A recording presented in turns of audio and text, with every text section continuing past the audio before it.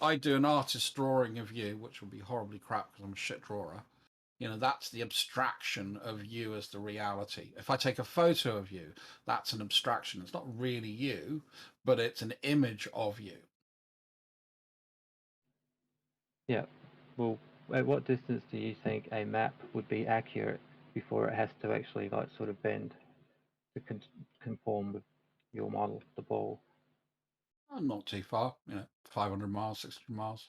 You're starting to get into a bit of an arc there that you can actually start to see, because it's a pretty big place. I think we all agree that the Earth's, there's quite a lot of space on it. What if it was water, just water? What kind? And Yeah. just for just still water, like at rest, somehow like that much. Never What see kind of? water at rest, to be honest. I know that, but we're just saying like for Yeah, just for. that's Yeah. an abstraction. See what I mean? We've got waves, we've got currents. Do you think they ever use a globe to plot their course for their navigation Yeah. and all? Do you think they do? Is Yeah, it globe yeah. in a computer system, or is it an actual physical globe that's absolutely accurate when you put your measurements onto it? Or Yeah, because that's what we create the flat maps from. flat maps are created from globe maps. Yeah. So a flat map, when we take a projection, yeah, and put that three-dimensional, as Bev would say, non-developable shape.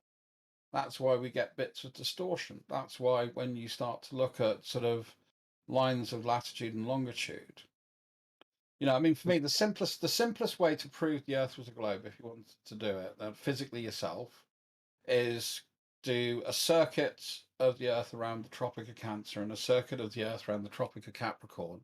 And if both of those values are the same, the Earth can't be flat.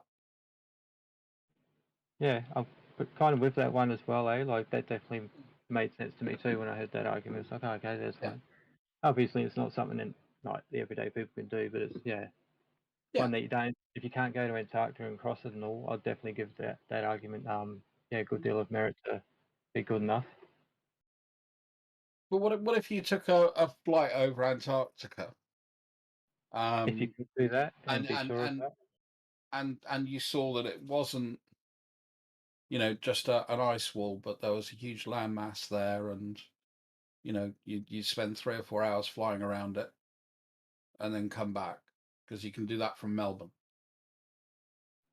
No, I mean, if I could be sure, if I'm the one that's actually got somebody that's all about plotting courses, knows their navigation, like in and out, like of the bomb, right? And they explain to me how we're going to do it, what's going to be going on, we're going to look out for it and ensure that it happens, like I'll trust that one, I'm not going to trust obviously some little tour bus that's going for a little fly around somewhere, on a little area of something like. I mean, I've seen what they tried to pass off as somebody crossing Antarctica for one at some point when you just crossed a little lip at the top of Antarctica below South America. It's like, oh yeah, so they're going to try and, like they've always been saying, look at how the Earth looks, from this height and rah rah rah, and then we find out like, oh really? Because the Earth's fucking flat at like 120,000 feet, right? It looks that way. And it's like, that would be telling us that it's like curving at 60,000, bloody 70,000, 80,000 all this time, putting it on the front of magazines and shit. I was like, is it now or was it now? Why do they need to do that? Why? It's all about reification. That's what it's about. Yeah, so this Norwegian guy, he did this.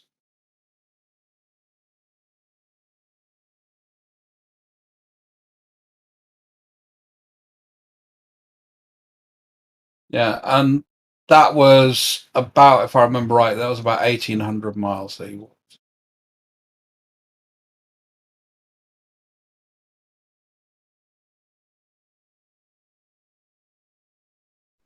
Yeah, who was that? What was his name? Oh, fuck. Was that bloody pompous dude, the royal or something dude? Was that the one? Did he have a buddy with him and a cameraman? No, that was the solo track. I think that was Colin O'Brady, who wasn't very pompous. Okay. Ranulph Fiennes is not very pompous. He's quite a nice guy. And the helicopter pilot, he just like done a coastline sort of flyby, yeah, and come down. I don't know whether he came down South America way and went up, or the opposite way, but he definitely never crossed it. He even has his map and route on his Facebook page, you know, clearly marking his trip. And it's like, yeah, okay, so that's Guinness Book of Records crossing it, is it? You'd think you'd have to do something properly if you're going to be in the Guinness Book of Records to be known as someone that did something, not just sort of half-assed. Oh yeah, we'll chuck you in there anyway, I guess.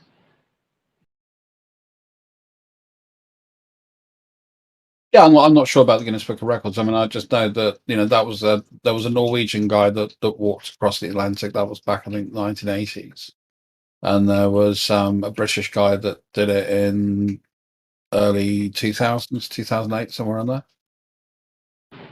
Yeah, that was the guy that did it with his dodgy B-grade documentary that in no way proves anything other than somebody went for a walk somewhere. Said that they're at Antarctica and they crossed it, and the TV showed it, and it's like, yeah, they went to Antarctica and they crossed it. Throughout it, he's like, some dude's got a headband I mean, on. unless you've done it yourself, then really is what you're saying, then it's not very reliable. Might not be so much it has to be done it myself. But too much time. How much did missing from that time? Like certain amounts of videos of, let's say, the 24-hour sun in Antarctica, right? They only just started popping up, and not a lot of them. There's very, very few. You think there'd be like many of these videos, right? I've got constant.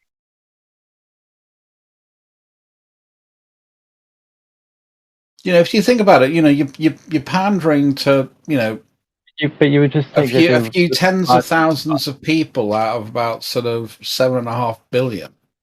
Yeah, I don't worry about it. That are seriously into sort of like, you know, the idea that the Earth isn't a globe. What would 7.5 billion people know if they've been raised to know what their elders around? Yeah, but what I'm saying is, why would you pander to that? The fact that we have them, and multiples of them. I certainly don't, you know, pander to 7.5 billion people. I mean, they are 7.5 billion people. I don't care about 7.5 billion people thinking that they're right and I'm wrong. If I'm wrong, I'll find that out when I feel that I've found that out. When you do it yourself. Yeah, but until then, I will question something if I see sense in doing so. And for a lot of these people calling themselves Glovers and to know shit, to think that they don't see sense in questioning something, there's definitely it. And we know that we should be questioning. Do that. Why have such an issue with flat Earth that you feel you need to reify and protect and defend a model, right? That you clearly should know. You don't truly know. You just believe to know. There's enough evidence to know. But that does. Well, I have my reasons for believing it. It's not that I'm reifying a model. I mean, again, that reification thing is just a stupid semantic argument. Isn't there other sort of people or arguments going on that you would feel more comfortable with thinking, yeah, I'll go and shut these guys down, because we're just flat earthers, right? What harm could we possibly do? This is the only discussion group I'm in. I don't spend much time doing it. All right. Well, some people come at flat earth hard, you know, and it's really. And flat earthers can get triggered too. I get triggered and all, but some hear some globers, and it's really an emotional. I agree. Totally agree. Totally agree. Yeah, I don't have a problem with that. I'm not even here trying to say, hey, you know, you're wrong, I need to convince you. It's not that. I'm just giving my reasons why I hold the points that I do. So I'm giving my justification rather than challenging yours, which I think is a much more reasonable way of doing it. Yeah. I like the way you talk too.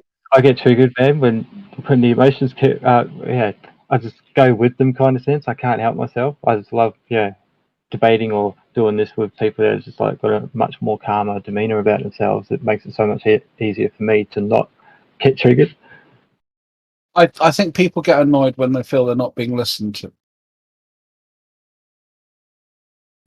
Yeah, definitely. You know, and I'm trying to make sure you get your points out, and you know, we can talk with each other, and it's one of the reasons I like Geo's server. I think it's a good place to have a discussion. Now, most of the shit I argue about is around history and archaeology. What do you argue? Like, what's your main arguments there about history and archaeology? I'll just, so a lot of it's methodology. So how you actually lay out archaeological digs, provenance, dating methodology, how people misunderstand a lot of that, especially if they're a bit fundamentally Christian. Yeah, I'll go with try to be nice. And that's a much tougher subject because a lot of it is about interpretation. So whilst I can't, and it's one of the things, when I'm talking about sort of old documents and manuscripts, one of the things I'm very conscious of, I've literally also taught by a very good teacher that I had when I was at uni, was you've always got to remember, this is something that stayed with me for 30 plus years, which is your understanding of that local metaphor is really limited. So we're kind of trying to understand what they mean when they write this stuff down. But it's a bit like, if there's a cultural reference. So, Australia, classic example, if you say a bogan to somebody, if they're American, chances are they're not going to know what the hell you're talking about. Yeah.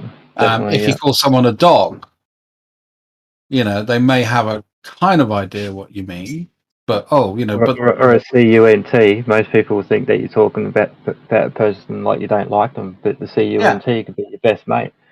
Exactly.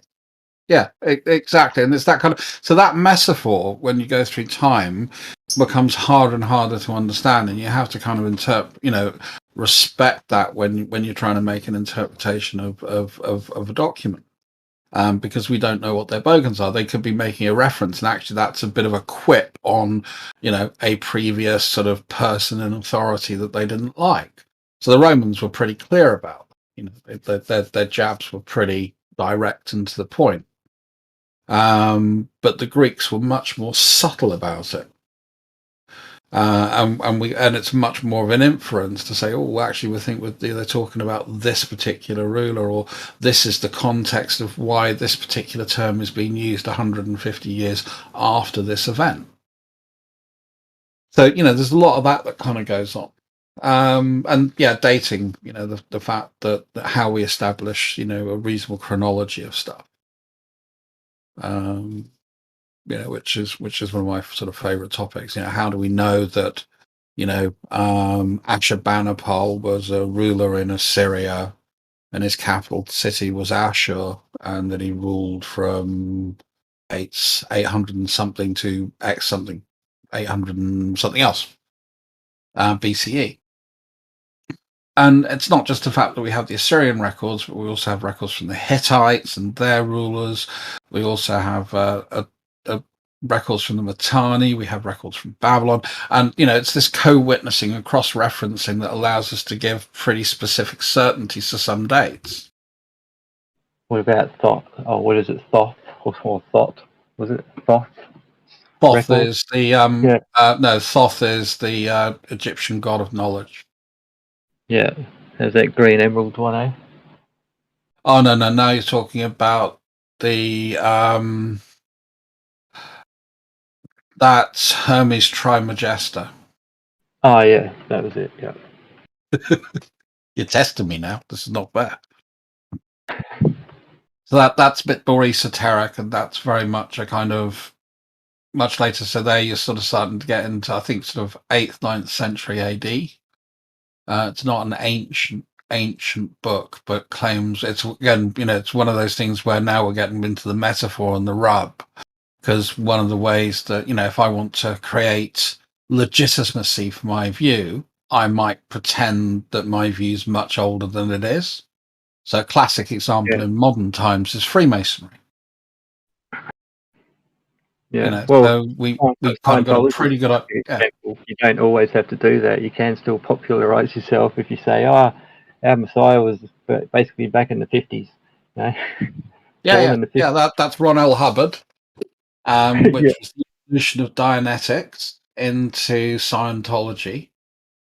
And the thing that I find funniest is there's a letter on record to George Orwell where he says, "Hey, if you want to make a fortune, invent a religion." directly quote, that's not a direct quote, but that's pretty much a good synopsis of the letter from Hubbard to Orwell. Yeah. Yeah. So yeah, I kind of agree. You don't have to, but a lot of the times, one of the ways to give something, especially if it's a secret society, and that's one of the reasons why I'm quite surprised Scientology didn't do it, is to give it that kind of the ancients' legitimacy. And it's actually what drew me into the flat Earth, was people saying, "Oh, well, the ancient cosmologies all said this." And I said, "They fucking didn't." Oh yeah, don't worry about what he said, she said. Then, if you don't want to, I think they did, but you don't have to, man. You can just do it for yourself. You just need to know how to trust in your own discernment of how to measure shit, observe shit, experiment with shit, and question shit and criticize shit properly, and make sure you actually do it before you carry on making with your beliefs and all. Just do that and see where that goes, man. Like, you never know what will happen, because I what's true think. will stay true. It'll still be true when you get back to it, man. If you're on a spinning ball, you'll get back to a spinning ball. I mean, I think, yeah. I mean, I think one of the things I think that's really important in any self-evaluation or internal critique of your position is whether you hold all things to a consistent standard of evidence. Yeah.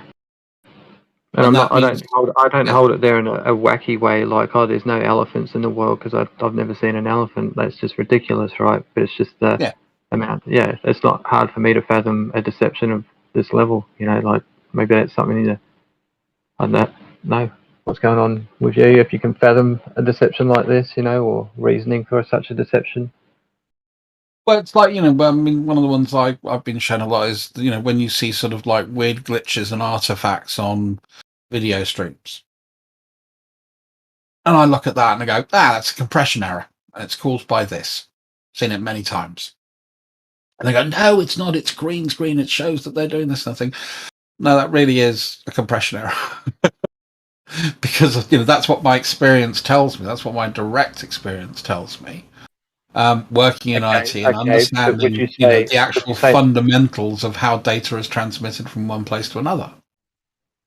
Yeah, and that's fine, man, because that's what it's supposed to be, right? It's all supposed to be legit. So there you go, like, and you can explain it that way. But is it ridiculous to think that it can't be explained another way as well? It could be like CGI shit. It could be all these tricks and tactics. There could be VR technology. I think if they did, they would do a fuck sight better job of it, to be honest. Why would they do that though? It has to look budget. It has to look real. Yeah, they can't go flashing it up too. Using. No, I'm not talking about flashing it up too much. I just say things like they wouldn't have these video compression errors. They wouldn't have these sort of glitches that come up. These things just wouldn't happen if they faked it. It's the fact that I see. It's the fact that I see transmission errors, and I can see. Yeah, in fact, I'll actually post one of my favorite videos that I've got from the ISS, and this one, when it comes to shit that makes them look guilty, right, or obviously guilty, right. That's another funny thing I find about the situation. Like, these people don't seem to. They're not stupid, right? If you're trying to be like deceiving and whatnot, surely you're going to cover your tracks at least relatively well or something, right? But it's like they actually blatantly have things out in the open that aren't actually seen for what they are until they are seen for what they are, and it's, oh fuck, that was always there like that. How did I not see that? It's a mental thing, man. It's a fucking bloody a crisis of our consciousness, man. It's the way we're perceiving things. We're in a sleep. We're asleep to a lot of stuff, and we just need to wake up to that kind of stuff so we can separate from it long enough to formulate a free position to delve back into it and have it be proven for ourselves, man. We all know what proof is. You're living it right now. You are proof, man. Existence is, right? Something exists. It is. It's happening. Proof is I mean, if you want to go down the philosophical route, no, we have problems. Even that, we make assumptions right at our foundation. Well, I'm not saying where things come from or where you're going and that kind of thing. I'm just saying. No, just the fact that you exist is philosophically a problem. No, you're alive. You are here, right? When it comes to existence, if you want to talk about it on that level, I don't know. Well, no. I can say that I exist. You know, I can say, cognito ergo sum. I think, therefore, I am. And my experience requires some form of existence, even if that existence is a virtual reality or I'm a brain in a vat or whatever. There is some form of existence. But you're not a psycho. You don't think that I don't exist, do you? But you, as an external mind, philosophically, I can't justify. That's an axiom I have to assume. Of course, yeah, but you're not. For one, you're not a psycho, right? You don't think that you, you exist. Everyone else, if it came down to it, it's definitely me. You know, but you can think about it like that. But I'm just saying you exist, right? And things exist. Things are what they are, whatever they are, whatever. But I'm just saying they are. That's an absolute. I don't think you'll ever find the truth that goes beyond that.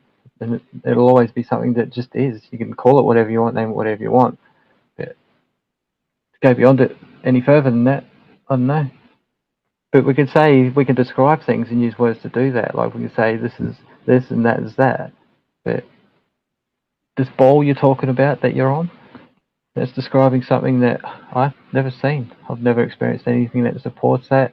And even the side that's giving it to me, I now see all of that's just propaganda shit. And they got me when I was young.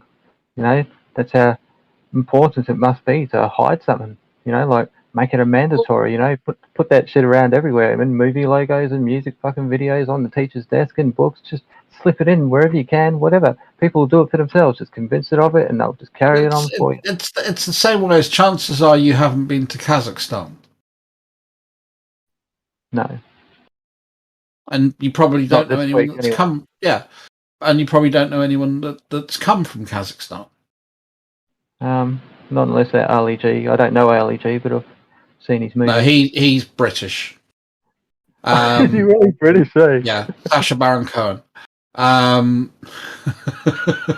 is the guy's name. So he's British. And by the way, Ali G is supposed to be a British character. That's why he's part of the Stins massive. Borat was what I was thinking of, wasn't it? That's the one Borat. Kazakhstan. Yeah. So that's it's one of Sacha Baron Cohen's characters. You know, yeah, and so what were you getting at? Yeah, so you know, I've been to Kazakhstan, been there twice. Been to their capital, which is a place called Nur Sultan. So we have different experiences. Now, the fact that you haven't been to Kazakhstan doesn't mean it doesn't exist. The fact that you now have someone that's told you on the internet, well, you know, I've been there twice, you know, that you can accept that or not. But, you know, again, I wouldn't even say that's relatively brilliant evidence. It's just me sort of making that claim. But then you could start to look at it. And even though you haven't been there, you could start to look at pictures of the capital. You could look at what they're exporting. You might find, oh, well, hold on a second. They're a bit of a country that produces a lot of natural resources. You can look at their connection. Do they have representation in the UN? You know, so you can start to build up a picture of confidence around, you know, that it's more likely that Kazakhstan as a country exists than it doesn't exist. That's even what I said about the elephants, Ben. I know elephants exist. I'm 99.999% sure elephants exist. I'll put my arm on the fact that they exist, right? I'll bet that on there. Yeah, but it's a different context, don't you think? When we're saying this in comparison to... I think more people have seen elephants than have been to space. Rockets. That's right, yeah. And seen... I mean, for me, I'll tell you the reason why, even though I've never been to space, that I'm pretty convinced what's your reason you've never been to space? Yeah, the messaging's pretty clear. One, I've done work for companies that produce satellites from an IT perspective. Two, a lot of what I do is what's called enterprise resource planning or supply chain management. So I've seen a lot of that. Three, I used to work in the oil industry or contract into the oil industry. And I used to get out on oil rigs. Did they go to space though, man? Did they go to space, those people? Yeah, hold on. I'm just going through the thing, and then you can go back and question it. And then, you know, I'm whilst working on those rigs, part of my job was setting up the communications to data centers using geostationary satellites. And part of what I had to do is understand the latency or the delay in that signal round trip. And then that establishes me a distance to that object based on its reply. Because not only am I looking at the stuff I'm sending and getting back, but I'm also looking at the timestamps of those particular packets and what's called the host resource move information that comes with it. All of this says, hey, this is all pretty consistent. So I've got lots of things all pointing to the fact that we chuck stuff up into geostationary orbit that's about 30,000 kilometers away. And we might be sticking stuff up into low Earth orbit. I've got less confidence of that because I've not really interacted with any of those objects. I've never personally measured the distance to them. But I feel reasonably confident that that seems to be the case. There would have to be an awful lot of shit going on that would be very hard to fake for this type of data and information and supply chain and money that's been invested into it. Well, the money you can just draw off that list anyway, because money's not an issue, right? It's never an issue. Oh, money's a big issue if you're a private company, mate. Trust me. Well, this ain't a private. This ain't a private. This is. Yes, it is. The private company. The companies I worked for were private companies. They weren't part of NASA or an agency. They were part of the supply chain that is getting paid to give them stuff, and the supply chain that sits behind them. And EADS are responsible not only for the production and manufacture of those satellites, but also the maintenance and updating of them as well. Yeah, and do you think this company has to abide by a certain measure of regulations and laws and all that kind of stuff that all companies have to have regulation and laws. To abide by certain that doesn't necessitate that it's all faked. So that's my reason for thinking it's a reasonable argument to say that. So, yeah. That's what I'm saying. Nothing you said necessitates that it is real, man, other than you believing in certain effects that you're... Same way as you believing in elephants. Yeah, but I'm saying there's more substance for my elephants because there's a lot of evidence supporting deception here that you're not seeing because you're caught up in believing in something to be true. You don't see the... I've looked into the deception and the conspiracy theories, and I've found them... I'm not talking about conspiracy theories. Lacking. Yeah, all I'm talking about, man, is the fact that when it comes to this thing in itself, you've never been told... question it. You would never have even thought to question it. It's just ridiculous to even think so, right? I get that. But to think that the conspiracy theories themselves are ridiculous, like as though people don't conspire, this is the conspiracy, man.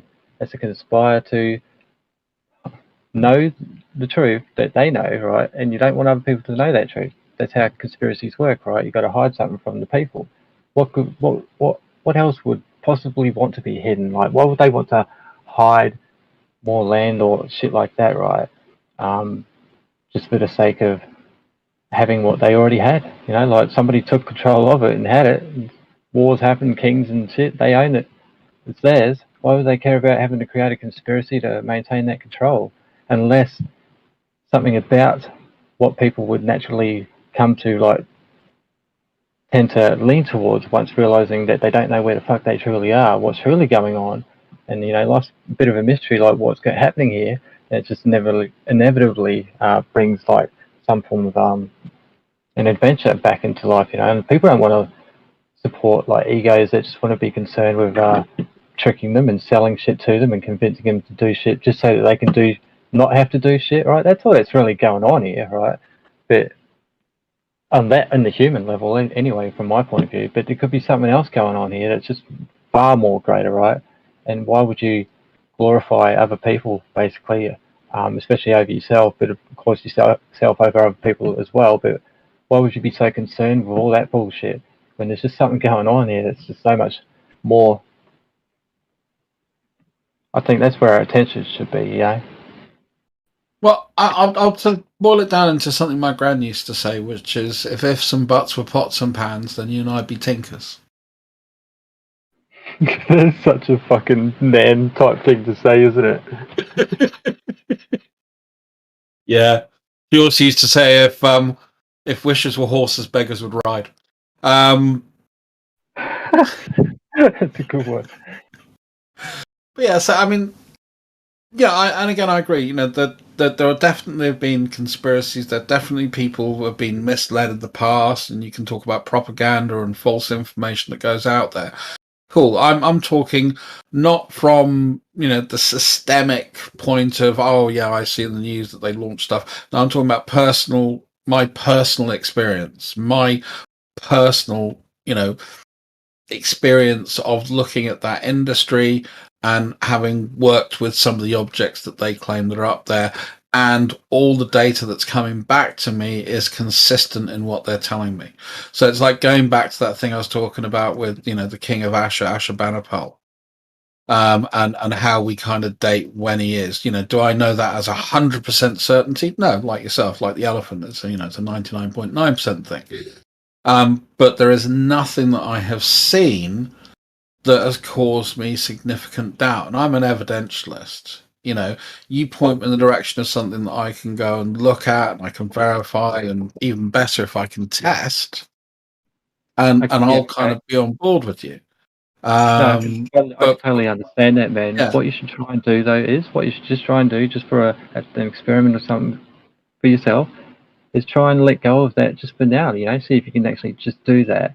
And because if you think that you can be tricked or deceived by the flat earthers and just believing there's a flat earth, you know, like, well, if you don't trust your own ability to discern knowledge for yourself, to not fall into that and think, oh, I'm on a flat earth, and then get fooled, oh, you thought you were a flat earth, you'll be right, yeah?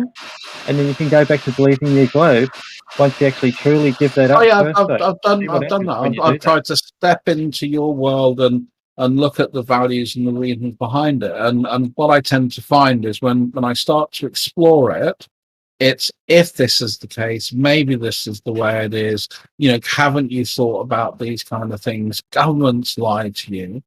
So We can again, only say so much, man. it's all really ephemeral. There's no actual rational reason to go down that route. Yeah, they can say more because they've had a lot more time building their story, right? With this coming out, sort of learning to know these kind of things. It's early days for us in a sense, but these people have had a lot of time. 250 years, man. Hey? It's not over 200 years.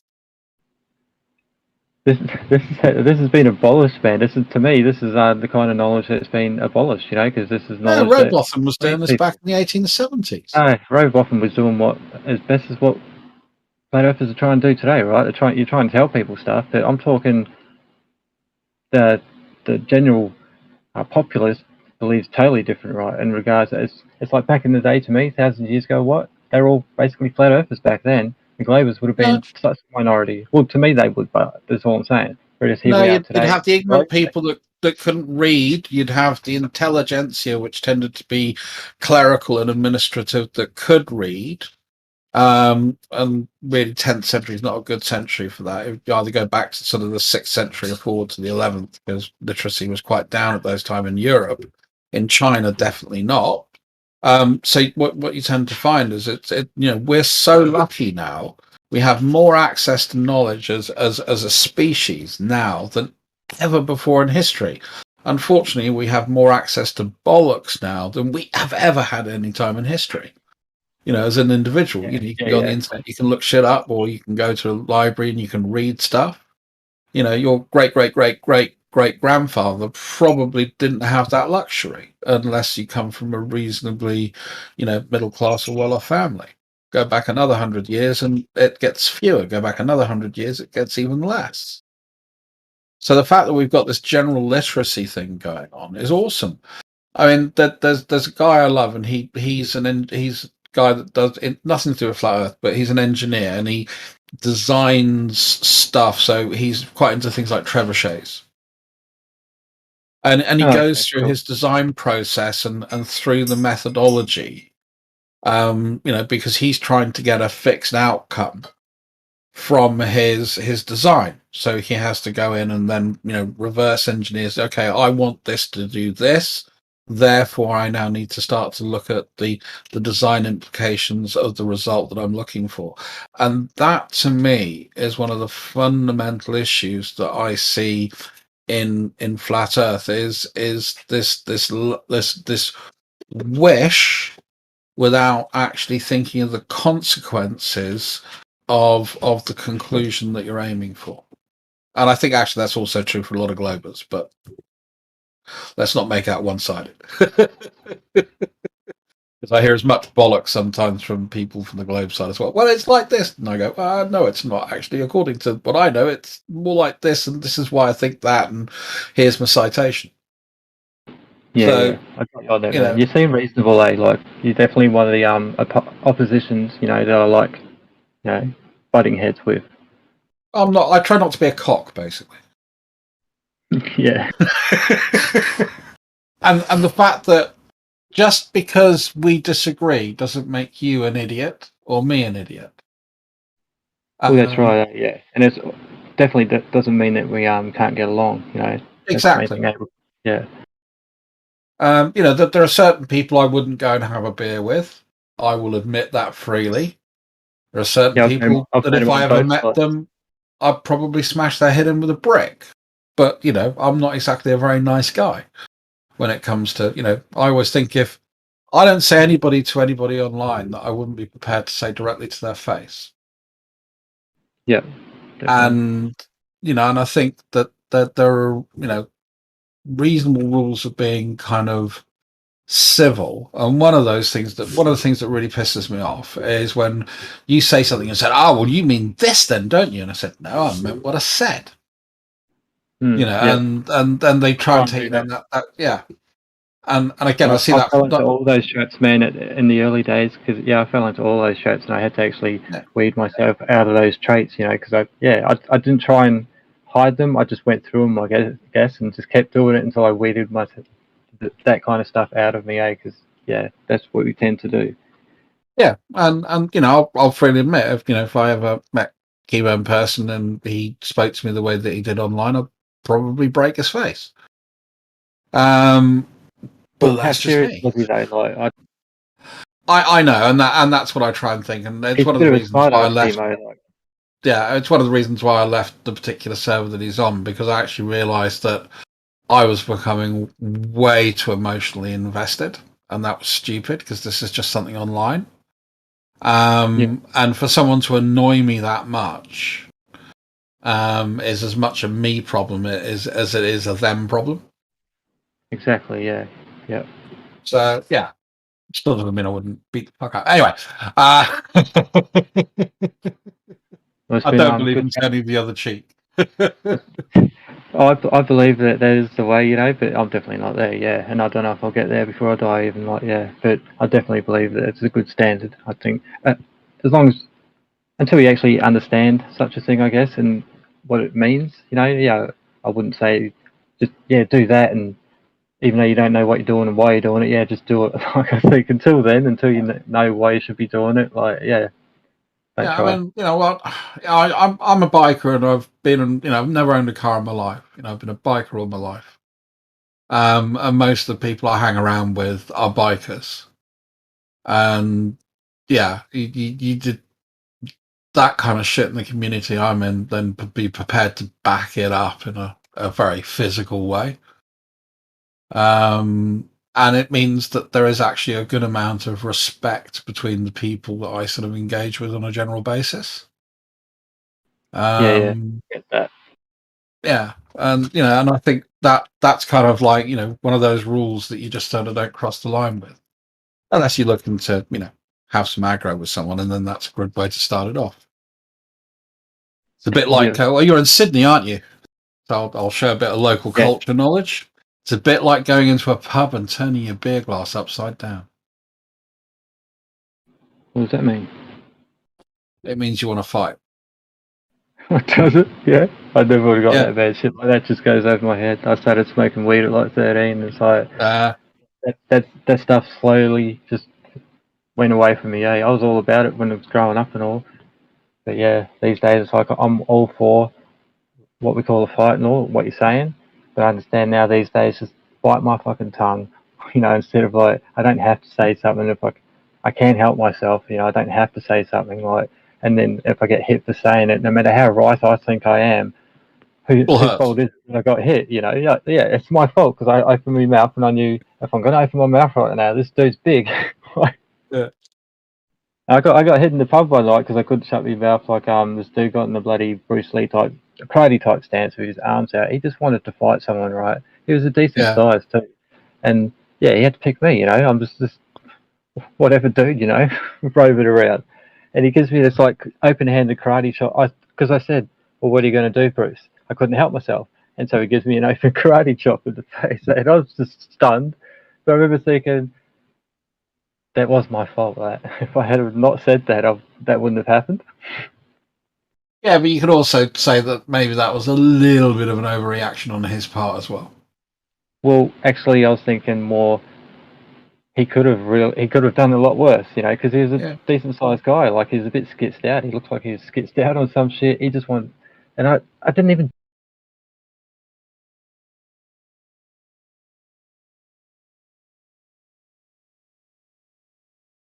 Right, I need to go and do shit. I will catch you all later.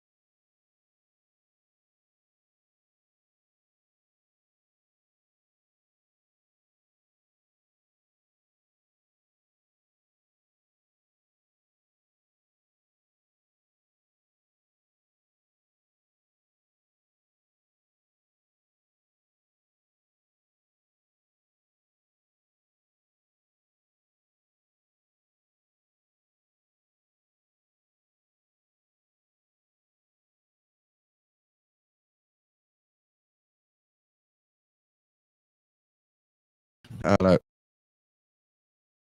What doing?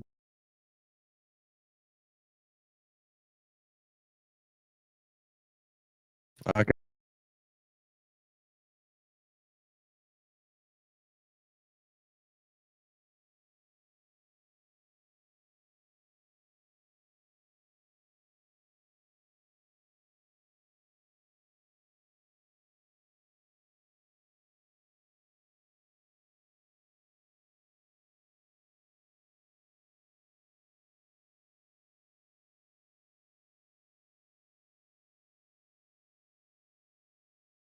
I enjoyed my trip to the Soul Church. Really is a world-class Christmas show. They must have spent so much money. And at the end, they announced that they're going to be opening a brand new facility with double the amount of space to carry on massive shows for people. So Christianity is not dying. It's changing forms. There's new forms of it. It was also great that basically the elves, Santa's elves, wanted to take gifts to people and find the true wonder of Christmas, which is obviously the peace that Jesus brings. But to get that true wonder, they had to ask for Santa, so Satan's help. They introduced Satan into the Soul Church. He came in from the back dressed in red and white. And then he wasn't quite powerful enough, so he had to ask basically Krishna, a blue genie, to come out of a lamp and grant 3 wishes. So they basically had to use Satan and Krishna to get to their final quest, which was to find Jesus. I was really impressed all around. It was good.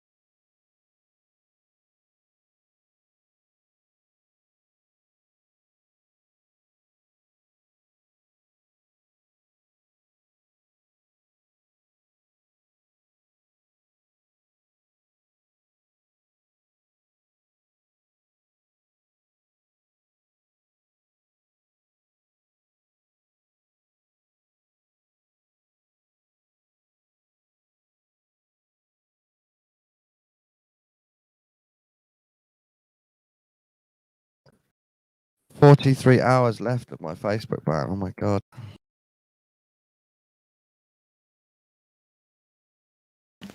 Fuck. Feels like forever. I've got two more days to wait.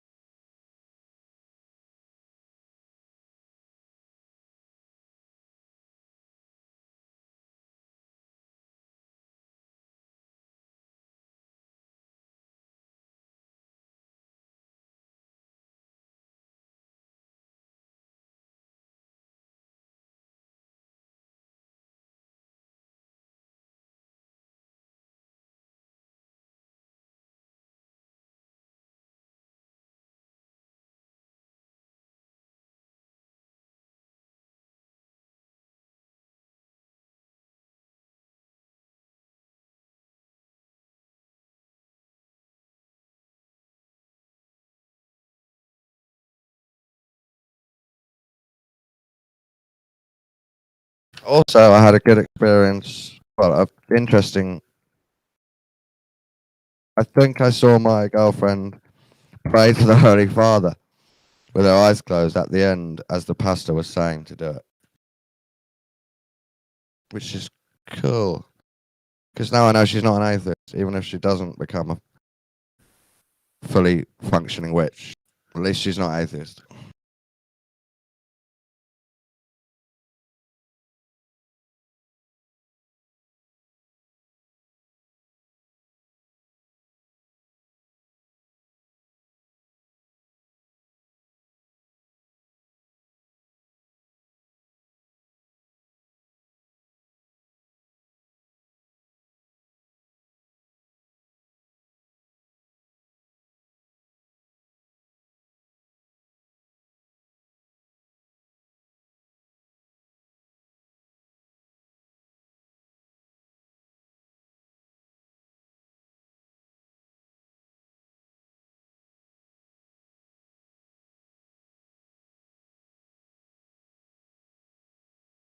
And it's given me the idea to research the genie, where the idea of the genie comes from.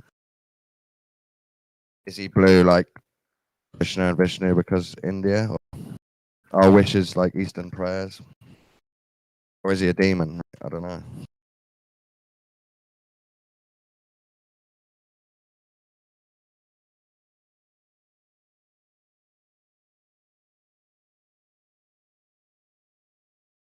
Yeah, I'm vaguely familiar with the.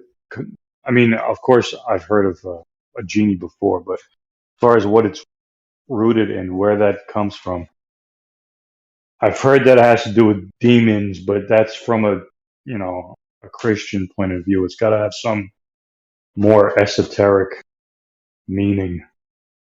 Yeah. I wondered if maybe the genie is the light because he comes from inside a lamp. I don't know if that's silly. Right. No, that sounds good. It's got to have something to do with like a innate human spirit. The blue skin thing. That's quite distinctive, right? So that it's probably quite easy to research where the blue skin idea comes from and why.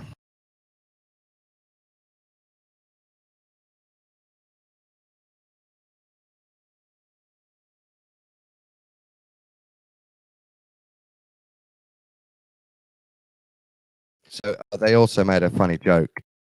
Santa's sleigh had broken, but the genie made them fixed their sleigh by making a test sleigh, like a Tesla sleigh.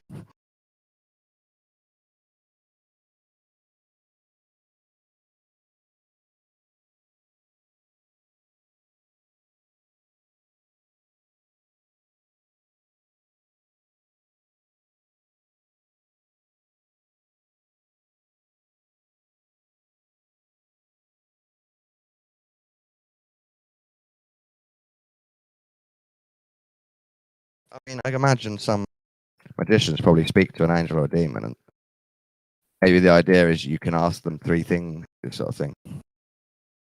Something similar. Is that how it works, dude? I was wondering. I mean, once you build a relationship with a demon or an angel, I think you can ask for things. But maybe there's like a rule set of you're only allowed this many, so you have to get your questions right.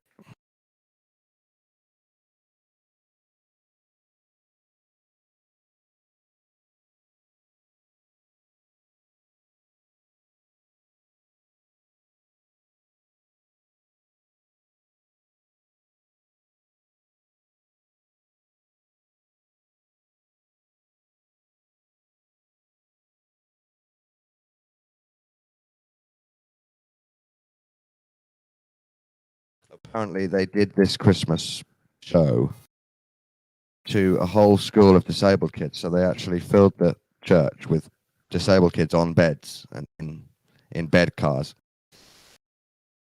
And then they performed the whole show to them, and for free. And they're going to try and do it next year as well. I don't think I'd be able to handle that.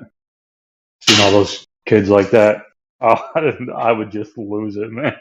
Yeah, I'd, a few pictures on the screen of it. Yeah, fuck that. I'd be out of there. But however horrific, you see one picture of a disabled kid like with his hand in the air, really happy. You think, oh yeah.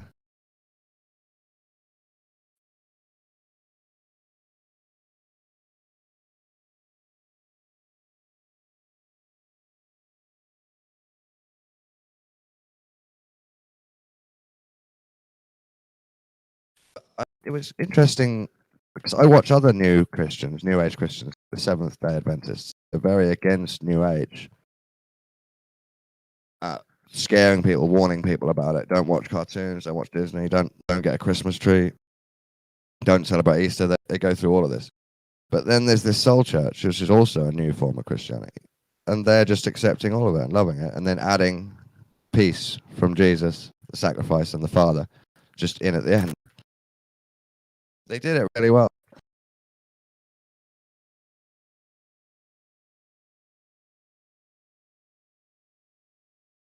So they had presents, trees,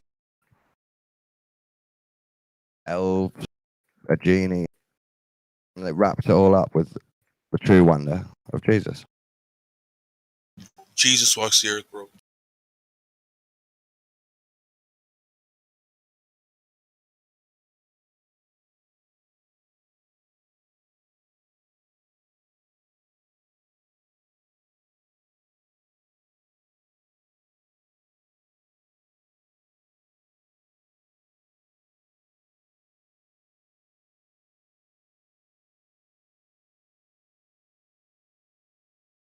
Also made me think about the idea that maybe Christianity is one of the only ways to get that type of community at all.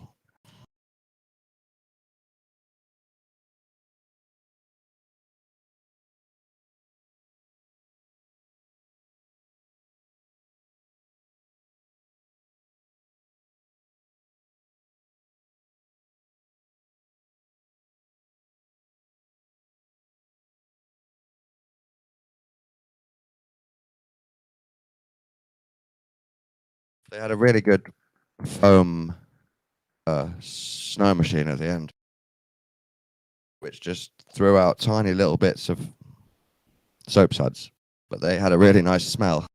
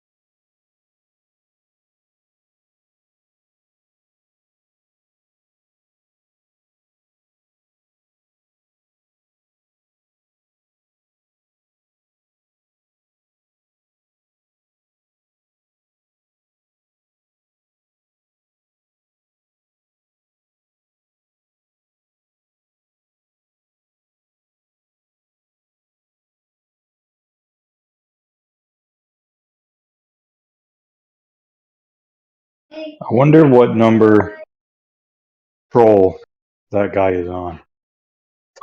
That guy who was just in here. Like, you could tell he's a troll, and you could tell that he's putting on an act.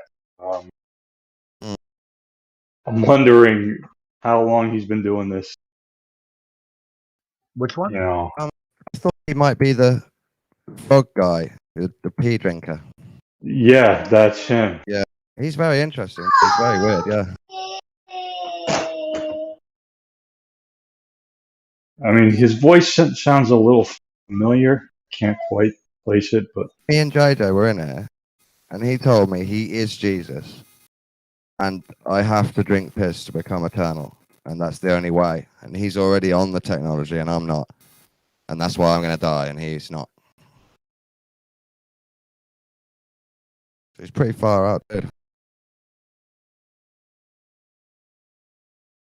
Oh, the guy who like is offering eternal life if you just Yeah. take his advice or whatever. And then he tried to send me pee links, urine therapy links, but he realized he'd already sent me 8, so he didn't send any more.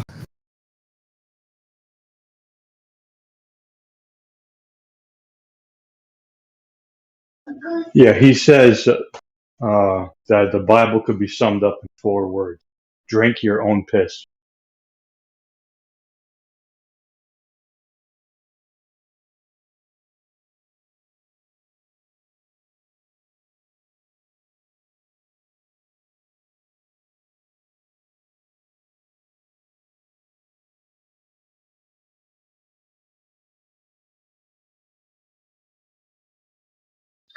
It's a classic counters. You do you, dude. You do you. Not me.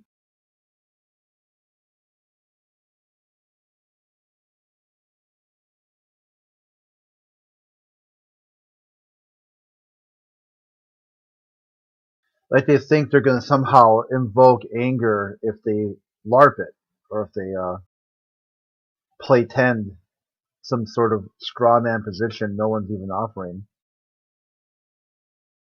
Yeah. Not today.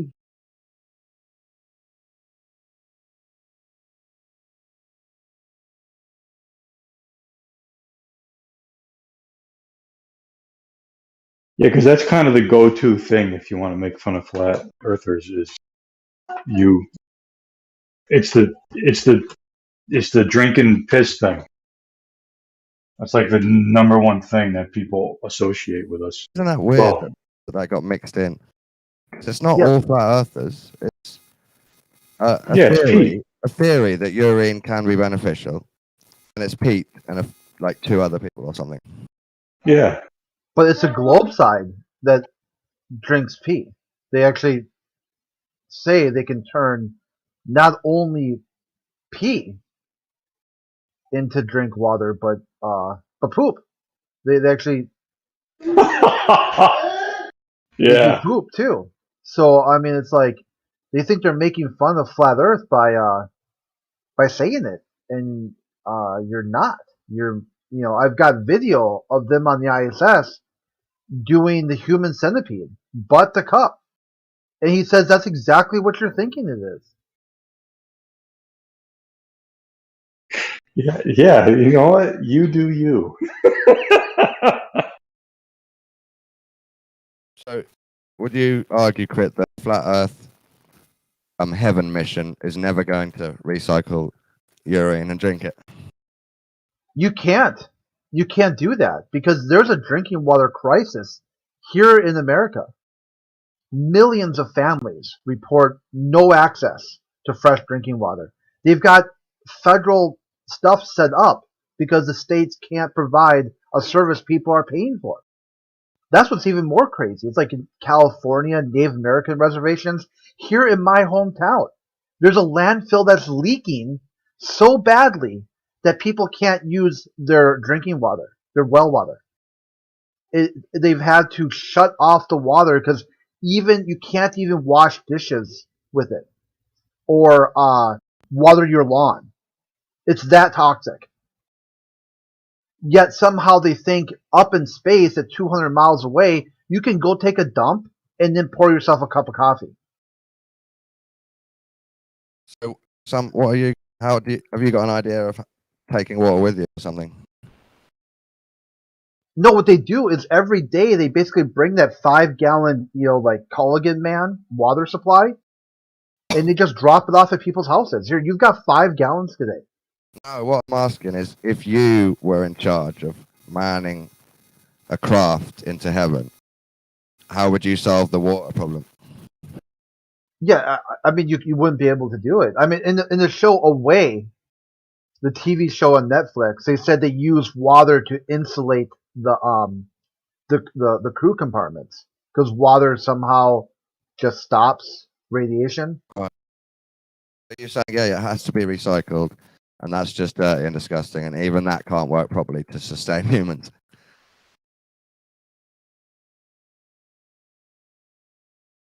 I mean, you can clean water and like purify it and all that stuff, but How many times? You know what I mean?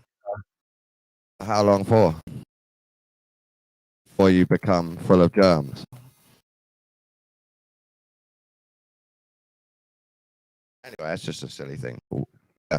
Water makes space travel hard. I understand that, yeah. And even if it's true, they end up having to drink piss. That's funny.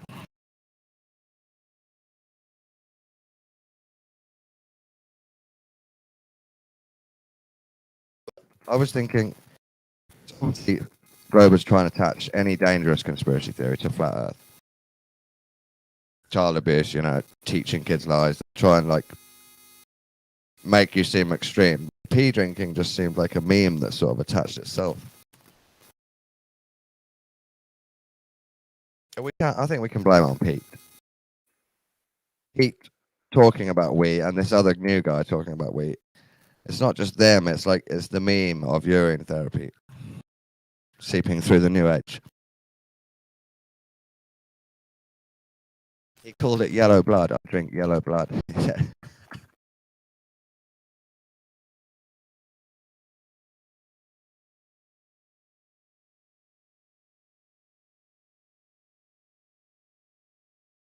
Oh, Brenda actually laughed at Bev's joke, calling her a man.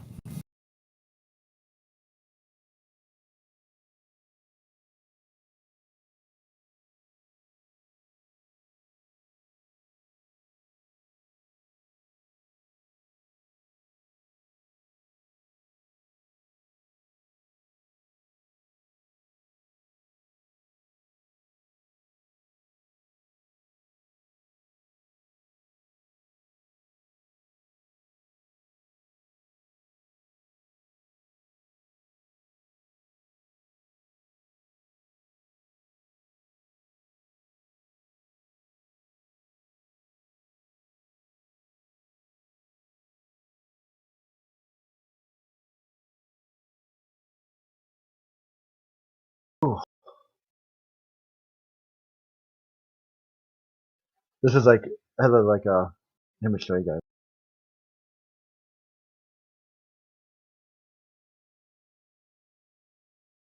Probably, I don't know if you care or not. It's like a solitary game where you have to build sets of cards, and you have to unlock all these cards at the side here before either the nightmare cards are played or you just run out of cards in your deck. It came down to the very last card.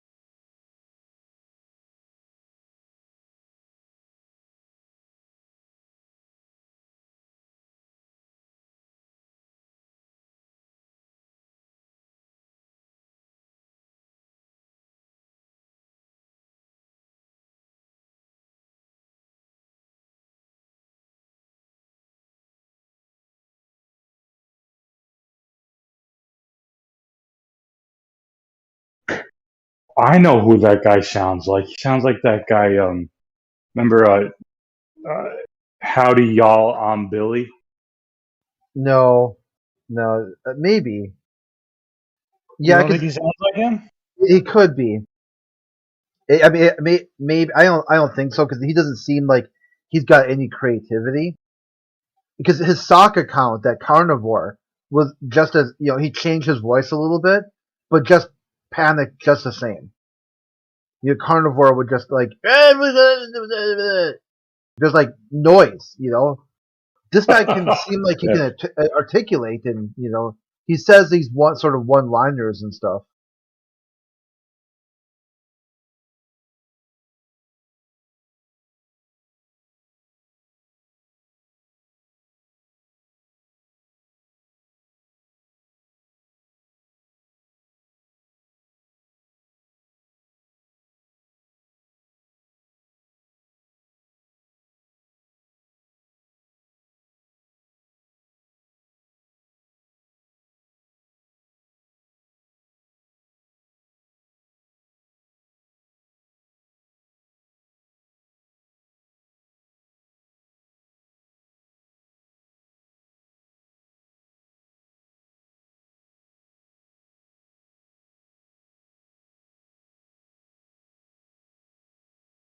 When he told me he was Jesus, I asked, what do you do with your life? Ask God. And he said, well, I play games and I Discord.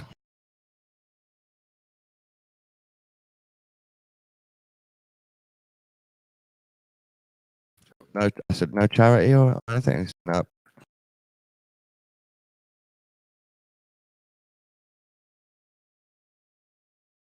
I'm doing my thing. I tell you to drink the pee, and then that's passed on God's message. It's up to you now.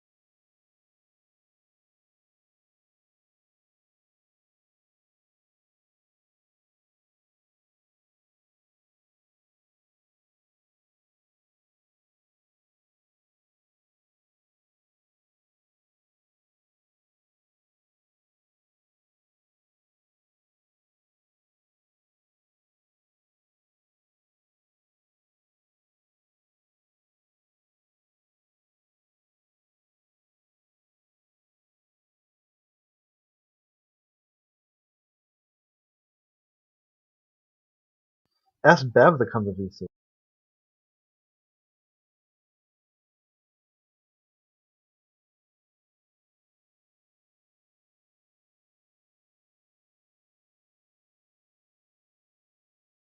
think he has me blocked, so he won't be able to see it.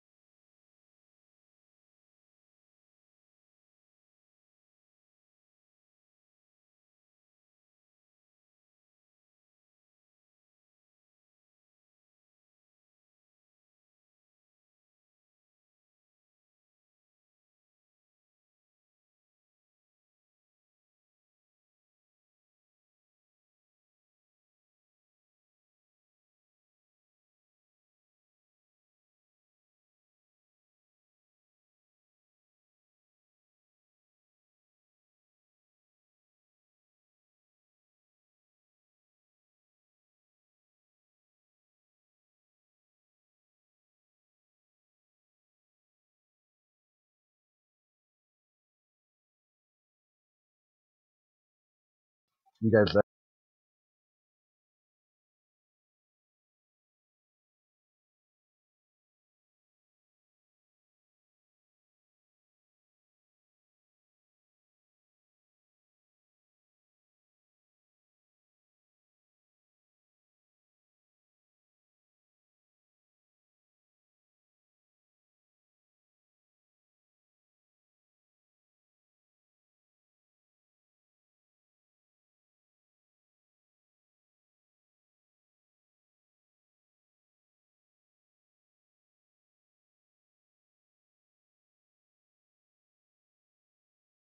Did you say something, Crit?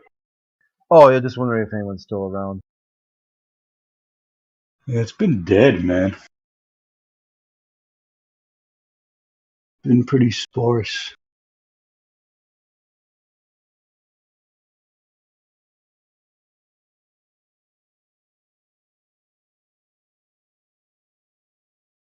I need more like servers to go to because this is. I mean, I don't want to go to Gems. That's the only place where it's popping. Gem? Well, yeah, Gems, and I don't want to go to 24/7. Do you know any other flat Earth servers or?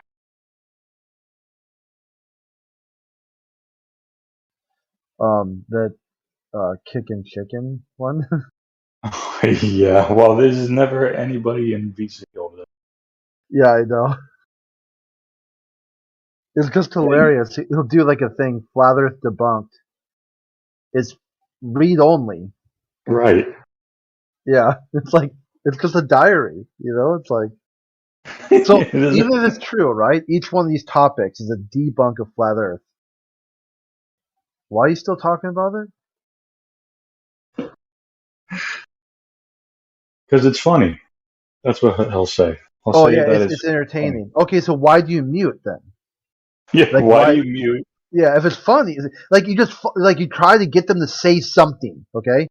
Make a statement of logic and let's follow your logic all the way down to the conclusion. It's not going to make sense, even to you. Like you will, so it's funny, but you mute it. But you want to talk about it, but you don't because it's nonsense. You've debunked it. It's like any way you cut it, they're just like spiraling.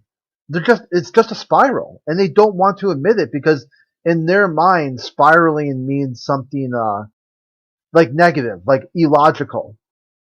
Well, duh. Yeah, he'll delete my post as I'm talking to him.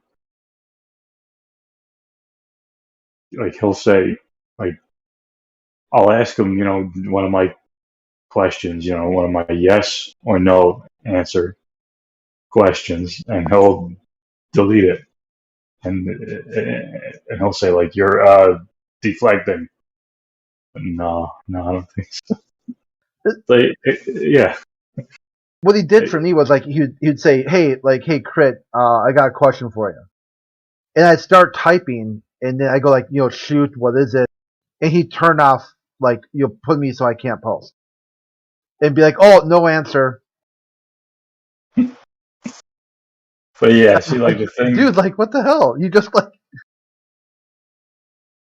you can tell that. See, the thing is there's no real flat Earth servers that aren't dominated by globe heads, just who created their own, echo chamber, like MC Toon, Gems, Jose's, Blue Marble.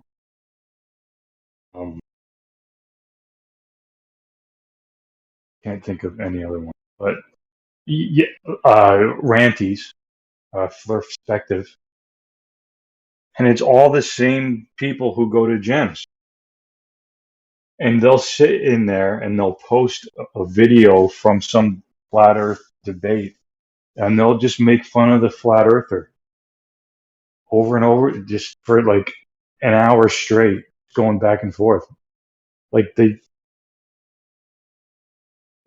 say that that's entertaining. Okay, well, show that video to 100 people 100 of them will say it's not funny enough to watch every single day, 6 hours a day, for years on end. Maybe one You've seen that in, episode, right? it's like 1 in a million, and you are that one. So it's not that funny, is it?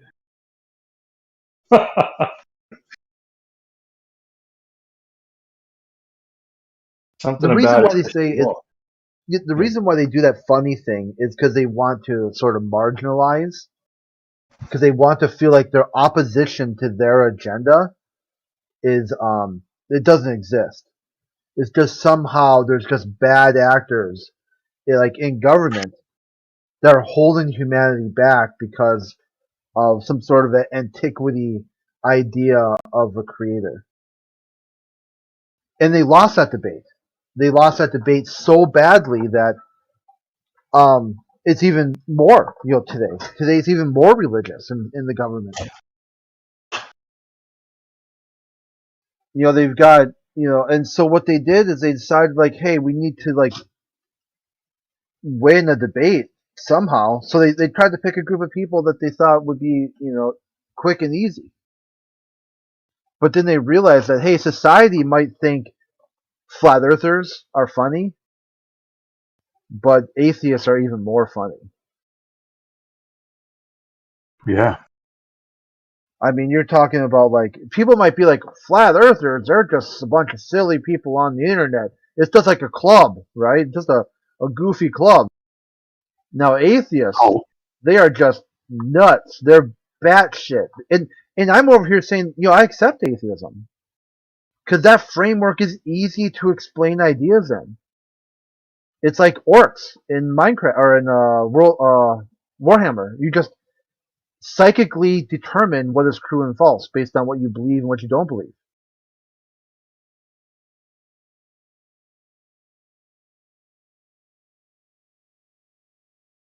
Yeah, man, orcs can be cool.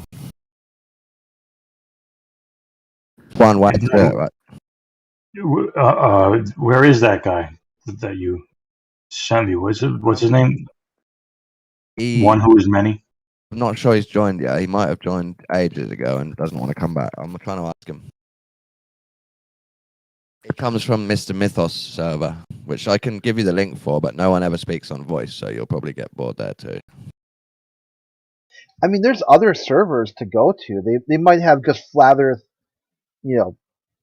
spaces and stuff. Because, like, after the Chatterbox went down, that a lot of different servers popped up, that sort of side discuss it. And what happened to the Chatterbox?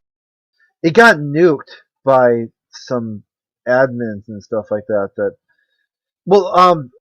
Okay, basically, long story short, the guy in charge, Corvo, he didn't want to have moderators who were Discord mods. Like the stereotype. He wanted moderators who were like kind of like above, a cut above the rest. People who were there to facilitate conversation. They wouldn't get triggered. They wouldn't just like bait somebody into a debate and then mute them. So what you happen though is like people like Rain on Eggshells started applying for mods there, and he's like, dude, you're a triggered snowflake, man. How can you can't be a moderator here if you just mute someone as soon as they disagree with you. So after enough of those people, they kind of he kind of trusted that some other people were gonna like take care of the server when he went on a break.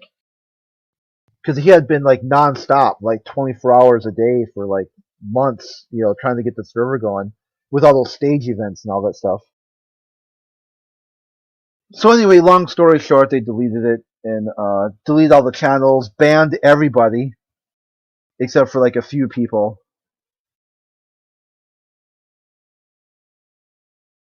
Although like retaliation, because like how dare you take my mod perms away, or they had started to really identify as a Discord mod. Yeah, that was a huge server. Yeah, I just hide in the occult room, and there's a few guys who know mad stuff a bit like me. But really, I just like. I'm now going to send you his YouTube videos because they're quite good. He's got one about the inner Earth, a whole hour about the theory people are inside Earth, and then another hour about demonology.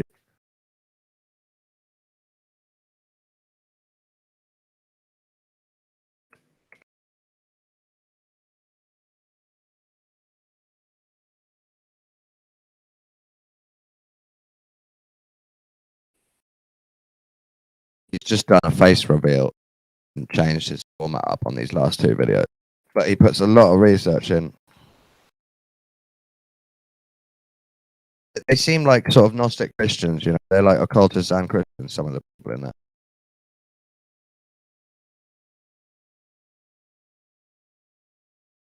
Yeah, I'll take a look. But I just want to get some of them people in here. What was that? I want to get some of those interesting people in here sometimes. Because if, like, say if us three tried to go to another server and chat to people, I don't know if we'd be like a weird, different team, and like they'd be thinking these are the weird flat Earth troll team or something. I think they would. Yeah, for the most part, other servers, I don't bring up the topic. I wait for someone else to bring it up. Yeah, right. Maybe we should sometime. If you've got one and the people chatting, maybe invite us one time.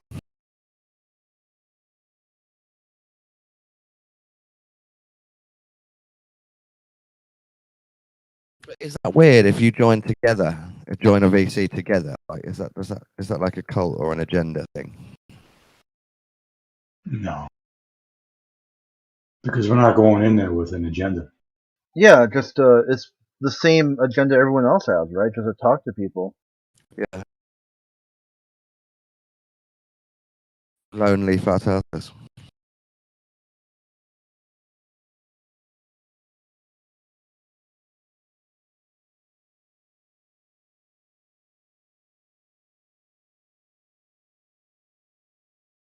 I think you have to just leave these places open, don't you? And if there is good conversations, people will do a return visit. Yeah, that's where I'm stuck. Is, you know, I hear good conversations in here. Then everywhere else, it's either just people talking about just nonsense or it's raging globists just defending their religion. There's not many places where you get an interesting twist on conversation, like in politics and religion servers. And it can be as deep and complex, but I don't know. It gets like a battle. Yeah, there's politics and religion, and then there's religion and politics. There's like two servers that are like, you know, brother and sister, kind of run by different people. One of them's like really moderated. It's like one of them was the original one. I'm trying to think how it went. It was, and then kind of like a bunch of, you know, ragers and stuff made a second one called they reversed the two words. I think it was politics and religion, and then they some people from that server decided to make one called religion and politics.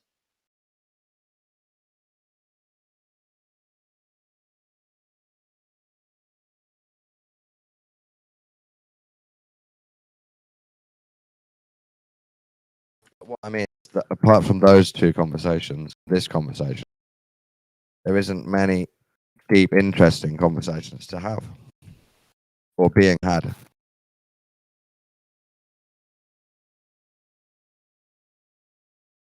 Now it's like almost everything has been said. Just right now, it seems like it's just the waiting is the last thing. Waiting for that balloon to go up. The next big, you know, riot, you know, police shooting some unarmed person.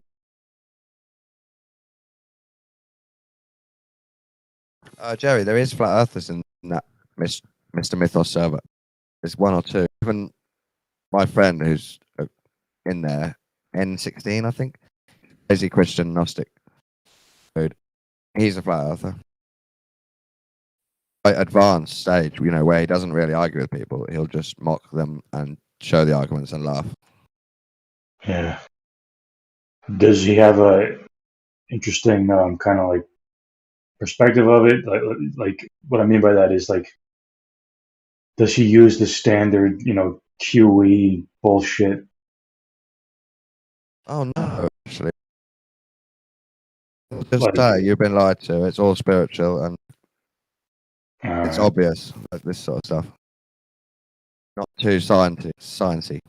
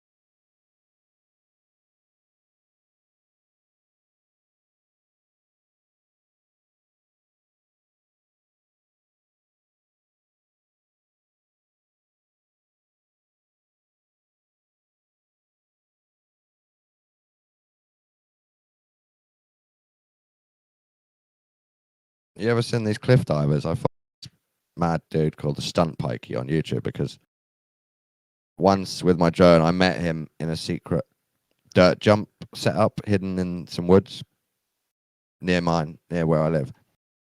So I've been friends with him since. We're supposed to be doing like a drone video where he's the subject or the star doing stunts. But anyway, he enjoys on a winter's day going up a cliff, getting undressed into just his shorts and then diving like 100, 200, however many feet off a cliff. And you hold the move in the air until the very last second, and then you quickly make your body sharp at the very last second as you hit the water. I just wonder what goes through people's minds to choose this as a hobby. I'm sure it is exhilarating, but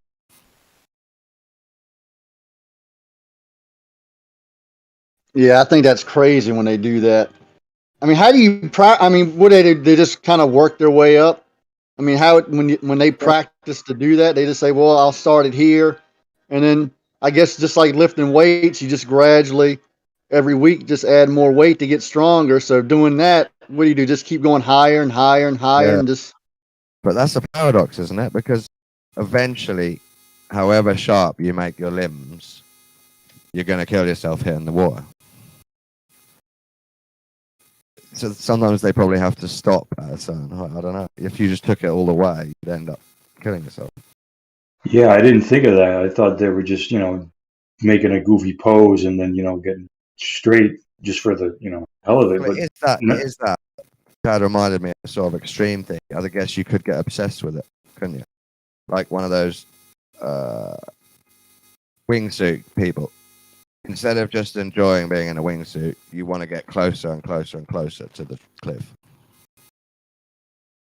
Faster and faster, past hard rocks.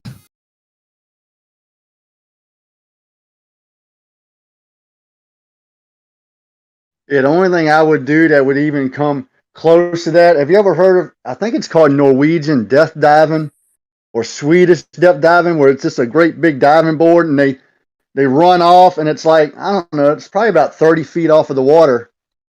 And they just do these crazy dives, and at the last second, they'll tuck in to hit the water. I mean, it's kind of like a fun thing. It's like a competition. Next time you're on YouTube, I don't know if it's Norwegian or Swedish death diving. That's pretty funny to watch. This guy calls it a death dive. It's not just like a weird performance. It's also like an extreme thing where you go out and find the weirdest bridge and the weirdest cliff. But the actual stunt that you do in the air, I think, is the death dive. What you're talking about, yeah. You can like go out as a star shape, and if your mind had a tiny trip, and you forgot to come out of the star shape, you're just going to slap into it, aren't you, and break every bone. Right. Weird.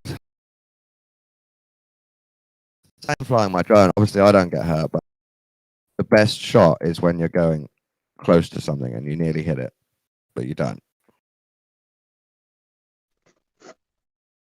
So you're constantly flying your drone as fast as you can towards objects and then just avoiding them at the last second.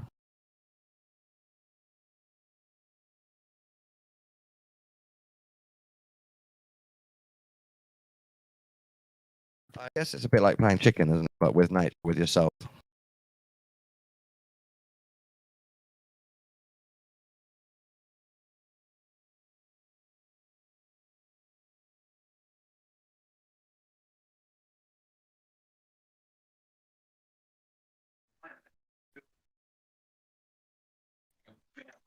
It makes me happy to see Bobas using the troll name that I gave them as an insult joke.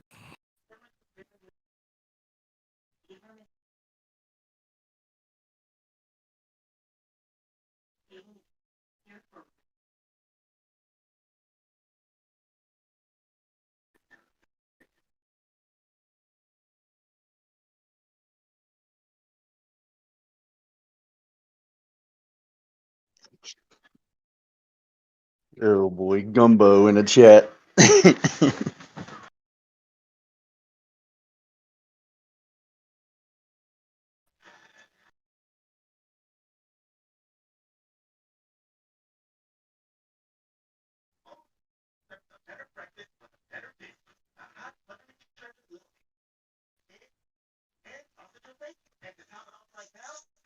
Right.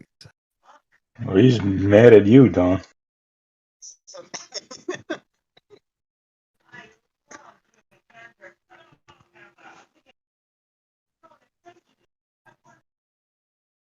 You must have got him good.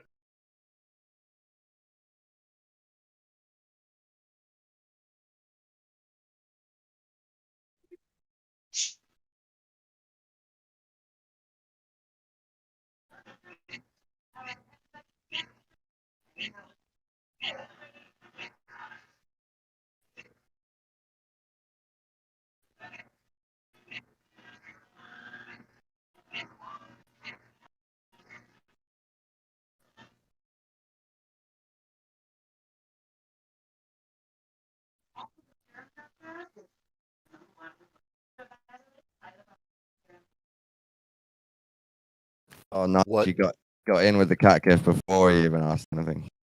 What is going on? What's happening? Good morning, Vietnam. This is the cool kids list, Riggs. What So is? you've made it even cooler. This list of people in the VC. Oh yeah. Cool list. What's the cool conversation? No, we were just boosting ourselves in ego, yeah. Yeah. Like calling ourselves the Presenting best. our manhood. Yeah. Nice. Captain Bullshit called us the dream team, and then Chad joined, made it even more dreamy. JJ and you have joined, so now it's like super. We just need Merle in here. The non-flat earther, flat earther. What? He's been talking to Globers, hasn't he? He talks to Globers too much. Earlier he said Globers been very supportive or something like this. I was going to tell him. I talked to him. Crazy. He's like, I don't know, man. He's going through a lot of emotional baggage from what's happening down under. Like it seems like every other day he's having kind of a breakdown, and today's breakdown is he doesn't want to be a flat earther anymore. Yeah, it's fair enough. But what I don't understand is why he embraces the worst people in the room. I see a lot of people who are like conditioned to hold a discussion or like argue with like really undeserving people. It's kind of a reflection of how he thinks about himself, in my opinion. Well, like if you aren't conditioned to give those people time, or like maybe he's relating that trauma with a person in his real life that he allows to abuse him verbally or something. I don't know.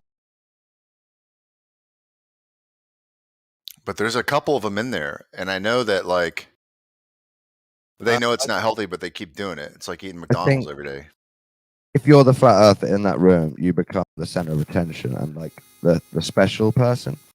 So some people will bully you, but some people will coddle you, which can be a nice feeling. If there's two men who want to understand you and you get to explain your ideas and truth and questions, that can be a good feeling. Yeah, but that's not a reason to do it. No, it's not a good reason. No. It's not a good reason. And actually, you're coming from a position of like from a lower position of power, right? So okay, they've got like, I don't know, 50 people in the room, and then they're just begging for someone to come in and say, "Hey, Earth is flat," right?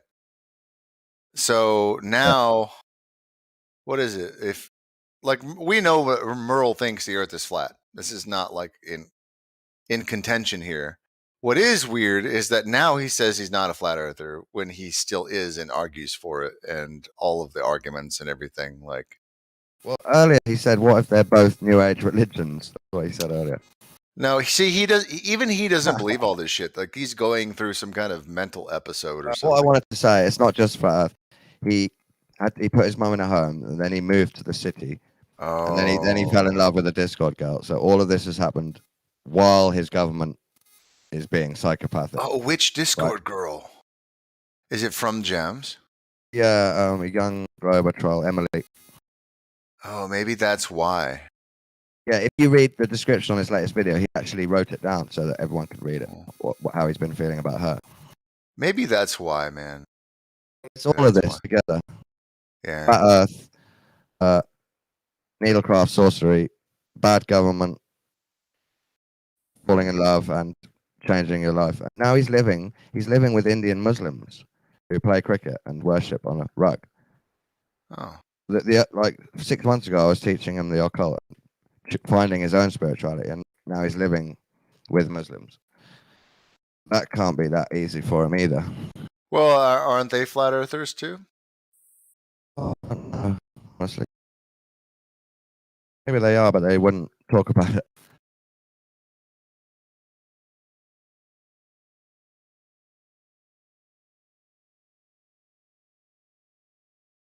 But saying all that, he still sounds strong sometimes through it all.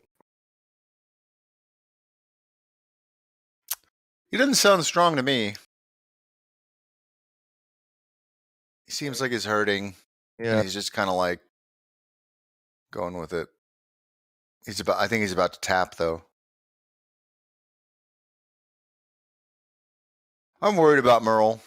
Yeah, me too. I've been saying, do you want to come and watch weird, cool shit? And then we can talk about it and think about it. And he said no or ignored me. But then I've heard him being the flat earther in Gems. I just think to myself, why has he chosen that over having good conversations?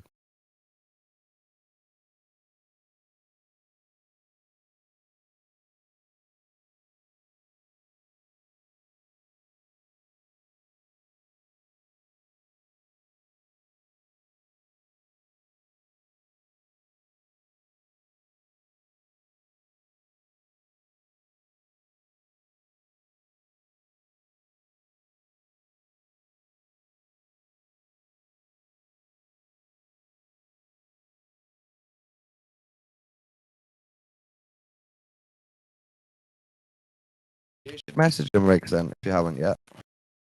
Oh yeah, I tried talking to him. He's just so from what I understand, he thinks that as long as he's not flat earth, he will have an easier life. And then like a few weeks ago, he's talking about maybe just getting the jab because he's tired of fighting. Yeah, they did say, So it's yeah. like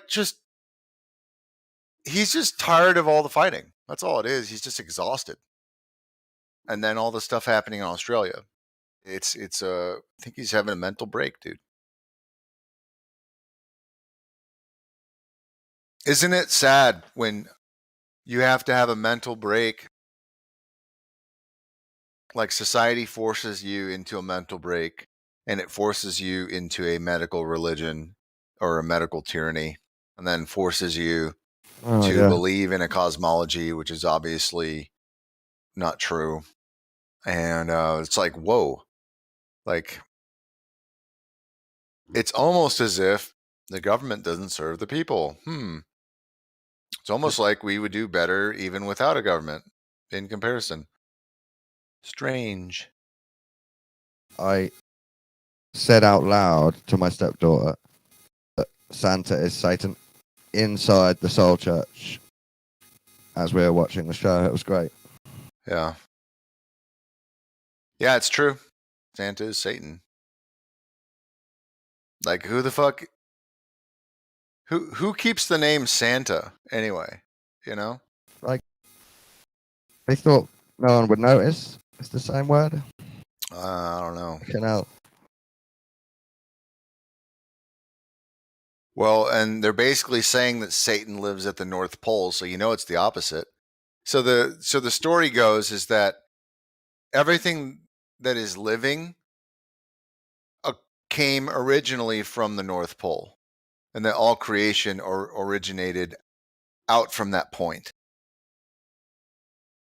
So it would make sense that they'd want to tell people that Satan is at the North Pole.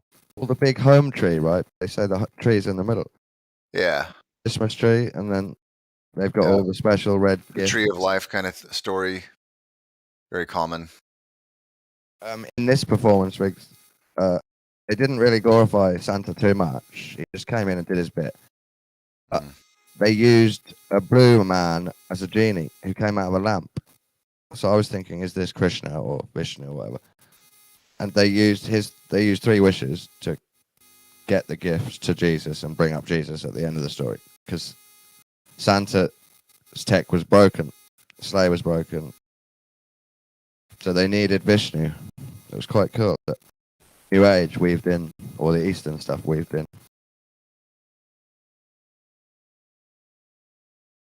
I've got some pics. I'll try again.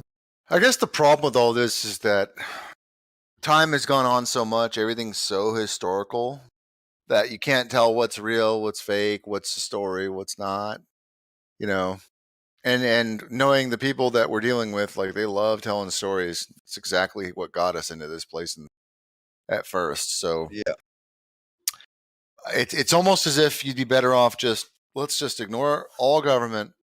Let's get rid of all stories and start there.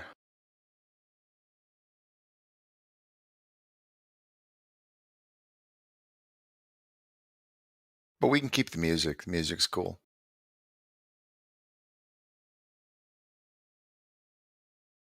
Maybe after the age of Pisces in Aquarius, we'll work out how to play with the negative and the satanic imagery, but also be good people.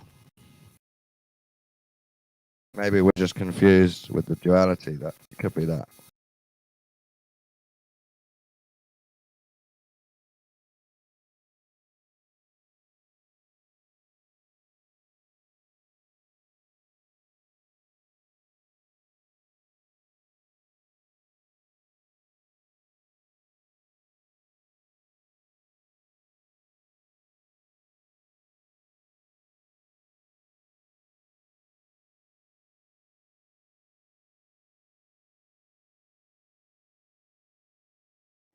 Man, for a dream team, pretty quiet in here. Just saying.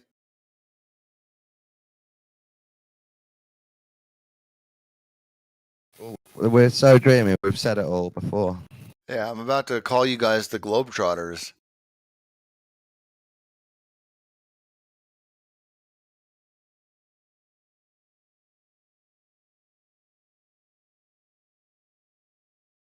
All right, I'm gonna go listen to Sin Cleanser drunkenly dispute things with that guy named Displeased Spoon. Where is that happening? Yeah, that's on Nathan Oakley's server. Are you not there, Don? I haven't seen you there. I think I'm banned. Oh well, let's get you unbanned. You could try. Okay, let me see, real quick. Don't cry for me, or just. Nah, I'm not gonna cry. I'm just gonna tell him to do it. Just gonna tell them. Actually, I'm gonna send you an invite. It may say that you're banned, but just hold on. I'll be right back. Yeah.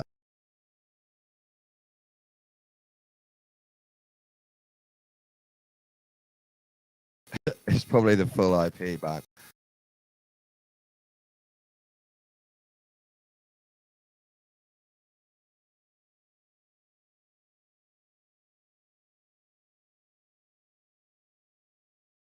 What were you banned for?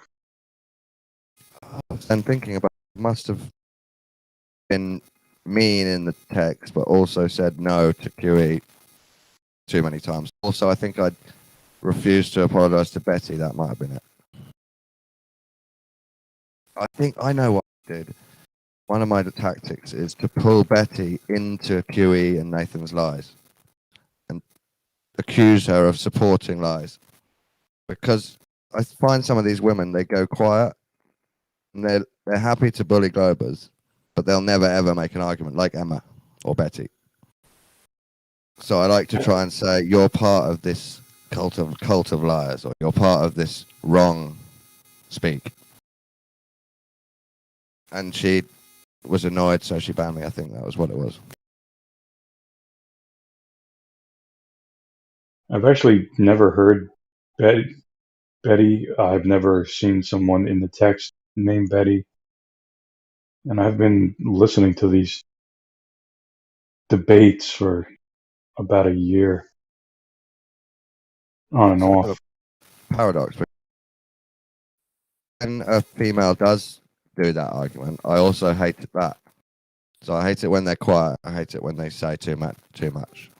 Dude, Don, Righteous has to do it, and Okay. it looks like he's online, but it always looks like he's online. So I don't know if he's going to respond real quick. Oh, don't worry. I mean, I think it was Betty that banned me ages ago, but she probably isn't Yeah, banned. everybody wants you on, so just give it a little bit. I was going to, as my example of Earth women that talk too much, I was going to say Stacey's old rhetoric in Gems used to really trigger me hard. Stacey's old what? Old rhetoric, where she used to. Yeah, I know. What she used to say. But I think that's better than her being totally quiet and a woman being on the outskirts and never having an argument. She definitely cannot stay quiet. That's for sure. I like how she speaks now about freedom and stuff a lot. What do you mean? She speaks about stuff? She deleted her Discord and her server. Yeah, before that, man. Oh, okay. I'm only using her as an example because what my point was, I was saying people like Emma and Betty who stay totally quiet. That used to annoy me, so I used to try and accuse them of supporting lies or something. Yeah. Yeah, there's this girl, Miss. Yeah, she's cool. She's another one of those people that seems to like just give credit to all these evil personas. I really don't like that. I red-pilled her a bit. What do you mean you read about what? She's very anti Needlecraft. Oh yeah. But is she not a flat person? She supports evil and government without realizing it's the same thing. So I gave her loads of BitChute videos of the full cabal and tried to say this is, and I gave her Mark Passio, Cult of Ultimate Evil. Oh, and she watched it. So I tried to wake her up about evil a bit. You think she's on the fence about Flat Earth, JJ? Me? Yeah. Miss. Yeah, I think she's maybe like 30-70 in favor of Glob. She doesn't think that the moon landings happened. But yeah, she hates the whole vaccine thing. But she's another one who like Merle, sits in there and just gets abused for hours on end. I don't get it. Oh, I actually messaged her about that. I said you're gonna sink. Hey Don, would you apologize to Betty? Yeah, if she can explain what it was I did wrong, I guess I'll say sorry just for time's sake. Yeah.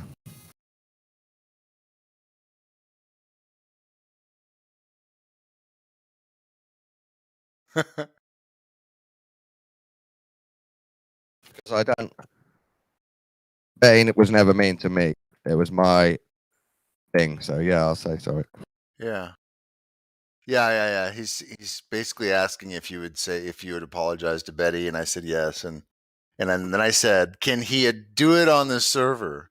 Oh, dude. Let her DM me or something. Yeah. We'll see, man. I don't think I can handle a public VC apology thing. Oh no! You don't have to do it. I would just type out a, "Hey, thank you for letting me come back.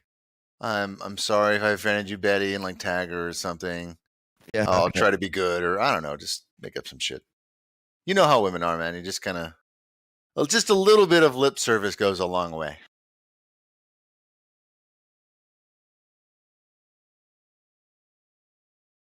But don't lie. Don't lie. That's not good.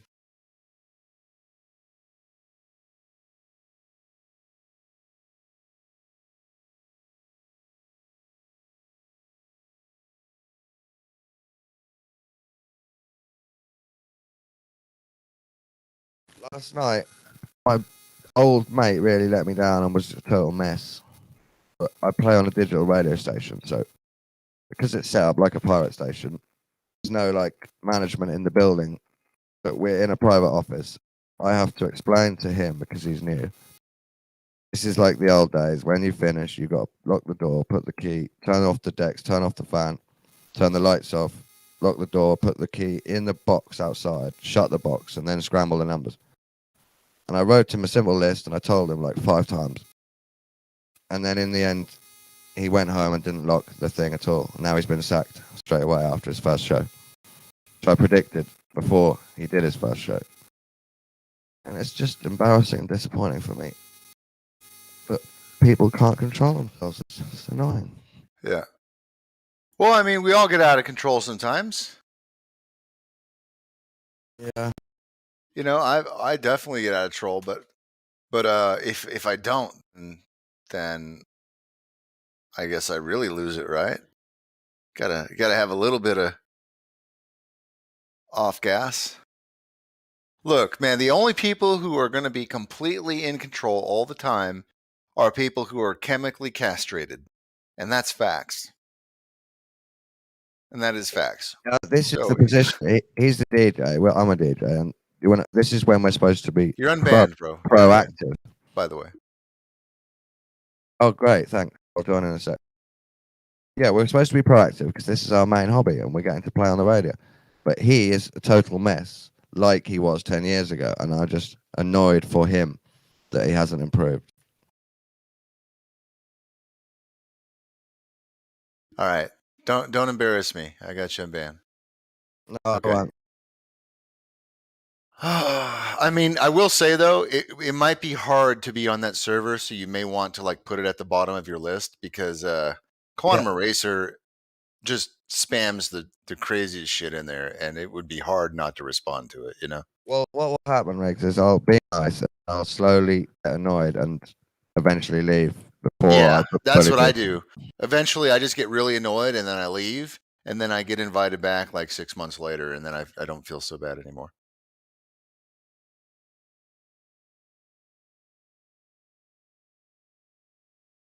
Because, like, honestly, I take all this stuff like Flat Earth is pretty personal to me, and like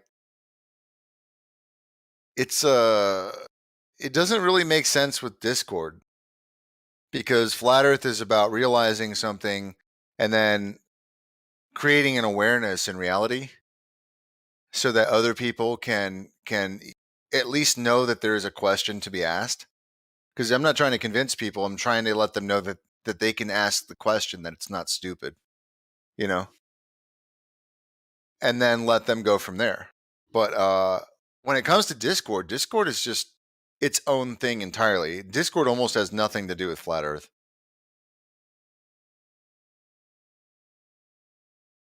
Discord is like a slow churning meme battle of ideas, right? It's not the real Flat Earth.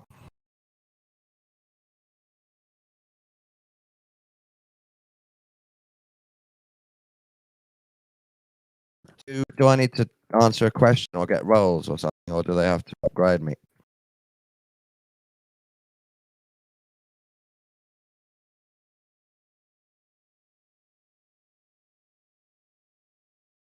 Shall I admit to believing in double drop humps straight away? You gotta pick your role. You could pick a flat, globe, or just a earther, a neutral thing. I think that's the only thing that you have to pick before you get post. Okay.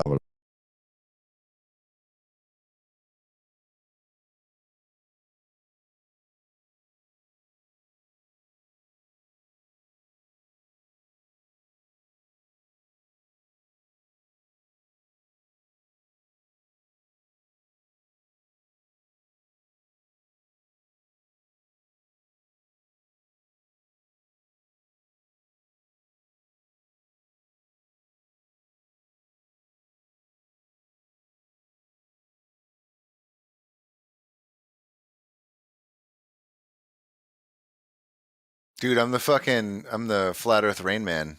I make shit happen. Oh, I get people roles. I get them on band. I stand up for Globers sometimes.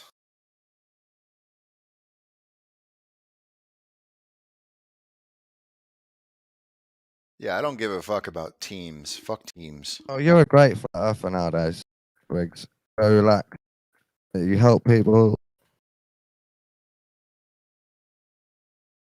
Dude, I haven't changed at all. I haven't changed at all. But what I have done is stop putting up with authoritarian nonsense. And that includes Discord. So every time somebody is like, oh, well, I'm going to restrict your account, or I'm going to, stop you in your tracks, or I'm going to give you a warning or whatever, I'm just like, hey, do what you got to do. Do what you got to do. I'm not changing nothing. You do you. Exactly. I'm like, it's funny how some people they say that they're for full anarchy, and then they're not. They actually embrace the idea of anarchy, but they don't, they're not really down with it. They probably couldn't hang in a real anarchy world, is what I'm saying. Make sense? Yeah, that's why I like anarchy servers the best. There's only one rule in this one server: follow Discord terms of service. Dude, that's exactly, dude. I'm gonna go to my server. I'm gonna read the fucking manifesto right now. It says, number 1, the golden rule: treat others as you would hope to be treated. Number 2, love learning and talking about conspiracies. Number 3, Discord terms of service. That's it. Basically, you follow Discord terms of service and show the real you. You do you here. I mean, the only reason there was that second rule about conspiracies is because, like, we get a lot of people who, like, they join and they never bring up conspiracies ever, and it's kind of like a topical based server. So, oh yeah. But I didn't even have to put that. The problem is if you put too little rules, then people think that nobody cares. Oh yeah, there's some more like guidelines and actual rules. Yeah. It's kind of like if you give somebody a free sandwich, they don't value it, kind of a thing. But when they pay for it, they're like, "Oh, this is a great sandwich."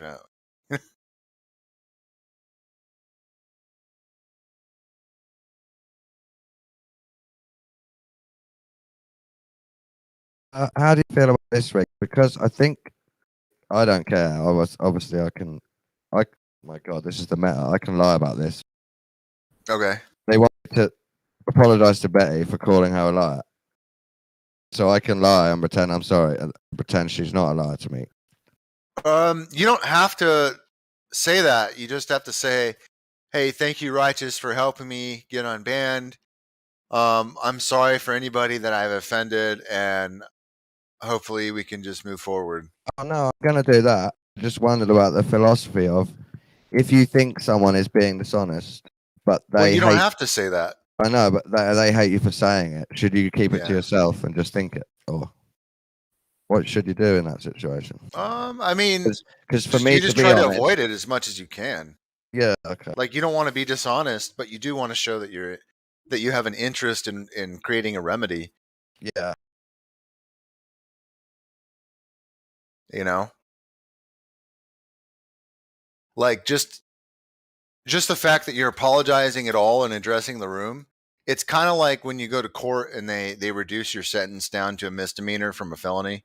It's you're just getting charged with a lesser crime. me thinking that some people are dishonest sometimes isn't the subject of why I want to join and talk to people again.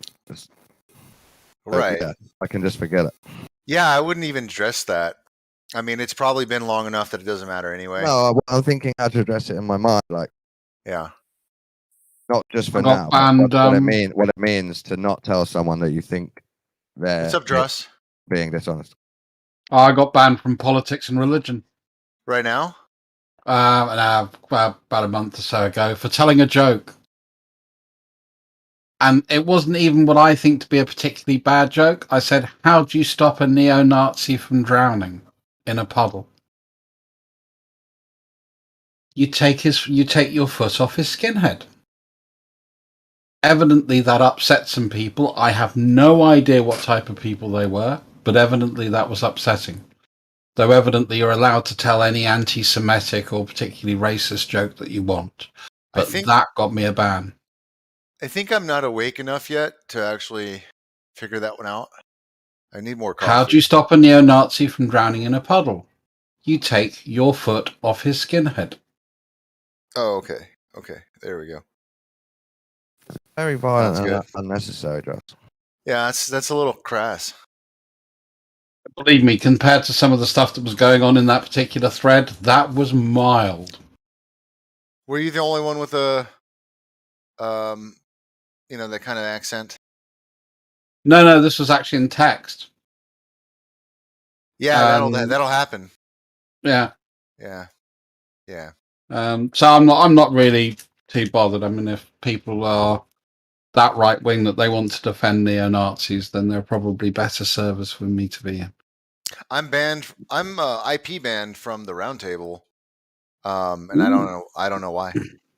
I was never talking in there. It just disappeared one day, and then I got somebody to talk to Shogun, the owner, and he said that I'm unbanned, but the link says that I'm still banned. So I don't know. Yeah, I left QE Nathan's server because I just got fed up with QE. Just he's just gonna spam like 2 pages of text. Yeah. And evidently he's allowed to use foul and disgusting language, and if I even question his morality, you're not allowed to engage in a debate there. You just listen. You never. Honestly, it's better just to block QE because that way you never see him and you can just pretend he's not there. That's what I do. Oh, to be fair, I just enjoy poking the bear, so I can't say that it wasn't my fault. I didn't particularly not ask for some of the treatment that I got because I understand the temperament of the person that I'm dealing with. So yeah. Yeah, the temperament is exactly. Full responsibility on my actions for that one. Well, there's one thing that bothers me the most, and maybe it's kind of petty, but I really, really, really dislike when people misuse your and your. Oh. And Yeah. he definitely does that sometimes.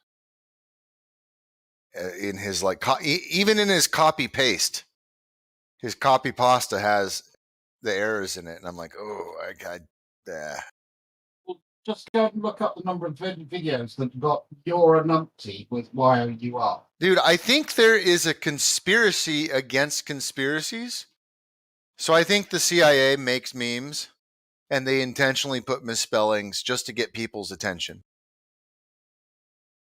Because they know that it triggers people automatically. So even if they don't care about flat earth or fucking chemtrails or whatever the fuck, they're going to look at the meme and they're going to see the misspelling.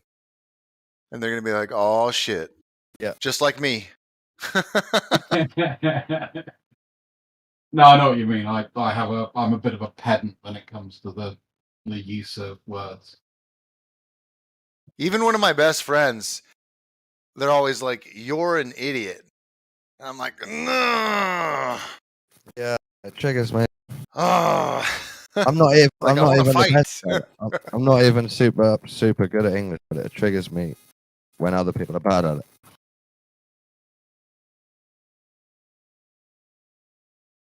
I wouldn't say I'm super good at English. I tend to use words I know the meaning.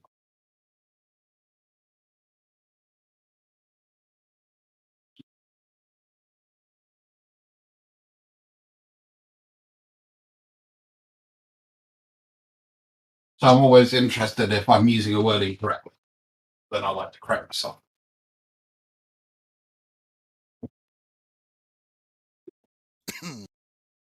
Hey, Druss, was there ever a moment where you thought that it's possible that the Earth may not be a globe? Has that ever crossed your mind, like with any sort of I've certainly sincerity? considered it.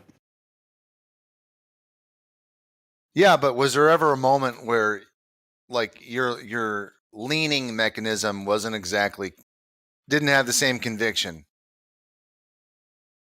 I can't say I've ever seen any compelling reason to think that it is. Put it that way. Okay, well then it's never.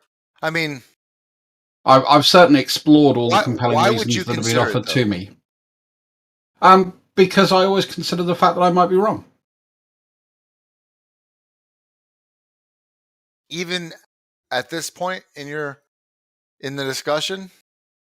Yeah, I mean, And that's realistic to you?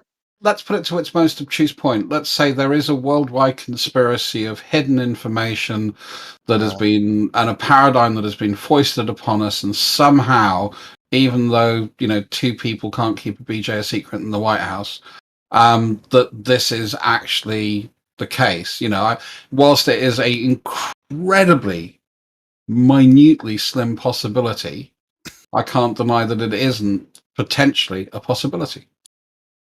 Man, it's a whole nother point. I I hate it when people use like things I know are a conspiracy against conspiracies, but it's fine. I want to say, Joss, when you're in those moments of thinking I could be wrong, that kind of is what Riggs is asking. I always consider the possibility I'm wrong. Have you ever had one of those moments where you've had a big, strong feeling? Yeah, like the uncertainty feeling. Maybe I'm just wrong. Yeah. No, because I've never really been presented with anything compelling. Yeah. I think that's the problem. Okay, so then I guess the answer I'm kind of trying to reach is a no. Not you haven't really. Yeah, I think if you want to put it in a binary position, then no. Yeah. I've never been presented with evidence that's compelling enough to sort of change my mind on that position. But then, Dross, I felt that way about the globe. Aren't you sure then now? Aren't you sure that you will never get evidence that... Oh, sorry, fine.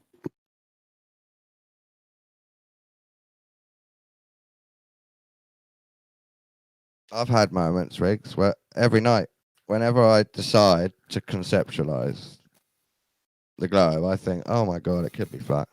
I might be wrong, totally wrong. So I'm allowed to put my leanings right over. It sounds both like sides if I want. it sounds like maybe you're just I can lean into it. That's what I'm saying.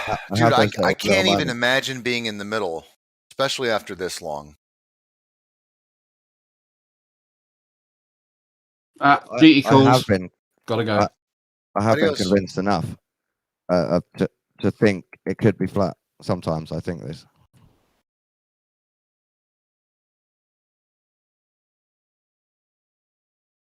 There's nothing that makes me think it is flat. So I would agree with just nothing's convinced me enough to think, oh my god, I'm wrong. It's flat. But lots of times, almost every other night or every night, every other day, for the past few years, I've always thought it could be.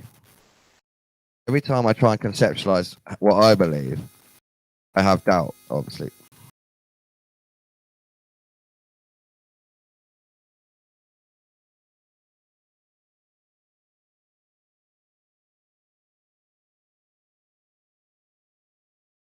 Damn.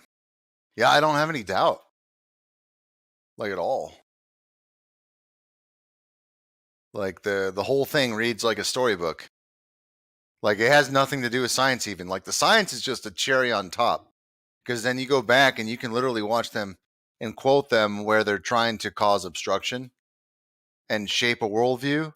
So like you don't even need the science because even they don't believe in it. They're just using it as a tool. So yeah, like even without the science it's still flat. Do you think it's a flat plain Earth? The globe is a massive lie, and you've got no doubt. Oh yeah, no doubt. No, I mean not even close. That's cool. Yeah, I'm totally chilling.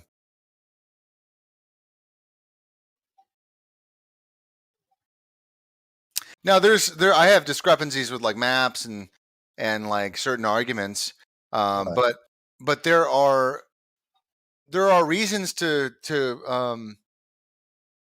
there are ways to explain it. The problem is that people tend to be, they tend to treat things uniformly, and that's just not how it works. So like let's say that there are certain flights that they say don't exist, or let's say that there's certain flights they say exist, like, oh, you can't do this flight in a certain amount of time. Well maybe that flight, which only happens like once a month or something like that, maybe that flight actually, when you take the flight, it says it's no stops, but then when you actually get the flight, it says that there are stops, and you take a completely different route with different captains and different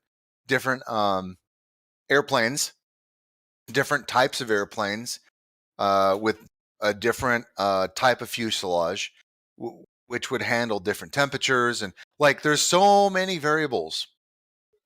And how do you know where you're at if you're in the air and you're looking out the window and you just see clouds? So there's a lot of problems that even in the best case scenario of the globe, they're like, oh yeah, you're getting 15 degrees per hour. I'm like, I mean, of what? Of what? I mean, at no point are you observing, measuring, or do we detect any direct motion of the Earth?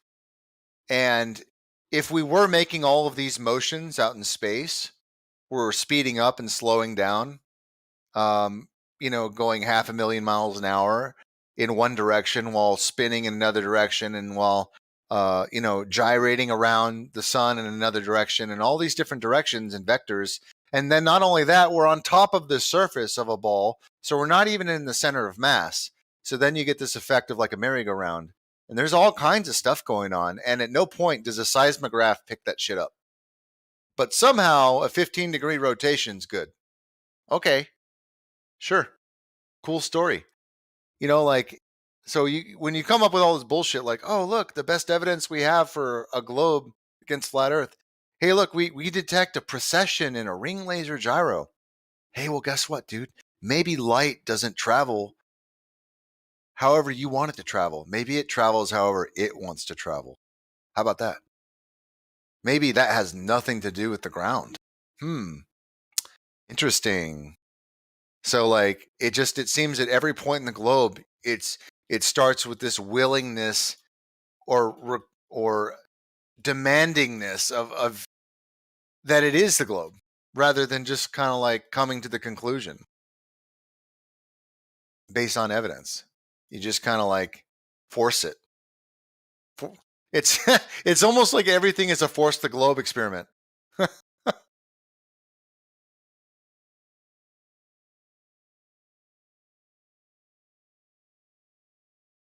Strange how that works.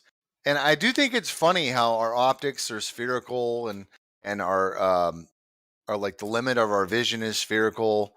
And even when you make a camera, you have to do it spherically or with some curvature. And then they put software in there to fuck with exposure. And then there's the shutter shape and all kinds of like things that mess up the direct observation. Like it's very hard just to get a bare bones.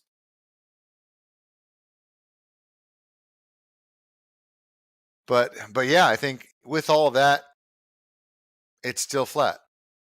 Like by a lot. By a lot.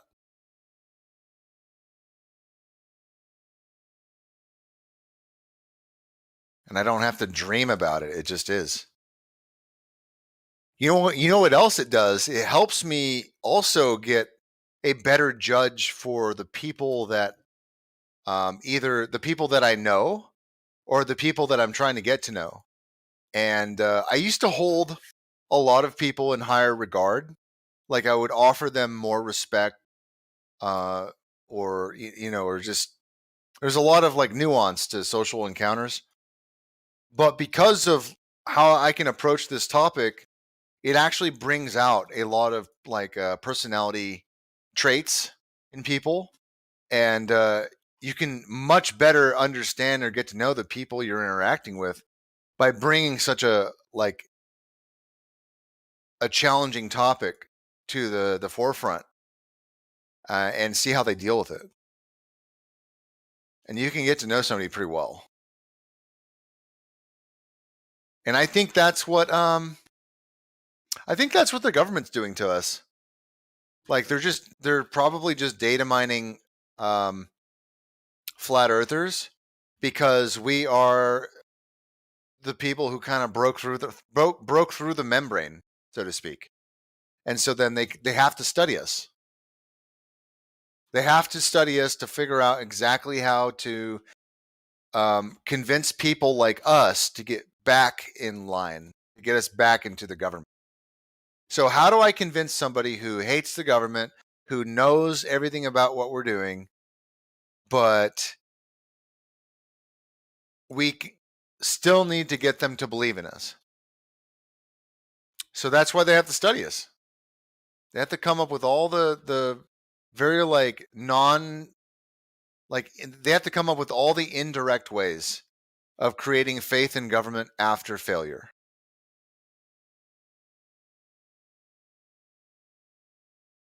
And the first example of this, I think, was when they started the Q movement. It was actually in response to the whole like Pizzagate thing, because that was an accident. That was, they released the WikiLeaks, and yeah, the WikiLeaks were intentional. Like that was just a big media play. Like, when they come out with Wiener's laptop, or they come out with whoever's laptop is the next story. I mean, honestly, let's be honest. If we get any of these fucking people's laptops in government, it's gonna have fucked up shit on it, because we already know they're freaky deaky like that. We already know that they're into the kids and the adrenochrome and everything's rigged and all that stuff. We already know that there's backdoor deals and they're into debauchery, and they go in Epstein's plane, and if not him, then someone else, right? So we already know that. But how do you get somebody to believe in government again? Well, you take someone like us and you study them, right? You find out where their weaknesses are. You find out how to control them and stuff. But anyways, back to my point. Fuck, what was it? I just had it a second ago. Oh, I think you're so going hard. American exceptionalism down that road type of thing. Oh no, I literally lost it, and then I had it again, and then I lost it again as soon as I stopped. You're talking about the federal government has a system in place to sort of counter. Yeah. Okay, it had to do with so the QAnon thing. It started with Pizzagate because when Julian Assange or whoever the fuck, whoever he takes orders from, got him to release all that all those files, right? And what people found was there was this pattern or this code or these things that didn't make sense that people were talking about in those emails, and that was totally unintentional. Because what I think what happened is that there was some person at the CIA or whoever, Pentagon, whatever, I don't know, some intelligence military thing. They went over the emails and said, "Oh, we can release these emails. There's enough in here to create controversy. No problem." But what they didn't know was that there was all kinds of pedophile code in the emails. And so then people started researching that, reverse engineering all the emails, all the names, all the associations. People were creating maps, like association maps. And they were connecting the dots, and they're literally finding all this pedophilia. They're finding like groups of like dark web of people and all kinds of trafficking and stuff. So that was unintentional. So after that kind of wore off and they were able to censor that enough that people are not talking about it anymore, they're like, okay, now we're going to start this QAnon thing, and we're going to lead with all the disgusting things that the elite do. So they talk about how the government is corrupt, or that there's going to be some kind of movement, and then it's based in the military, and they're all coming together to fight for you. Where we go one, we go all. So they're basically taking the sentiment of anti-government rhetoric, and they're getting everyone to believe in government again after the fact. And by the way, let's rope in all the old people. Isn't that such a naive view that somebody's gonna save us while we do nothing and get fat on the couch and shit, and somebody's out there fighting for our fucking freedom? Isn't that like a stupid, naive kind of view of the world? Yeah, but you have to understand, like Pizzagate, it started on 4chan. So like it was a bunch of shitlords going through the emails, and then they're like, "Hey, wait, what is this pedophile code? What's going on here? What's a chicken lover? Wait a second. Look at this Instagram account I found where these adults are wearing baby outfits. And what are all these panda black eyes for? Oh, wow. What are these quaaludes for and it all started on 4chan. So then QAnon started on 4chan. And they're like, "Hey, this is the next thing we're looking into. There's this whistleblower. He's going to save the day. And he's an insider. He's part of the government. Trump is going to save it." There has to be some sort of invisible language that we just don't understand, because how is it that these people find each other, right? Like if you're a pedo, right? Yeah. You can't go on regular Facebook and just put, "Hey man, I'm a pedophile. Where you guys at?" Right? There has to be some sort of code language that only they understand, right? Like how right? If you're a brand new pedophile, how would you know that in the place that they sell pizza? That's like a yeah. Like how would you even know that? You know what I'm saying? Yeah.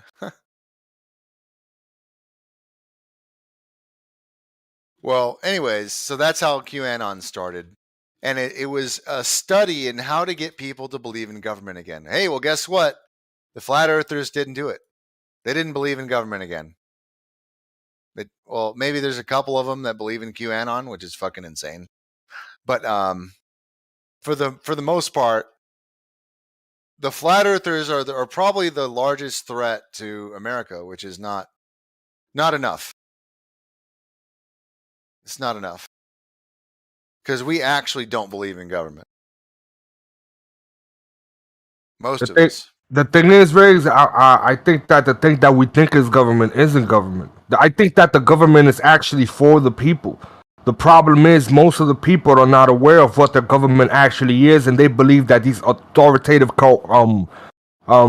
corporations are government, and they start associating the crooked corporations with actual government.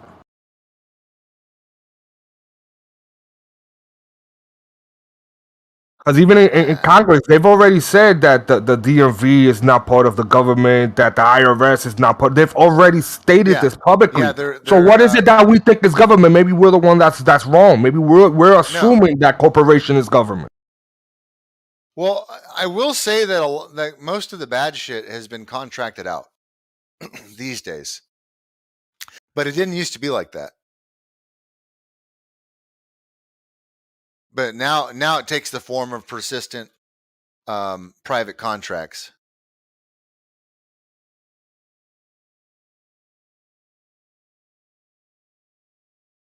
For public, right? Contract. Yeah. Well, I mean, it's basically the same cronies, but they're working in under no supervision, getting government contracts for things that aren't real. They're like SpaceX. Right?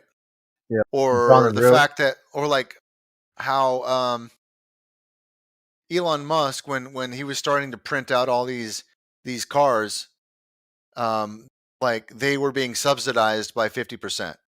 So like if the car was $60,000, he got $30,000 in tax money to make that car. He ran the price up too, and then also there's a story just recently that they're using child labor in some of these mines for the metals. Well, that's always been the case, right? Yeah, that has never not been the case, though. Yeah. So when people buy a Tesla, they're thinking it's a hipster thing. It's like, no, you're supporting child labor. It's this whole communist sentiment where they're holding a Starbucks and an iPhone while protesting. You know. But I'm gonna tell you guys the reality of that situation, right? Unless you want to pay $100 for a pen, those kind of things are absolutely necessary. And it sounds cruel. I know it does, right? What's necessary? But if we would for everybody. Things like the child labor, I'm not saying it's necessary.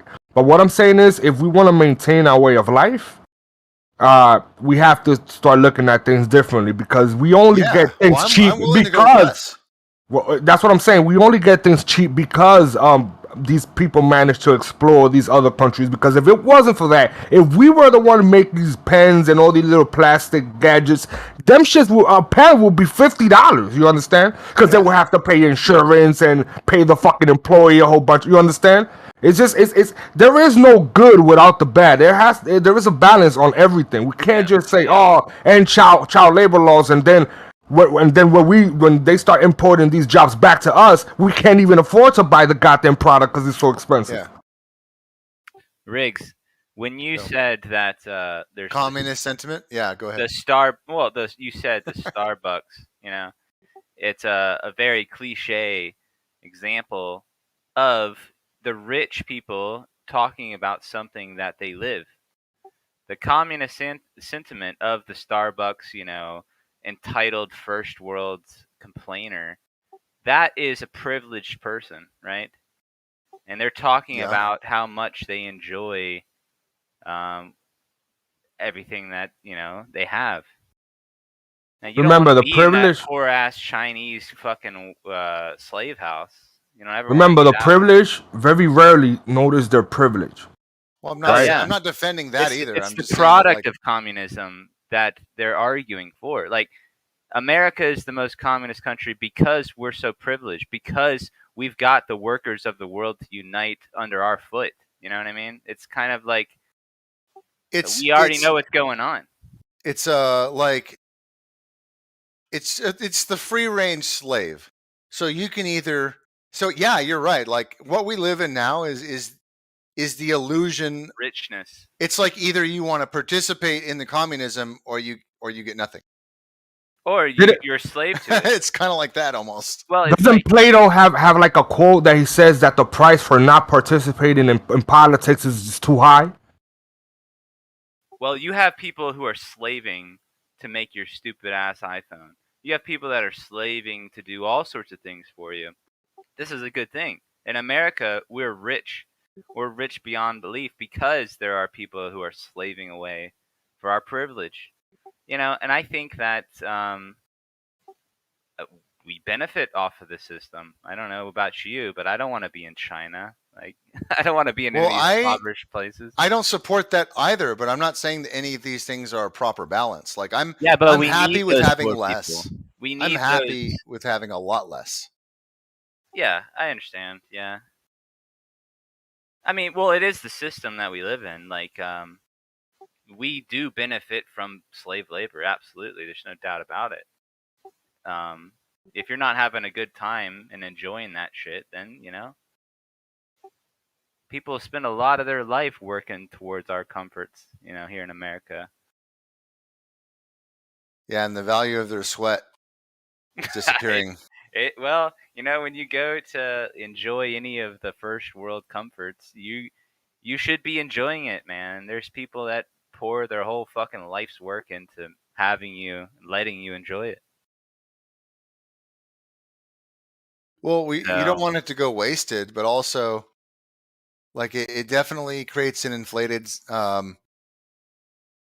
sense of entitlement. Oh yeah, but we are entitled though in America. We are entitled because we do have little Chinese sweatshops that produce the phones that we. That's what I said. An inflated sense of entitlement. You guys do realize that if iPhones were to be constructed here, they would probably cost $50,000, right? Why would you have a first world country create That's great. A third world country can do? I'm great with that. I think people should stop having iPhones, iPads, like all this quote unquote convenience, which is just monitoring. I found the actual quote from Plato, bro, and it's actually, if you think about it, it's brilliant. Look, one of the penalties of refusing to participate in politics is that you end up being governed by your inferiors. Wow. Incredibly deep. Yeah, let's get rid of all the technology. Let's go back to horse and buggy, you know, whatever. Yeah, no, see, here's the thing, Riggs. I would agree that that's probably a more godlike life to live. Well, it's more sustainable, right? It's more realistic. Well, it's the way that we were intended. More fair. Yeah. But, like, it's not a good thing that we got people fucking slaving their whole existence away for an iPhone, you know? Well, God didn't make iPhones. This is the thing. Like, what are we even defending? Well, I do like iPhones. Fuck iPhones. But I also think that Chinese Android, man. I also think that technology is a distraction from the way that we were intended to live, though. I agree with that. Are you God-fearing? I forgot Absolutely. I forgot the answer. It depends Okay, on the so day. then you know that Apple's first computer was $666. And you know that the whole symbolism with the Apple, with the byte taken out, goes straight back to Adam and Eve. And you know that they're fucking mocking you. Oh, yeah. Yeah, so then, yeah, give it up, dude. Repent. Well, we're kind of we got both feet in the coffin here, man. Like, we're in so deep that we need a I think we need to exercise sin. We need a reset, man. I don't know what to tell you. But You it's need a good reset. thing. You need a personal reset. You can't force anyone else to reset. You can only start with yourself. So every time somebody says, we need a reset, start at home. That's true. That's a good point. And that's the only thing that you can do. All you can do is inspire other people. You cannot change them. So every time you think that everyone needs a change, start with yourself right away. It's always the man in the mirror. It's always the man in the mirror. You cannot change anyone because only people only change when they deem it necessary or when they're forced to. Well, that's Yo, are you sure the Media message of J Paul. is the MJ's for Media J? You gotta start with man in the mirror. Well, you know that the passage where it's like, hey, before you judge someone, how about you take the shit out of your own eye, kind of thing. It's the same kind of sentiment. Like, if you're gonna try to judge something, how about you think about yourself? Yeah, or like when you're pointing at someone, there's 3 fingers pointing back at you. There you go. Oh shit. Actually quite literal. If you actually make the gesture with your hand and you point, the 3 other fingers are literally pointing back at you and one is pointing to the sky. I don't know what kind of pointing you do, but the one point to the sky lets me there. Just point. Point, Yeah, and but where all to the the fingers sky. are pointing at. Yeah, I mean, if you do it like if you're pointing like the gun, the little gun thing with your thumb is aiming up, or if you tuck it under the 3 fingers, depends on how you. Bro, you a gangster, man. Why do you make a gun out of your pointing when you're pointing at someone? Just flexing a little bit for the internet, gangster, a fucking internet gangster and The shit. thumb's pointing to the side normally. Maybe even a little bit down, depending on if you close your hand. Well, I'm just saying, I don't know, Riggs. What do you think? Like, we clearly live in a world that is obsessed with technology. I don't think that's healthy necessarily, but I'm a not at hypocrite, all. you know? Like it is the problem is that we're giving up. Well, first of all, we're embracing a government. Second of all, like the corporations which run the government are pushing this whole idea of like detaching yourself from reality. Like virtual reality, that's literally what it's called. And so then now everyone's going to become MK Ultra disconnected from reality while giving up their rights before they do it. And it's just going to create this infinite loop regress of that situation. Like this whole idea of reality is not going to have any sort of value anymore because you're not going to have anyone to share it with. Yeah, next coming up is gonna be Ready Player One. That movie with Bruce Willis where I think it's called Surrogates, where everybody's just connected to like these fucking synthetic bodies and shit, and they like run the bodies from their house like in Ready Player One type shit. I mean, that's what's coming. And then they're gonna figure out a way to like get nutrients inside of our bodies without eating and stuff, and they're just gonna plug us in full time. Yeah, Matrix. they're gonna plug you in. Sounds just like the heaven, Matrix. man. People are going to think that's normal. Like, oh, yeah, no big deal. Well, Riggs, okay, I'm sure everyone here, I don't know if you guys are familiar with the TV show Black Mirror. Yep. I just watched the 3rd episode, and there's like 5 seasons or something. Yeah, that's a hell yeah. terrifying. Watch the movie. The movie's gonna fuck you up. The movie's there's crazy. A movie about this shit? Yeah, there's it's called Bender Snatch, something like that. I didn't know about that shit. Yeah. Well, I'm in the process of actually catching up with all the seasons. Well, Black Mirror has a theme about it, right, Riggs? You can tell it's a technologically based theme, and it gets into some weird philosophy most of the time. And the weirdest part is that it represents reality in so many ways that it's scary, you know. And this is kind of talking 100%. about technology worship. We worship technology in so many ways that here's all the different sort of outcomes. I don't think it's the technology that we worship. I think we're obsessed with information. Technology is just the way that we ascertain the information.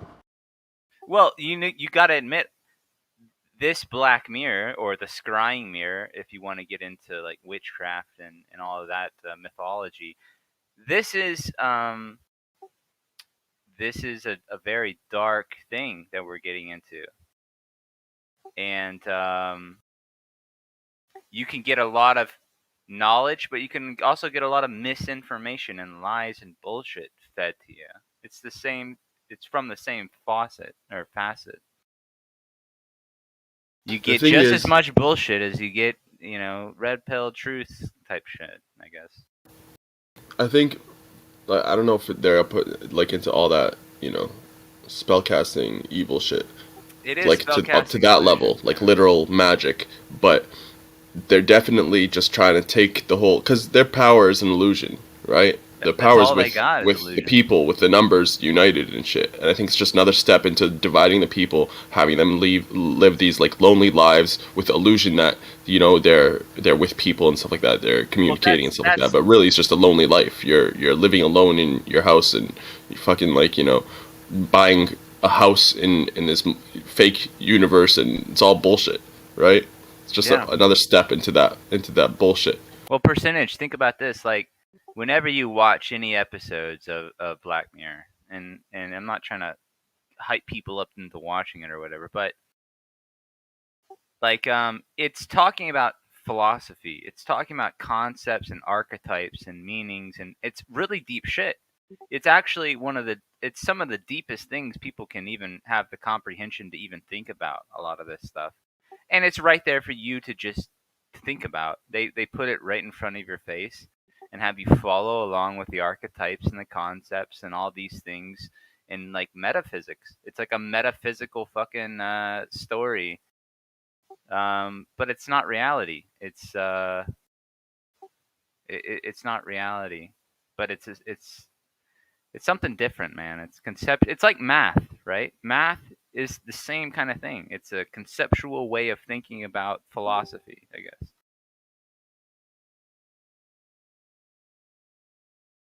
But I do think there's a lot of truth in that shit. If you watch any of it. Yeah, I watched the full series. They play with everything. They play with shame, fortune. They play with gender, identity. They play with all these concepts to, I don't want to say they're trying to confuse you, but it definitely seems like they're putting it out there for a reason. Like, why would they be telling us these things? Well, maybe it's a real show about these things. Yeah. They're telling us stories about ourselves in many ways. I don't know if anyone else saw it. I wrote it in the text, but the guy that wrote it, Black Mirror, he's said after I think the first 3 series, he's going to have to go away and think about it because they've all come true so far. Yeah. So before he writes the next set, he's going to have to think much further in the future. Well, there was one episode of this guy was obsessed with social media, and he had some sort of psychotic break. He found himself with a gun in the middle of a field. He was going to kill himself, right? And he was saying that, like, I let this social media have such a hold of me that it affected who I thought I loved, who I thought I knew, all these things. And so he called the guy who runs the media, the social media, the platform. And the guy who runs the social media platform is trying to zen out in this desert, and he's on the top of this mountain trying to just escape completely. And he's really upset that anyone's even talking to him about his platform. And it's just like, damn, the symbology is fucking boundless, man. That shit is so fucking deep in symbology. Holy shit. Well, why do you think they don't let their kids use this shit? Yeah. Black Mirror. It's a fucking Black Mirror. It's a portal to the conceptual realm of ideas, really. And you can get a lot of really fucked up ideas if you think about shit. Just another addiction, dude. Yeah. Addiction is an addiction is an addiction. You're getting the dopamine release from it, and if it's not getting you anywhere in life and you're still getting dopamine release, then you're just going to be a dope. That's what they call them, you know? Well, why do we watch this shit, man? Why do we pay so much attention to it? Because it's entertaining. I don't even have Facebook. Check out, look for me. Well, you got Netflix or Hulu or something? Yeah. Yeah, no, he has there WhatsApp. You go. You're getting fed that shit. What do you mean? Yeah, well, I'm getting fed it the way I want to, though. Right? Yeah, because they're telling you because I'm looking at it in a way that I'm actually dissecting it. I'm doing an autopsy on it. Yeah, right? I'm looking at it in a way so I can tell other people, look at what they're doing in these shows. Yeah, but everyone is seeing these shows, man. But we all receive them differently. Why are right? Like the people who are watching them just to kill time, they're receiving subconscious messages. They're not looking for all the little prescription bottles that are in there so they can get normalized in their lives. They're not looking for all the things that I'm showing them in those videos. You know what I mean? So it's a little different than when I have it than when somebody else who's not responsible with it has it. It's like your gun. I think they put out a lot of this shit just to have you fuck with yourself and just by the idea, you know, the conceptual idea of a lot of the premises of these shows. If you think about it, it's going to fuck with you in such a way that you're going to question, why am I even doing some of the things that I'm doing to begin with? Like, it's a weird fucking thing that they're doing. Yeah, it really affects the younger people, the younger generation more than because we knew what it was like to have a life without all of that. So we can still we can still convert back to that if we ever needed to, if we were in too deep in here. Think about, say you're 9 years old. Say you're a 9-year-old boy. Oh, I get it. You got nothing. You know nothing else. You're fucked, bro. I mean, well, we had fucking we controlled the horizontal, we controlled the vertical, the Twilight Zone. Well, it's hard to find a positive. This is the outer limits. You gotta find positive messages, things that are good. They're gonna tell you all the bad shit, man. They're gonna put it right up to your face, man. Think about how fucked up this situation is, right? Right. You don't really hear a positive all the good stuff. Yeah. Right. Why don't they ever put? And that's kind of a unique thing, like in children programming, like in child entertainment, it's good things. You hear good things, things that can help you. But until Disney came along, then it was like the mother's dead. Yeah. First thing in the show, mother dies. Horror, death, culture. It's just propaganda, man. Sex. Yeah.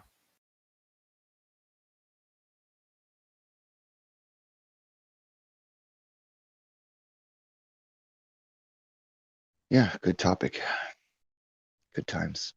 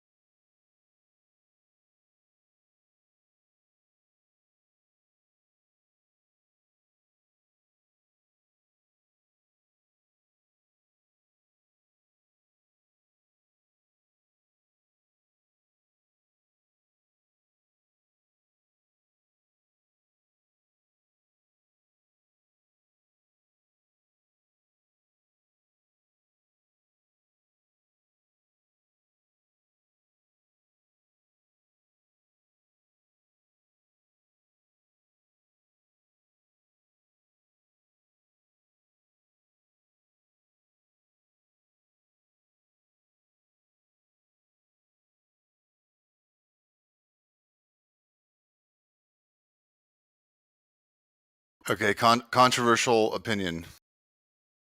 I think people who care more about like agreed. Social ostracization. I don't know how to say the fucking word, man. Ostracization. Yeah, ostracization. Oh, that's good enough. I'll take it. Okay, people who would rather just go with the flow than stand up for what they believe in. Fuck those people, because that's what gets children killed. Oh, yeah, the go-alongs to get-alongs. Yeah, the go-alongs to get-alongs. So, like, let's say I'm talking to a girl, right? She says, "Oh, what do you like about me?" I'm like, "Well, you know, I'm kind of looking for somebody who won't get me killed." And like, I don't think they understand, you know. I'm just kind of looking for somebody who won't get me killed. Somebody who's smart enough not to, walk right out in the middle of the bullshit without looking both ways. Right. Yeah. Let's just walk right into, the barrage of bullets. I'm looking for a lady who doesn't have a lot of white curly hair that they like to shave off of her every once in a while. I think they call it fleecing. Looking for someone who's not into that. Yeah.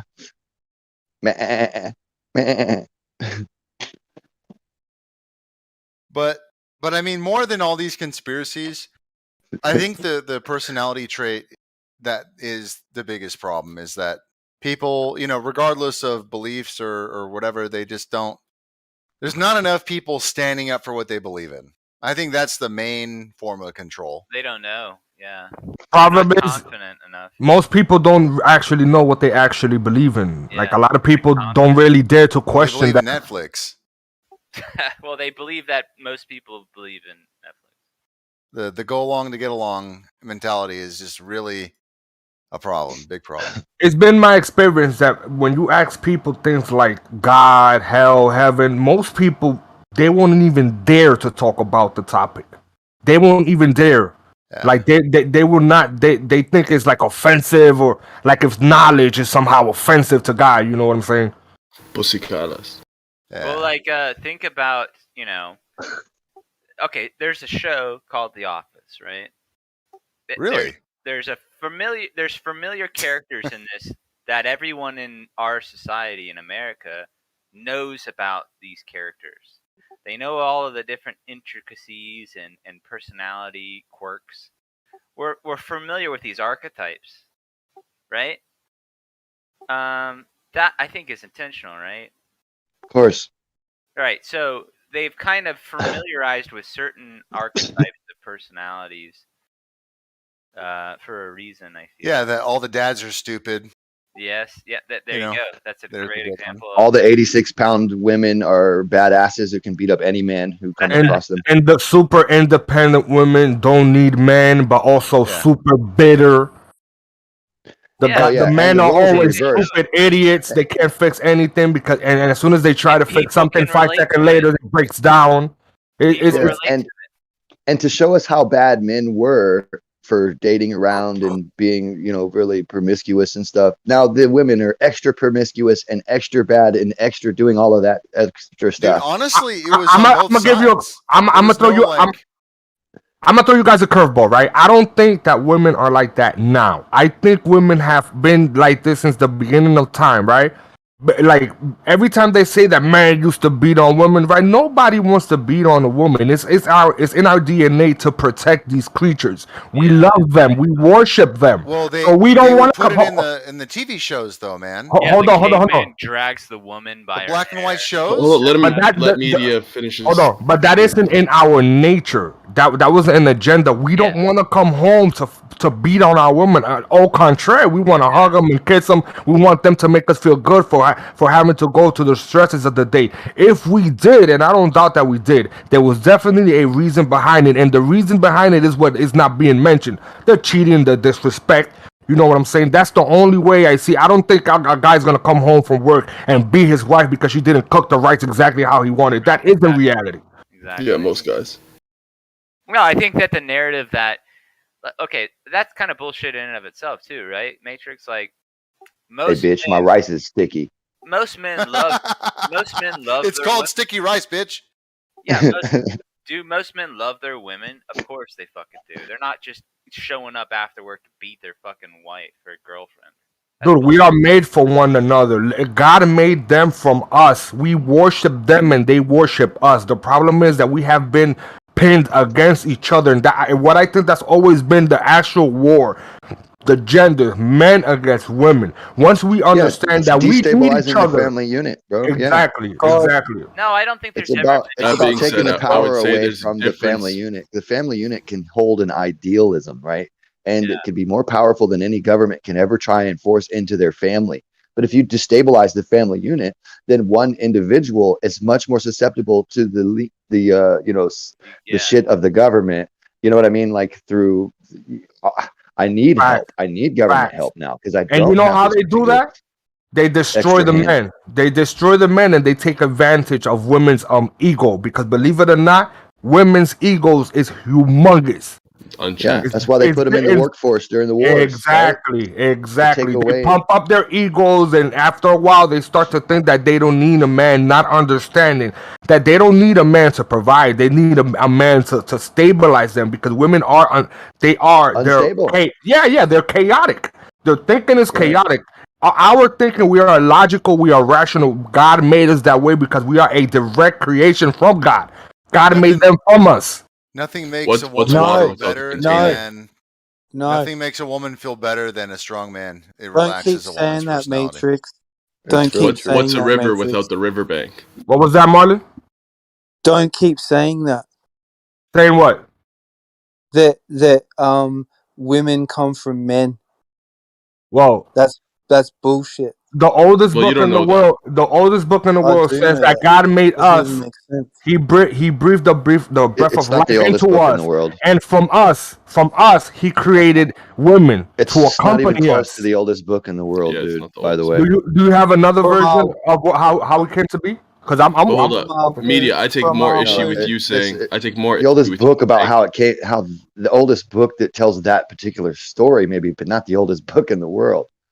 Well, As a matter of fact, you know what I meant. As a matter of fact, I think the Lamb of God motif is about 10,000 or 12,000 years so far older than the Jesus books. But the thing about the Bible isn't about the book anything's itself. anything. It's about the stories. The Bible is a compilation of stories.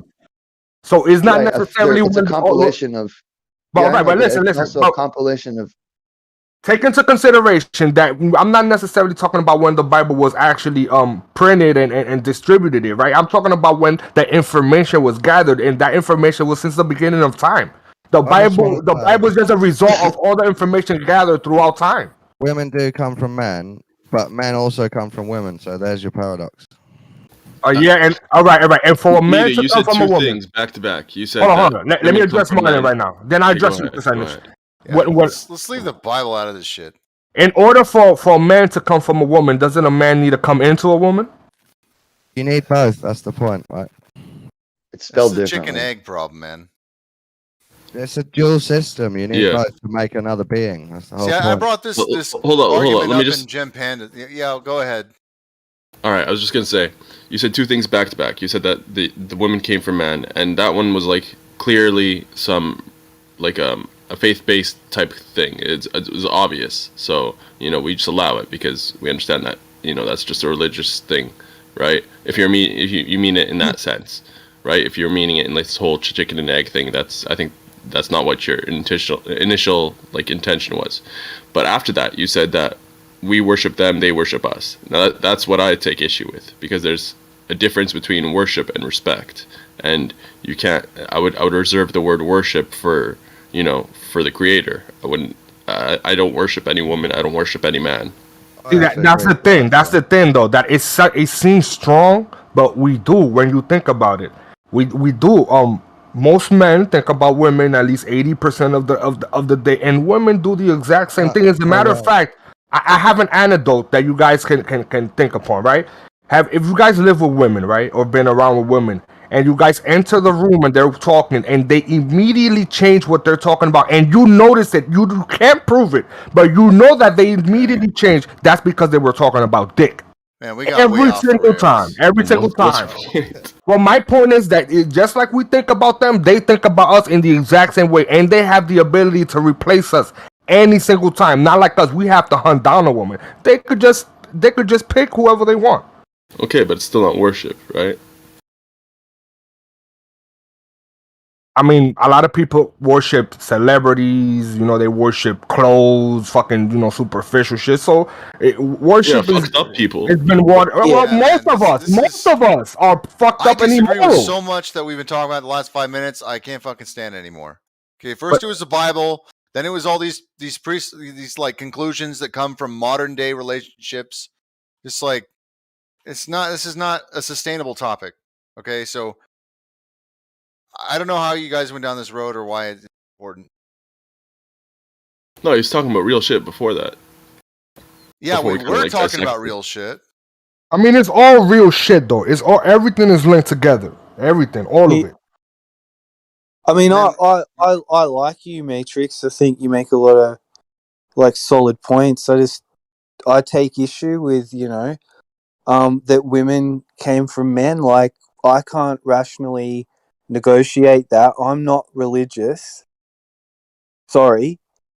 And, when it comes to this metaverse and living in pods and being intravenously fed goop, I think you guys are missing the point. So, sorry. Sorry for thinking. Sorry for being What is the point? Yeah, what do you mean by that, the whole metaverse pod thing? I don't think that that's where this is going. I think the future's up to each one of us to create ourselves. It's up to us what future we want. And all the people who think that there's this overarching power that runs Earth and we've got no say or then fucking choice. I'm creating it. I'm the most disillusioned I've ever been. Yeah. I think that's a very naive. Fucking sheep. I think that's a very naive way of looking at things, right? Like, because this goes back to the thing that I said earlier, man. Like, you create the reality that you want. So if everyone's focusing on this dystopia, this metaverse, then they're going to literally lead themselves to it on accident. So if you've ever ridden a motorcycle and you're in a turn, if you look to the side of the road, then you're going to steer to the side of the road. And you're going to crash. Yeah. If 80% of the people are leading towards the way, you think because you're part of the 20 or the 10% of people, that somehow your reality is going to end up being different? Yeah, actually, let me make a statistic real quick. If 1% of the people in the United States stopped paying their taxes, it would crash the IRS. They would not be able to enforce it. So it just shows you, if just enough people actually stood up for what they believed in, which was my original point, things would get done, and this dystopia could be avoided. Riggs, but where will they get to think that they believe in so hard and strong enough to stand up, Briggs? That's the main question. Propaganda. It's all propaganda. Everything, every piece of information is all mixed with truth and a lot of propaganda. So how does one distinguish? No, I wouldn't say it's all propaganda. It's all, bro. It's all. I'm guarantee you, bro. All of it is propaganda. As a matter of fact, if anyone has a need for you to know some information, they're giving you propaganda. That's fair. But what if there's no need and you're searching it out individually? That's something different. That's something different. That's an individual seeking. But most people, 80%, they don't do that. They do that. And unfortunately, social media. Unfortunately, most of the world, it doesn't say something in the Bible like the meek shall inherit the earth. Who do you think the meek are? The humble. Or the sheep. Nah, I don't think it's the sheep. Sheep won't inherit anything. They would inherit their destruction. That's true. That's true. You got me there.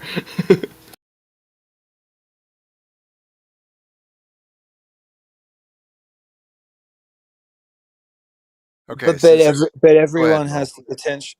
Well, everyone has the potential to become the wolf, right? I don't think so. The wolf? Yeah. Yeah, it just comes down to whether you decide if that's what you want to be. And my argument for this is that the difference between the people who we would call the controllers and us is that they are willing to do what it takes.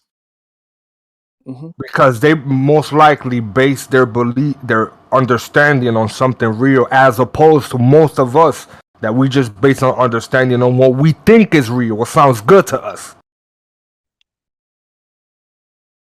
It's not so much about what you think is real. It has to do with what you want to be real.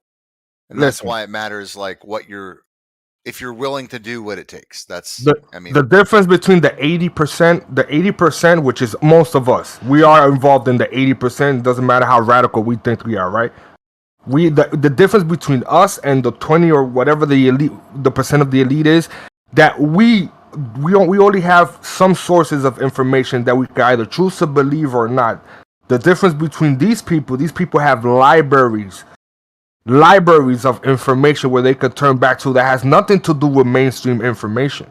So they can ascertain what they call truth as far as they know it is, right? But we can't ascertain any of that. Because unless you have the money to literally fly out to every country and research their history and their records and have all of that archived in the fucking library somewhere, all we go on is what we think what we're able to accept and what resonates with us. But we don't even know if that's inherently true. Have you ever considered, Matrix, going beyond the Bible, finding a more esoteric set of truths to back up your favorite Bible? Never even. I'm not a Bible thumper. I don't believe in the Bible, quote unquote. I just appreciate what it has to say, because to me the Bible is the manual to this reality. Bible, right? Because the Bible. That's why you think it. Well, because of the wisdom contained within. Yeah, exactly. The wisdom contained in it, not necessarily. That's the same thing. The wisdom in a book and the book is the same thing in this context. But if you think about it, there's wherever you get your beliefs from, unless you're looking at the sky and making deductions of your visuals of the sky, right? Everything is wisdom and information from another source. It's not the same, Don, because the way you said it, it was like as if there's quotations between, like, around Bible, you know, because the Bible. Yeah, what I mean, I'm saying it's not because it's that book; it's because of the wisdom. If it was called anything else, on the Bible. Doesn't matter. If it was called anything else, it would be because of the shit that's inside. A rose is a rose by any other. Yeah, but it's called Christianity. I'll change my question to Christianity. Have you ever thought about going beyond Christianity for a more esoteric truth to back up your belief in Christianity? I have my answer, but what's yours, media? I don't believe in Christianity. I mentioned the Bible because of the information in it. I do believe that is just information of the world gathered, put together in a book, right? So I don't really believe in. For me, you haven't answered this question though. The Bible, the book, you don't want to associate it with the religion that wrote the book or whatever, or that's close to the book that the book describes. But you do want to believe the stuff in there. Well, some things resonate to be true. You know, some things you read it and you resonate with it because of the experience that you live. With you, the truth about woman coming from man. What resonates to make that true from a thing that you don't want to be associated with? Well, we literally have to come inside women. Before women produces anything, we have to inject our special juice. If we don't inject our special juice, they don't have anything to create. Do we inject it into another man to get a woman, or what? Special Matrix. Container. Answer him. Matrix. What's good with the special juice with no container if you don't have a special container for it? It's useless, right? It just slops on the floor. I mean, it's all useless. Well, didn't I say that we need one? We worship one and the other. Is that not what I'm saying? The worship is container and juice. Yeah, they come from each other. They both are necessary. That's what I'm saying. Our fucking conversation is this. What I'm questioning is why would you believe that when there's a more esoteric truth and a more blatant, obvious, natural truth that we need. What's the more esoteric? Hold on. Which is what? Feminine God. Oh boy. The feminine God. That's what you believe. The feminine God. God made his own sex toy and made him sentient. Bro. Yeah, it's all I think he's alluding to that whole God is a woman bullshit, which is absolute bullshit. What? Right. Come on, Don, you fell off. How are you making these leaps, man? Come on now. And I'm wrong, and he's making this giant bullshit ass leap. God is feminine. Matrix, you're making a bunch of leaps. You've been kind of like making leaps for the past 20 minutes. Wait, who are we to judge? He's in the feminine God, bro. For what resonates with inside of really just question why he was into beliefs from the mother. Here's two for you: Mother Nature, Mother Earth. There's two. Women. You do realize that that's what we call it, right? That was just a construct that we Gaia. Right. What's wrong with Gaia? Yeah, but weren't we? Yeah, but the Earth is not God. Yeah, no. Yeah, it is. No, it's not. Or it might be. Well, I mean, all of physics is God. My understanding is that this whole creation is God, and we are part of it. So, yeah. How can creation be the creator? Because it is all one. It's the same thing. That doesn't make sense. Everlasting in its. Dude, we're talking about God percentage. Most of it doesn't make any sense. If you're going to assert a God, then it has to be the whole thing. How? You don't think God has the power to create something and not be part of it? God can shape himself, but it cannot. Sounds like something man would think of. It can't make something that is not itself. Like it has to use itself to make the thing. And that sounds like something man would think of. So exactly. So let's say you're God, right? Let's say you are drawing. You're making a drawing. You are creating a brand new drawing. You can't put yourself in the drawing. You can draw yourself in the drawing, but you can't put your physical self in that drawing. That's how I because we're actually man. Can. I can Because actually we're man. Wait, I can actually take a pool of my own blood and draw some of my physical self into the drawing. You're wrong. Okay, but are you inside of that painting, or is it just a part of you, which is the same thing as drawing? It's still a part of you. It isn't you. You will remain outside of the drawing. Exactly. A part of me is inside of the drawing. That's but correct. not That's exactly you. what they're saying. A part of you. We are the so-called part of God, That's right. and God is outside of this. Okay, let me Look, ask when I touch your finger, when I touch your finger, with do you media go? on this Do one. you go? I need You to are ask only the touching my finger, or are you? Am I touching you? A part It's of you always is so also you. passionate, isn't it? I'm This just saying. subject is fuck. It's so funny. There's no reason to jump that hard against like if it's the part of you or if it is you, because like, is that finger of yours I'm touching you, or is it only? I feel just like you guys are confusing a part of intelligent you? design with the thing itself, with the creator I itself. don't think the design is intelligent at all. I think it's just. So if I write a song, seriously. if I write a poem, right? It's not me. I'm not that poem, but it creates it contains my thoughts, my intentions, my design for Your whatever I was essence. setting out to do, right? That doesn't mean that I'm the fucking poem. And that's exactly what I'm trying to say when it comes to God. Yeah, but you agreed with the whole blood thing. Whereas if you actually put your physical self, then you are physically, that thing physically is like a little bit of you. But Whereas to me, I'm saying the Earth whole is not physically anything. It's metaphysical. You have the metaphysical intentions in that poem, but there's no physical aspect whatsoever. But to me, the whole writing and drawing and putting blood, I don't see any difference, because even if you're not putting blood, you still put in something of yourself, your thoughts, your ideas, your embodiment into that paper. So your writing your blood, it makes no difference. It's still putting a part of you in It's an that. important distinction between the physical and the metaphysical, because the Earth is a physical thing. So when you concede the physical aspect of it, then you're saying that it's possible that the Earth is the God, and I disagree with that wholeheartedly. Yeah, I don't. That's fine. But not just the Earth, everything about it, the whole encapsulament.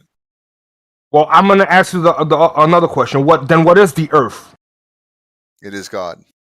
Well, let me ask this: if humans can create something like a poem without putting themselves, in it, they are then why percentage. can't The God poem do the is a same part thing? of themselves. Media, relax, man. I'm saying physically, right? Earth is a physical thing again. So if humans can physically create something without physically putting themselves in it, right? They're metaphysically putting their ideas into it. Then why can't God do the same thing? God is Because also ideas. If God had to create every single thing that exists in order to create the things out of that thing, then it's not the same as the human who didn't create the material. And You're right. Humans can't create anything. See, now this is like a division between God and the Creator, right? Because we don't necessarily know that those are the same entities. Humans, right? I think at this point it's more of a division between God and man. All right, this is getting out of control. Somebody needs to. I'm tired of this. God's not really involved in this Stop. at all. Everyone because stop. Until he I'm gonna gets ask here a and question. says, "Hey, this is my opinion." I think it's just all the opinions of man. Am I right? Yeah, but we need to control this shit because it's like, oh my god. Look, Don't assume my gender. No, really, this is good, bro. Not everybody has the same point. Everyone gets a chance to participate. Okay, I'm gonna ask one question, and we'll start here. Because if we don't, God help us. Okay. Just ask a question. Okay, define God. What is God? What is God to Creator. you? Okay, God is the creator. Okay, someone else. I don't have a clear definition for God. I have too many God questions. is somebody else's idea of the creator, of a creator. I just want to get all y'all's opinion about. God is the uncaused cause of everything. Well, to me, God is the algorithm of this reality. It's what dictates the laws. Yeah, that's what it is to me. So it's an intelligence, or it's an automated system. What is it? Pick one. It's the algorithm. It's the thing that governs the reality. What does algorithm mean, media? It means intelligence. He's not defining if it's sentient or not. I mean, I'm just assuming it's sentient, right? Okay, well then Why? that's not an algorithm. You sure an about algorithm that? is something that people make. It's like a little tool, an automated, tool that engineers or whatever, That governs software that that's been governs coded. a reality, Okay. right? But when you say God is an algorithm, that means someone had to create the algorithm. That means there's another God that created God, which doesn't make the first God God. Maybe the creator and God is not the same entity. Okay, that is a good proposition. That leads me to the next question. Has everyone answered the first question? Great. Okay, second question. Was God the first thing? Yes. Really? You've How can there be a first thing? Okay, How can there be a first thing? I'm scared to say what I think God is. Yeah, that's to be fine. honest. I want to hear people's answers. You can be taboo. This is a crazy topic. Nobody knows the answers, right? How can you say God is the first thing if God is eternal? That doesn't make All right, sense. you've given your answer. Someone else. No, it's a I question. think God is love. God is love. Okay. Was it the first You thing? You asked if it was the first thing. Yeah. Yeah. Was it the first thing? Why is it being the first thing and eternal? Why is that mutually exclusive in your opinion? Well, it's your ability to answer that. No, I'm not. I'm asking the guy that has issue with it. And where is the claim that God is eternal? Where did it originate from? Define thing. we're in a deep, boys. Well, define mass. That's what I'm saying. Like, is this metaphysical? If it's metaphysical, it's not a thing. Well, right? what I'm hearing is In a lot of in the people sense- talking about sense of God what invoking things are. other things, but was God the first thing? Like, it's kind of like saying, it's almost like saying that the earth existed and then God came into the picture and like drew a painting using stuff that was already there. What? That's why Listen, I'm gonna agree with you, but I'm gonna give it a different perspective. It's almost like if there was already things here, right? Like water and dirt, and God came and He didn't create God and dirt, but He molded into His creation. Right. It's almost like everything was already you get here, that from? and then from the people who. Oh, God evolved looks here, into the they face of the deep. imagined What is the a deep if God. not Yo, hold up, water? media. It's almost Grim like was that. talking. It's Repeat what you almost said, like- Grim. We didn't hear you. Grim, Okay, you're it's kind almost of like everything- quiet. It's almost like everything already in existence here, and that the people on this planet imagined a God. Grim, you were so loud all of a sudden I thought someone was interrupting you. Yeah. Yeah.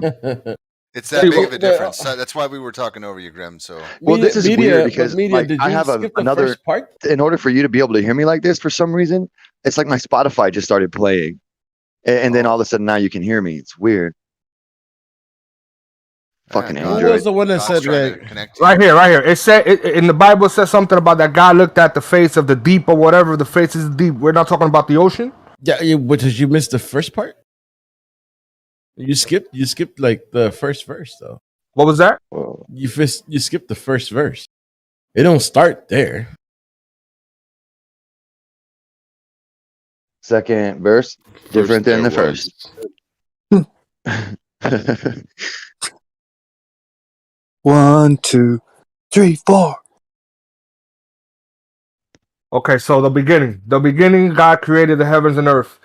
And now the earth was formless and empty. Darkness was over the surface of the deep. The Spirit of God was hovering over the waters. Yeah.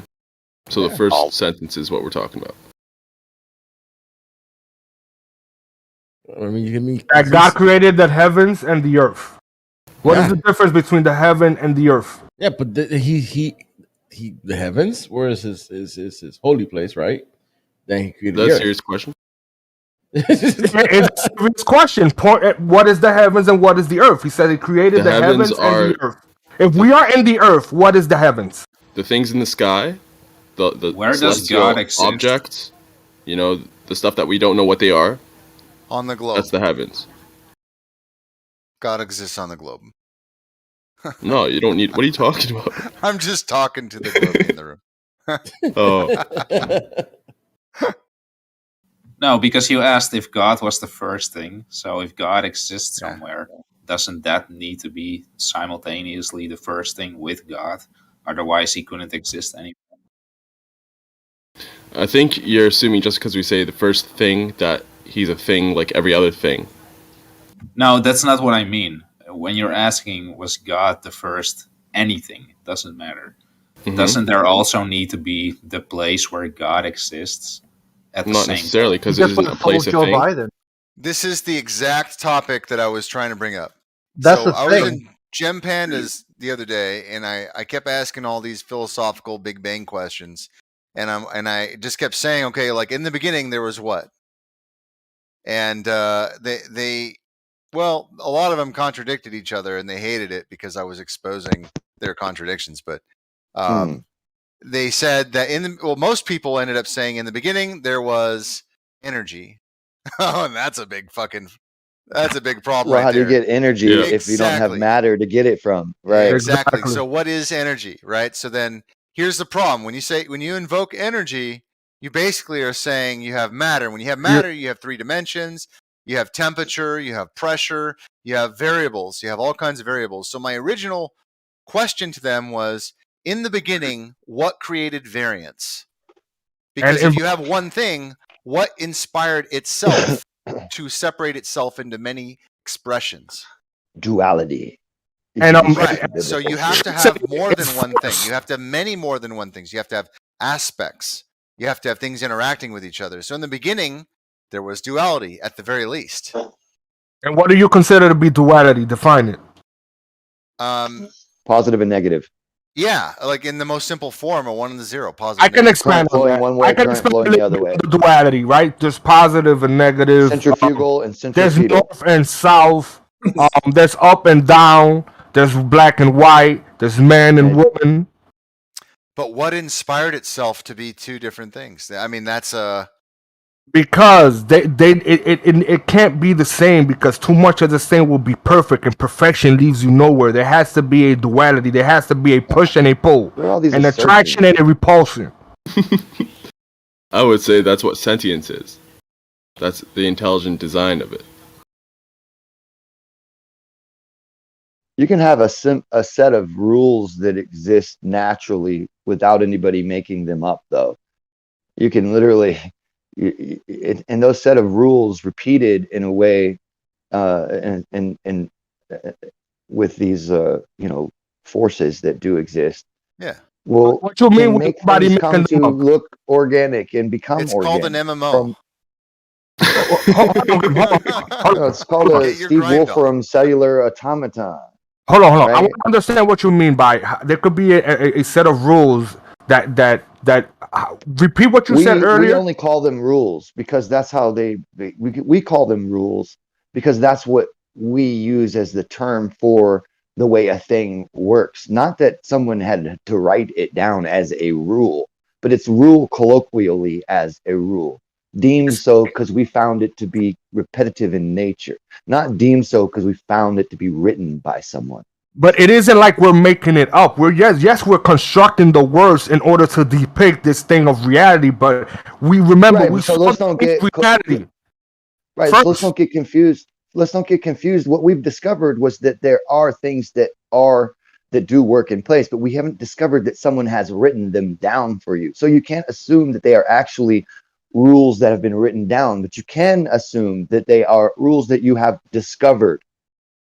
What? These are things that repeat themselves in. It's like the magnetic fields and the current flow and the perpendicular nature of electric current to its magnetic field, and all of these things don't have to actually have been written down. They're just a part of the inherent nature of matter that has maybe already existed throughout eternity. But regardless of it being written down for us or not, regardless of how they came to be, they still are there in our interpretation. The words that we use to express these things that are already there, right? The origin of the thing is the philosophical. I believe we can never truly know that, right? But the thing is, there, the laws they are there. We are simply using words to communicate ideas between both of us. Personify the world around him, to make him feel more comfortable and familiar with those things.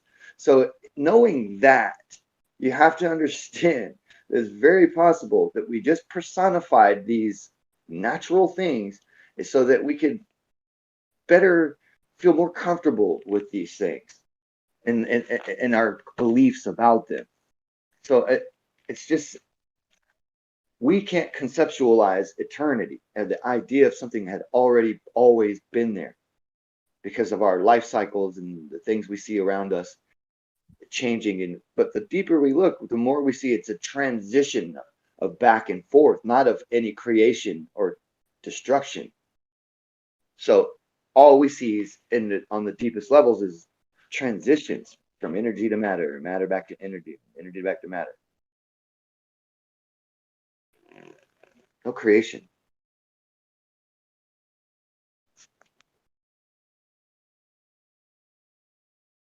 So what are we calling creation? Is it has to be completely from nothing to something? That's what we call creation. Because it was already something. It just changed form. But that's in the sense of trying to figure out which was the first thing. Yes. But technically, that part of creation is that part of creation from the nothing to the thing that they go on to create from. That's unexplainable. Oh, I'm not a Big Bang proponent. If that's what you're getting at. You could call it Big Bang. You could call it God. Whatever you want. Whatever you want. Well, I don't one is a believe creation in story and what one is a anybody's calling destruction it. story. I don't believe it happened. No. At all. No matter what we call it. Like, I don't accept the premise. That's what I'm saying.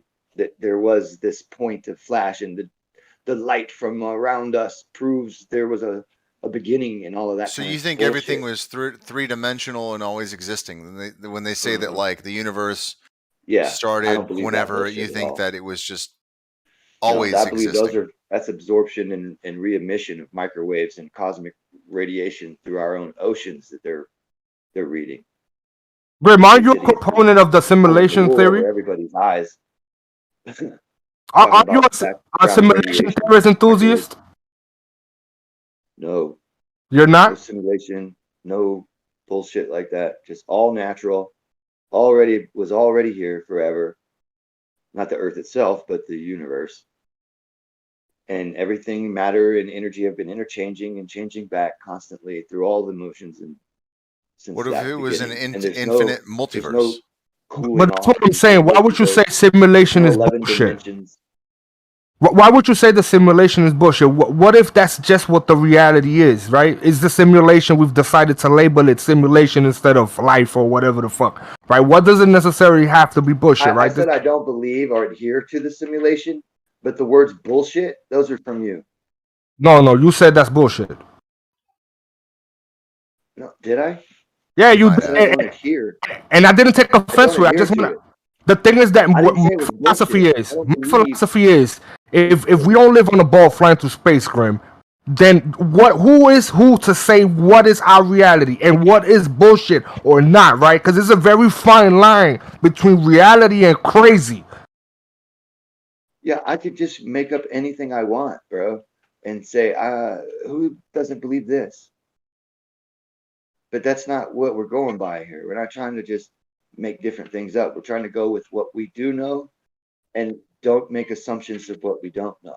And I'm not talking about we as in the standard narrative, because I'm not a part of the standard narrative. Don't quit forgetting that. And what we think that we know. I don't believe in big bangs, black holes, neutron stars, gravitational lensing. What about big holes? Big holes I believe in those. I've seen those.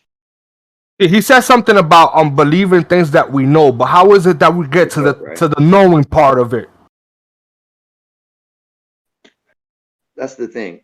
Knowing to a certain, like when they say they know something because they mathematically designed an idea that would incorporate it visually into what they've looked at, and they didn't experiment or do anything in the laboratory with those materials to make that, then they don't know.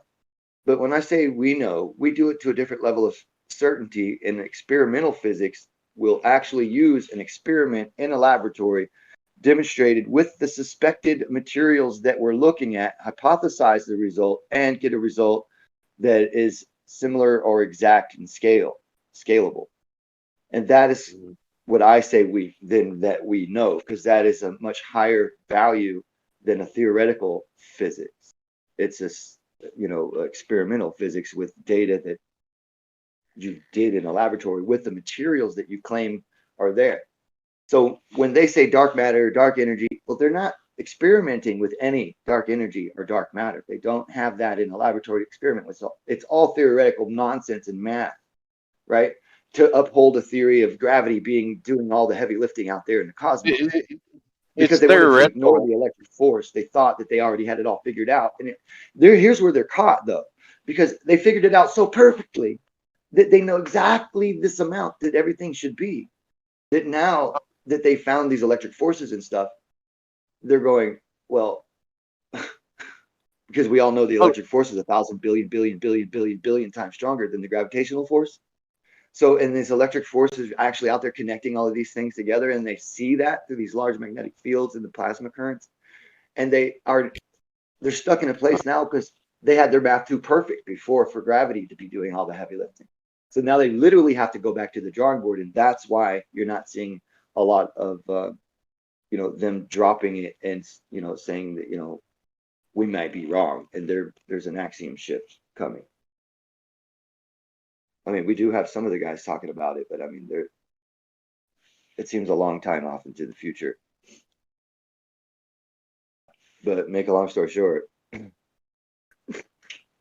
Did it always say let there be a vault between water and to separate water from? Was it a firmament? Did it always say vault?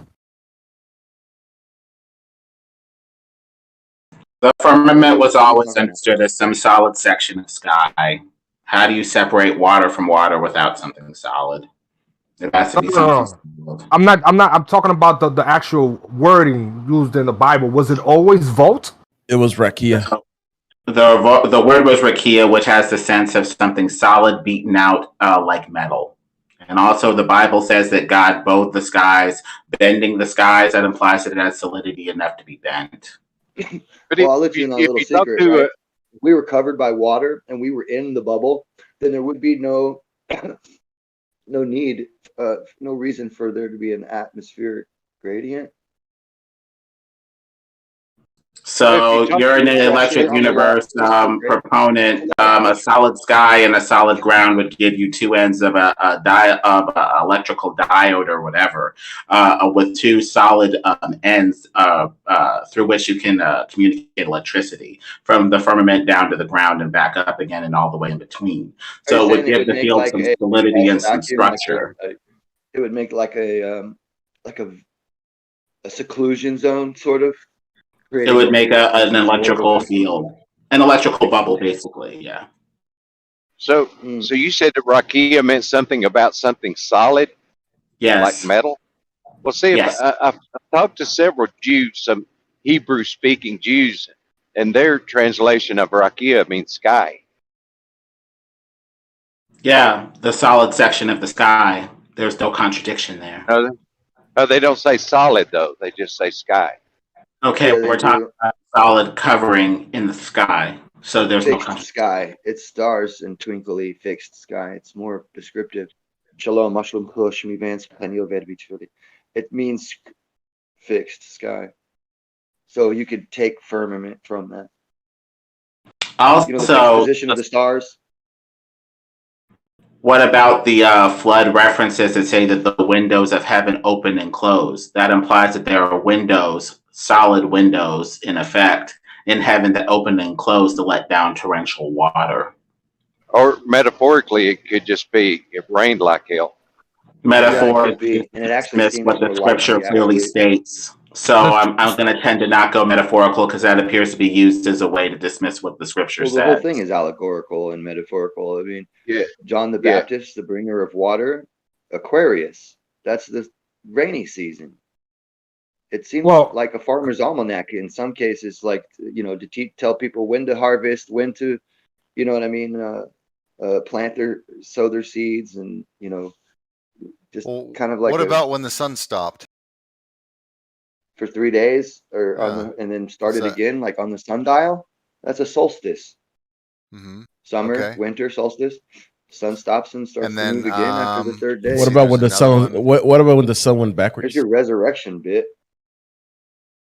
What about when the sun went backwards? I just googled the definition of rakia, and it says Somebody to was just be or standing the spread other out. way and didn't realize what happened. What was that, Matrix? I googled the definition of rakia. Translate the Hebrew word rakia or rakia, meaning to beat or spread out. In the Strong Concordance, it says an extended surface or expanse. And also, the translations for rakia always imply firmness or hardness. In Greek, it was translated into stereoma in the Septuagint Old Testament translation for firmament. And in the Latin, it was made firmamentum, something firm, some sort of firm, solid structure. So they appear to have some sort of understanding of it being a solid, firm structure of some sort. You mean stretched out like a tent? Stretched out. It does give you an example. The definition gives you an example. After to beat or spread out, it says the process of making a dish by hammering thin a lump of metal. So maybe Lemonbird has some validity to the whole metal thing. Yeah, I mean, if the Strong Concordance says it's an extended surface or an expanse, and if you look for definition of expanse, it's an area of something, typically land, sea, presenting a wide continuous surface. And what is the reference of the Earth being like a stamp in wax or in clay or something? Job 38:14 says its features take shape like clay under a signet ring seal. Yeah, how are you guys going to get around that one? I mean, that's pretty clear. That implies flatness, a flat impression anyway. I don't know. I'm pretty certain that the Bible is at least a flat Earth book, but I think maybe the definitions or the interpretations have been kind of skewed to refer to something less specific in order to save face. I think it's all like coded. Incorporate the globe, make it accessible. Yeah, I think like the Bible is like a coded book. True. Yeah, for sure.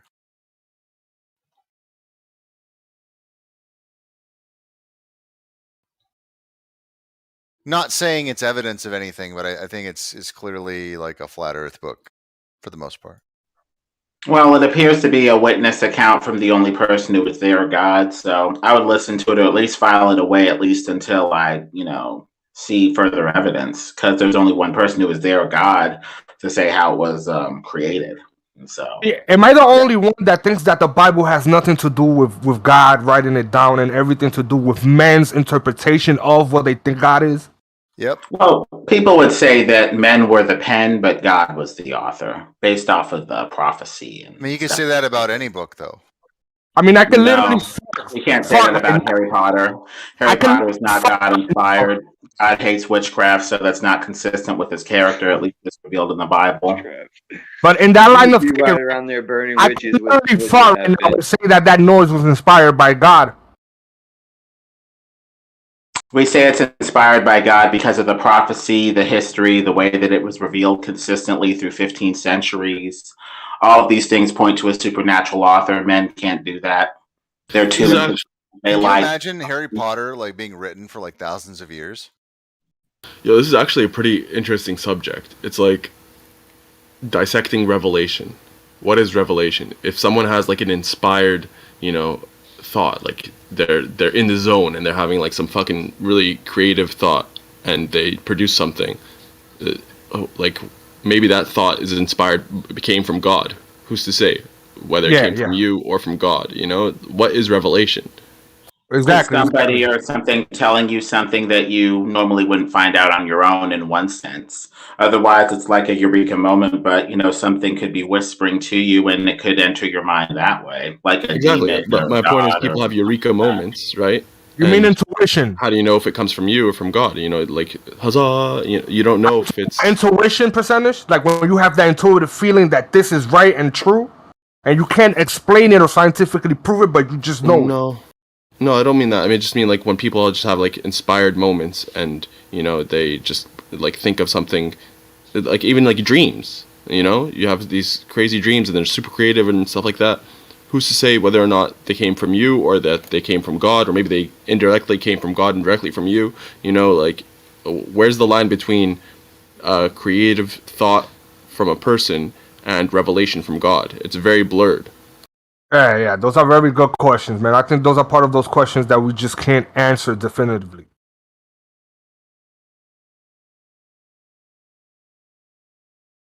To me, is God. God is that little voice in the back of your head. Like when you have a decision and something is gonna benefit you or not benefit you, that's what God is. That little voice in the back of the head, guiding you towards what's beneficial toward your path. Mm-hmm. Well, most people know my what they can generate. Hold on, let me just get my point out, and then.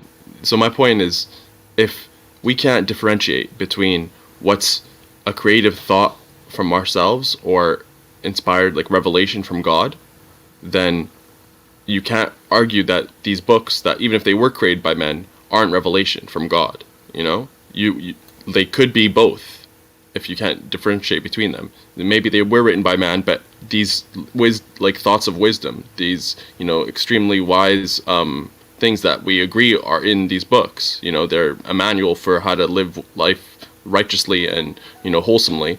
Maybe that is revelation, even though it came from man, because the thing is, we know what revelation.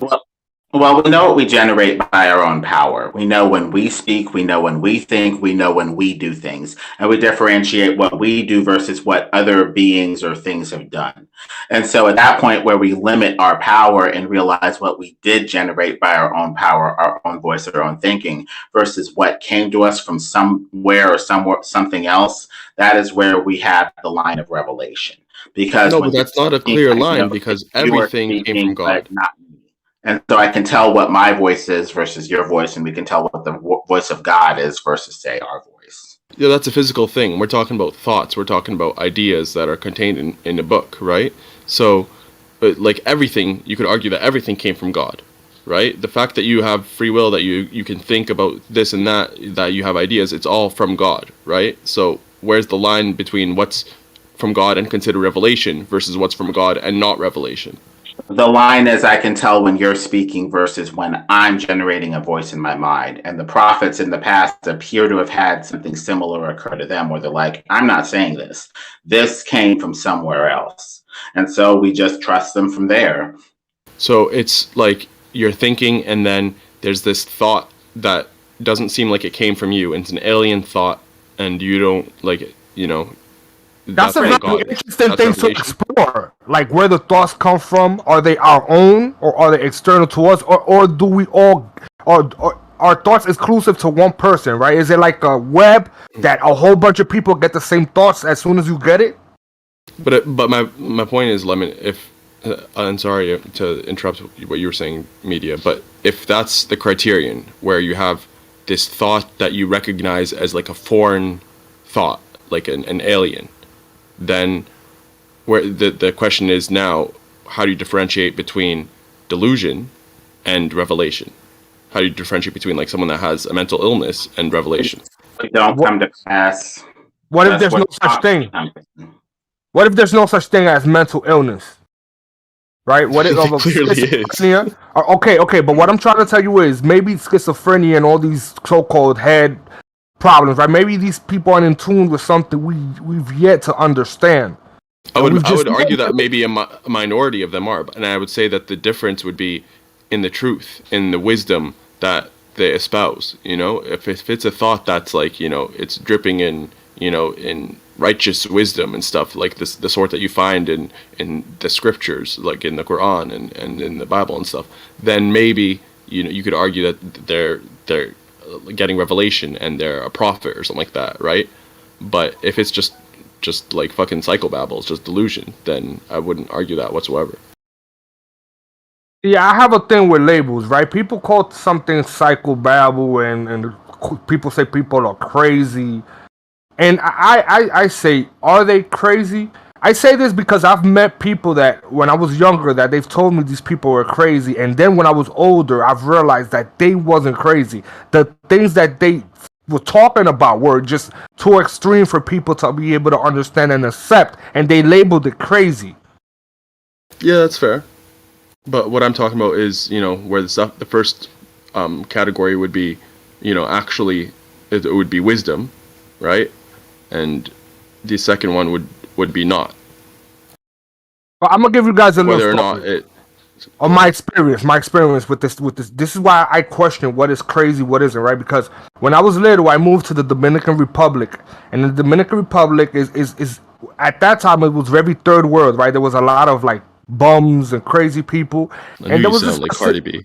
Yeah, there was a specific guy that his name was Julio. They used to call him Julio El Loco, which is Julio the Crazy, right? And I started asking questions of why you guys call him crazy, and I've come to real, and they tell me that this guy used to be a fucking doctor. He was a doctor. This guy was brilliant, and he went from being brilliant to being called crazy, right? And then I started talking to him, and I realized that the shit that he was researching was shit that wasn't conducive to the profession of being a medical doctor. He was actually searching shit that was like Dr. Sabi type shit. So what happened is that they labeled him crazy. They disqualified him. They took away his diploma and everything. And remember, and that was like in 90, 96, 97.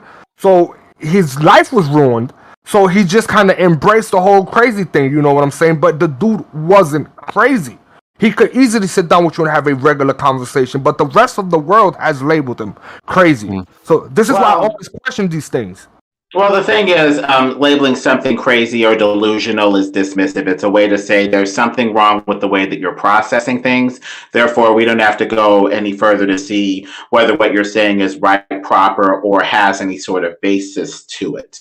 And so, at the very least, we need to have a framework that allows us to discover whether it's our voice that's speaking in our head or if it's something else. And that would tend to be, ourselves versus, say, another entity like a demon, God, or something else. But if you're talking about schizophrenia, Fiona Barnett basically says that schizophrenia in some ways is basically a mental break that happens due to trauma. You go through an event that is so traumatic, your brain basically walls off a section of itself to protect itself from that trauma and doesn't process the event. New neural circuitry is wired to, that part of the brain or whatever, and a new personality emerges. So that is the proper way to understand what's going on there, that it's basically something that's happening due to trauma. So unless these people have been traumatized, we say that they're not crazy and that they're properly accounting for the event by saying something or someone was speaking to them other than them.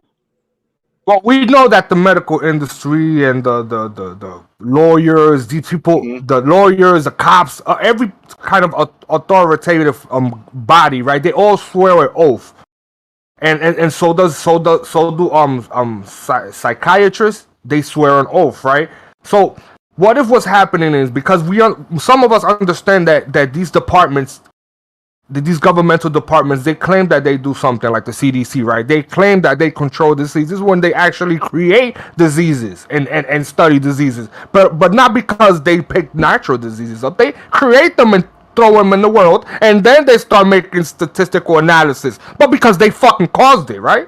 So all these departments, they all have an oath, they all have symbolism. Who's to say that these therapists and all these people are all not working to try to decipher the human brain, and they use these so-called schizophrenic people to gather more research? Well, the thing is, experiments are done on people, and sometimes they do come up with a sickness or a syndrome simply to explain something away via this, tag that they put on it. Does it really explain why you have restless leg syndrome? No. To get to the bottom of that, what would they have to do? They'd see why your legs are restless. Is it because you're eating too much sugar from our processed diets? Well, they can't say that because that's going to eat into the profits of the sugar industry, and we know that pharmaceutical industry is in bed with medicine and with other things, and they're going to wash each other's hands and cover for each other with making up syndromes and stuff like that don't really get to the heart of the problem if it eats into their profits. Even with this my Sharona Cyrus thing with the COVID thing, are people getting a deadly virus, or is it 5G? I mean, is it radio signals? Is there something else that medicine is covering for and not getting to the bottom of? I mean, sometimes you just have to find the truth yourself and leave these corrupt established places like medicine and other, institutions that are corrupt, leave them behind and find out the answer yourself, because they're not going to give you the answer. Right. Are we just naturally, since we're like crossing the magnetic equator of the Milky Way right now, does this kind of stuff start happening in history? It could be. I mean, magnetic fucking fields, altering your cellular function. And the invisible rainbow goes over electrosmog. How electrical fields can make the body skip a beat, can make the body's ion channels, not work properly, can induce sickness, heart attacks, seizures. So it would be nothing for these corrupt medical systems to be like, we're going to cover for these radio companies, because they make buku profits, and we're going to cover for them by calling it COVID or something. That's not too much of a stretch. These and we'll use it to change their the template of economic rule over them right now too. I mean, there's a lot of different variables to this play that I see. Exploit it to change society as you want. Exploitation. And the thing is, people are dying, but why? Is it because their lungs are being blown out on ventilator? Is it because of medical mistakes, a deadly virus, a combination thereof, 5G, cook statistics? What is it?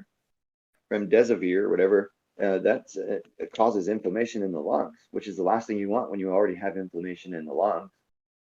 So, and remember, when a lawyer makes a mistake, when a lawyer makes a mistake, you lose the case. When a building constructor makes a mistake, the building falls down. When a doctor makes a mistake, they just bury it and tag a syndrome onto it. Are they going to tell you that your baby died because of a vaccine? No, they're going to say, oh, it's sudden infant death syndrome. It just happens. It's an act of God, but I don't. It's epidemiological. 100%. That's true.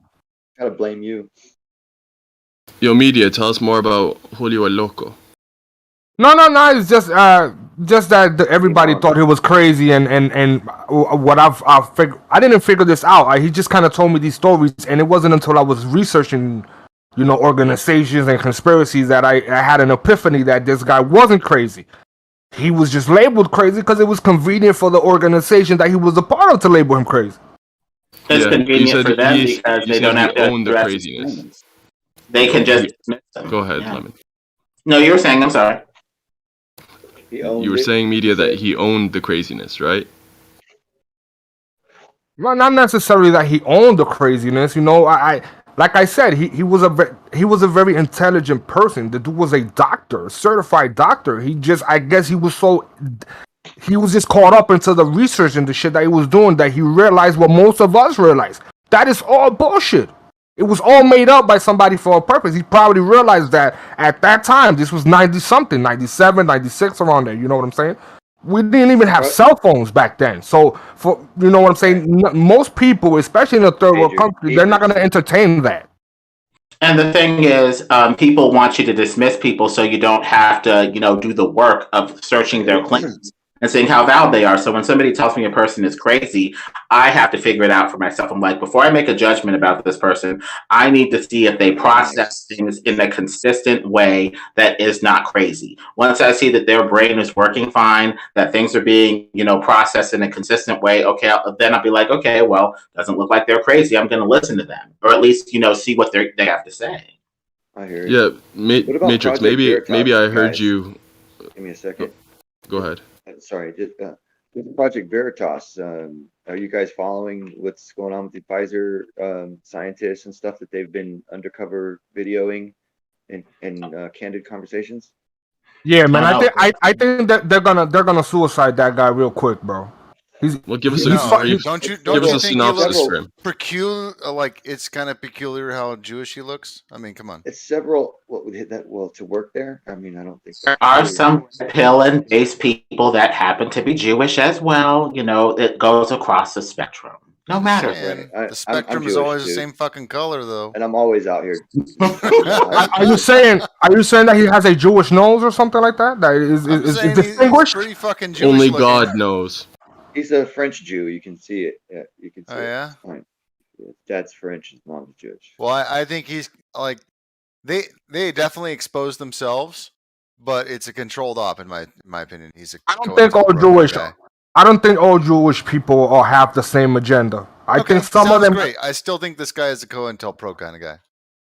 What's the latest why would you development think on that? this? What's the latest update on the Project Veritas stuff, Grib? Because he gets too much national attention, and it seems to be like a sacrificial cow kind of thing. Well, they're winning their lawsuits though. They're not losing their lawsuits. That's fine.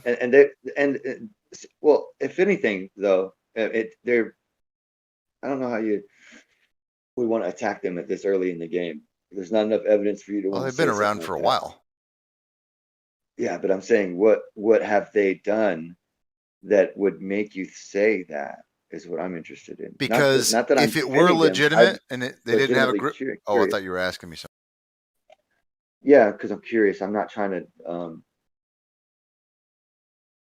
defend them because I don't know what your answer will be. So you know what I mean? Don't think that I'm polarized against you. I'm here. I'm listening. They have to create idols for people to follow or trust in, whether or not it's agreed. Controlled opposition. part of the agenda or not. They're just going to create a front that gives everybody what they want. Because here, I'll tell you this, because when they give people a system that represents their views, those people don't take action. They become submissive. Is it crazy to think that everything is controlled opposition and propaganda?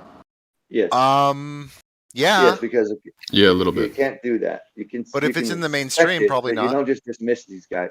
And they're not in the mainstream. That's the point. They're disconnected from Twitter. They have to sue and get, and they're doing things in like they're literally catching these scientists say, yes, I know natural immunity is better than a vaccine immunity. Yeah, but Alex Jones has been through the same persecution. Been kicked off of YouTube, all the platforms. Right. That guy's controlled off like as a motherfucker. Yeah, but do you throw away everything Alex Jones says? Or no, I listen. They sell. Does he write about 98% of everything, and then he doesn't. No, I'm not saying it's wrong. I'm saying that they use 90% truth to sell the 10% lie. Right. Like I noticed that when he was selling Trump up our ass. I was laughing about that. I don't think of things like this. Like that we just trust a person fully. I don't trust Project Veritas. But what I do trust is that they have busted these people in candid conversations. Oh, these are absolutely.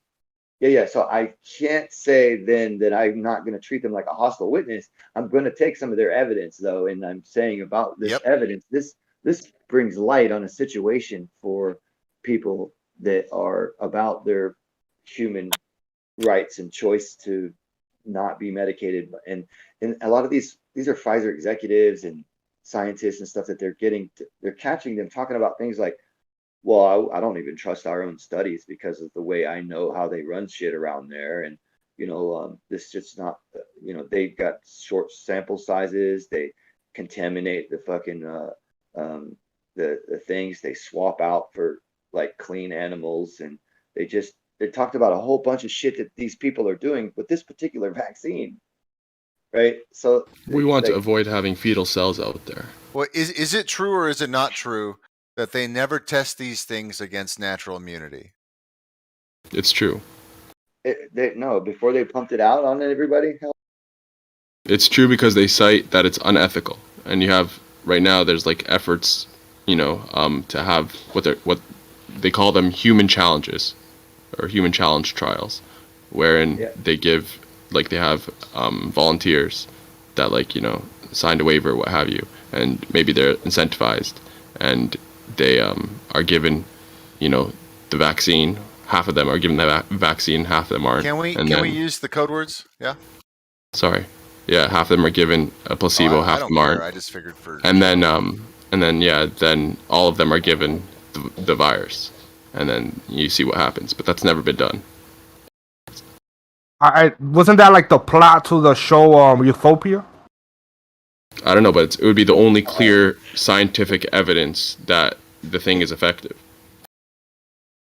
Right. So, and all they do have is people who have that weren't a part of a double-blind test, but they have like they can grab the records of people who have had it. You know what I mean? And then test their titers, give them a titers test for antibodies later. But what that is not as strong as a double-blind study, so that they can say it's only correlative when they find it all out, and they'll go, it's only correlative. We can't tell. You know what I mean? Because we can't do this other study that we claim is blah blah blah.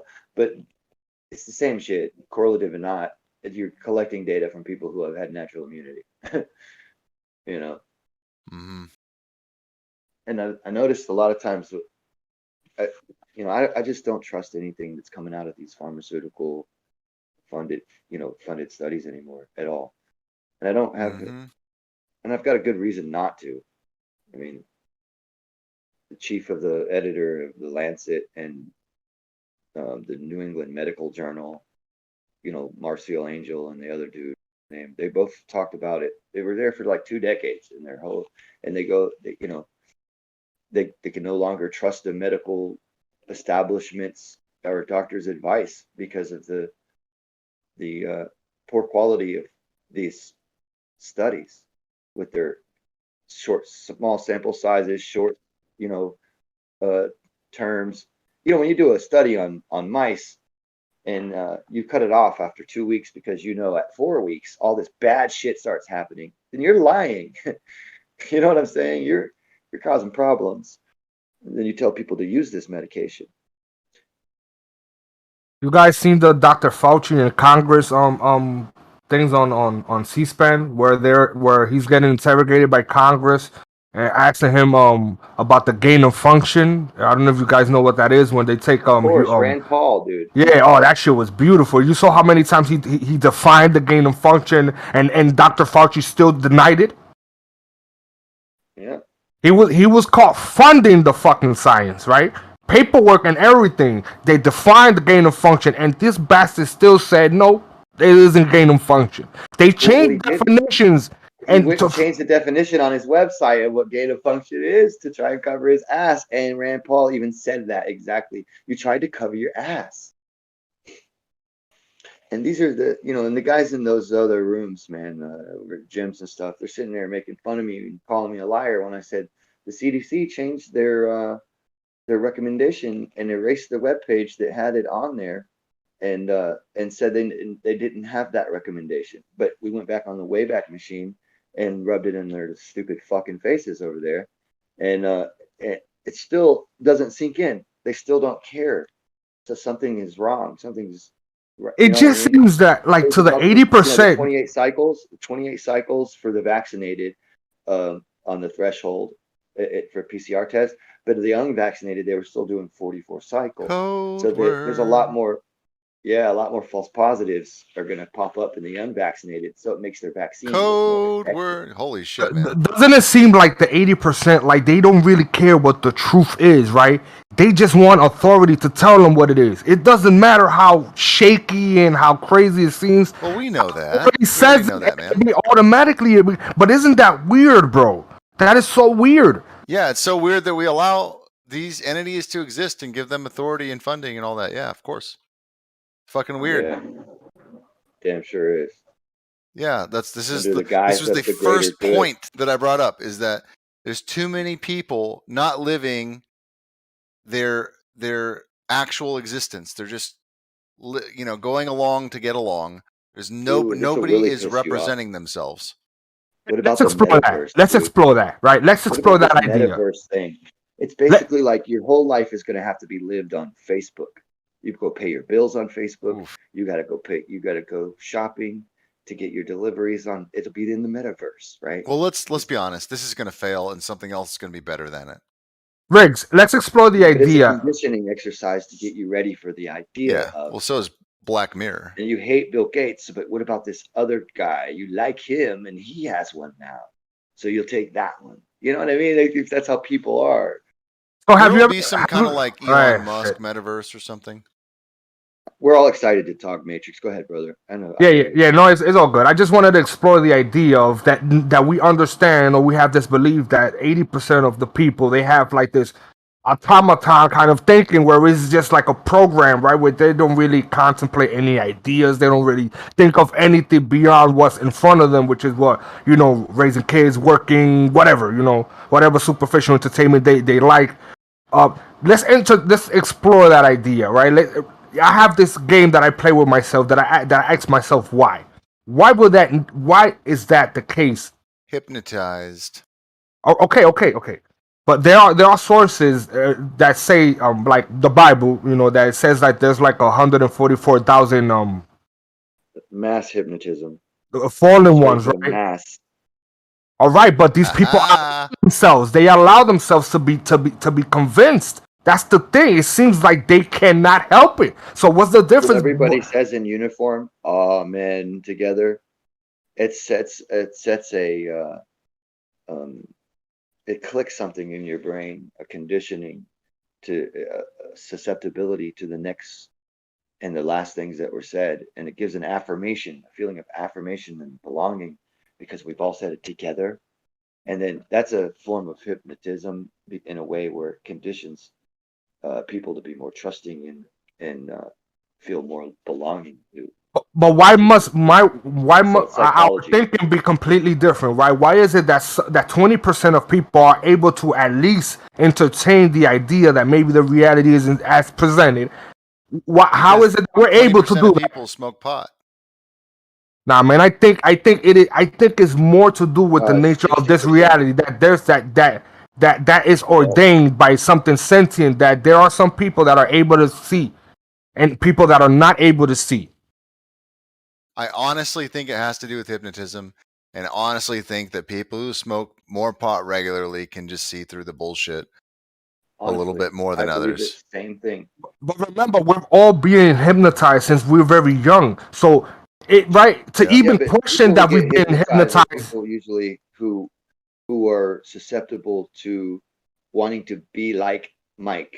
They want to be like the next guy. They want to blend in. They want to go along to get along. Those are the people who end up getting hypnotized because they're worried and more concerned about standing out. People who don't get hypnotized are like, I don't want to follow the leader. I'll stand out on my own. And they end up being the ones who aren't as susceptible to the movement. So these are the rebellious, right? That's what I'm talking about. The two archetypes between the sheep and the rebellious people, right? There seems to be that 20% of people are naturally rebellious. They ask questions. They don't agree all the time, right? And then 80% of the people don't even bother to ask questions. I ask myself, is this necessary? Is this a part of this reality? You know what I'm saying? To keep the experiment going, to keep it balanced. What if 80% were the rebellious type and 20% were the sheep? Would reality be the same? No. Of course not. So in a fundamental level, you have to ask yourself, is it necessary that they have to be this way? Is that like part of the plan? Well, they have to hypnotize people. They have to use the magic that they've come up with and keep people submerged in it, But technically, all of us has been hypnotized since the very beginning. But we still managed to break out of it. 20% still managed to break out of it. That's how nature works. Is that honestly the best answer for this, without really going into detail, is from Jurassic Park. Goddamn. From Jurassic Park, he just said, life finds a way. It's simple. If it's not natural, it's going to reveal itself at some point because it'll be inconsistent. God will fill in the gap for you and say, hey, by the way, that's not real. Have you heard of the NPC concept? The whole NPC, the non-player, thing player concept? It's like an AI kind of thing. Yeah. I mean, explore that a little bit, and things will start lining up. Not necessarily make sense because none of this fucking shit makes sense, right? Well, they're just turning people into GMOs, which is an AI that fits their. They're just shaping us in a way that makes us more in control in all respects, psychologically, physically, dependent, like our skill sets and everything. Just creating dependence, creating submissiveness, and then chemically castrating people.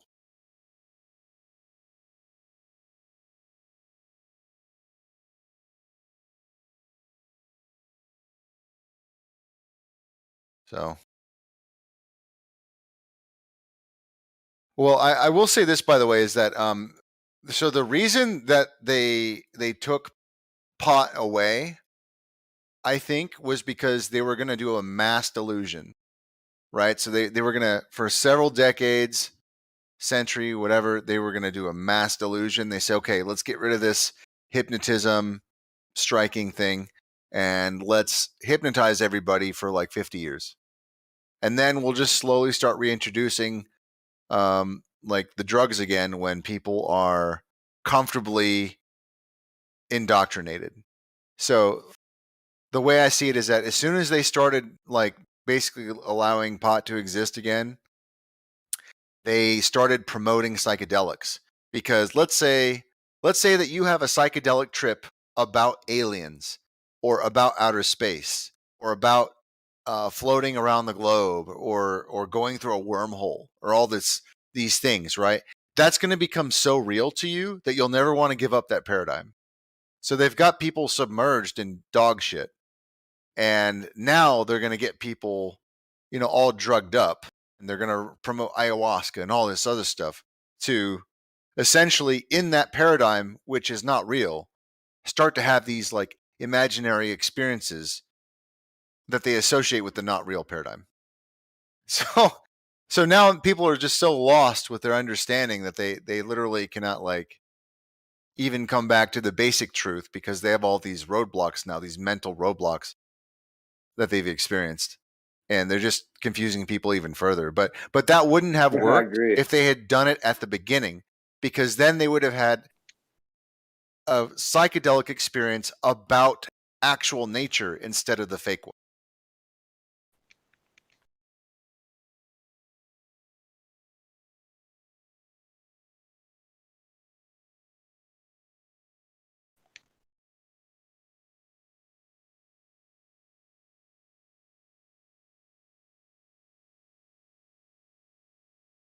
What did you say, Grim? I was probably talk. I don't know. I said oh yeah, I agree with what you were saying. Oh, okay. I'm playing a damn video game, so I might have called out something or whatever. I didn't know what you heard. I'm crushing noobs at the same time.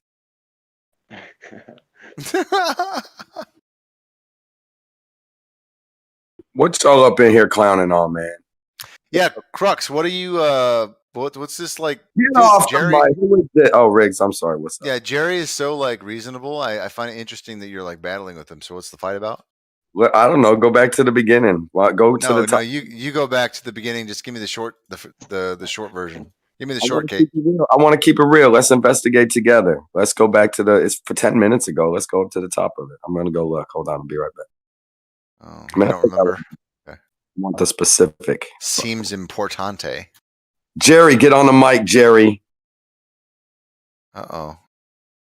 Jerry, I kind of just wanted like the 5-second breakdown, but no, he's hating on. He thinks everything is normal, is what it seemed like, and he doesn't want to hear the message that it ain't. Let me ask you something, Crux. Do we live in nature? Is everything natural? If you want to use that word, I'll hear it from you. Is everything natural? I mean, what you have to tell me what you mean by that word, bro. Is there anything that's not natural? Again, if you could define the term, it would help. Just waiting for an answer. It's okay. So what was the dispute again, Jerry? All right, I got it. Oh, that's Ed. That's not Jerry. Hold up, I'm here. You're talking to me. Oh yeah. So I posted a thing like this. Some new shit, right? 2 things in one, actually. They're pretty cool. And so, but what did I post with it? Yup, it was all perfectly understandable. So we have accidental discovery from science. And then Jerry comes in with the genius comment of, yeah, sometimes things are discovered unexpectedly. So yeah, because you laughed at the word accidentally. Is this Jerry? This ain't Jerry. So anyway, listen, Yeah, bro. well, hold on, man. Listen, Jerry, bro, I'm gonna finish saying what I gotta say. he needs to change his name. That's someone else on the server. Right. So it's a different Jerry. See, I know there's Jerry Fusilli, and I don't know if that's him. But anyway, I don't care who it is. No. The point is, thinking you're telling me sometimes things are coming unexpectedly, you're a fucking clown. That's the dumbest. You wouldn't even say that to a kindergartner. So that's it. That's opening the door. Like, I don't know things are accidental. I'm just, because I laugh at something, you don't get to think that it's so stupid to come and say this. It's so then dumb. What were you laughing at? An accidental warp drive, on the other hand, I'll defend that all fucking day. That's hilarious. Yeah, then what were you laughing at? If it wasn't the word accidentally, what were you laughing at? Dude states the obvious. Ed, freeze it up, Ed. Just answer the question. If you weren't laughing at the word accidentally, what were you laughing at? Oh my God, fucking Ed, why you gotta be doing Ed? You know I'm gonna own you, Ed. You know you be poking at me. You know you just love me, and that's why you said it. When you became Jerry, bro. Who is this Jerry, bro? You making fun of me? Yeah, just change your name, dude. That's not cool. No, it's whatever. I don't know when you change your name to Jerry, but Jerry's cool and show some respect. It's Fibonacci. I could have clicked it. But Jerry's cool and show some respect, man. Tag, Ed. Y'all talk about this bullshit. Fucking news. I'm too lazy to even click your name and see who was under Jerry. I knew it wasn't probably Fusilli. I didn't even want to click it. Is it too much to ask? I'm just saying, have some respect for Jerry. Change your name to something else. Yeah, I do. He was the one who suggested the. No, I said Fibonacci, not Jerry. I don't know why you came up with that shit. That's kind of because Jerry made a comment. I would change my name, so just for him. There we go. Thanks.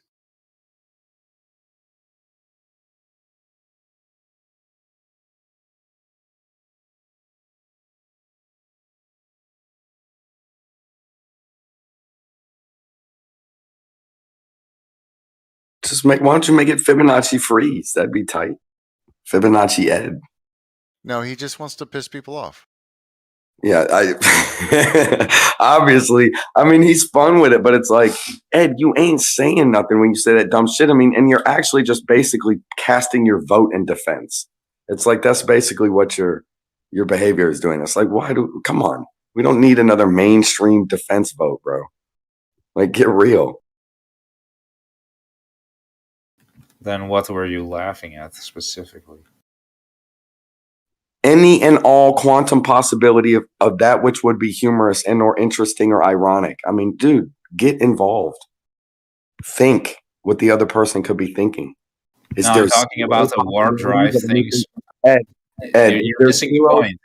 Ed, is there zero possibilities of anything funny in there? What? Yeah. Look at it, guys. Exposed right there. My kindergartner would understand that question. What's the question? Are there zero possibilities of anything fun? Are there not some possibilities of anything funny within the title Accidental Warp Drives? Aren't there some? Wouldn't you think? You tell me, buddy. What were you laughing at? You're just a weird. You just can't ever do it. You're like one of them females that just can't admit when she's wrong, bro. Man, it's a I was waiting for you to tell me what natural was or nature. So Riggs, get off the quantum eraser. Get off that bullshit. That's not quantum eraser. What the fuck are you talking about? We can categorize whatever we want to categorize, however we want. It's your term that you're opening with. Yeah, I know. That's why I was asking you for your term, like your definition of it. You're retarded. Come on. You're saying if somebody was to say that to me, how would I categorize it? I would have to size the person up and judge what they meant by it. No, I was asking you what you meant by it. That's literally why I asked. I don't think I used the term, sir. And if I did, I apologize. And if you gave me the context, I'll clarify it for you. The question was embedded in the question. It's like a multi-question. Whatever. Ed, change your name. Or else.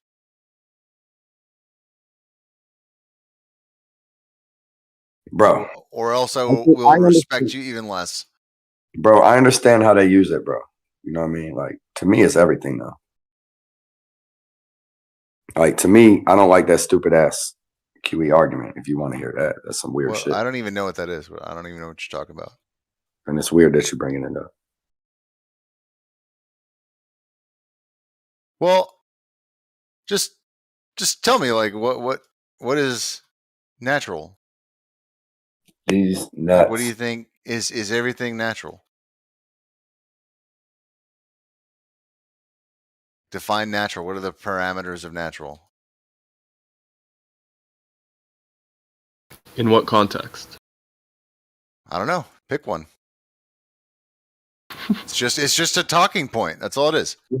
Wow, bro. No, let's talk about new sound waves. Remember PNS waves %? You was on that new damn new shit now, son. They got new. It's gonna be, of course, it's light. You know what I'm saying? Like, come on, bro. Like, it's all gonna be the same thing. It's all. What's the new development? Energy is energy. It's gonna be like some kind of like ether propulsion. Yeah. I mean, you said they got new. What's new? I don't know. Read these articles here. I'm gonna post it. Okay.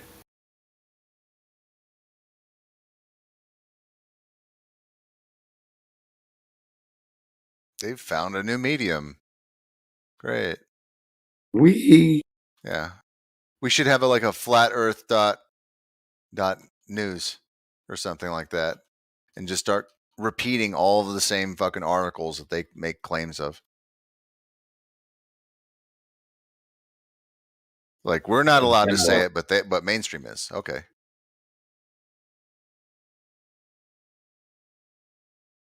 What are you going to add by just repeating the same thing? Well, no, it's the idea is, mainstream can make all these claims that literally break all the rules of mainstream, but flat earthers can't talk about concepts that have literally been around for hundreds of years. So, because those concepts that's been around for hundreds of years have been debunked. Oh, so what should I just give it a different name and then say I found it? That's what you guys do. What? No, that's not what I do. What? Scientists do, because they do experiments. Oh, scientists. So I should change my name to scientist. Okay. No, you're not doing anything. You're not a scientist. You don't do any experiments. You're not discovering anything. You're just repeating. Einstein did an experiment? You're just repeating arguments from hundreds of years. Einstein did an experiment? Look, you said it yourself. Your arguments already existed hundreds of years ago, so you're hundreds of years out of date, buddy. Look, you can label it however you want. No, you labeled it for me. You labeled it. These ideas existed before, is all I'm saying. Except when we bring it up, it's nonsense. When you guys bring it up, oh, it's fucking shiny. It's brand new. It's been discovered with experimentation. You are just repeating hundreds. What experiment did Einstein do? Right. You mean like the people who did experiments based on what Einstein said and discovered he was correct? Sure. Okay, so Einstein wasn't a scientist then. Damn. Who cares? People. Okay, but you said you have to be a scientist, and now you're saying you don't have to be a scientist. Bad. So for the record, you don't need to be a scientist to make the claims, as long as scientists after do experiments to support your claims. So how do you know that these 100-year-old claims aren't going to have scientists, or haven't had scientists that have supported them people try to fact? Because people did experiments to see if those things were true, and it turns out they're false. What are you talking about right now? I'm talking about your hundreds of years. I think you guys both need to speak flat earth horseshit. That's what I'm talking about. No, so like Riggs was asking you, what experiment did Einstein do? He was trying to get it down to specifics instead of just like speaking generally. But if you want to introduce something specific, that'd be great. He scientifically inseminated his cousin. Yeah, you mean like specific when you say this stuff is all existed hundreds of years ago? What are you even talking about? Just the idea of flat That's a good Earth? question. The idea of like a persistent medium. By the way, you can take a look in the side chat. I just posted an experiment that Einstein did, so he's now a scientist. Thank you. Ah, nice. Got him. There you go. See, Ed, you could have been a winner, but now you're still a loser. Right.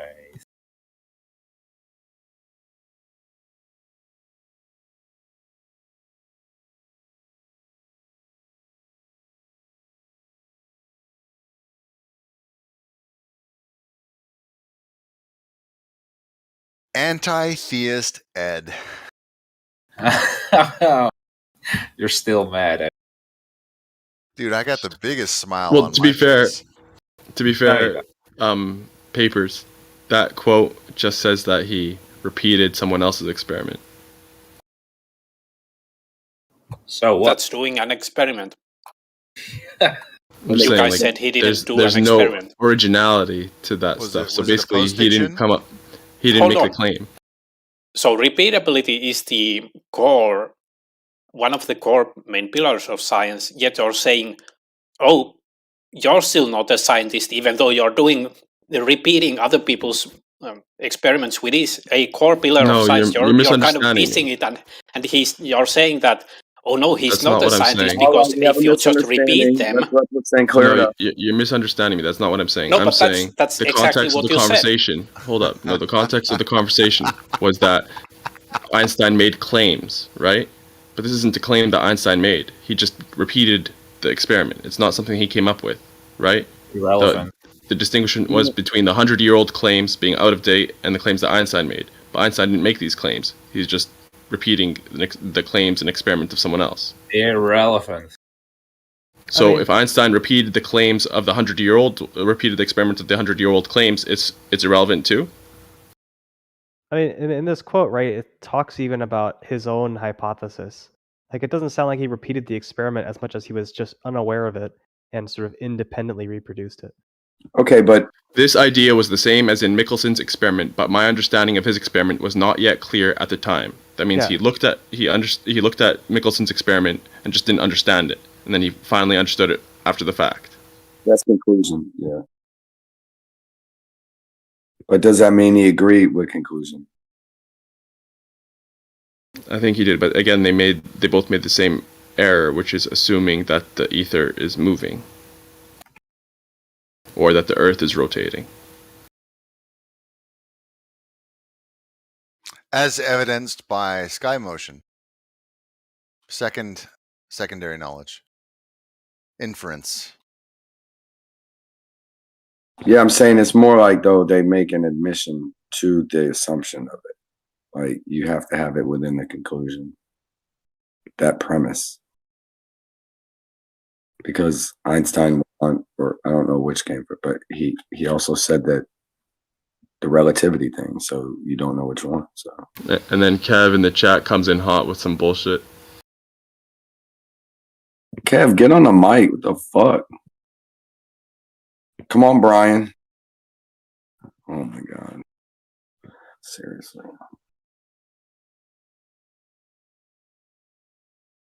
Yeah, they want to type all day, but nobody wants to talk. Except Ed. Ed loves to talk. Yeah, opposite. Opposite Ed. Hey, what are y'all talking about? What are y'all talking about, huh? What are you talking about? I don't know. What are you talking about? Show us your bowls. You quit laughing, man. It's serious shit. Come on.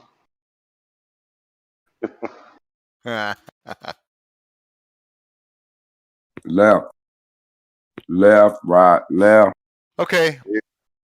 All right, Fastlane. What do you think about propaganda? Give me an example of. Do you think that propaganda exists? And give me an example of it. Yes, socialism is good. Okay. Well, that is a general. That is a very general propaganda. Can you use like a recent situation or like something in the news or an agenda that's being pushed? Just give me something specific. But because I make the money that I do, I've got to pay full price for health care because there are other people that can't afford to pay for their health care. So I'm having to pay for mine and theirs. Amen. Okay. And guess what, though? In a quantum world, I think that's bullshit, and I think socialism could be good. Yeah.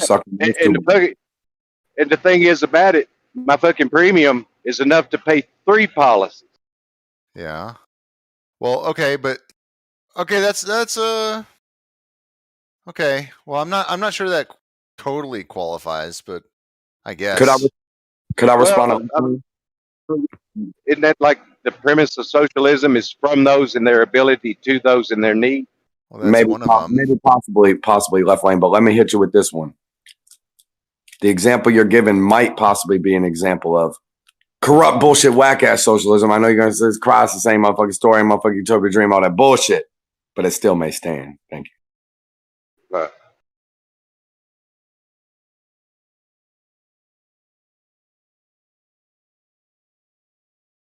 What's your example of propaganda, Reeds? I'd say that it has more to do with conditioning people. So let's see. I don't watch the news recently, so it's hard for me to know exactly. But I mean, a good example would be, the current virus situation. I think that's a great example of propaganda. I think that it is the example of the current times. It is actually a great example. Yeah, I understand that many people in today's society share your opinion of that. Would you recognize it as such, or do you think it's all organic concern? Well, me and of course what you call the normie position, there is validity to the situation. However, I believe it's being utilized as a tool to wedge in a degree of control over the population. Okay. So regardless of our position, yeah, that's a great answer, because that way we don't have to argue about different points or whatever. Right. Yeah. There's just I've in talking about flat Earth, and like basically, if you even just try to consider that the Earth is something else, you have to also swallow the idea that there is such a grip on media that they can gaslight and inject and just subliminally enforce such a concept of a globe, right? Yeah. So then I ask people, well, okay, well, if you think, the thing is, I would ask them before this whole virus thing happened, so it was a little more organic, because now we have an easy out by just saying, oh, the virus thing. I would ask them, oh, okay, so do you think propaganda exists? And they're just like, yeah. I'm like, all right, give me an example of it. And if you can't bring up the virus, which is just, everybody's direct reality right now, I mean, what would that person bring up? It makes them realize that perhaps they never were really questioning what could be true or not in the first place. And that's kind of the system, how it's designed, is to not really tell you its motives, but imply it. That's kind of how that works.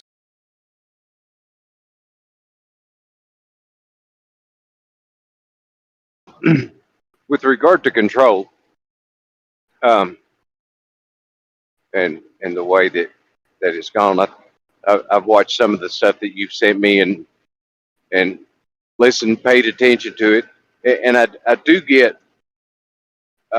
make some sense out of that over a period of time that we have increasing degrees of control, like new laws, more invasive laws. Over a period of time, the population gets used to that and more accepting to it. And over time, all that accumulates and it's sort of like a trust blanket. It's like wedging out our freedoms, and at some point the scales got to tip that we're like, holy shit, we're in control of the government, you know, and we are like minions, like little soldiers. It's as if we've forgotten that we had the majority position in the whole process because we've become so submissive to it. Like we are, like the people are the majority stakeholder, but they've been conditioned to think that they are just subject to, you know, fill in the blank.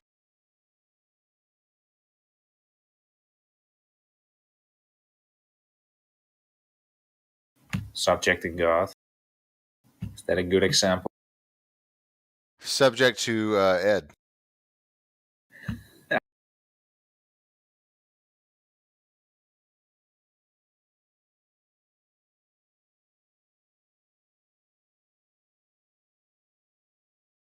Hey man, that's the crazy thing about God too, is that like doesn't really matter what you think about God, because everybody sees him at the end.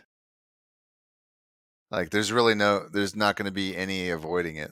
Like you're going to have to realize at one point or another, you can't escape the reality itself. How do you know that?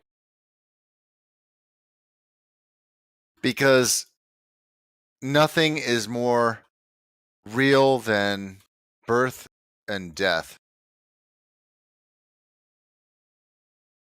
And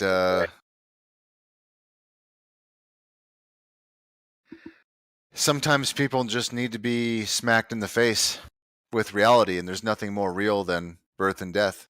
And that's right. So that tells me something about biology, not that God exists. If you see, yeah, man. See, if you think that's the answer, you're gonna, dude. You may come back alive just from how fucking scared you're gonna be. Well, no, you just talked about a biological process, and how does that imply God exactly? Oh, I don't have to answer shit. You can just find out. Right. So you don't know then. Because I asked, how do you know? And you were answering, you gave me that answer, which is just I gave you the answer. That's just an example of a biological process. So you don't know then that God exists. Wait. You think that life is only a biological process? Really? Can you show that it's more than that? Since that's your claim, prove it, please.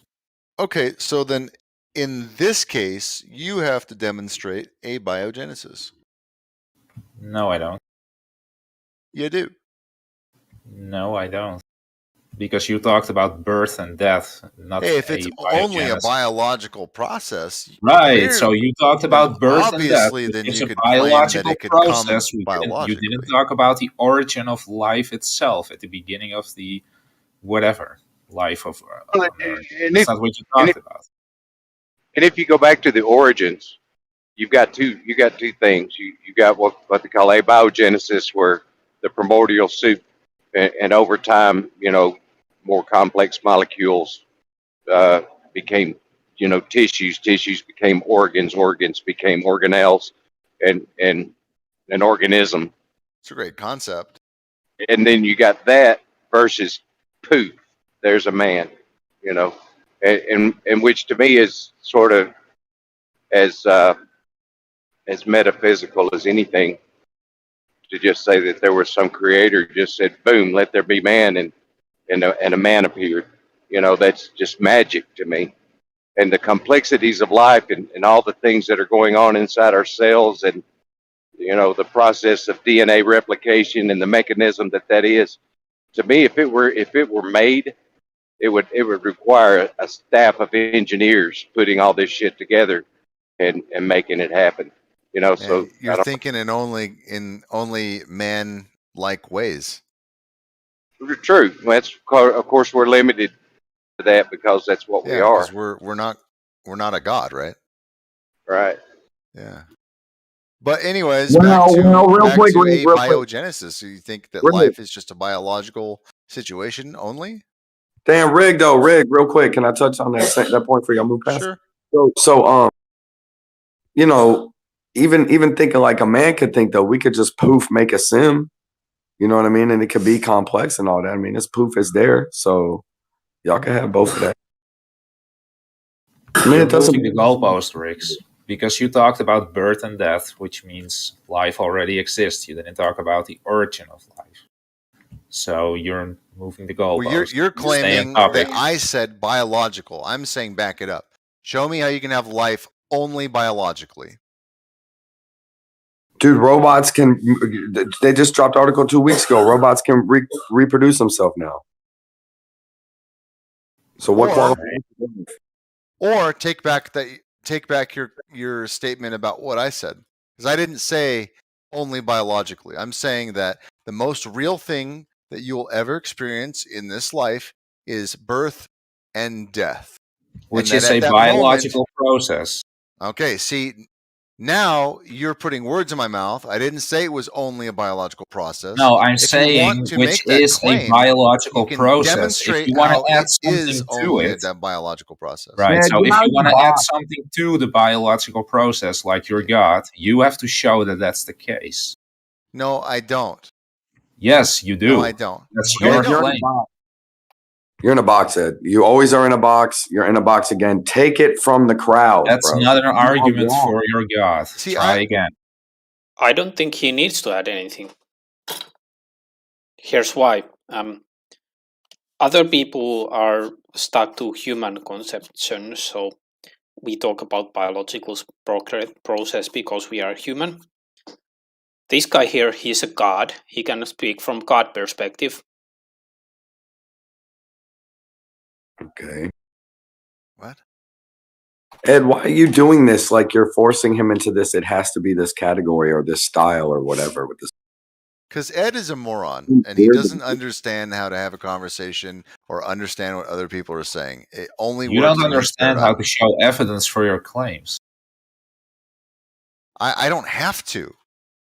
Yeah, you do, because there's plenty of evidence for the biological process, and you have nothing to show for the idea. The evidence is we can make a thing called the Sims computer program, and you don't understand. At some level, they start having feelings of themselves. Look, they start to think of themselves. Yeah, but that's man-made then, which doesn't imply any god. So that still is not evidence for any god. What? Dude, it's about the concept. Dude. The evidence would be standing in your face.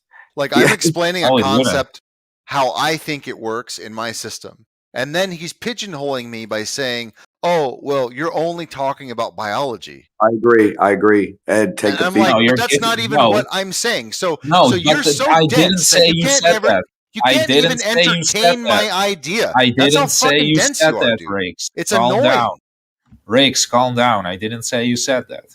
I said the thing you're talking about can be explained through a biological process. You want to add? I said, you want to add? Hold on. You said only. Hold the fuck on. You want to add your God theory to it, for which there's no evidence. Yeah, That's you're the saying problem. there can't be, though. You're saying there can't be, Ed. You just twisted it a little bit there. No, I'm not saying it can't be any God. I'm saying you didn't provide any evidence for it. You only presented your claim. You can't be. You have to be open. Just because there's an unknown doesn't mean you get. I am open. Otherwise, I wouldn't ask for evidence. All right, if you didn't want to see any evidence, I wouldn't be open to the idea now, would I? See, no, then no, you have to be open to it now, Ed. That's the problem. I am. I'm asking you for evidence. How am I going to show evidence for before and after, like before life and after death? I'm clearly sharing a concept of what I think. And I'm not saying you have to believe me. But then, out of nowhere, you invoke what I mean when I say birth and death with something that can't be evidence whatsoever. I'm like, all right, well, I'll entertain that idea. how do you know that it is merely biology? How is life possible if it doesn't have something else to it? Can you show evidence that it requires something else to it other than biological process? Nobody can make life in a jar without using something that's already alive. That doesn't answer what I asked. So I think it's just highly improbable that you would invoke there is such a thing as only biological life, that it has nothing else to it. Because if that were the case, that's not what I said. I asked you, can you show me that it requires something else to it other than a biological process? And you never answered that question. So again, just like with the existence of God, I don't believe in it, but I'm not saying it's wrong. Just like with your it's not even my claim. I don't believe your God theory. I'm not saying it's wrong. You just don't show me any evidence for it.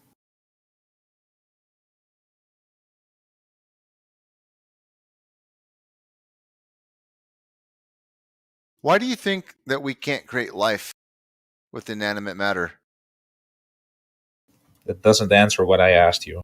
I'm just asking a question. Why do you think we can't do it? All right, so you're skipping on from my question. Yes. Yeah, I'm skipping on.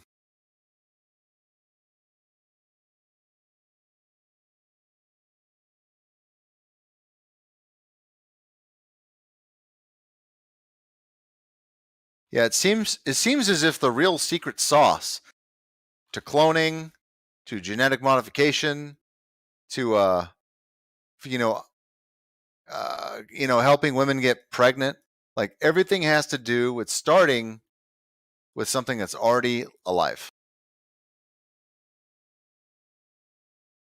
Yep. Yeah, abiogenesis is a mystery, but the best we can say is we don't know. Yep. We have no reason to fill it in with like these fantastical ideas of deities and mythological creatures.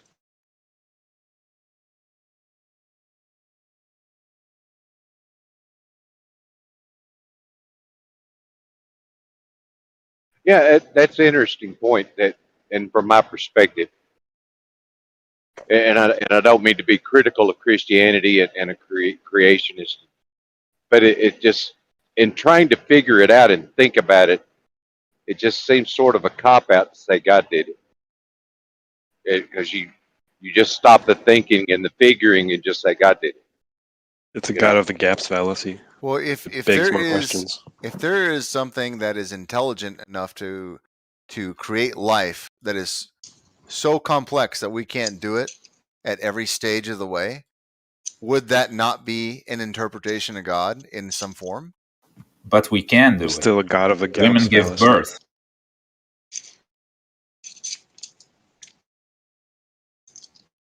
I mean, it basically just comes down to what your definition of God or godly is at that point. Yeah, and then it's not a scientific inquiry at all. It's just talking about fairy tales at that point.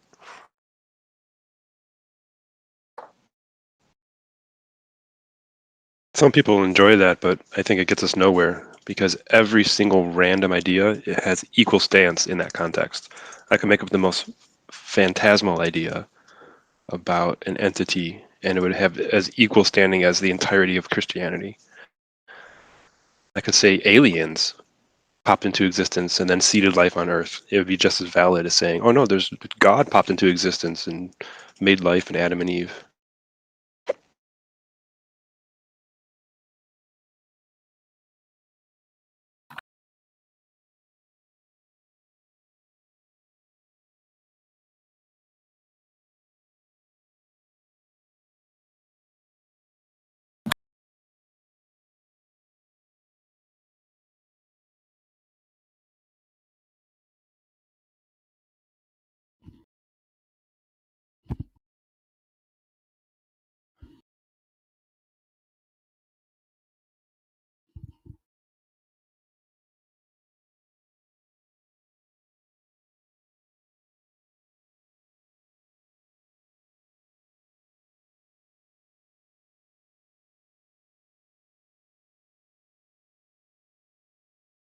Well, I reserve the right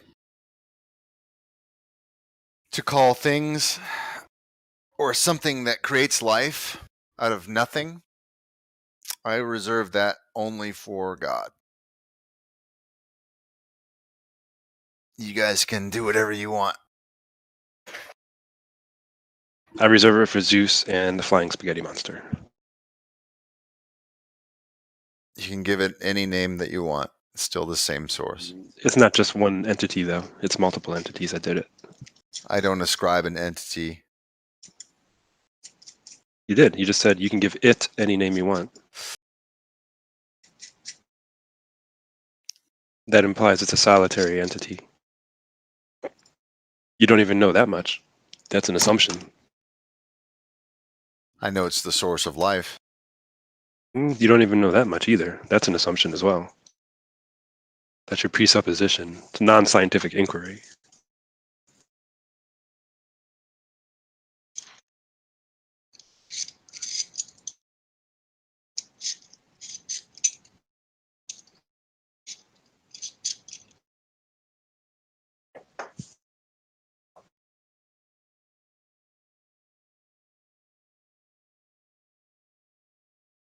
So if something is not scientific, it's not real.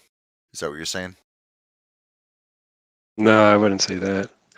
I would say we really can't be certain of things unless we discover them in a scientific or describe them and talk about them in a scientific way.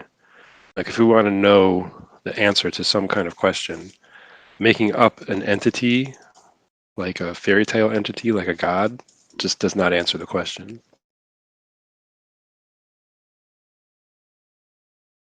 It's just not convincing of an answer unless it's a scientific answer. That's a philosophy I subscribe to because it's been the most successful in all of human history.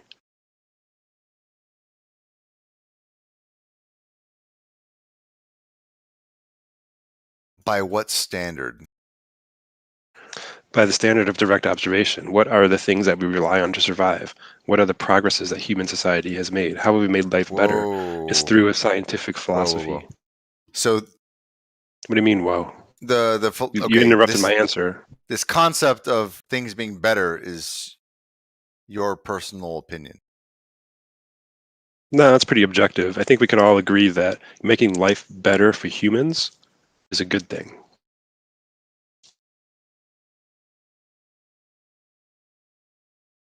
And it's your opinion Like, that for that's example, what's happening. Oh, it's an obvious fact. I mean, we have these conveniences of modern life that are brought about by scientific thinking. I mean, you don't have to make your own electricity. You don't have to make your own clean water. You don't have to grow your own food. You are afforded survivability because of standing on the shoulders of the scientific minds that came before you. You rely on this philosophy to survive. No, I don't. Yeah, you do. You don't make your own electricity. You don't clean your own water.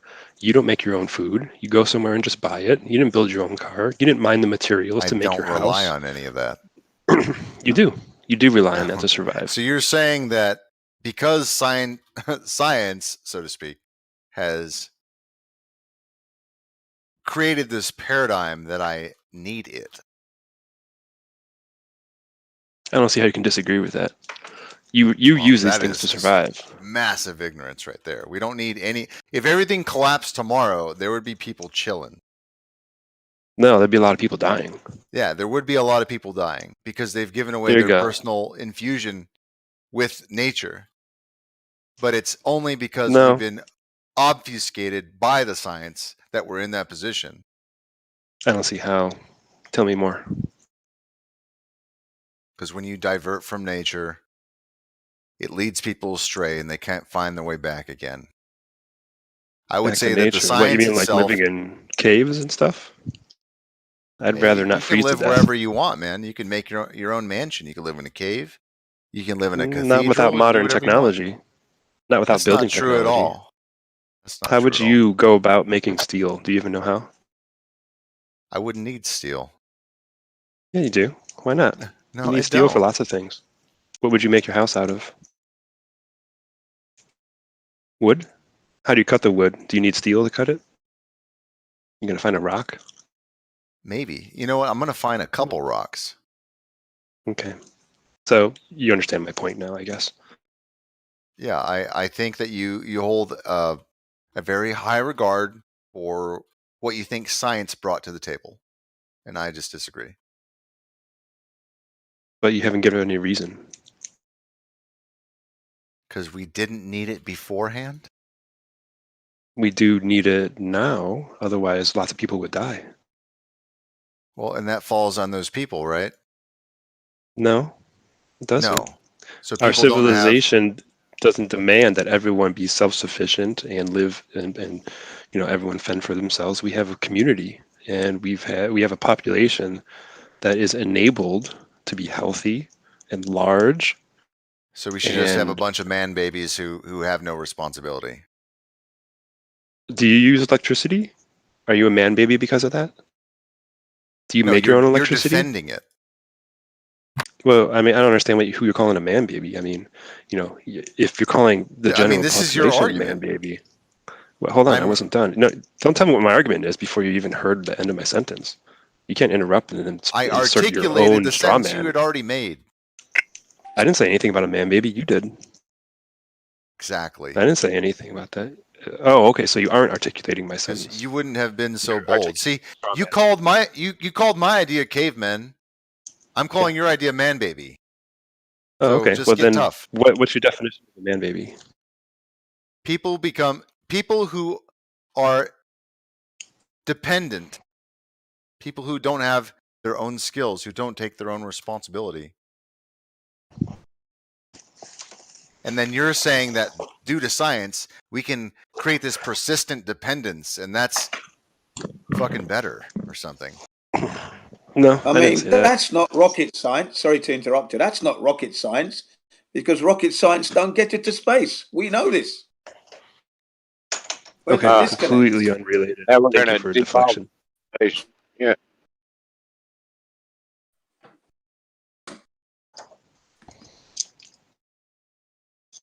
Don't give up now.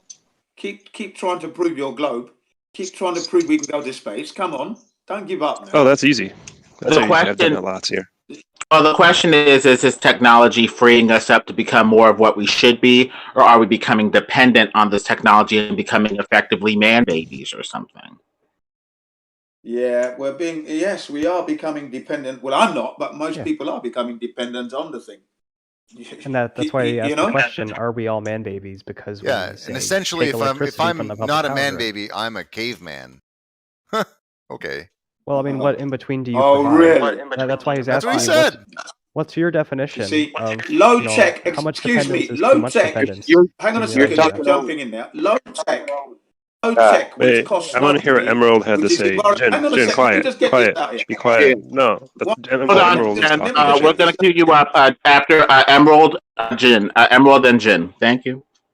Okay, go on, Emerald. Sorry, then, guys. Go ahead. I was just piggybacking off the question that was asked earlier, which is, what is the criteria for being a man baby versus being, I guess, less dependent than whatever threshold makes you one?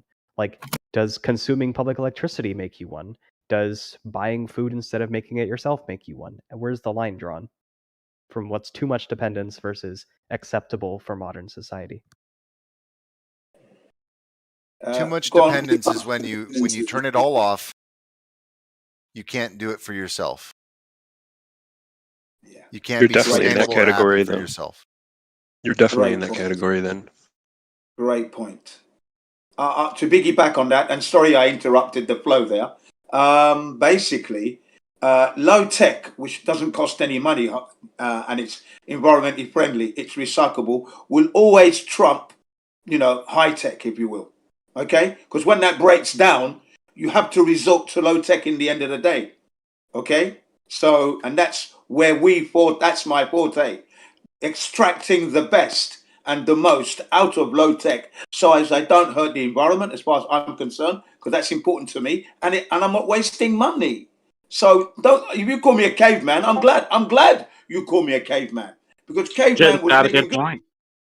And I think it's a balance. Like if we take away this technology, will we be lost, or will we be able to hunt our own food and or get it or obtain it low tech or high tech or whatever? That's the balance. Because when a society becomes so high tech, they're like, I don't know how to build this computer.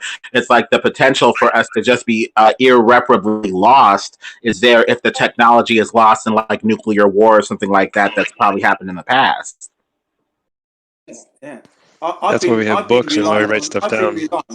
Yeah. I've been relying on low tech for over 40 years. Now, for example, here in Japan, I own a car. It's 26 years old. Okay. Low tech. I need to go to the laundrette every day or every other day. Now, I used to use the car a lot, but like 15 years ago, I decided to stop that because I got myself a bike trailer. So what I do is to go to the laundrette by bike and a bicycle trailer. That's considered low tech as far as I'm concerned. Yeah, but you don't know how to make steel. You don't know how to make steel, Jim. So it's how not much technology went into making the bicycle? It's still a low tech thing. My goodness, I don't know about that. I go to the laundrette and not rely on the high tech motor car. It costs more money, fuel, booting a little bit along the way. So how much technology went into making a bicycle, though? Could you build a bicycle if someone didn't have a factory to build it? Okay, yeah, it was built. Would you make it out of wood? How would you make the ball bearings? How would you make the ball bearings for a bicycle? You could make them out of wood. A wooden ball bearing? You could make ball bearings out of wood. Yeah, you might have to replace them very often, but you can. No, that's ridiculous. Yeah, this whole technology argument, like, yeah, you can have the exception, but it doesn't have to be the rule. Like, you don't have to be a total caveman, so to speak. Yeah. Yeah. Well, then I don't understand your argument because you're the one who brought up the man baby insult thing, and you haven't really defined that. If we're looking at a bicycle as space age, he could easily just make his own wheelbarrow and go into town, right? Yeah. Yeah. Well, I mean, that uses steel, uses special materials. I mean, you have to have rubberized wheels. It can be made from wood. No, you don't. You can just make a wood one. Make it from wood, man, easily. And what kind of bearing surface do you have for wood? Yeah, you know what? Don't worry about it. It can be done. How do you I've seen how do you machine an accurate bore and an accurate cylinder? You know what? You'll have to worry about that when you start making your own, right? Yeah, a bicycle. Yeah, bicycle. We're talking. We're not talking sure. That's why I study these things. But you're making a different point. Oh, you okay. seem to be skirting Do you have around a these YouTube questions. channel? Are you like Mr. Caveman now? No. Oh. But one of my kind of hobbies is tangential from where we studying were, foundation. which is not whether this is like it's possible to live fully low tech or not, but whether your life is better high tech or not. Because this was talking about whether there's some objective measure of humanity being better off with science and its innovations than it was before. And I think, do we consider our lives better now being able to instantly communicate across thousands of miles versus not being able to? Hell yeah. Definitely. Yeah. I mean, come on. That's what about I think after the point was being made earlier, right? Yeah, like that there is a way to say, yeah, there's a pretty objective way humanity's better off for all this. Yeah, I agree. Electricity, hydraulic machines can do stuff for us that we couldn't do before. We're better off because of that. Agriculture, we can farm more food with machines. Yeah, let's look at and that. it frees us up to do other stuff. Hopefully we're learning other stuff and not becoming too complacent to the point where we lose this stuff and it's like, okay, back to square one. Potentially. Yeah, right. That enabled us to explore space because we didn't have everyone consumed with just agriculture and just surviving and let people do other stuff. With the technology you're talking about now, I think man has gone too far and we are using it in a destructive manner. Yes, we can achieve that balance. And we did at one point for a short time. But from the moment we started to make weapons of mass destruction, and we're moving at warp speed now, and we're ushering a technological prison, because we're in prison anyway, but they're using it to imprison humanity. Well, I think we're using this technology the wrong way at the moment. So on the one hand, yes, it's nice to communicate with someone across the other side of the pond, but we can also send a missile over there. Boom, blow you up as well at the same time. I mean, we have to draw every the line. Technology can be misused. It's an unfortunate reality. Every technology has good and bad purposes. Our modern technology does seem to have an unprecedented ability to be more destructive per, I don't know. It's easier to be destructive, I guess. Well, What do they you mean? tools of mass creation or weapons of mass destruction. They're two sides of the same coin, and that's where the morality comes in. How are we using these technologies effectively? Are we becoming too dependent? Are we becoming self-reliant? Are we, using our head? Are we using our hearts, our head, and all that? I mean, could we get some specific examples instead of just platitudes? I don't know what your point I can is. give you an example. I can give you an example straight off the bat, and that is, sorry to interrupt you there, Lemon. I have in my hands, right, the original iPhone 3, and then I got the iPhone 4. I've got the iPhone 6 Plus. I've got the original iPad from 2008, and then I'm talking to you now on an iPad 2010. Okay, now what I'm very disappointed Wait, the original iPad didn't come out in 2008.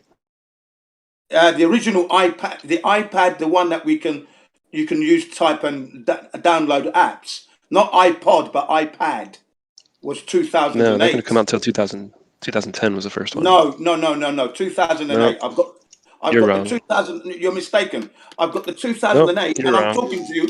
I'm talking to you on the 2010 right now, which is the second generation that came out in 2010. Yeah, April 3rd, 2010. Yeah, second generation. So, okay. so Now you my have point. a mass. Hang on. The point I was going to make That's was first generation. which one? 2010. Yep. Oh, okay. Then I stand corrected. Okay, so I've got the 2010, and I'm talking to you on the 2012. Then. Okay. So sorry for the mistake there. I stand corrected. And my point is this: is that there's a lot of technological wastage, because all these devices, my iPhone 6 Plus is still being supported on certain apps. But after that, the original iPad and all the other iPhones are not being supported, yet they work perfectly. So I don't see why they do that, unless it's just to make money. So there's a technological wastage going on there. They're in perfect condition, they're clean. I can't imagine them being crushed when you look at the way they've been designed.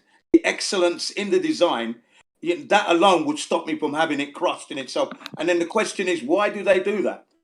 Would you obsolete something that's working perfectly well? There's one example of technological wastage. To force people to upgrade. Okay, carry on. I mean, in terms of destruction, right? I mean, we have unprecedented, say, speed and scale in at least several ways. Physically, such with, say, nuclear weapons, where we have the range to reach basically anywhere, and the ability to wipe out basically anything or anyone. In terms of technology, I mean, Brazil just had its Ministry of Health database nuked by some cyber criminals or something like that.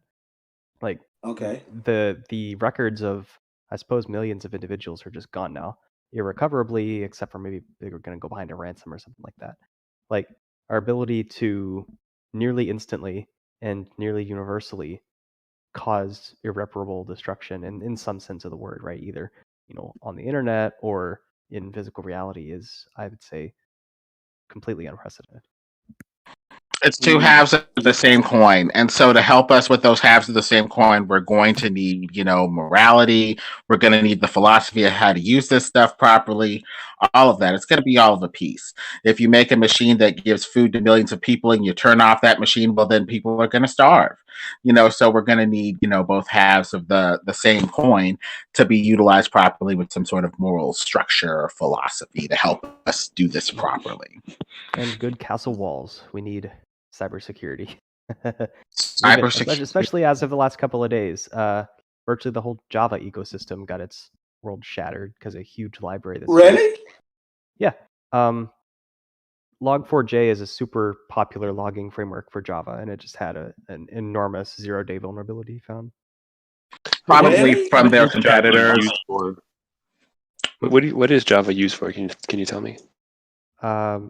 So it's a programming language that was sort of marketed in the early 2000s and such as cross-platform version of the kinds of stuff that folks would usually build applications out of, like Delphi and stuff like that. The idea is, you write your code once and it runs everywhere.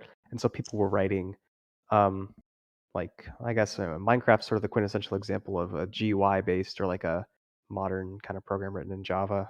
But more than that, there's like server backends and things like it are written in it. Amazon uses it a whole metric crap ton. It's just a really convenient language to write cross-platform applications, both server-side and client-side in.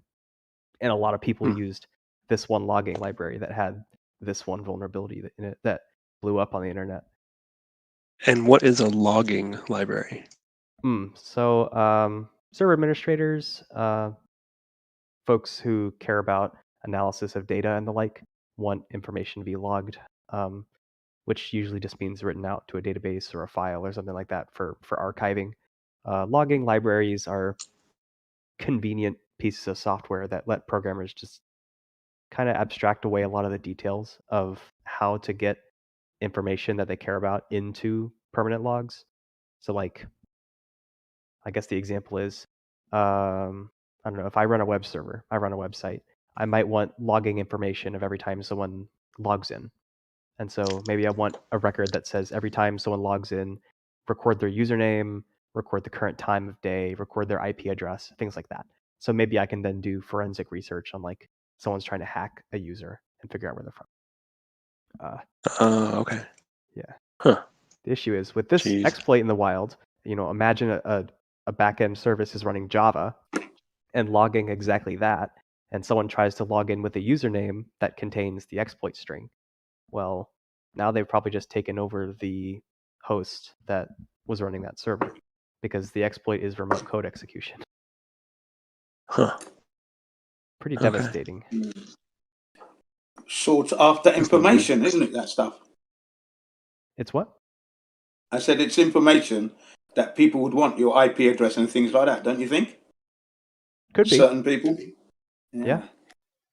If you're able to exploit and get access to a server that is running enterprise logging, you could get access to all kinds of lucrative data. Or it might not even be the data you care about. It might just be, I care about commandeering thousands of systems to now, I don't know, DDoS a server or something like that. I seem to remember an American insurance company that was hacked, and most of the clients' sensitive information was stolen. And Japan was also involved. The customers were mainly Asian customers. What's that company? I remember Equifax having a problem. That was a credit bureau, though. Yeah, that was terrible. I'm really put off by all that credit reporting bureau bullshit. It's the thing, right? Like, cybersecurity is super necessary because even the biggest companies who you think know what they're doing get it wrong so often.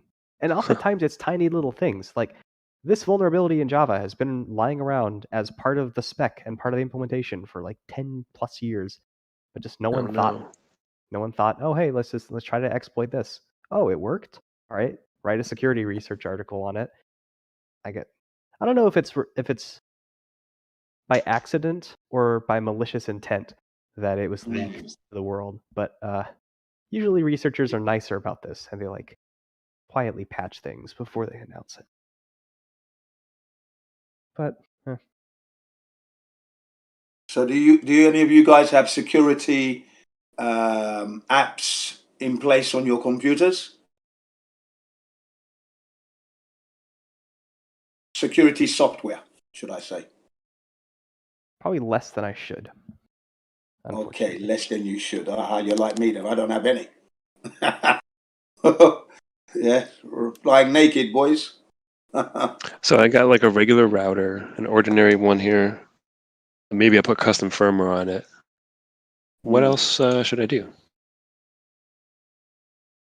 Well, if you haven't had any problems, you should be okay. No, that logic doesn't hold. Emerald, like, what could I do?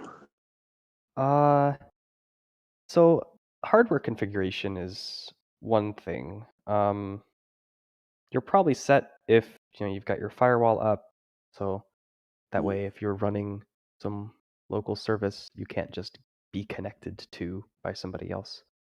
But unfortunately, so much of it is like, it's not just a like one and done kind of process, because like if I'm running, like Minecraft is the other big example. I could be playing Minecraft join a server, and because my client is running Java and this exploit came out, I could just get attacked like that. Like it's not just the hardware you have set up, it's basically all the software you interact with, which in the modern day is such a huge amount that it takes a lot of just being mindful, being conscientious of virtually everything you do. It's a fine line between paranoia and oops, you missed something. Yeah. Oh, have you had any problems of being hacked and then it's caused you to lose data, or your system is shut down, or have you had any kind of those problems in your life, in your computerization life, should I say, with the technology, using it?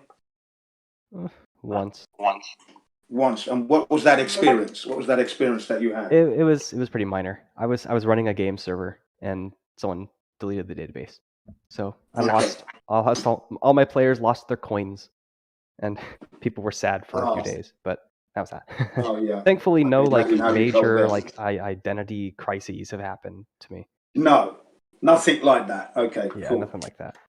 So that's quite few and far between in those kind of events. Then I would have to say. Mm-hmm. So is it just another scam like the vaccines? Come and get your software to protect your computer, but really there's no danger. No danger for the average punter, the average user. I mean, it's low frequency when it happens, but it often does happen to just average people, like people who are ever so slightly less careful than they should be. Less careful. Like the sheer amount of like programs and libraries and other pieces of software that we depend on, like day by day, is huge. Like even we're using Discord. Discord is an Electron app, which means it runs basically a web page, but on your desktop.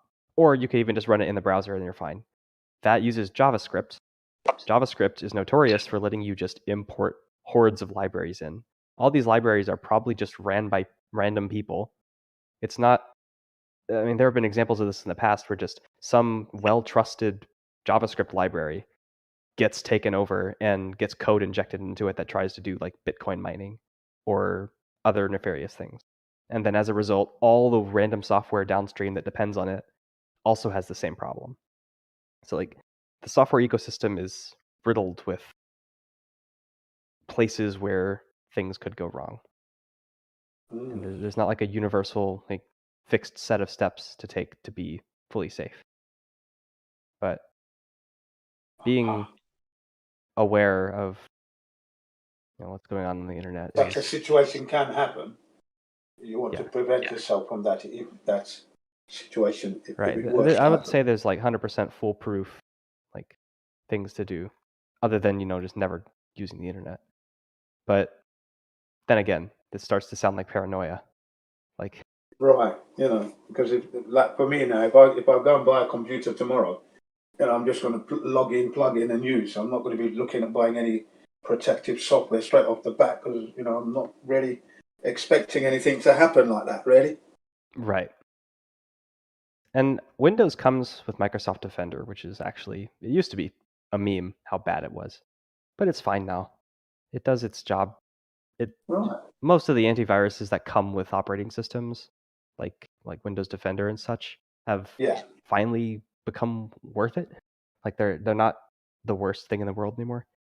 And so if you're running Windows and you probably already have Defender on by default, and you have your firewall up, probably going to avoid that should most be sufficient. Yeah, exactly. It should be. It gets you most of the way there. Yeah, you'll avoid most of the yuck that has like plagued the internet users of say the previous few decades, where like you go to a website, click on a link, and then oops, now your computer's hacked. That shouldn't happen anymore. Yeah, that was my original thought.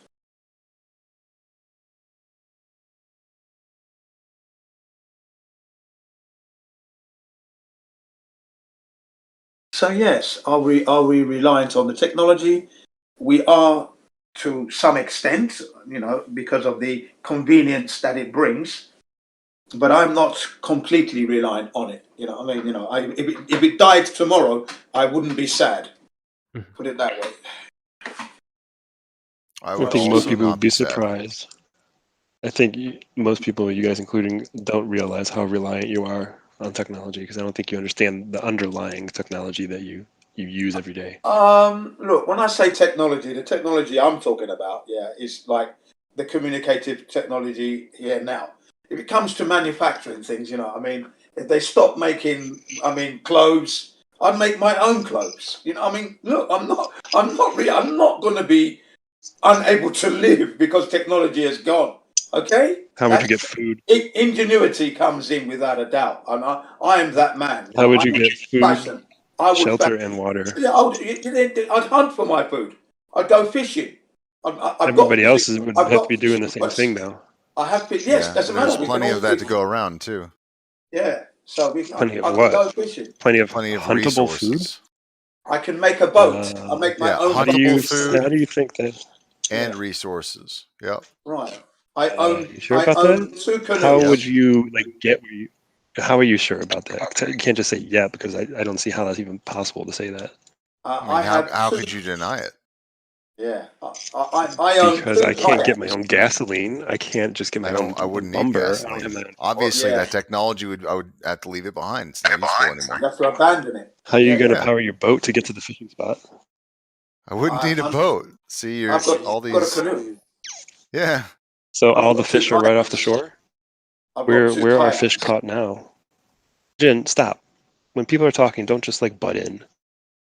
What do you mean? You wouldn't need this technology? Well, I don't think you understand how things work.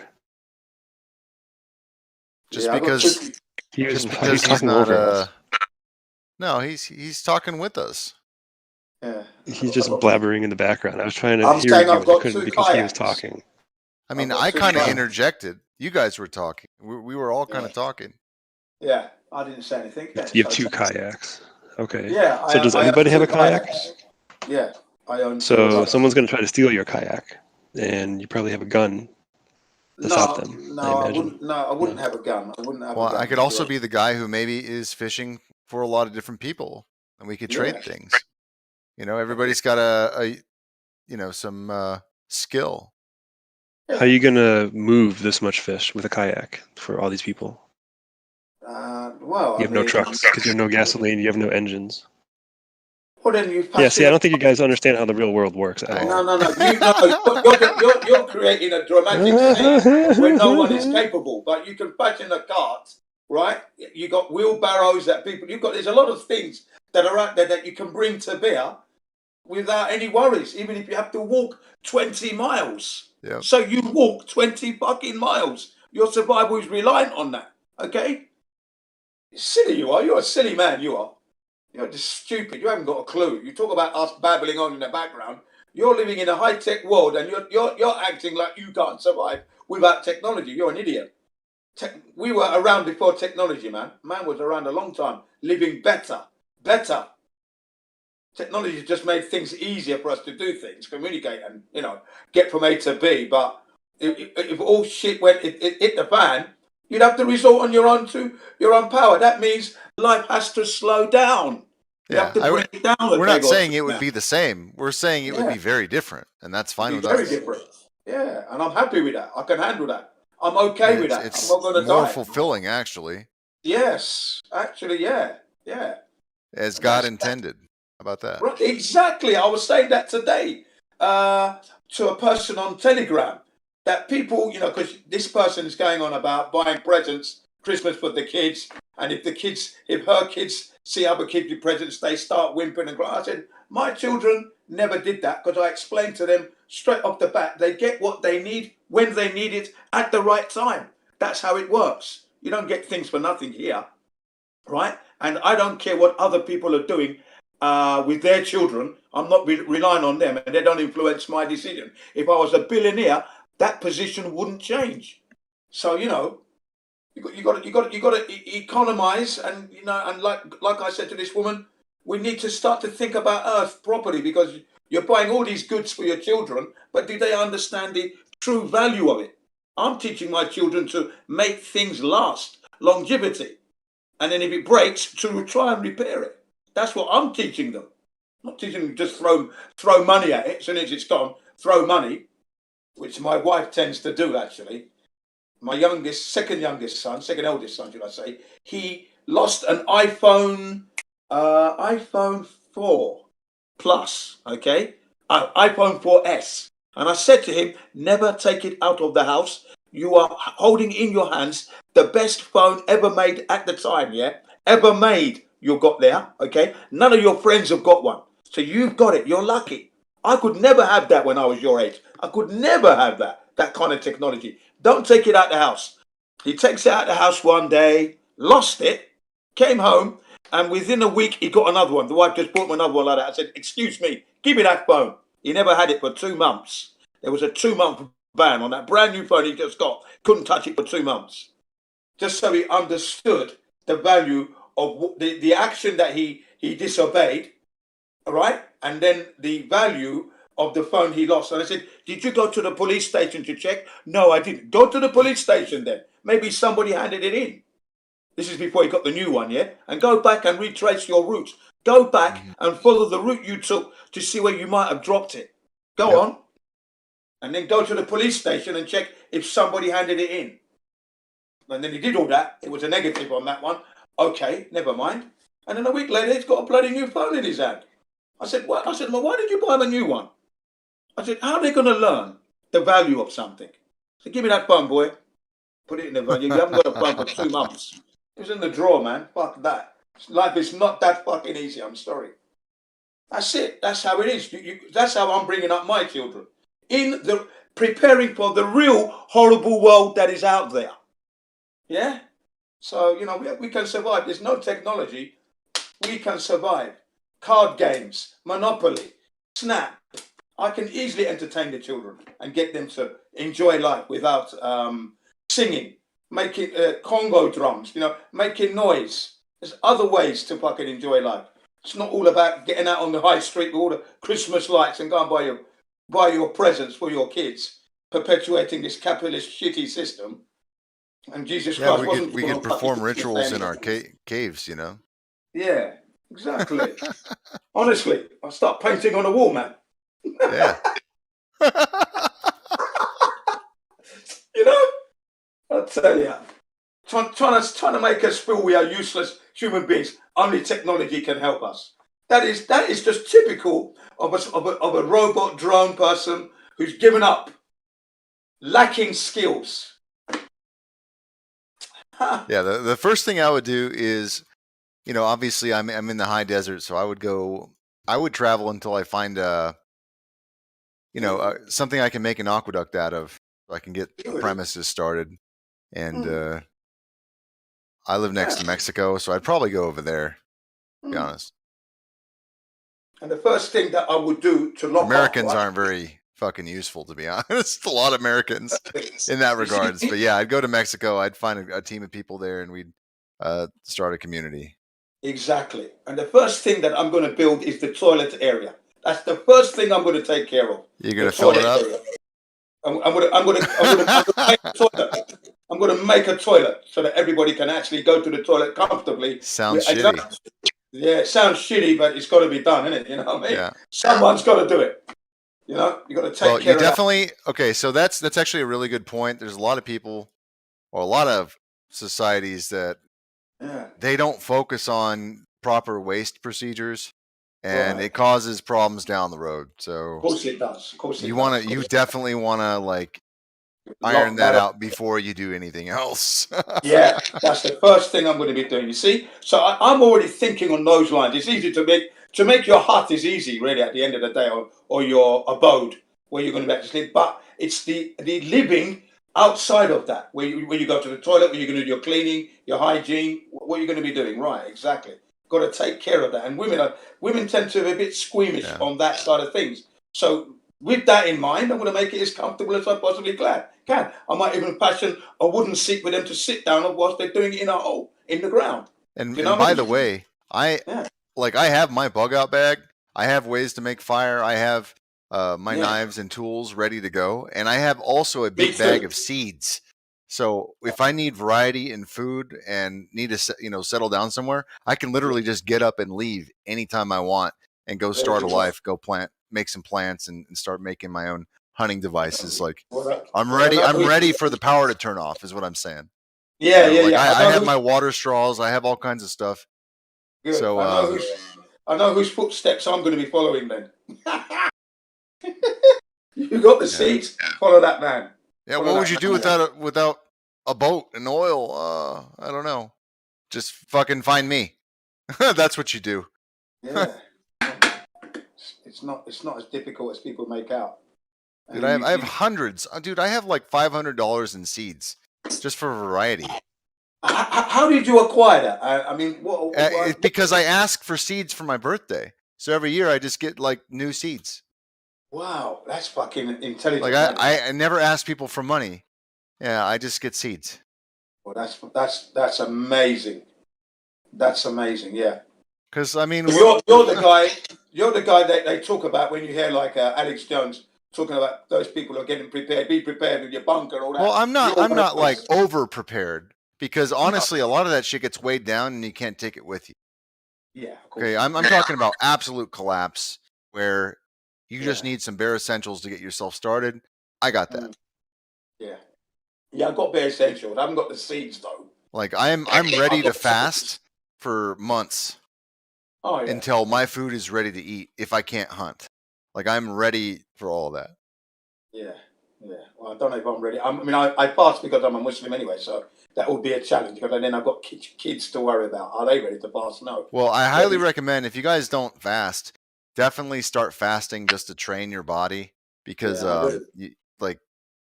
it's not something you can just do. You have to work your way up. It's kind of like a muscle.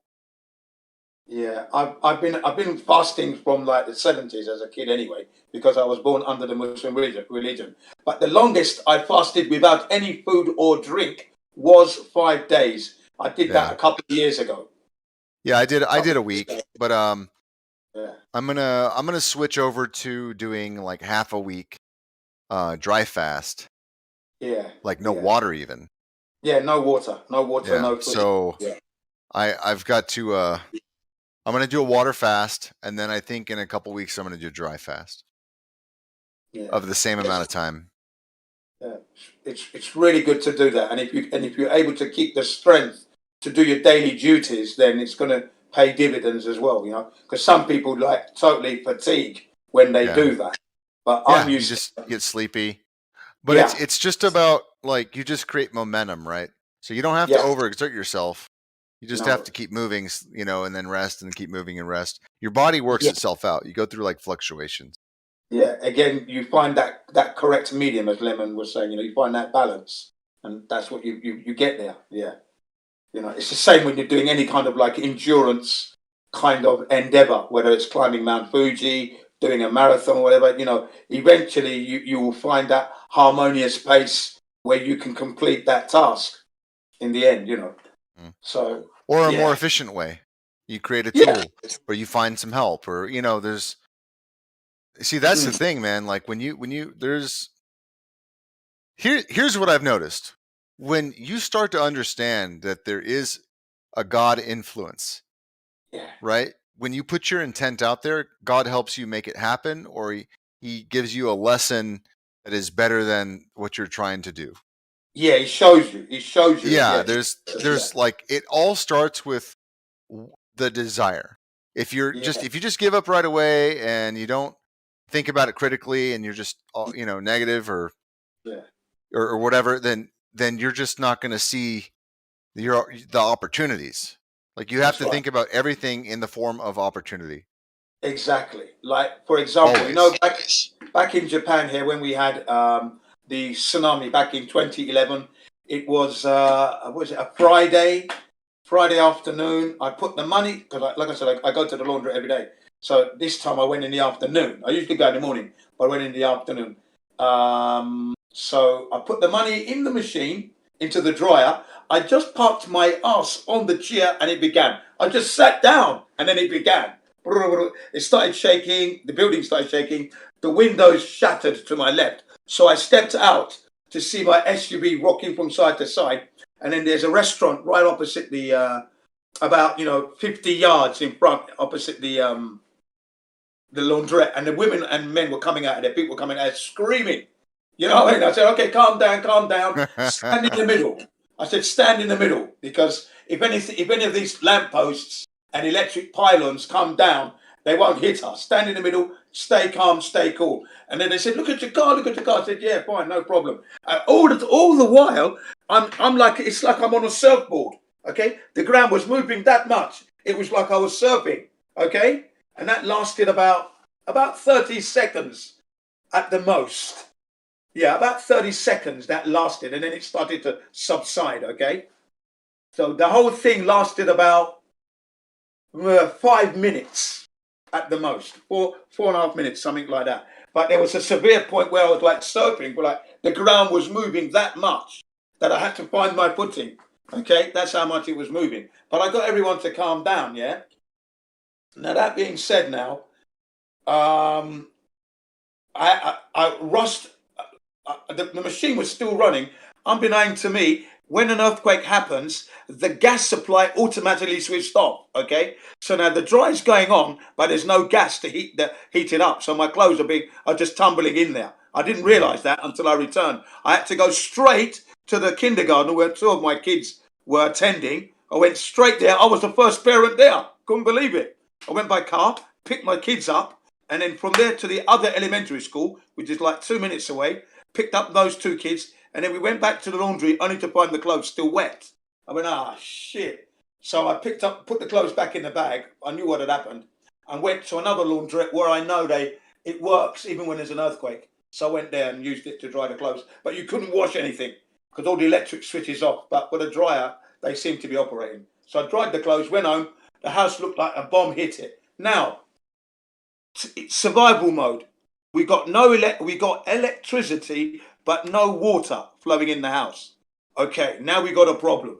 They want to go to the toilet. They're going to be going for a poo, going for a piss. So what did I do? I took my my camping container, massive thing, 2 blue ones and a couple of buckets, and I went to the local river and gathered water, right? Put that in the car, weighing a ton of that, put it all in the car, okay? And then drove that back home slowly so I wouldn't spill anything. The buckets had covers on them.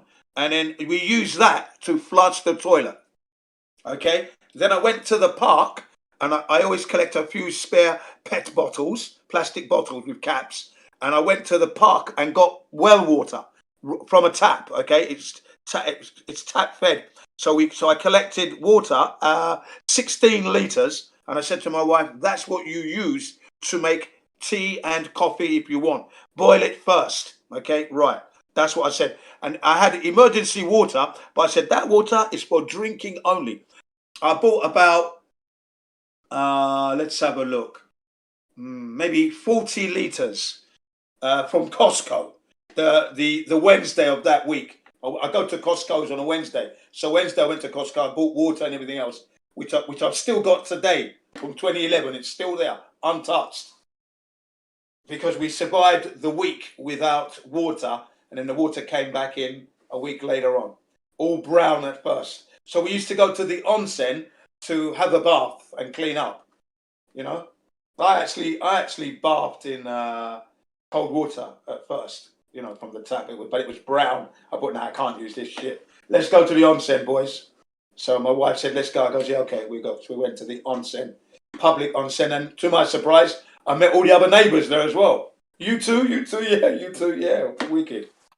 You know, so it was interesting to survive, how the survival mode kicks in, you know. And if this house were to collapse, it's a steel structure, so that would shock me if it did. We've got all the camping equipment anyway, so we got 2 tents, dining tent, sleeping bags, everything ready to go. So, you know, there's no way we're not going to be able to have shelter. We've got it all. So we're not going to be worried. And I said to the kids, you know, you don't have to worry. If this house breaks down, we can still set up tent in the park, the local park there, set up tent. We pay the residential tax, so they can't stop us from using it. You know what I mean? You know, and that's that. So we're set. I'm ready. That is that. That's a fact, Jack. Yeah, thanks, man. I'm ready. Yeah, most people didn't know what to do, you know, and I was just thinking out of the box. I just thought, right, let me go and get the water from the local stream. So at least I said to my children, if you do a number one, don't worry about it. But if you do a number two, let me know and we flush that down. We don't want any ugly sights when we go to the toilet now. But I took care of that instantly. I took care of that. So no one had to worry. By the way, Chin, I would love to sometime be able to chat with you like 1v1, or it wouldn't be really 1v1 because just a chat, you know, maybe you could show me some pictures, but yeah, today is not the day. It's too late for me to really talk about okay, it. yeah. I can show you some pictures of the camp and the stuff, the equipment I have. Yeah, no problem, man. Yeah. 2 years ago, I brought my son the ferrite rod firelighter. I got him that for his birthday, so that's in his survival kit. It comes with the aluminium, that kind of like not aluminium, but you know what I mean. That kind of like foil blanket that keeps the body warm in times of extreme cold. You've got that. That's all folded neatly. Comes with a first aid kit. Comes with a knife, flashlight which is rechargeable, and the light, and all comes in a nice pouch. Yeah. All I have to get him is a compass, and then he's set to go to start surviving. So he got that 2 years ago, birthday present. And the last thing that I bought from Amazon before I stopped using them was, you know, those handheld saws that used to cut logs, saw through logs and branches. I got one of those. It's made in, I think it's made in Sweden. I think Sweden or Finland, and I got it on Amazon. So I've got that. That's in the car. Yeah, man. So if I had to make a wooden structure, I'd be able to do it with that. And I occasionally like to watch survival videos on how to build structures in the forest. You know, build a cabin to survive in, and it's not so difficult, to be quite honest. I mean, if you've got a carpenter's mind, then you can fashion almost anything. And I am a welder as one of my trades, so I should be able to fashion anything I would. Wooden benches, wooden tables, chairs, yeah. And then the whole structure with roof and everything. Yeah, I'd like to actually try that. It's one of my yearnings, to actually get out there. Necessity is the mother of invention, is it not? Yeah, it certainly is, yeah. I enjoy that life. I really enjoy that kind of outdoor, building your fire, doing your cooking. Yeah, love that. Obviously, cooking by gas is best, but when you're out in nature's environment, then you're at the mercy of nature. Then you've got to use the log fire. Then you've got not so much control on the heat. Got to move quick. You know, it might be a bit burnt here and there, but at least you're eating and surviving. Yeah, but when you've got gas, then you've got more control over the heat. You can make more succulent meals. But, you know, again, if you have the right equipment, that is. You know, that's where the Dutch oven comes into play. But I don't have one of those as such. And the reason why I don't have one is because they're a bastard to keep clean. That's the problem. They weigh a ton, and they're a bastard to keep clean. So I've used the Teflon equipment that I use on the gas hob. Wouldn't put it on a fire, they would destroy it. So I cook by gas in general when I go camping with the kids. So we really do enjoy our meals out there. Now there is one thing I did stock up on too. That's pretty important, and that's salt. Yeah. Because like seasonings get old, but salt, that shit doesn't. Yeah, that doesn't die. That doesn't die. That's there forever. Yeah, a bit like honey. Honey doesn't die either. So if you've got honey and you've got salt, then you've got some good stuff there. Yeah. I got nice little container of salt for my seeds. Yeah, I always carry a whole load of seasoning with me anyway when I go camping, and that's what attracts the other Japanese campers. Actually, the smell of the herbs wafting through the campsite. That, you know, what tends to happen is that they sneak a look, because I'm a foreigner in their country, all right? they walk past and they sneak a look, right? And then when I catch them, I say, yeah, come in. I say, no, come in, come and have a look, Yeah, try this flavour. Ooh. And then they ask me what it is. What's this smell and what is it? Yeah, and then I explain to them it's herbs. Where do you buy them from? From the supermarket. Haven't you seen it? Then I show them the brand. He says, yeah, I've seen it, but I don't use it, they say. I said, that's what it is. So they make a note. Yeah. I mean, I've had children who we met for the first time on the camp. They bring their parents meat for me to cook. I thought that was fucking amazing. The kid comes and goes, can you cook this the same way you cook? Yeah, of course, no problem, man. Stand here and watch so you can tell your mum and dad how to do it, yeah? Just stand, yeah, and I chop it all up for them, sprinkle it on, put the fire on the gas, fire up the gas and then the frying pan and stir fry their meat for them, I mean, add the bulldog sauce, put it on their little plate, go on, give it to mummy. Yeah, man, because we just befriended them, you see. And part of that is always exchanging food. It's a good way of meeting people. You exchange food. So, yeah, it's just bloody marvellous. That's what I mean by I really enjoy that kind of life. It's very easy for me to settle in. No problem, man. I'm not ashamed of having to go for a shit in the bush. No problem. And literally use a leaf to wipe your ass. I've done that on a hike on several occasions. Just hiking, and when you're hiking, hiking is when you're actually jogging and walking. That's what hiking actually means.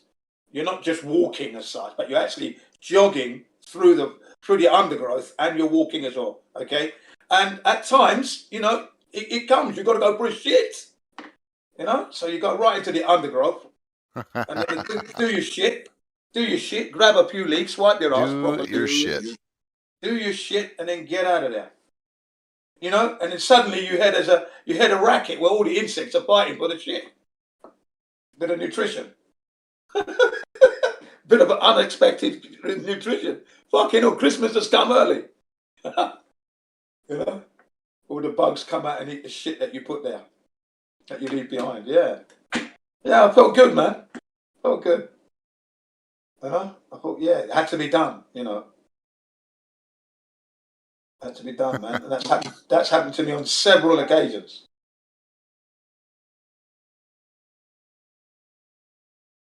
See? Such is life, isn't it? Huh? You've got to be ready for any eventuality, folks.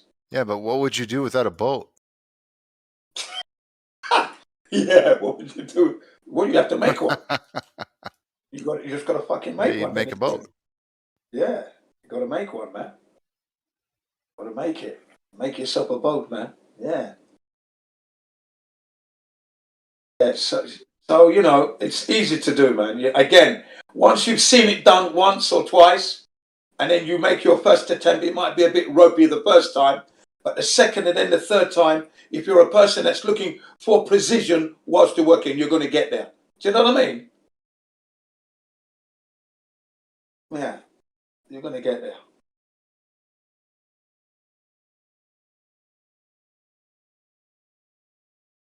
You've got to be able to live without technology and enjoy life because it wasn't there. This earth was created with a lot of beauty, a lot of beautiful noises, animals, things to see and learn, So that's what you're going to be using all your senses and every facet of your imagination to enjoy your life.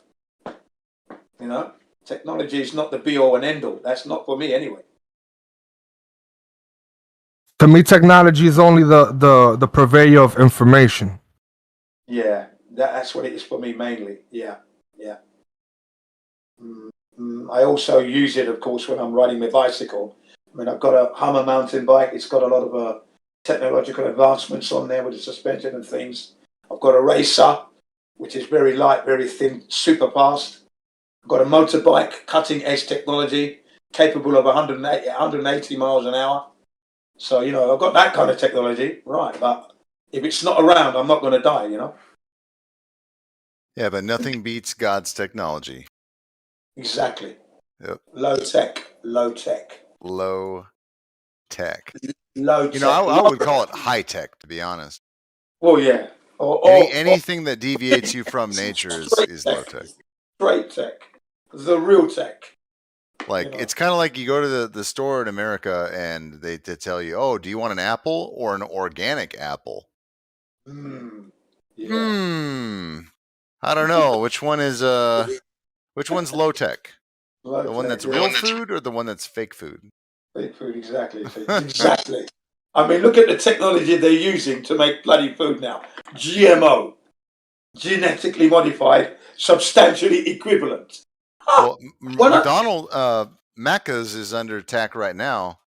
Yeah. McDonald's, because someone's claiming that their shit's not even like safe for digestion.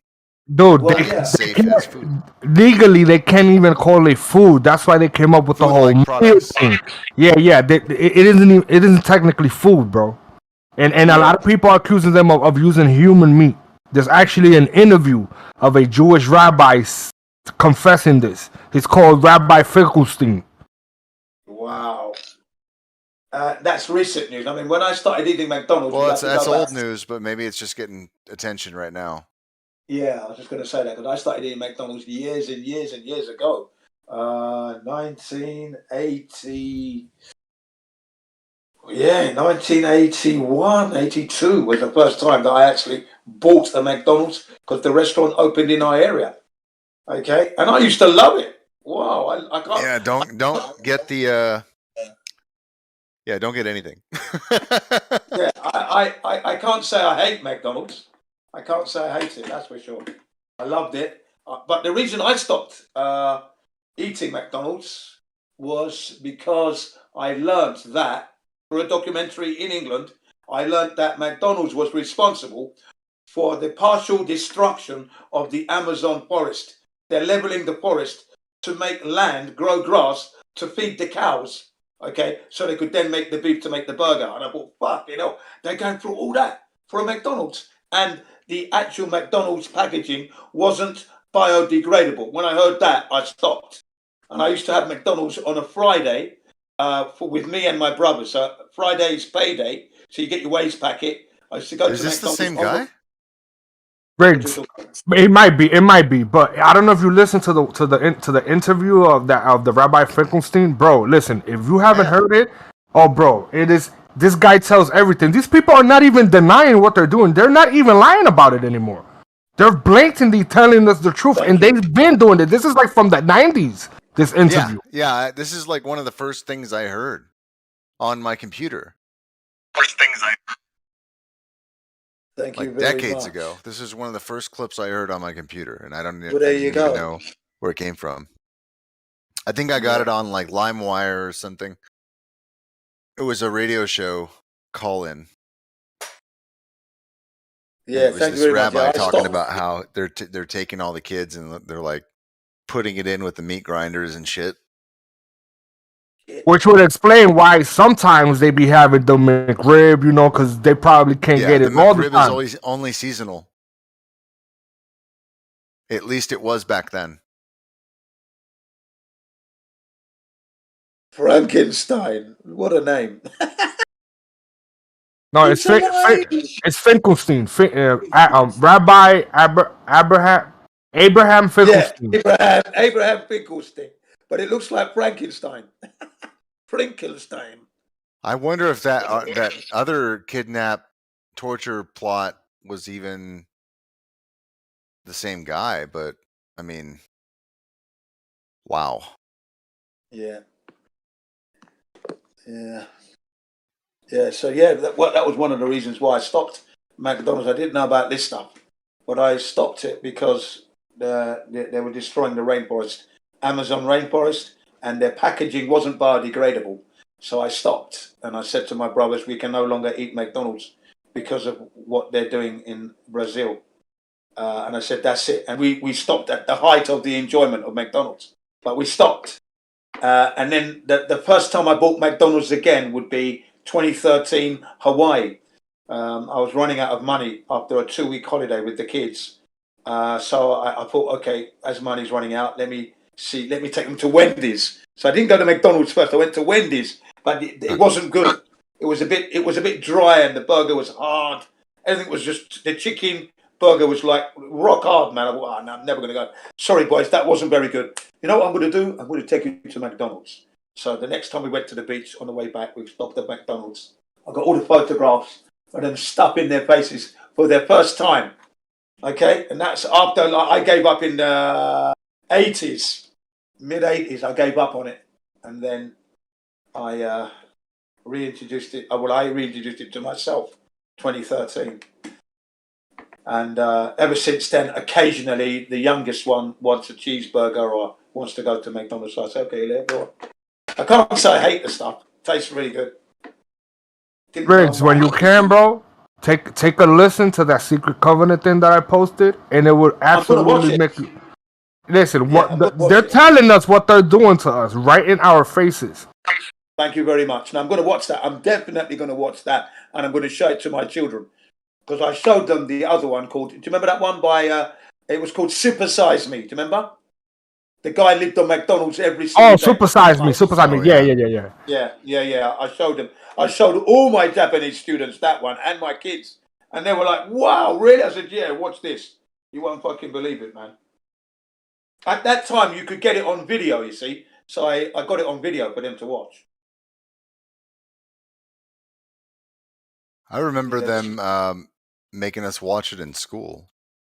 Look at the beginning. I put on the video, and the very beginning of the video, right? It says an illusion. It will be so large, so vast, it will escape their perception. Their meaning us. Fucking hell, man! Yeah, I'm looking forward to it. How long is it? It's like 13 minutes. The second paragraph to this shit. Right. Hold on, I'm waiting. It says those who will see it will be thought of as insane. They know exactly what the fuck they're doing, bro. Yeah. Okay, I'm gonna watch it. I'm definitely gonna watch it. We will create separate fronts to prevent them from seeing the connection between us. This is why the confusion. This is why all the different secret societies and dress code and and little signals, little hand signs and stuff. Yeah. Yep. The only thing that's consistent is that you find the like the Satan connection. Yeah. Ah, I see.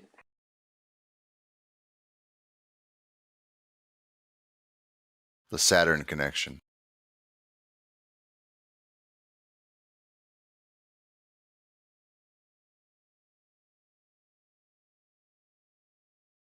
Yeah, let me see. I'm going to get this one now, right now. I'm just going to try and bookmark it for myself. But I speak the truth when I said I enjoyed the flavor. Excuse me. I can't say I hate McDonald's at this point. Well, so here's an idea that I came to that I think is pretty true. Is that the more flesh they can get us to consume, especially of our own species, the more cannibalistic they can create our flavored profiles. So You remember the Book of Eli? What happens when you eat too much human meat? You get the shakes. Your hands start shaking because kuru. It's called kuru. I think one of their goal is to remove, because supposedly God thinks of us as perfect or whatever, and I think their whole thing is to show God that we are not perfect, that we are flawed.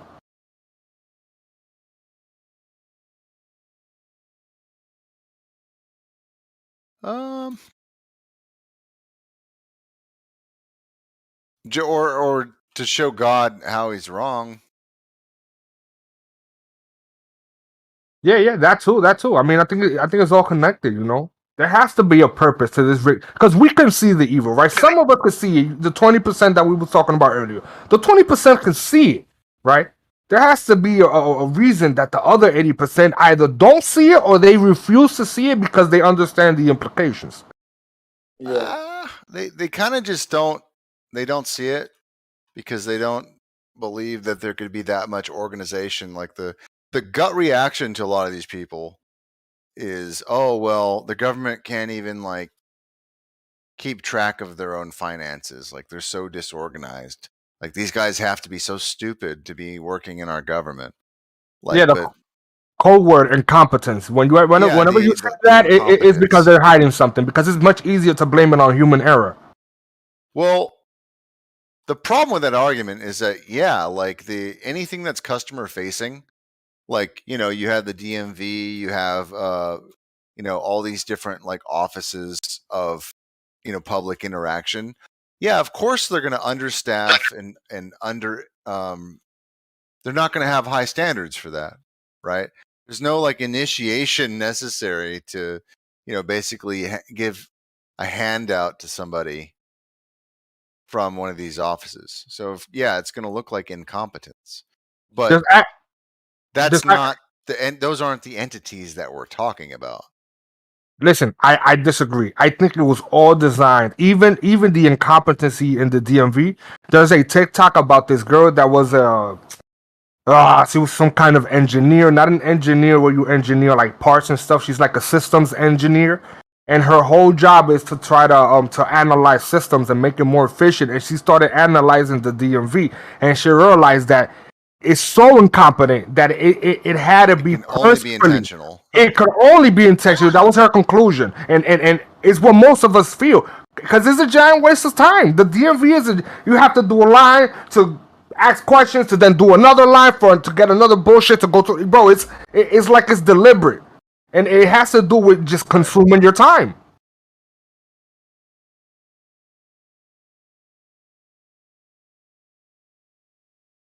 Yeah, I mean, that's kind of what I'm saying. Yeah, I agree with all that. And also, looking into the laws and things, and when I'm doing research, there's a common thing that they say that this is their suspicion that every time they give you a court date, it has to do with something esoteric that has to do specifically with you. Nothing to do with the DMV. This is why they give you certain dates. Because it has to do with it. Because remember, these people, they have all your information.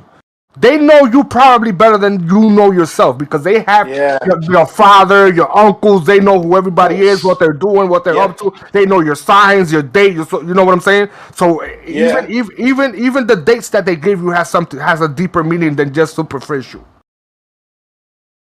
Very true. Very true. Well, it kind of has to do with their schedule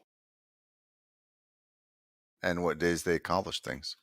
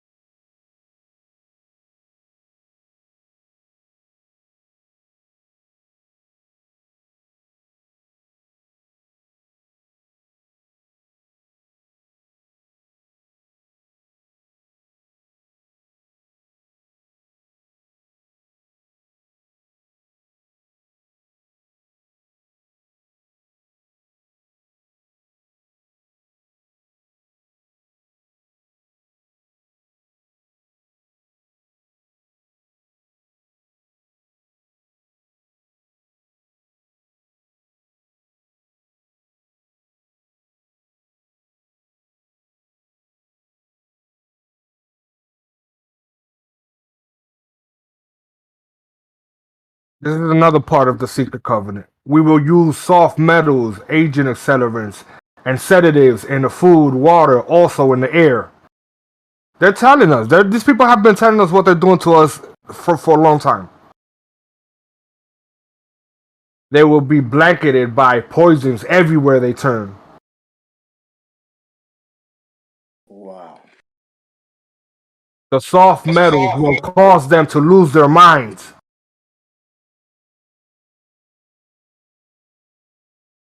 We will promise to find a cure from our many fronts, yet we will feed them more poison.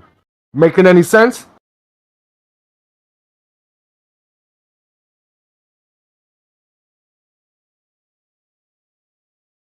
The poisons will be absorbed through their skin and mouth. They will destroy their minds and their reproductive system. Sound familiar? Sounds familiar. From all this, their children will be born dead.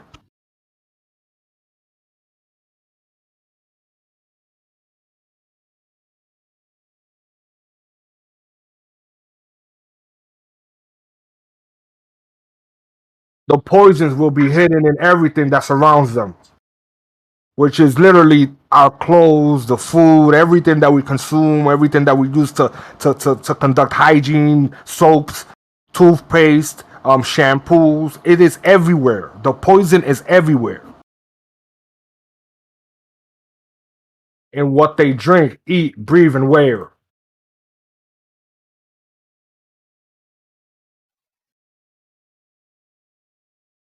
We must be ingenious in dispensing the poison, for they can see far. We will teach them that the poison are good with fun images and musical tones. Sounding familiar? Sounds familiar. Those they look up to will help. We will enlist them to push our poisons. Who are those? Celebrities, actors? What are you reading from, Matrix? I posted a video. It's called The Secret Covenant. Oh, okay. And who are these people? This is the like the covenant, the oath these societies take. This is what they run by. This is like their what is it called, their fucking manifesto or whatever. Yeah, but these societies, I mean, what do you, can you be more specific? I mean, I can't really be more specific. I don't really know the names of all these societies and the root, because if I would have known that, if I would have understand that, I would have made me a very dangerous person, don't you think? Yeah, but I mean, how serious are you taking that? I mean, before I knew about the Secret Covenant, I kind of derived to all the conclusions that we are being poisoned, we're being lied to, and this kind of just states it out frankly. So it's either a coincidence or it's just the truth. Well, there's your question. Is it fiction or fact? Well, there's another video that I posted with Rabbi Finkelstein. Him, and he's saying the exact same things. How they're poisoning us, how they're using celebrities to fool us, how they're feeding us our own children in McDonald's and Burger King. Well, see, that Finkelstein video I watched had to do with them coercing Jewish men into giving their wives a get to get a divorce. They were torturing men for money so that their wives could be divorced. That's all it was talking about. No. So did you watch the one that I posted? The Finkelstein. Abraham Finkelstein by Pastor James Wickstorm. Yeah, the Finkelstein video. All it had to do with was him being convicted, and him and a few others being convicted for torturing men to give their wives a get. No. So we're not talking about the same thing. We're not talking about the same. Well, that's the video you posted. So. No. This is an interview where the pastor is like a radio host. He's talking to this guy Finkelstein, because the pastor is aware, because he's a pastor, so he's aware of the dark forces. And so the guy Abraham Finkelstein, he's telling him these things about the food, about the McDonald's, about what they do with our children that they harvest after they're done harvesting the blood or whatever. They throw the meats, they give the meats to McDonald's, and McDonald's come up with things like the ribs, the McRibs or whatever, and we're thinking that we're eating something special. We're actually feeding on our own kind. Yeah, but the video that you posted on Finkelstein says nothing about all that.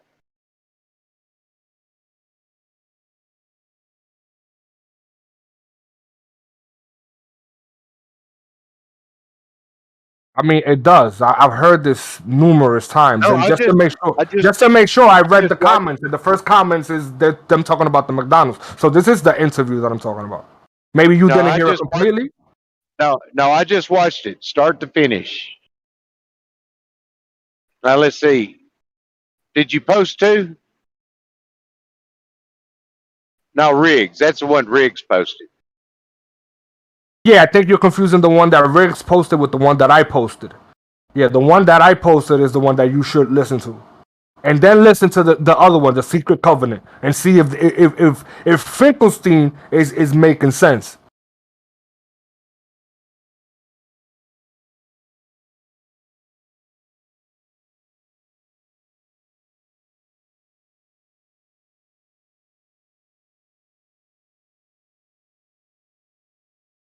So it says we steal between 100 and 300,000 children a year.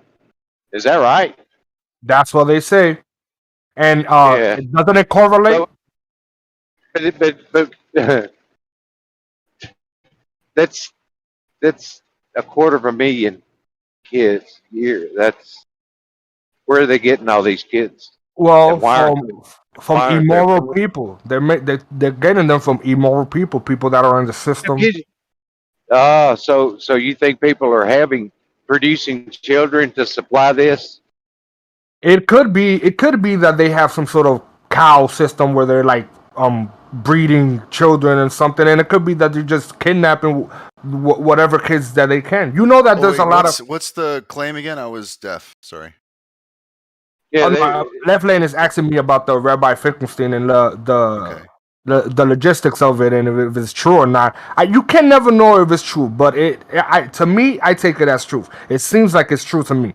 It correlates with everything that's going on in the world. Okay. But you are aware that every year a whole bunch of kids go missing, right? Well, yeah, I've been involved on a couple of studies on number of children reported missing versus the number of those reported children that are missing that are found. Yeah, it's about 10% are found. Yeah, well, no, it's like 90% are found, and maybe 10%. Oh no, I'm sorry. Yeah. It's 90% are found. It's about 10% that aren't. So Yeah. Right now we're at about maybe 300,000, and then there's about 30,000 a year that they just don't find. And then of those, if they're under 18, some of them are just teenagers that ran away from home and didn't come back. Yeah, most of them just come right back, found in the first year or two. Yeah, but I mean, of the ones that are unsolved or don't go to be closed, a lot of those are teenagers that just ran away from home.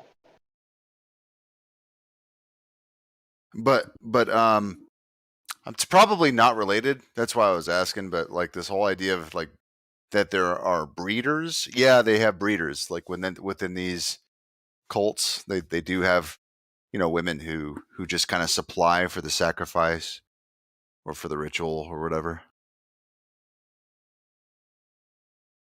Yeah, my signal's going.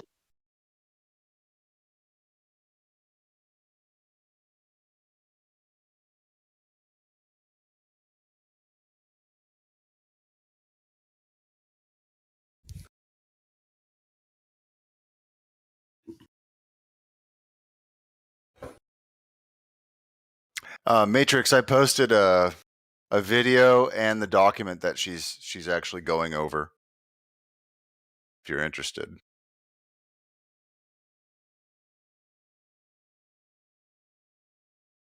Okay. I'll take a look at it later, man. Thank you. Yeah, I'm gonna do that right now. So I'll be back whenever I'm done.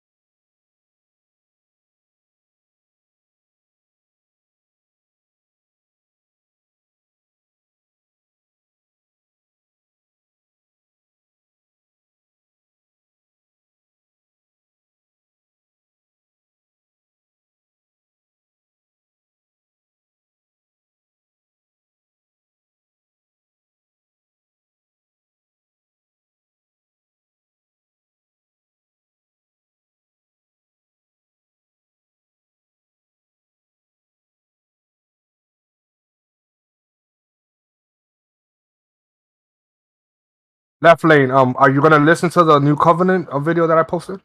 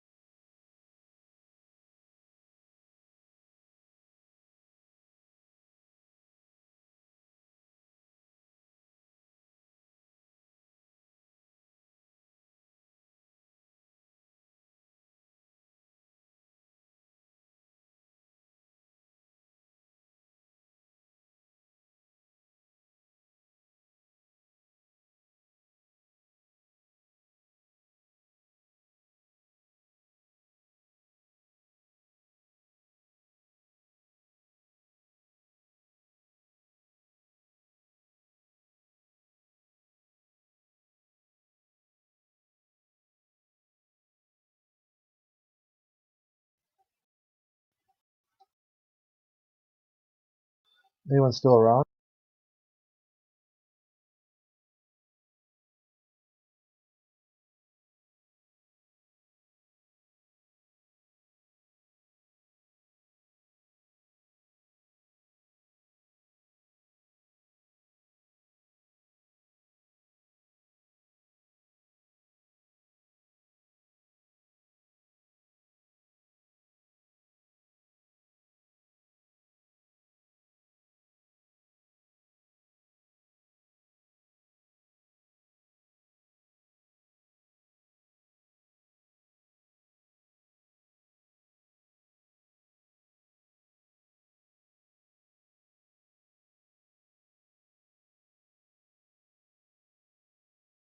No, Rakia, you there?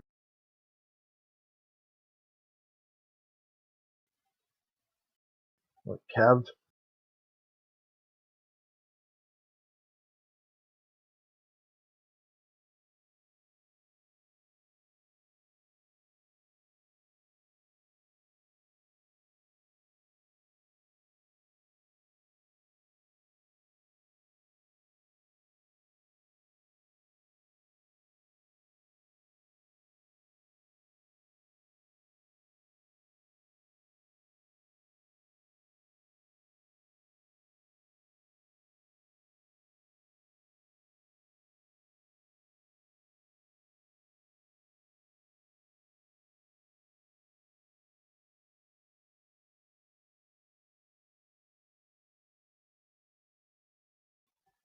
Testing.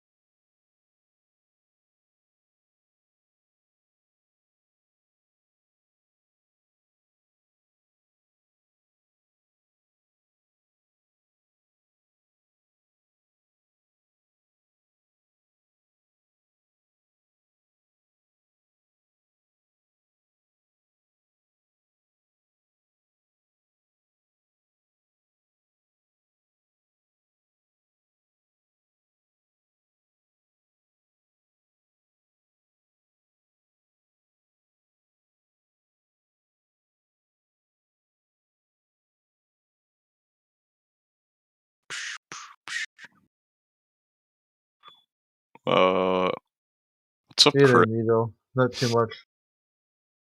Did you get the server invite I sent you earlier? Oh no, I just had Discord minimized. I haven't been looking too much. Yeah, I think you might enjoy this one. It's kind of funny that this even exists. Here, I'll DM it to you.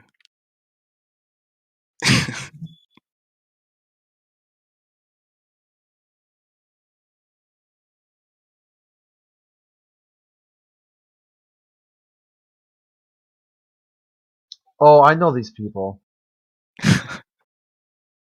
Yeah, I think someone in there was just like kind of salty that they got banned from another server, and then made that, I guess.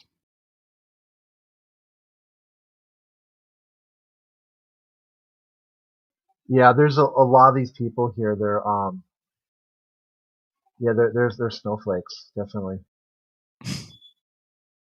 So what's going on in here? Nothing, just one globalist at a time comes in, has a little meltdown, and then flounces. Yeah. Dude earlier today talking about that without government, everyone would just die because they wouldn't know how to feed their clothes themselves, or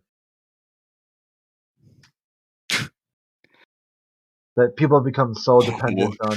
What did people do before the government? Before an established governance? Yeah, just simple, Just right? You just fucking die. Yeah.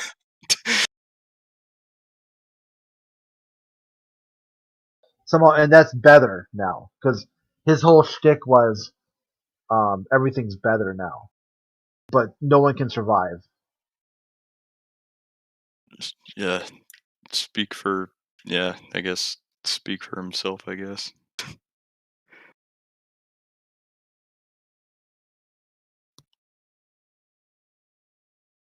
Might be a little more complicated now, sure, but I don't know.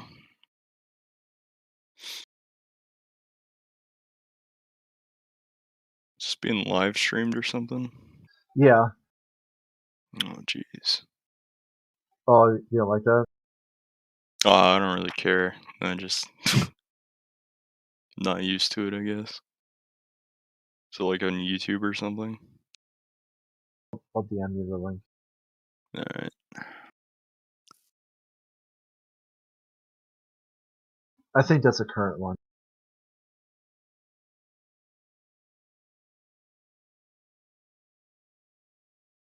So what happened with Lumpy? Or do you guys still want to talk about live stream?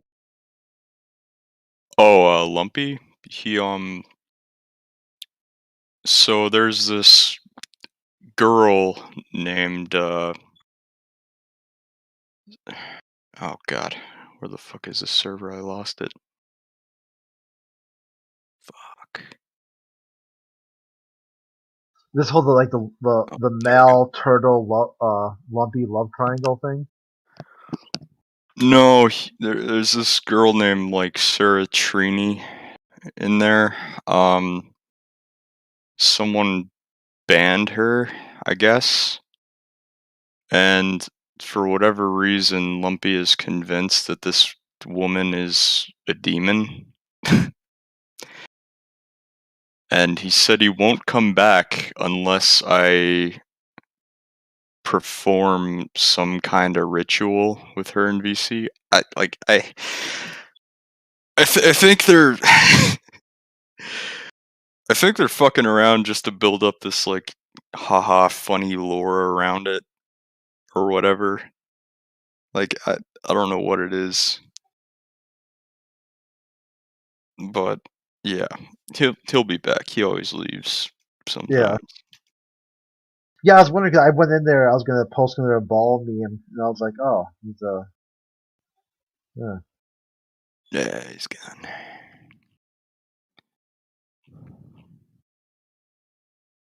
Still in his server, but I don't know. Yeah, and Magenta still missing. I don't know if Magenta's coming back. he left once before and came back, but I don't know. He got like someone like posted because someone made a sticker out of his selfie or something and posted it in a server that he didn't like. And then he got all like bitchy about it. He's like, I'm leaving Discord forever. Like, okay.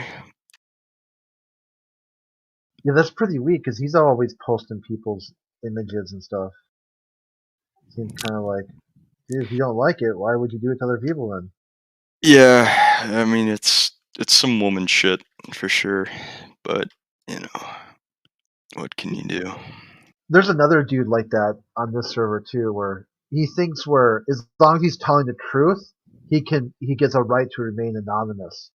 But if people are lying, they should be exposed. And I'm like, dude, that worldview doesn't add up, right? Because if you've got truth, right, why would you hide? Why would you want to be hidden? You'd want the truth to speak for the truth. You wouldn't be afraid. But somehow, it's quite a bizarro world view to have.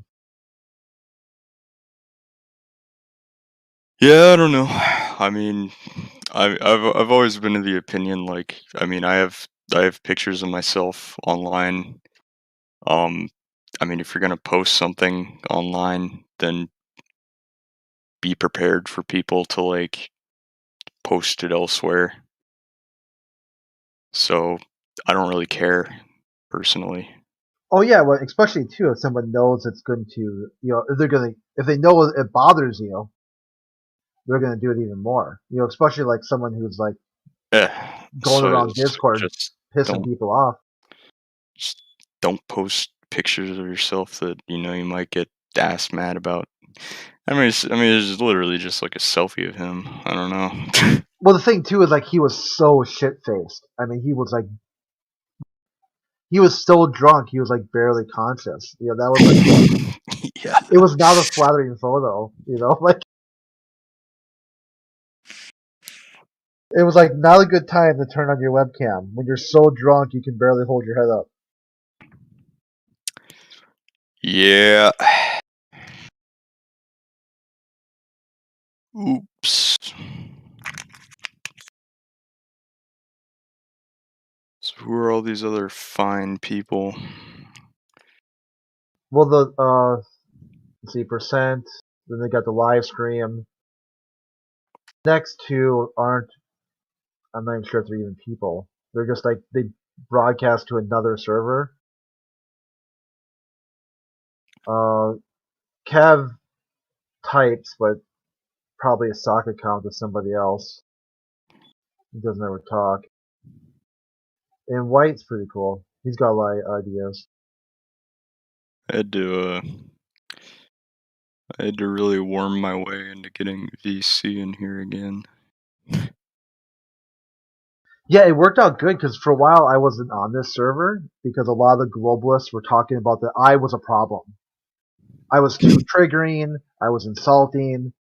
So they said, okay, sure. Either you're going to have to change your ways or, here's the door. I said, fine, I'll take the door, right? I don't see myself as a problem. Then the same globalist who thought I was a problem followed me server to server to server and kept engaging with me. And people saw this like, wait a minute here, you just claimed, right? Crit was a problem, but yet you spam his DMs, you follow him server to server. So which one is it, right?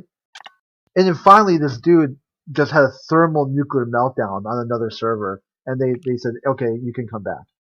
Yeah, it was probably like unfair that people will start claiming you're the problem when clearly they're the problem with themselves. Their own damn fault. Kind of reminds me of those those videos where like people like walk up to someone and they're like recording or whatever, and they're like, "Why are you recording me?"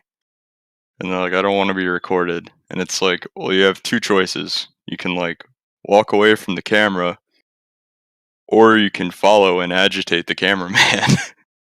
I know. It's like, why are you recording me? It's like, I don't know. You're moving toward the camera. Yeah, they don't want to be recorded, so they get the cameraman's attention. It's like the duality of some of these globalists is that they think everything proves the globe, but they present nothing. They think they've debunked flat Earth, but that's all they talk about.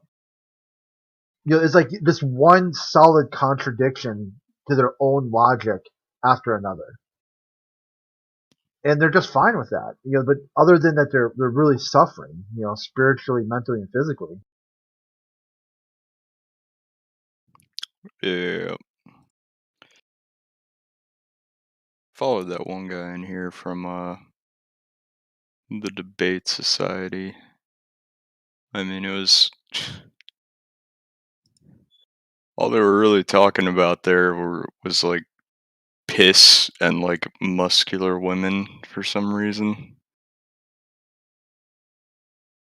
which is really bizarre. I don't know, the guy I followed in here left though, which is a shame. He was talking about the kind of shit that I like joined these servers for in the first place. Hold on. I'll be right back. All right.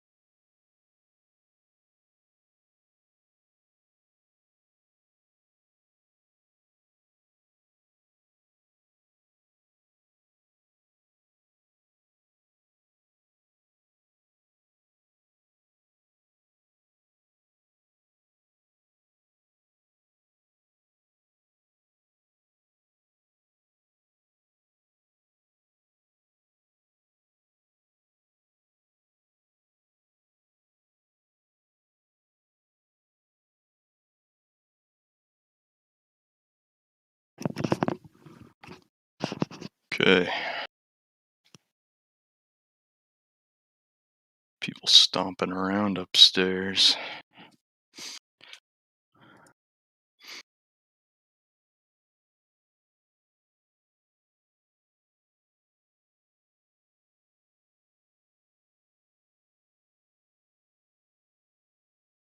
So you guys just like waiting here until someone comes in who talks?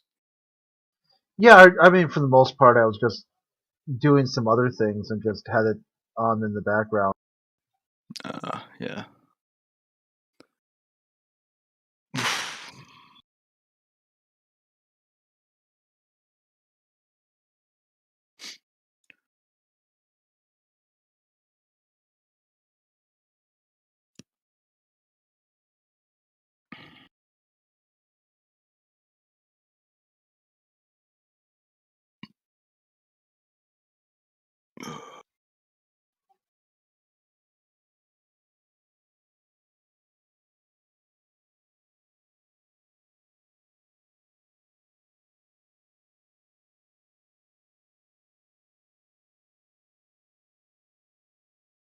Hey, a couple weeks ago there was the guy who or can't remember, or they joined the server expecting like to be entertained. I was trying to remember that story because I was going to tell it the other day, but I forgot the details. Sorry. It's like, wait, who? yeah, like I can't remember exactly how it went down. Like, so people will join a server and be like, "Oh, this server's boring," right? Like it's somehow Oh yeah, yeah. it's like on the server admins or whatever to like make some sort of to entertain people who randomly join. Right.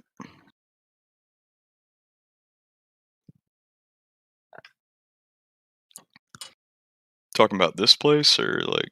No, I can't remember where it was. That's why I was like, or was, like, did me and you talk about it, or was it or someplace else? I can't remember the exact details of it. I just remember like just vaguely, someone talking about that topic, and then It might have been in my server, maybe.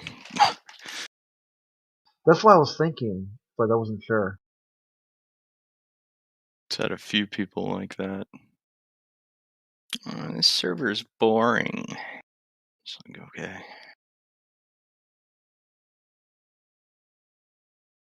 That's why servers more or less need like a fucking topic. Like social servers don't really have that. Especially like mine, where like everyone who's just like active gets like admin. So it's just like a group of people in the fucking mods area talking to each other. Yeah, like a mod only room, and they just and they sit there like all day long. Yeah, well, I mean, it's not even like a mod only room, it's like a mod only server. Someone new joins, it's like, who the fuck are you?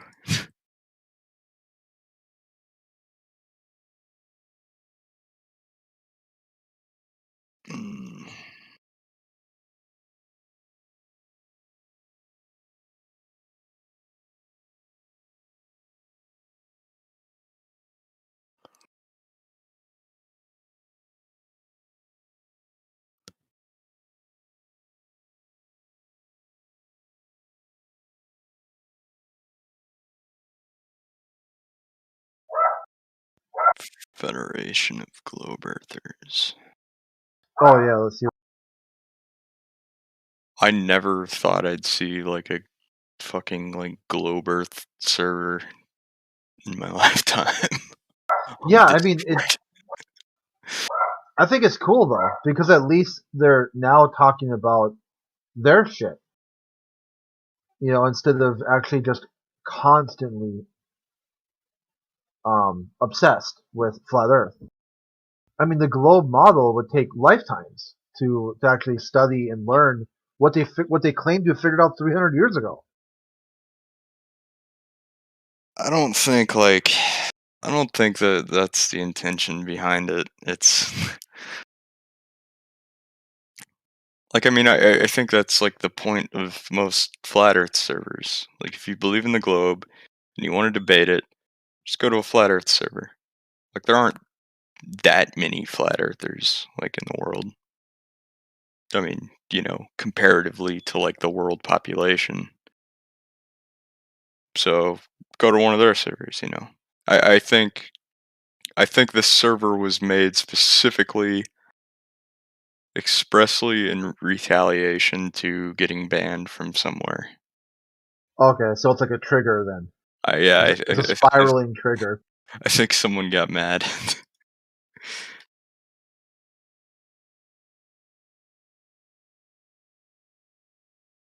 Hello? Someone join?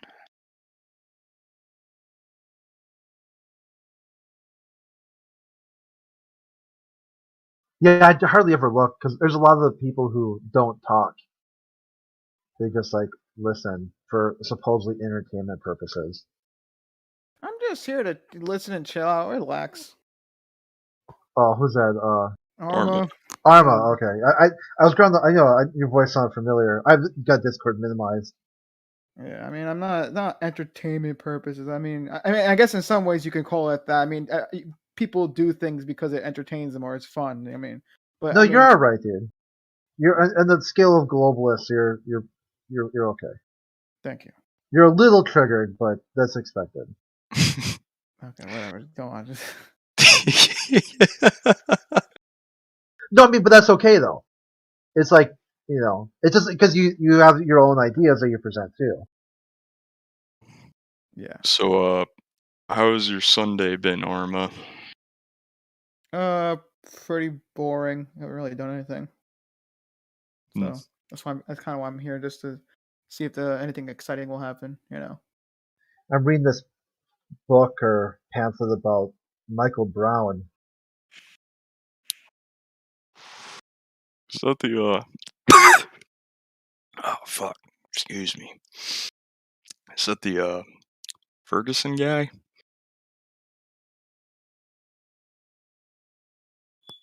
Michael Brown? Oh, there we go. I laid out. Yeah, Michael Brown. Shot by police officer Darren Wilson after like a strong arm robbery. So the whole shtick here is that the thesis of the paper or whatever is saying that because they left him out for like 8 hours, just laying there dead in the street, that incited a lot of the violence, a lot of the outrage, because it was almost like the government was saying, this will happen to you if you don't comply. We'll just leave your body out there dead, and where people can just just look as a warning to others. Yeah. I mean, I can get that, I suppose. You said that there wasn't any reason, that the coroner had already ruled him Michael Brown dead, but they just never moved him to the morgue or anything. I didn't know that, actually. I watched some of the riots, like after the protests were done, once night falls and everyone gets crazy. I watched some of that, but Yeah, they said there's another on here, page 78. I just taken some notes too. That they said that these were acts of domestic terrorism, is what the governor at the time, Carl Cleveland. So when he called the National Guard in.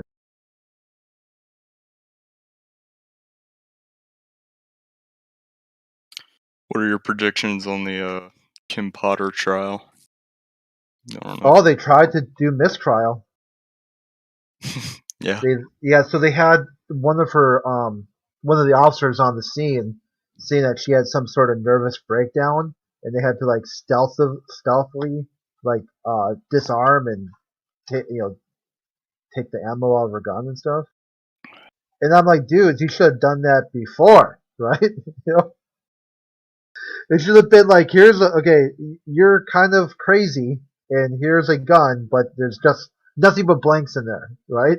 You don't know it, You think it's a pistol, and you think it's loaded, but there's no ammo in there, It's just a bunch of blanks. I think the whole thing is like, obviously, like, no one wants to be the center of like a countrywide like debate on like race relations in terms of like police and like minorities in the country.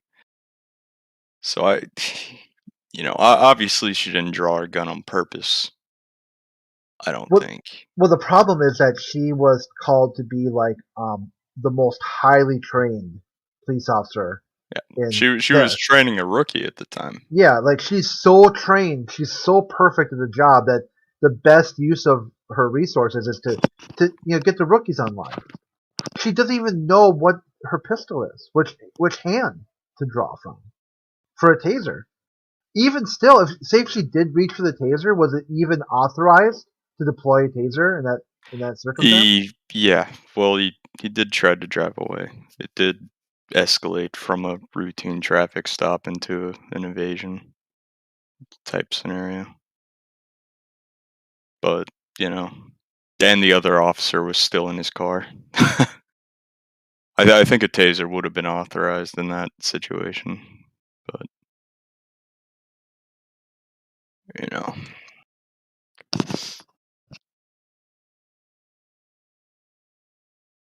see how that goes. Revy thinks she's gonna get off. I think manslaughter is appropriate. I mean, you know what she's been initially charged with, Yeah. but you never know.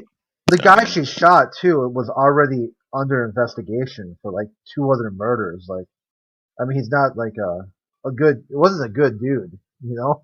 They Yeah, tried well, to I make mean, him you seem can't. like Yeah, but you can't really look at that when you're like judging like whether or not like the facts of the case was like, you know, an officer was in his vehicle when he like tried to speed away. yeah. Taser was probably appropriate.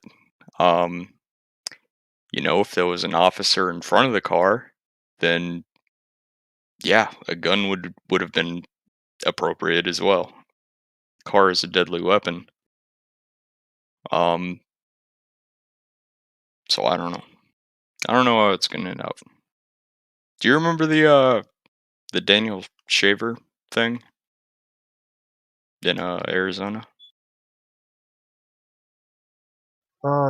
It sounds familiar, but I'm not sure. Oh, dude. Is that the guy who was on the hill and telling homeless people to evacuate? No, there's a guy in the hotel. Oh yeah. Okay. And Yeah, he's like he has to like play this fucked up game of like Simon Says like for his life. Yeah.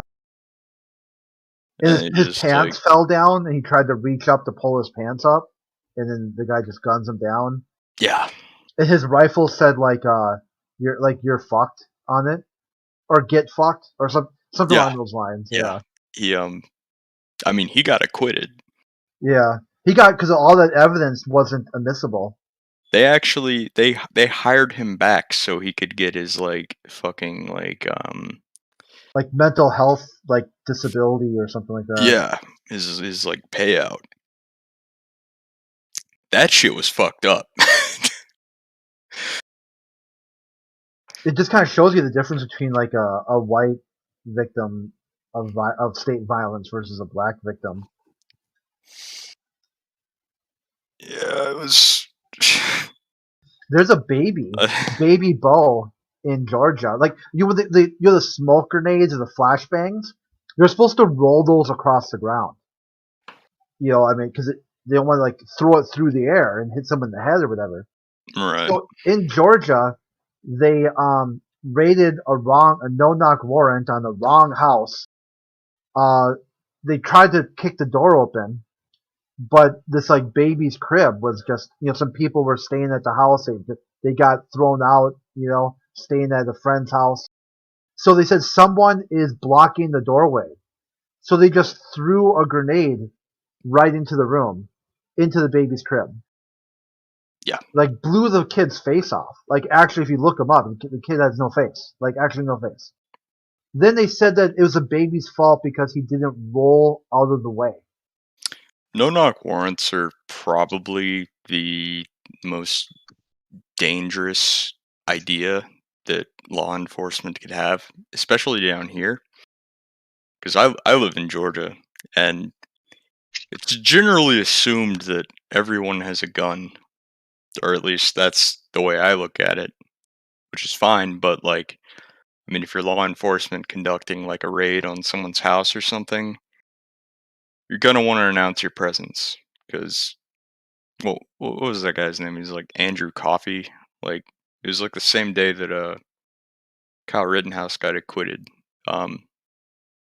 A black man who had like this no-knock like raid on his house, and he shot at police, and they killed his girlfriend, and he got acquitted on everything on a self-defense charge, just because like.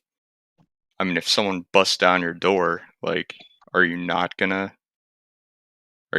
shoot at them? I don't know who the fuck you people are. We don't have that problem in Australia. Well, yeah, because you guys get fucking ass raped by your government. Because we don't have guns. I somehow must be a really small penis because I don't really feel ass raped by it. I'm talking about the whole COVID restrictions, but yeah. Wait, you I guys just do sat have, in a cafe and had brekkie. you guys do have guns down there. Say again? You guys have guns down there, don't you? Very restricted. Yeah, very restricted. You can't just like defend your property or anything. Nope. What's the How point of rare? Like having home invasions are incredibly rare here. What's the point of having a gun then? I mean, I've never had my house broken into, but just in case, like. Yeah, it's always I've been nice broken to- into as well. They stole some shit and left, and then we woke up because the dogs were scratching our door. Stole some fucking vodka or something and fucked off. No need to fucking kill someone.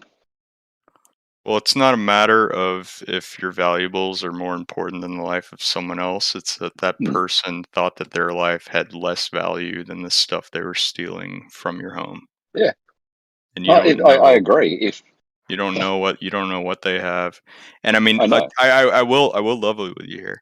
If someone breaks in and they're unarmed, I'm not going to kill them, even though I could, and I would be totally within my rights to do so because of castle doctrine. But I'm not going to, like, I mean, if he's just like some kid like who kicked in my door or some shit trying to like make some cash, yeah, I'm not going to like mow him down.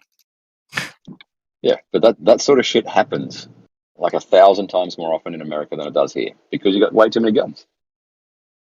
Way too many guns. Guns are awesome, dude. Oh, don't get me wrong, I fucking love guns. I go to Vegas and just fucking, rather than prostitutes, I fucking shoot guns all the time. I love it.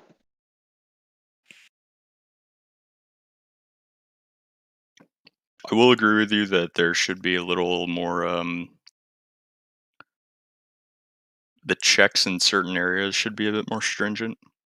It took me maybe a week to get my concealed carry license. Yeah.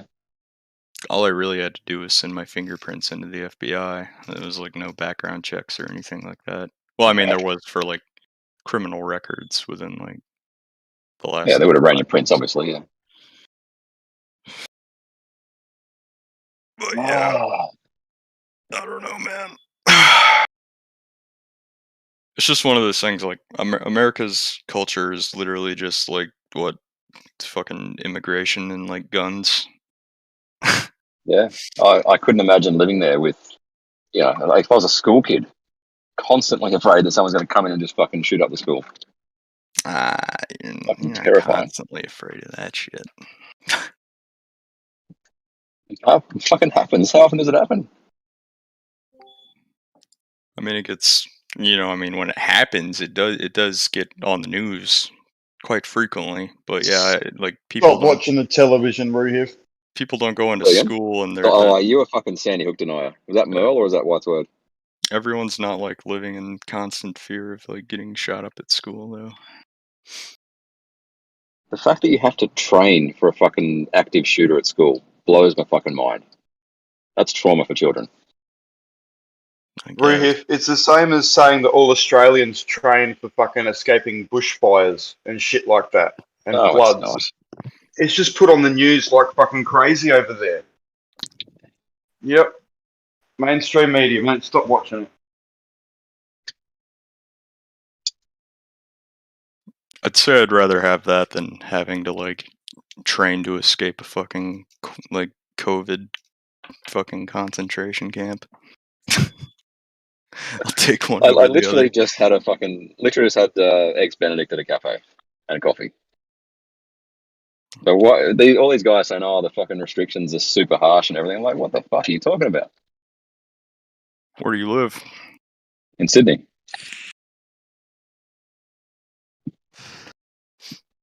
I don't know, man. Didn't they like threaten to stop all construction work or some shit? Oh, they did that. When was that? It was a while. I mean, it was while kind ago, of yeah. recent, but it wasn't that 6 recent. months ago or something. Yeah. And then they stopped it because everyone just went, "Fuck you." I think it only lasted a couple of weeks or something. It should. Well, what is it? New South Wales? Is that it? That's it. That is my state. Weren't they like trying to implement some kind of like selfie thing? Selfie Send thing, what do the you mean? police. It was like some app being developed where you had to send a selfie to the police at random intervals. I've never heard of that at all. Mm-hmm. I mean, they haven't. That's if you're in quarantine. They haven't implemented it, but oh, if you're in quarantine, you got to prove that you're in quarantine. Okay. Yeah.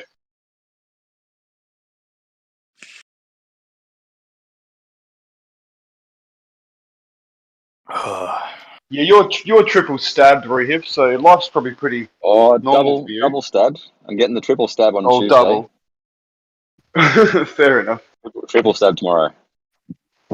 Yeah, but there's lots of people here that can't work if they're not triple stabbed, so that is tyranny, really. Well, when you get the fifth one, I don't know, probably 18 months, something like that, thereabouts. What about I imagine it'll become a. You're just gonna do it for the rest of your life? Yeah, I get flu shots every year as well. Like my immune system's lower than most. Yeah. I mean, that's fair. I don't get the flu shot. That's why I haven't gotten vaccinated for COVID, because it's literally just going to turn out like the fucking flu. Well, hopefully. It's not going away. Masks don't prevent it. Yeah. Masks are more of a social like courtesy to people, but it's aerosolized, and these cloth masks don't really. I mean, that's why flu numbers went down drastically, and that's why people are like, oh, they're putting flu numbers together with COVID. It's like, well, no, it's because everyone's inside and they're wearing masks. Like, masks actually protect against the flu, but they don't against COVID. I think that's just wrong. No? Well, yes. What's wrong about that? Most of the virus is found in your respiratory tract. It's aerosolized. I mean, there's an MIT study. You breathe it out, right? Yeah, but not in droplet So it gets form. trapped by the It's not like when you cough. It's not like when you cough, it's in like these like droplets that get caught by the mask. Unless you're wearing a proper N95 mask that won't, like, for one, is properly fitted, which most people aren't going to bother with, and most people don't wear N95 masks. Like, it's just going to go everywhere. Like, it doesn't matter. It doesn't go everywhere. It doesn't go into people's faces. It's strictly a social courtesy, because it survives in the air much longer than everything else. Like, it doesn't matter if it doesn't go in someone's face. It's going to be like, you're not protecting anyone. Yes, you are. If you're talking to someone face to face, with a mask, you're exerting. Yeah, with a mask, obviously it's stopping it, right? No, it's not. Yeah, you're just wrong. Anyway. All right, man. Hey, tell that to fucking MIT, dude. Yeah. No, I mean, why wouldn't it stop? You thinking that a barrier between your mouth and someone else wouldn't stop a droplet? But it's not spread by droplets. It's aerosolized. Like, it's not like, that's why the flu numbers drop so significantly, is because it does come in these droplets, these respiratory droplets, and those are caught by the mask. COVID is not. Yeah, aerosolized.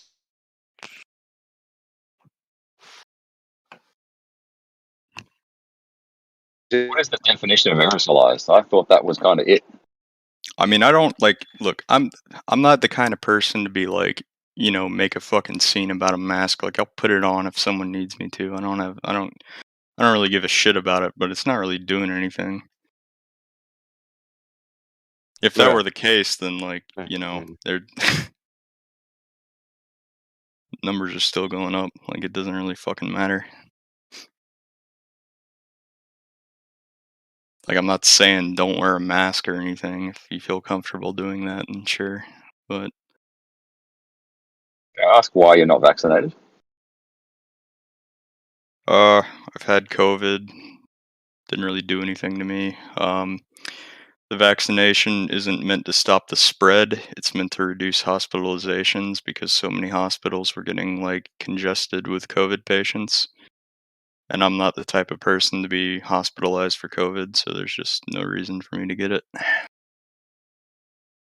I also don't like injections, and I don't like taking Like I'm vaccinated for most everything. I don't take the flu shot though, because I don't like if I get the flu, I'll just fucking Well, deal with it. my son-in-law, yeah, my son-in-law, when it first came out, they had an outbreak in the plant that he worked, and he was positive, right? But other than he lost his sense of smell and taste, but he really didn't get sick, so they classified him as asymptomatic.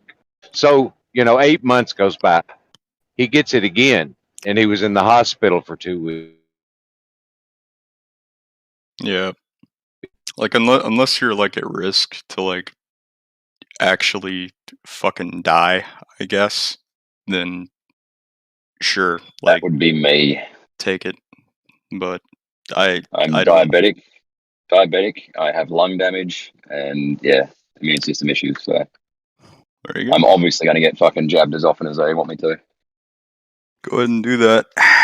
Well, I won't hold it against you, but yeah, that's just the reason I don't. Yeah.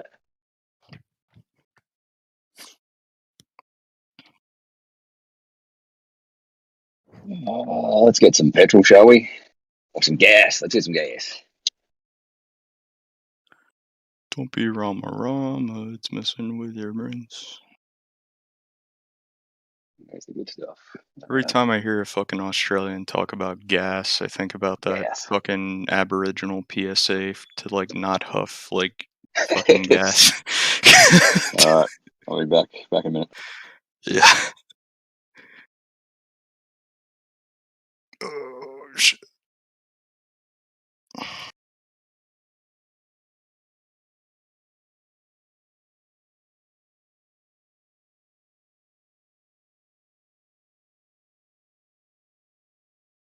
Sup, crit? Nada. Some good old COVID talk. Yeah, they're scared of everything. A lot of the globalists are just like they see the world just slowly turning into one dangerous thing after another, and they want to blame other people for their fear. I'm just like, I'm so like burnt out. Like the only time I fucking hear about it is when I like get online. Like I go outside, everything's normal. There's nothing going on. No one's in quarantine anymore. No one's wearing masks or anything. Just everyone minds their own fucking business. And then I get online, and it's just like article and article and article about this like new fucking variant coming into the area, and it's like, well, I guess I better collect them all. Fuck. Yeah, I was watching the local news, was it like last Sunday, and they did the Vikings, the football team here. They won some really cool game, some really cool play that was just like everyone was happy. They show the stadium packed, just dick to butt, standing room only. The next story was, are people going to appropriately socially distance for the holidays? It's just like, it's like, how do they do that? How do they just show you a packed indoor stadium where everyone's just yelling and cheering and all happy, and then wonder, are you going to socially distance at your family gatherings? yeah, it's like, it's fucking evident, like, it's not going away. And I swear to God, if I have to, like, be met with, like, fucking article and article and article, like, after article about this shit for the next, like, 10 years, I'm gonna blow my fucking brains out. So I'm tired of fucking hearing about it. It's like, if you think you need the vaccine, great. Go fucking get it. Take your fucking boosters when you feel like you need to. That's fine. Whatever. But like, I don't know. It doesn't really affect me personally. So, and if they don't stop the spread, then why should I get vaccinated?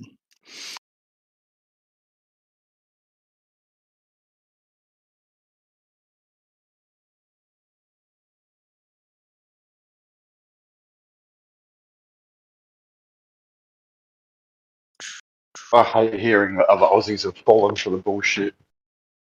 Pisses me off. Australia. But to each their own. Australia got, Each their own.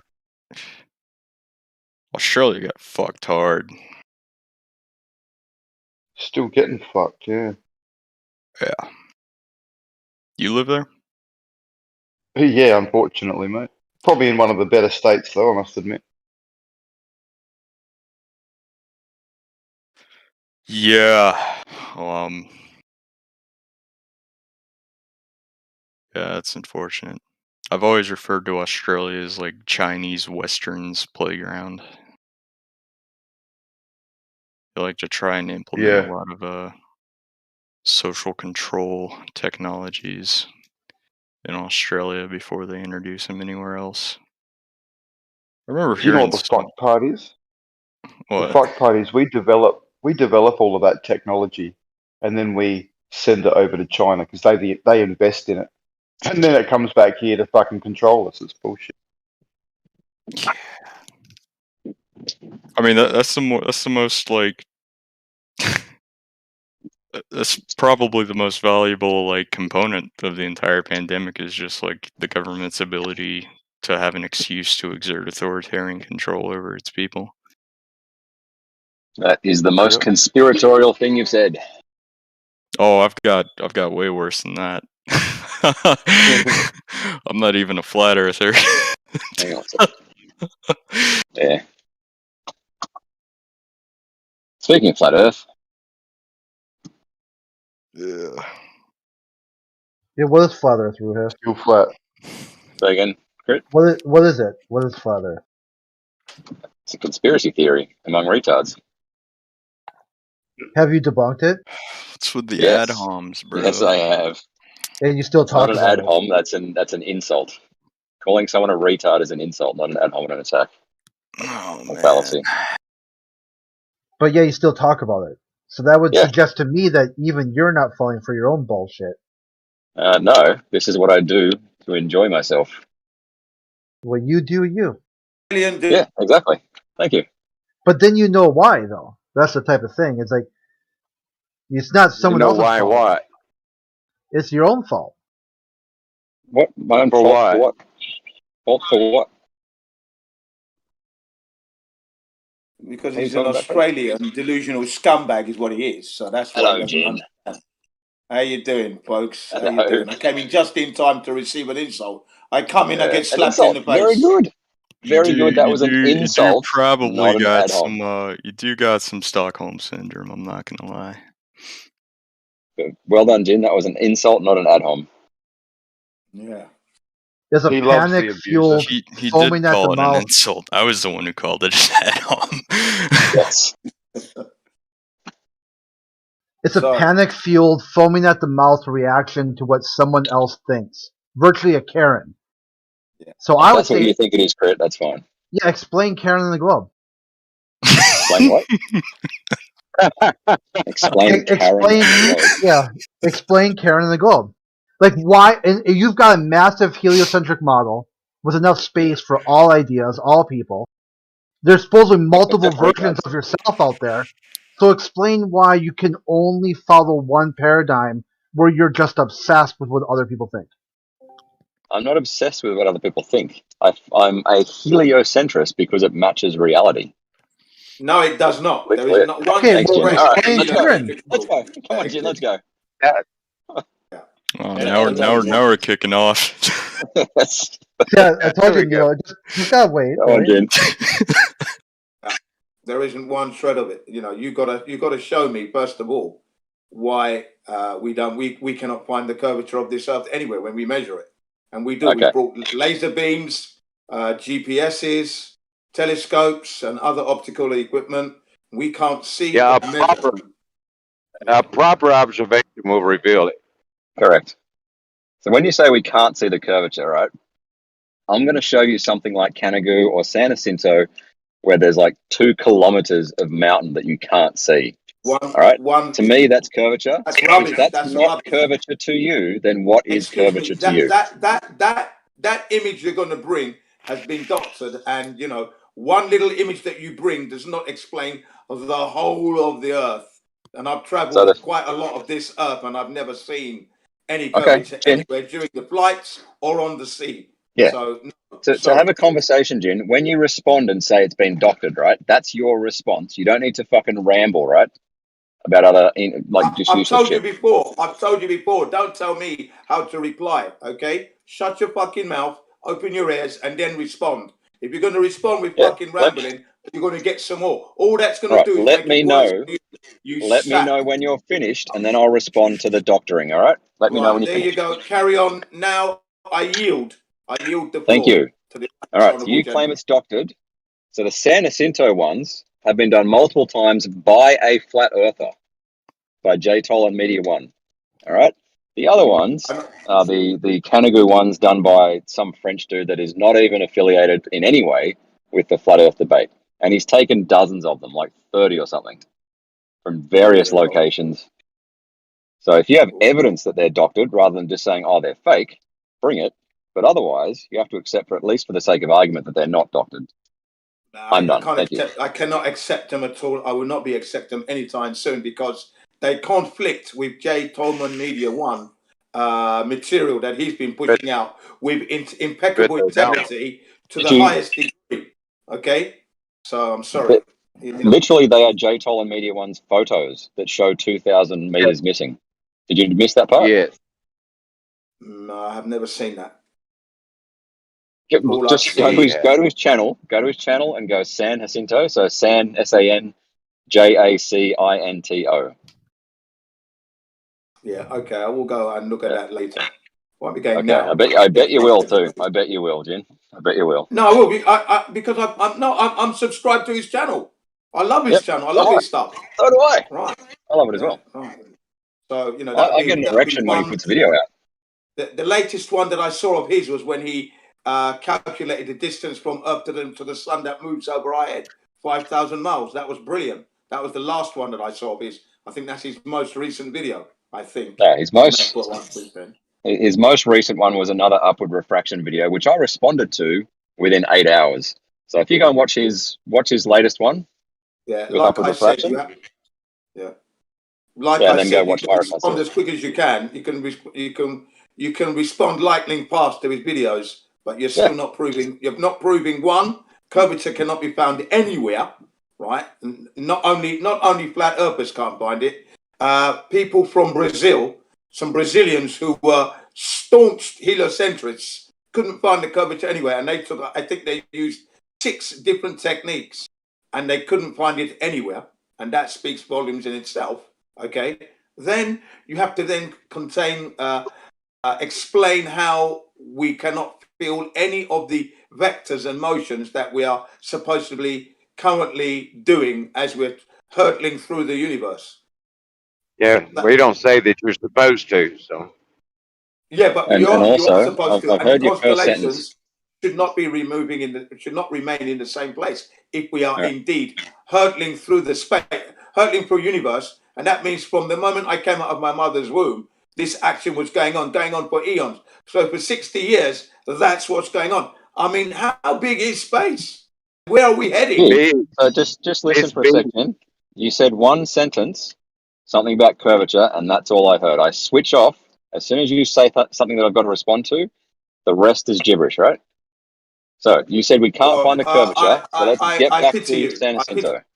I pity you because other people responded. So you switched off. That's your problem. Other people Because what you do, Jin, is what you do has a name. It's called a Gish Gallop, after Dwayne Gish, the creationist, who would throw out Gish galloping at all. No, it's 50 not. arguments in a debate, and then the person responding can only respond to 1 or 2.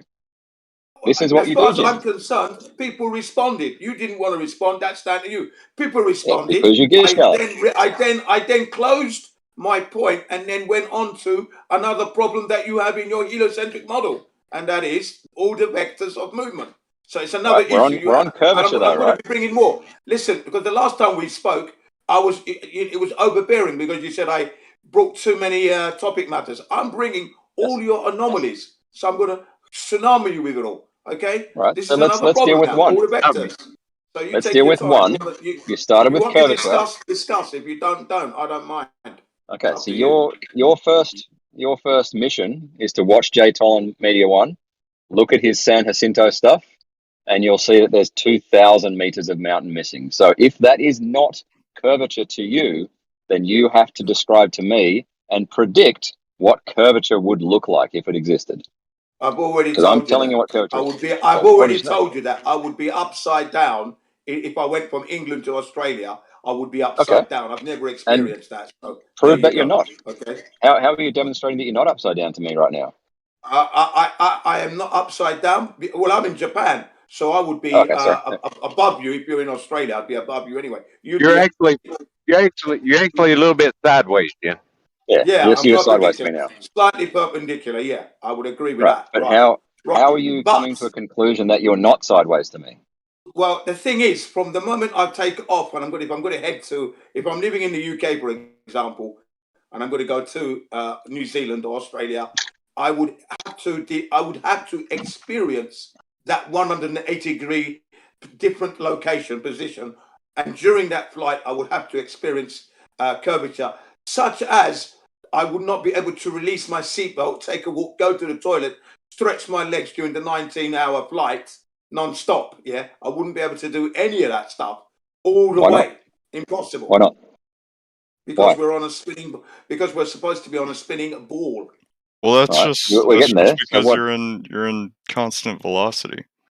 Yeah. Like, What is it? What exactly Right. are you expecting that will stop you from doing that? I'm expecting to be following the curvature of the Earth. So from the moment Yes. I've left the UK, it's going to be a downward flight following a 180-degree curve all the way till I get to my destination. There is no chance that I'm going to be able to release the seatbelt and start, like I said, walking around, having meals, going to the toilet, Right. and stretching my legs. Yep. That wouldn't When be you said happening. downward, do you mean down towards the center of a spherical Earth, or do you mean I south? mean down towards Australia, where it is down under, as they've been known for a long time. Australia, New Zealand are down under. That down under. I don't mean. Right. I do not mean drilling a hole through the center of the supposed ball. I don't mean that. I Right. mean But do you following mean you the should fall over? surface. Now listen clearly before you interrupt. I mean following the surface of a spherical ball that nature demands and commands us to do. That's what that shape means. That's But what are nature's you law. expecting in the plane? Sorry? When you're in the plane, what are you expecting for a globe versus a flat Earth? I've told you already what I expect. I expect to feel the takeoff where the nose points upwards to gain altitude, and we climb to the regular 40,000 feet altitude. The plane should then level off, and as it levels off, it should then begin to flow downwards towards New Zealand and Australia during the 19-hour flight. Right, What I'm but by supposed to, I downwards, should expect to feel. Because I'm do you leaving mean the top of the Earth. I'm leaving the top of the Earth. Is the North Pole is the top of the Earth. It's really sounding like you've got no idea, Jen. When you say the No, top of the Earth, I'm sounding perfectly coherent. What you're sounding is like a spastic that's just trying to bring in a stupid, pathetic lies. Okay? Stupid and pathetic lie is what you're doing. Okay? Right. So do not call me incoherent at all. Okay, because I can give you a simple thought experiment, and that is when you have a beach ball and you put your hand on top of that beach ball, okay, and keep it there and follow the contour of the beach ball, your hand is inverted. Once it gets to the other side, the bottom, your hand is now upside down.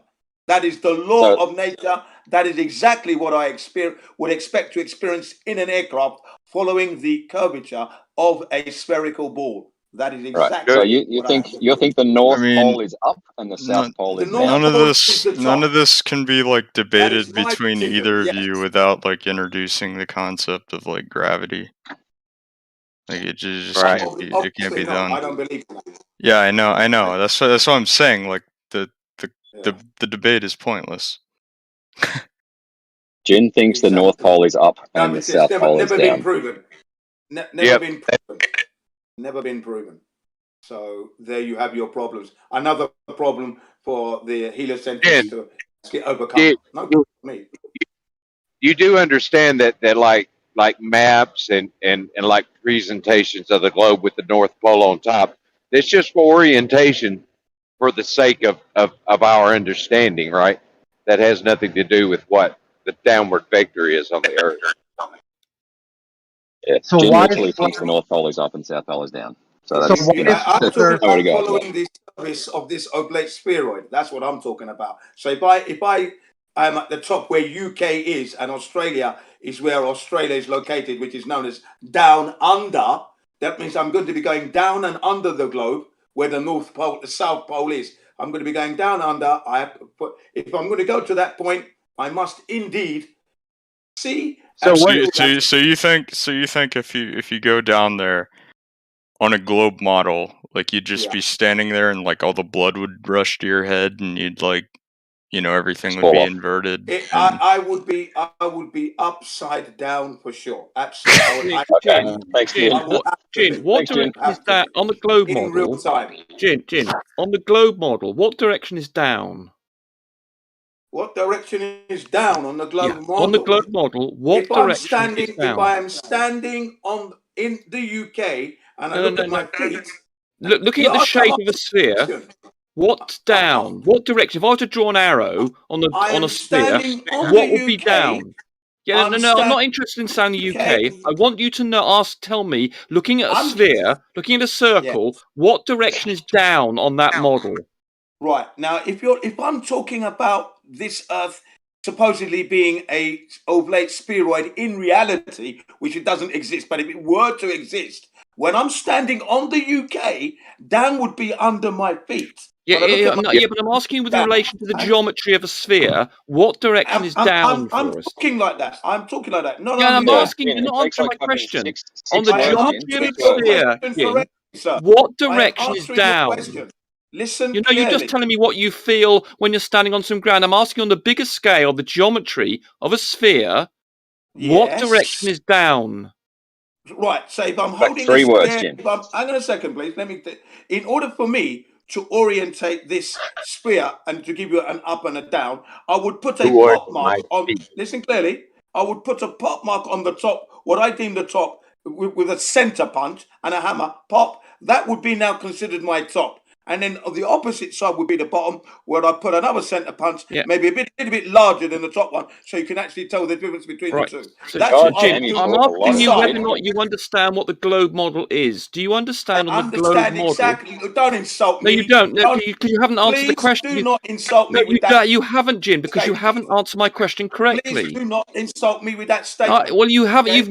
What you've done is you've described if you had a ball and you were holding a ball, what's the up and the top and the bottom of the ball? But that's not the way that's not the way the sphere. That's not the way that the globe model works. Excuse me. Because the fact you can't answer my question means you don't understand the globe model. Line of questioning, sir. You just described if you were holding a ball, what would be the top and the bottom, what's down.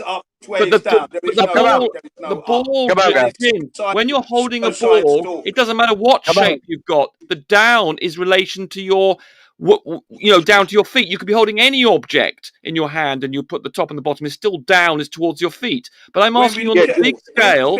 I'm asking you, Jin, on the big scale, on the globe model, what direction is down on that model? Down would be anywhere away from the North Pole. Okay. No. You see, Jin. You see, this is the problem on the globe model, and I can't believe you don't really understand it. I mean, you're either really, really stupid or you haven't been listening. On a globe model, down is towards the center of the sphere. So if you're on the top of the sphere, down is towards the center. And if you're on the bottom, Jim, let me finish my sentence, please. And if you're on the bottom, as you put it, of the sphere, down is still towards the center. Wherever you are on the globe, down is towards. Jin, nearly there, Jin, nearly there. Wherever you are on the globe, whether you're sort of at 3 o'clock, if you want to think of it, just looking at a clock face, or 6 o'clock, or 9 o'clock, or any other clock, down is towards the center. That's what I'm Okay? saying. You can't Well, hold on, let him up. you can't Jin talk answer. about this. You can't Yeah, I talk know, but about this he doesn't without understand. He doesn't gravity. need to understand basics of the globe model, and he needs to understand that like first I before he said, gets that line of confused. questioning and that Assumptions of the globe model. yeah, You that's mean absolute assumptions? ridiculous. So, Yeah. Jin, do you understand that's what the Prove globe something. model says? Unfortunately for you, what your globe model says, right? What your globe model says. Do you and understand that's what the globe model nature- says? Are you going to listen to me or what now? But you haven't Right. answered my question. Do you understand I'm that's what the answering globe your model says? question. Why don't you You're let me not. answer? It's a yes or no. Do you understand No, that's what it's the not a globe yes or model I'm says is sorry, down? it is not a yes or no. No, it is not. I'm telling you, it is not a yes or no. But That's that is why the you globe still- model. Even if you Hang on don't a agree second, with it, now you Jin, interrupt Jin, me. even if you I don't let you- agree with it, do you I let understand you that's speak. what we believe as the globe model? I let That's you what the globe model proposes, I even let if you you don't agree speak. with it. I Do you let you understand what the speak. globe Did model I is, Jin? let you speak or But Jin, not? do you understand Did what the I let you globe speak model or is, not? even if you don't agree with it? Did I let you Oh. speak or not? Go So now ahead. let me answer that question, yeah? Unfortunately for you, your globe model goes against the laws of nature, the reality. No, it doesn't. Okay? No, Right, it but Jin, doesn't. do you understand what our globe model is? You might I not agree with it. understand what Hold you on, are Jin, now you're saying. interrupting me. I Jin, you're now understand what interrupting you're me. saying. You're I interrupting me now, understand what Jin. you're saying. Jin, you might not agree understand with what it. you're saying. Jin, you might not agree. You're interrupting me again. Why? Even if you don't agree with it, do you understand that the globe model says that down is towards the center of the earth? Do you understand that's what we say? I understand that the center of the core of your globe would be under your feet, wherever you are on that globe. You have to look at your feet to Brilliant. the center of the core, right? So you But do understand it. That's good. That's great. I told I'm you that really already. pleased I about that. understood that. But Even if you don't agree with it, I'm you're glad that not you understand at listening least to that's me, the though, are you? model that you're You're not dealing with. listening to me at all. Now you're interrupting when I'm trying to tell you something. Now pay attention. Yeah, because what you tell us, Jin, is fucking Upside down. Are irrelevant you bullshit. everyone going to interrupt now? Is everyone going to Yes. interrupt? Yes, I am. In order for you to be on your globe upside down, you have to evoke gravity, which is an unproven force already. So there's your first problem. Okay. Secondly, in the law of nature is this: when you travel on any spherical object, right, you are going to go through 180 degrees. Yeah, we all agree with that, Jin. No one's disputing that. We all agree Right. with you on that. That's why I said That's why I said I would be upside down. But you wouldn't. Because down, Jin, is towards the center of the earth. You see, do you understand? If down is towards the center of the earth, you're not upside down. You're ignoring the actual physicality. No, Jin. If down, in other words, where you're attracted to is towards the center of the earth, then that's what defines down. So if we're at 6 o'clock, that's hold on, Jin, near there, Jin. So, Jin, at 6 o'clock, you said you understood. Hold on, Jin. You said you understood that you said you understood that on the globe model that it's towards the center of the circle or the center of the sphere. You said you understood that. So that means you must understand. And I said nearly there, Jin, nearly there. So that means that for down at 6 o'clock is therefore up, in other words, towards the center of the earth. So that's our model. Now, you might not agree with it, but at least you should understand what we're saying. Unfortunately for you, like I said, when you actually have to navigate said oblate spheroid following the surface of this supposed spheroid ball, you have to physically, you will be upside down without a doubt. That's No, why you won't be upside down. Down is towards the center of the earth. You'd be upside down. No, down. We agree with you, Jin, when you said you'd invert it. In other words, you'd be 180 degrees. Right, but down is a local feature. Down is towards the center of the earth. If you're at the 6 o'clock position, then down is, if you want to think it's a piece of paper, then down is up. And if you're at the top, down is down. And if you're at 3 o'clock, then down is to the left. So at 6 o'clock, down it's always to the center of the earth. Now I'm going to address that point in a minute. So basically, when I say to you, then I'm leaving the UK on my way to New Zealand, you can now understand why there is no way I'm going to have a 19-hour flight and the plane's attitude is going to be level for 99% of that flight, and only 1% Well, will level be when we means take following the when we surface land. of the earth, Jin, and that means it's following a circle. That's what I'm saying. If we are indeed following the surface of the earth, then I'm going to be feeling like I'm on a roller coaster ride, and eventually. No, but Jin, you said you understood. Are you interrupting me? I'm nearly finished. Okay. Finished. Go ahead. Thank you very much. Now, the nose of the aircraft would end up going down towards New Zealand, as we follow the surface of the Earth from 40,000 feet up. Okay, and then always that on would top. be. Sorry, are you interrupting again? Always on top. Say that again. You're always on top, no matter where you are. Oh, I'm always on above the surface of the Earth, above. Yeah, but I'm going on a spherical ball, so there's 180 degrees of curvature there. We're agreeing with you, Jin. We agree with that. But the point is, down is defined towards the centre of the Earth. Hello, I'm still saying to you that I'm going to physically notice that. That's You something won't. I want to notice. Because down is towards the centre of the Earth. It doesn't matter where you are on the Earth, you'll always have your feet pointing towards the centre of the Earth. There's no difference. I'm going to notice it in the aircraft. The aircraft's No, you attitude won't. is going to be at such an angle. It's going to follow the curve of the Earth, Jin. Look, you're interrupting. Let me finish. You are not going to be Prove able it, to have Rumpus, with some curvature, mate. any inside meals, in-flight Well, I'm meals. about to do that You with my won't be able rect to go thing, to whoever the asked that toilet. question. You will not be able to enjoy watching your movie because you're going to remain seated for the whole duration of the Jin, flight. Jin, you seem to understand that the globe model says that down is towards the centre of the Earth. That means you should understand. that completely. Right, brilliant. That's brilliant, Jin. Hold on, but do you understand if the plane says at 3 o'clock, the 3 o'clock position, that down therefore is towards the centre of the Earth and therefore, to the left in effect. So you'll be standing in the pod. Jin, nearly there, Jin. So that means if you're standing up in the plane, your feet are still pointing towards the centre. Your feet are still pointing to the centre of the Earth. So you wouldn't feel any difference at all. Of course, I'm going to feel the difference. Why? Because you got North Pole and the South Pole, and you are down under. So there is no. But Jin, you just said you understood. No, it's impossible. Hold on, It's Jin. You just impossible. said you understood. Oh that my God. is down. Why are you changing that now? You now speaking as though you don't understand.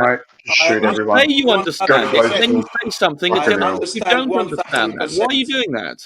I understand. Down is towards the centre of the Earth. The North Pole and the South Pole. If you understand our model, Jin, being at the South Pole, down is going upwards, and if you're down at the North Pole, then it's going down. It's on a piece of paper, of course, because down is there's no up and down in that regard. That's your fantasy that you believe in. I don't believe in it. I But Jin, understand you it. don't seem to understand I our model. believe- I Sometimes you understand do say it. things, and then you say Hello. things that demonstrate you don't. I understand it, but I don't believe in it. That's Right, the but problem. you don't, Jin, because you keep on saying things like you seem to imply that when you're going on this curvature thing, that down is always, if I was to draw a piece of paper, that it's down the piece of paper, but it's not. Down is towards the centre of the Earth. So you should understand that Ruhif, although he's 180 degrees to us, in effect, let's just pretend that for the moment, his down is 180 degrees opposite to us, but it's still down towards the centre of the Earth. In other words, a vector upwards. But he's upside down from us, and if we're going to make our way to him from England, we are going to notice that the aircraft's attitude. Yes, because we will. down will always be down that's to our feet. nature's law. That's the law of nature, unfortunately. But, the law of nature is it's going towards the centre of the Earth, and if you're like a clock hand, it's not the and law you're of moving nature. along the It's not the surface. law of nature because we don't have a globe. We're not living on a globe, so that's not that Well, you law. can't. No, well, we do actually. We've got pictures of it. So, but Jin, you seem to my not God, understand Rumpus. some of the basics. Pictures don't cut it, mate. Come on. Of course they Okay. do. Photos. Can't use photos for evidence. Flat Earth now. No photos. Bye bye, Black Swan. Bye bye. Yeah. So, by the way, conspiracy. I think it was you who asked me about show the curve. Well, that's what I'm proposing to do with this next thing. I'm going to show you 5 meters, hopefully, worth of curvature. You better point it and say, look, from this big pole that I'm going to erect, you'll be able to say, look, that's where this bridge, that's the point where you're observing from, 8 kilometers away. And then this is where it is. And I've had to raise up this pole by this amount to make it horizontal with the observation point. So I'll actually be able to show you a physical manifestation of this curve. What I said, Rumpus, was what is flat Earth? Well, the only property you need to have in a flat Earth is it's flat. That's the only property we need to discuss. Okay, so there'll be that's a pretty good answer. Plain, Some people, horizontal. you'll tell like a globalist or whatever, like, hey, flat Earth is a description of the surface of the Earth. They'll tell you it's a conspiracy theory. No, okay, it's a description of the surface. They'll come back, oh, it's uneducated people talking. Yeah, nope, it's a description of the surface. If you can't get that part, what's there to talk about? You don't even know what I'm talking about. But you think you've debunked something that I haven't said. What do you think I don't understand about something? Not you. I meant you got it. You got it right when you said that description of the surface, or in somewhat the same words. But a lot of other globalists, they will never understand flat is a description of a surface. Just the word flat is beyond their comprehension. No, it's not. I really don't think so, Left Lane understands this perfectly. We don't have a problem with that at all. We understand. It's flat a conspiracy theory. Well, it is obviously most of the people who believe in a flat Earth are also conspiracy theorists because they get confused by society, they're confused by science, they're confused by reality. Yeah, that's not me. I'm not confused. You added that. That's context you added. You're very confused, Jin. You're probably the most confused person here. Yeah, Jin. That's what you believe. That's an assumption, as we know. I mean, Jin, you were even contradicting yourself. You said you understood that the globe model meant that down is towards the centre of the Earth, and then you described things which meant you didn't understand that. No, I described things in the reality that I live in, and that is, if I'm living on a spherical ball, nature commands and demands and actually tells us that we should be filling the curvature if we're going from 180 degrees. We do not. If it's going towards the centre of the Earth, Jin. If it's always going to the centre of the Earth. I'm talking about the surface of a spherical ball. So it doesn't matter what the centre of the Earth shit. That's something that's never been proven. We were talking about down, weren't we? That was the question I started off with. Did you understand what down was? It's not been proven anyway. But now you're talking about curvature, which is a different thing. Still has to be proven. That's the point. We haven't got curvature of this Earth anywhere. Everywhere we go is level. The surface is level. It is indeed level, but level is curved. If you look at any surveying book, Jin, if you look in any surveying book, they tell you what level is, and it's curved. Go and look at a surveying book. I can give you a reference if you like. I mean, listen to that let's let Jin go and look up J-Pol and Media One. Yeah, you could never be. You're not adding anything, Jin. You could never be an engineer. Yeah, but Jin, I mean the Ruhif point. I mean, when you go and look at this mountain, any of the building that's been done out there in the real world, building of houses and roads. If you're going to tell me curved is level, you're lost. Well, that's what surveyors do, Jin. If you understood what surveyors do, if you read any surveying book, they would tell you that. I've spoken to surveyors themselves, and I've asked them, do they take into consideration the curvature of the Earth? But they don't have to over a short distance, do they? The Earth is very big. It's very flat. The Earth is a very flat thing, but it's enormous. And so over a short distance, imagine if you were an ant. Imagine if you were a little bacteria on a football, then you would think it was flat. And we're in the same position. On the Earth, we're very small. Stop the jibber jabber. Stop all the gish galloping. It's reality, I'm afraid, White. Yes, just reality, White words. I mean, you're a science denier and a geometry denier, so that's your problem. It's not. You can't prove it. You can't definitively physically prove it. All you can do is calculate shit like we're here. No. All you can do. Oh, look at this picture. I'm going to count pixels and then run a calculation and prove fucking spherical. The rect thing that I'm doing will show that, and as Ruhif said earlier, how do you account for 2,000 meters worth of missing mountain unless it's curved? And as I say, I'm going to be showing you, hopefully in a few months' time, I'll be able to point to you 5 meters worth of curve over 8 kilometers. Well, I hope you're accounting for everything else that it could be, Ruhif. Whatever you think I'm not accounting for, you account for it and show us how it's done. If you think I'm not accounting for it, in what way, mate? So you've got a picture. Yeah. You've got a picture, and you run a calculation. What do you want me to do, Ruhif? If you think I'm not accounting for something, then you account for it and show how it gets the result. All right, show how it predicts that there's 2,000 meters missing. Otherwise, you're just talking shit out of your ass, right?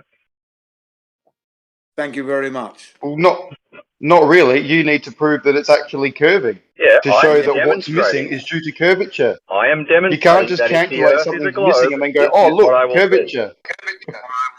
But White's word, do you not appreciate that we predict there'll be 2,000 meters worth of missing mountain? And know what? When we go and look, there's 2,000 meters of missing mountain. Yeah, but you need to You don't predict. You calculate. You calculate based on the assumptions. on the globe model, we predict, for instance, in the case that Ruhif's talking about, that there would be 2,000 meters worth of not visible part of the mountain. That's what our model You're says. both breaking up quite a And guess what? We go out there and we look, we observe, we test reality, and you're missing 2,000 meters worth of mountain. Oh. We can predict. Our predictions match reality. What about your predictions? No, you're not predicting because you're just reversing observation. There's no prediction happening on Earth. Our You're model predicting says there'll be nothing. 2,000 meters Reverse worth of mountain engineering. missing. And Reverse guess what? engineering. 2,000 Don't meters glorify of what mountain you missing. It's just reverse engineering of observations that Okay, have been Jin, made if for it's eons. reverse engineering, So you're go not and doing reverse it anything. to a flat Earth. Predict your bloody curvature. Yeah, go and Please predict some reverse engineer. Go and reverse engineer reality into a flat Earth. I fucking guarantee you can't do it. Yeah. We don't need to do that. It's already No flat, need to mate. do it, of Please course. predict No some need to do it. You don't Please have to predict account for reality curvature, then, please. Jin. So, Jin, what you're saying is you do not Please have to have a predict model curvature. that accounts for what we see, whereas we've got a model that does account for what we see. Have one. Can you not see never that we've claimed got to the advantage here? No, but if Ruhif was no honest, advantage. he would have actually accounted for both. What do you mean accounted for both? What does that mean? But he didn't. He hasn't ruled out what the other cause could be, what any other cause could be. He's just run I've his ruled out that calculation and it's a said, flat "Look, Earth. proof." A flat How Earth have you would predict eliminated zero. every other reason, Ruhif? A flat Earth would predict 0 meters hidden. Yeah, and No, yeah. Why would you? no, it wouldn't. you Why say- would it? White, what do you think Ruhiv has missed out? What do you think he's not accounted Yeah, and for? if you think I've missed out something, Why the incorporate fuck? into your model Why and tell the us what to fuck expect. would it? Why would flat produce 0 hidden? Because there's a straight line of sight between the observer and the base. Why would flat produce 0 hidden? Because there is a Oh my line god, of you're sight fucking. between the observer and the base. There's nothing getting in the way. Mate. There's your problem right there. You're not even honest with yourself, Ruhif. So you can just see unlimited, can you? You can just see forever, can you? If I can see the top of the mountain, I'm going to say I can see the bottom of the mountain. Did he answer that? Not really, no. So you can just see forever, can you? I didn't say you could see forever, but if I can see the top, yes. halfway we can through see. a Oh, sentence, but hang on. halfway If the through flat a sentence. plane's infinite, fucking, you can see your own stupidity. No, we can halfway You through a can see sentence. your own stupidity. Halfway through a sentence. Halfway through a sentence. First You know, of all, you- if I can you see know- the top of the mountain, if I can see the Yeah, top of the keep mountain, getting I am halfway still through. halfway through a sentence. If I can see the top of the mountain, I'm pretty sure I can see the bottom of the mountain. Keep going. And with Kanagoo, in every shot, the sun is behind the mountain. So I can definitely see as far as the sun. Absolute bullshit. Wow. So just because you can see the top, you assume that you can see the bottom. Yeah. Do you want to prove that? You should. On a flat plane, prove that if you can see the top, that you can see the bottom in an unlimited perspective. Go on. Explain why you can't on a flat surface. Yeah, I'm drawing exactly. a diagram for you to demonstrate this. Here's my diagram. Explain why you can't. Here, I have. Fucking hell. I'm That'll here have on to a do with flat the Earth. angle. Can you see on a flat Earth? Here we go. Here's a person. I'm and not they- looking at the screen, Rumpus. I'm sorry, mate. Well, okay, Can't well, see everybody screen. else can then. There is nothing Yeah, in go the way of the bottom to the observer's island. No matter where I move this object here along this flat plane, there is nothing. There's nothing. No, I can always see the bottom. Assuming this is water, for instance, so there's no mountains or anything. Okay. So, if this is So water, does the light there's no- travel from the let me finish. bottom to your eye always? Let me finish. Your line of sight Let me might finish, see please. it, Let me finish, Rumpus. please. What's getting in But the does way? the light I'm in the middle. travel In the middle from of that drawing object? a diagram. I'm in the middle of showing people things. So here No, we go. it doesn't. No Fucking point. lying fuck. Wherever, however far I move away this object on a flat plane, can I not see the bottom? If I can see the top, then I should be able to see the bottom. Go ahead. Okay, will light travel from the top equally as it will from the bottom to your eye? Yep. Or are there things at play that will change that effect from the bottom to the top? Unless there's something in the way, the effect should be the same. Oh, really? Very interesting. I thought refraction was different at different altitudes.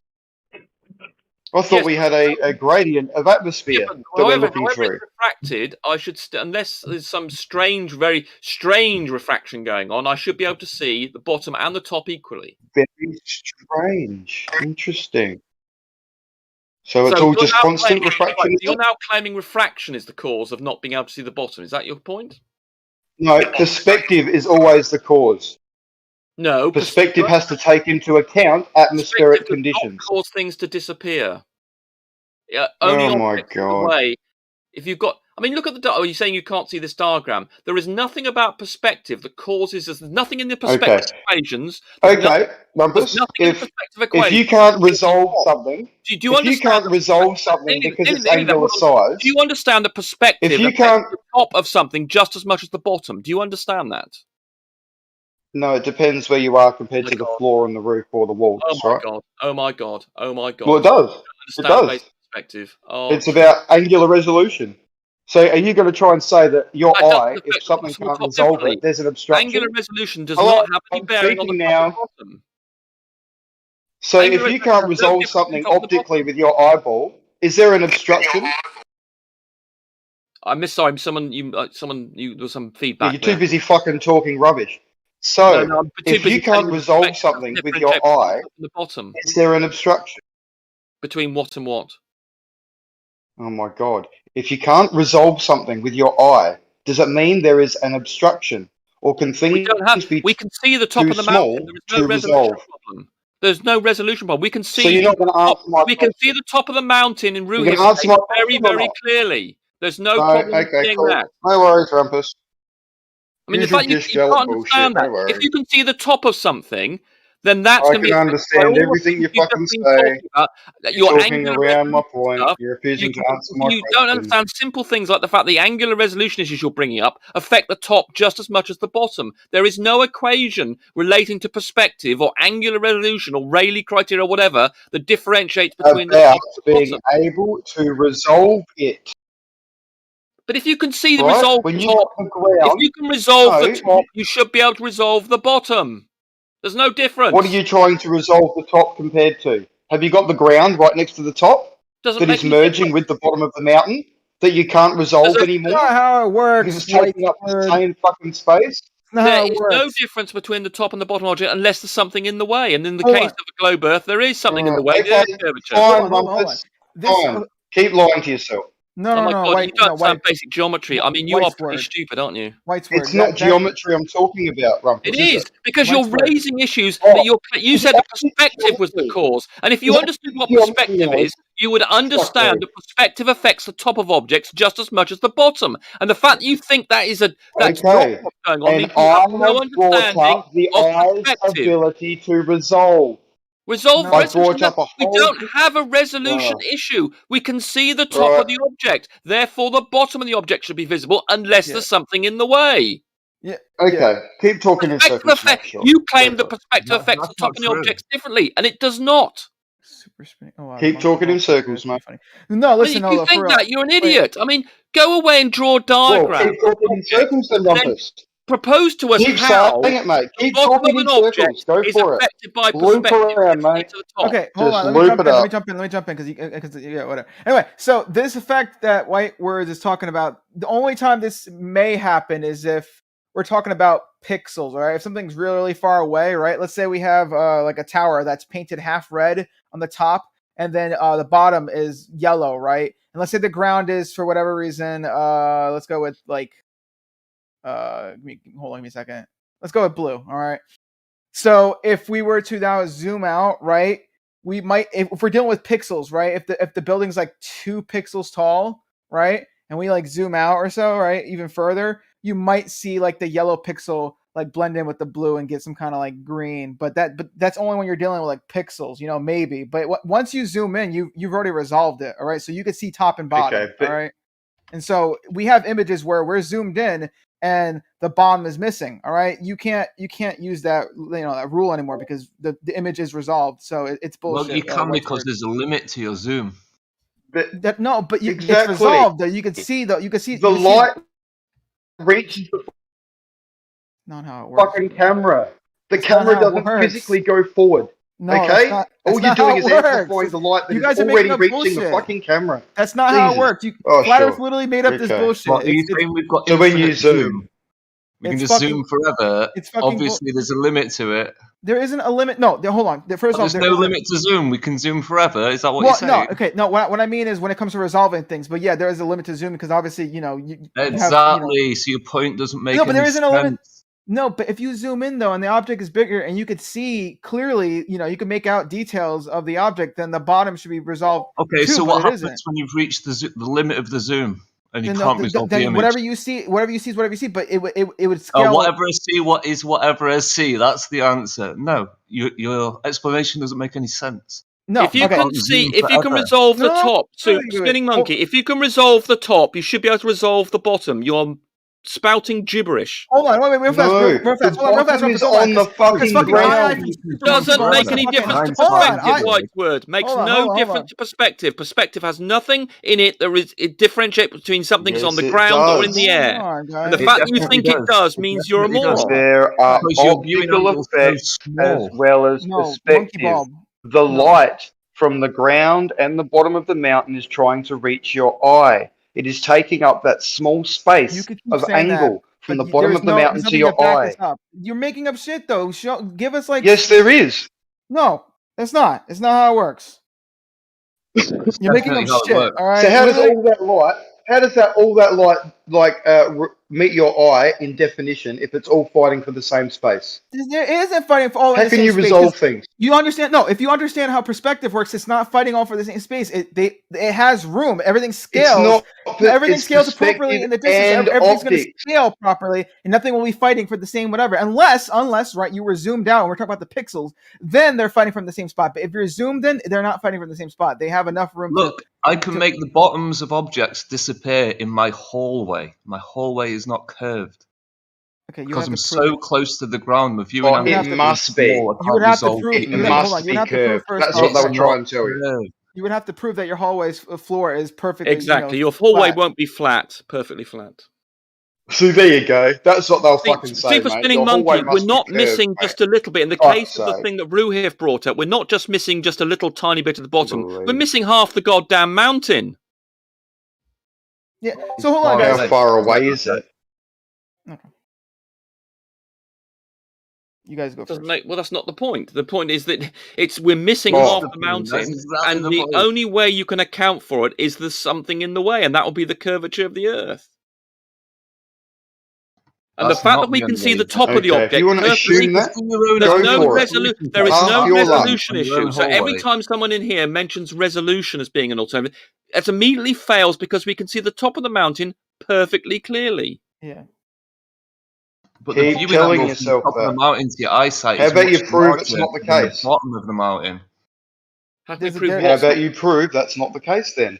There's literally put an end to the argument. There's like a video with a mile long hallway, and they literally bring the camera to the floor, and nothing is hidden in that hallway.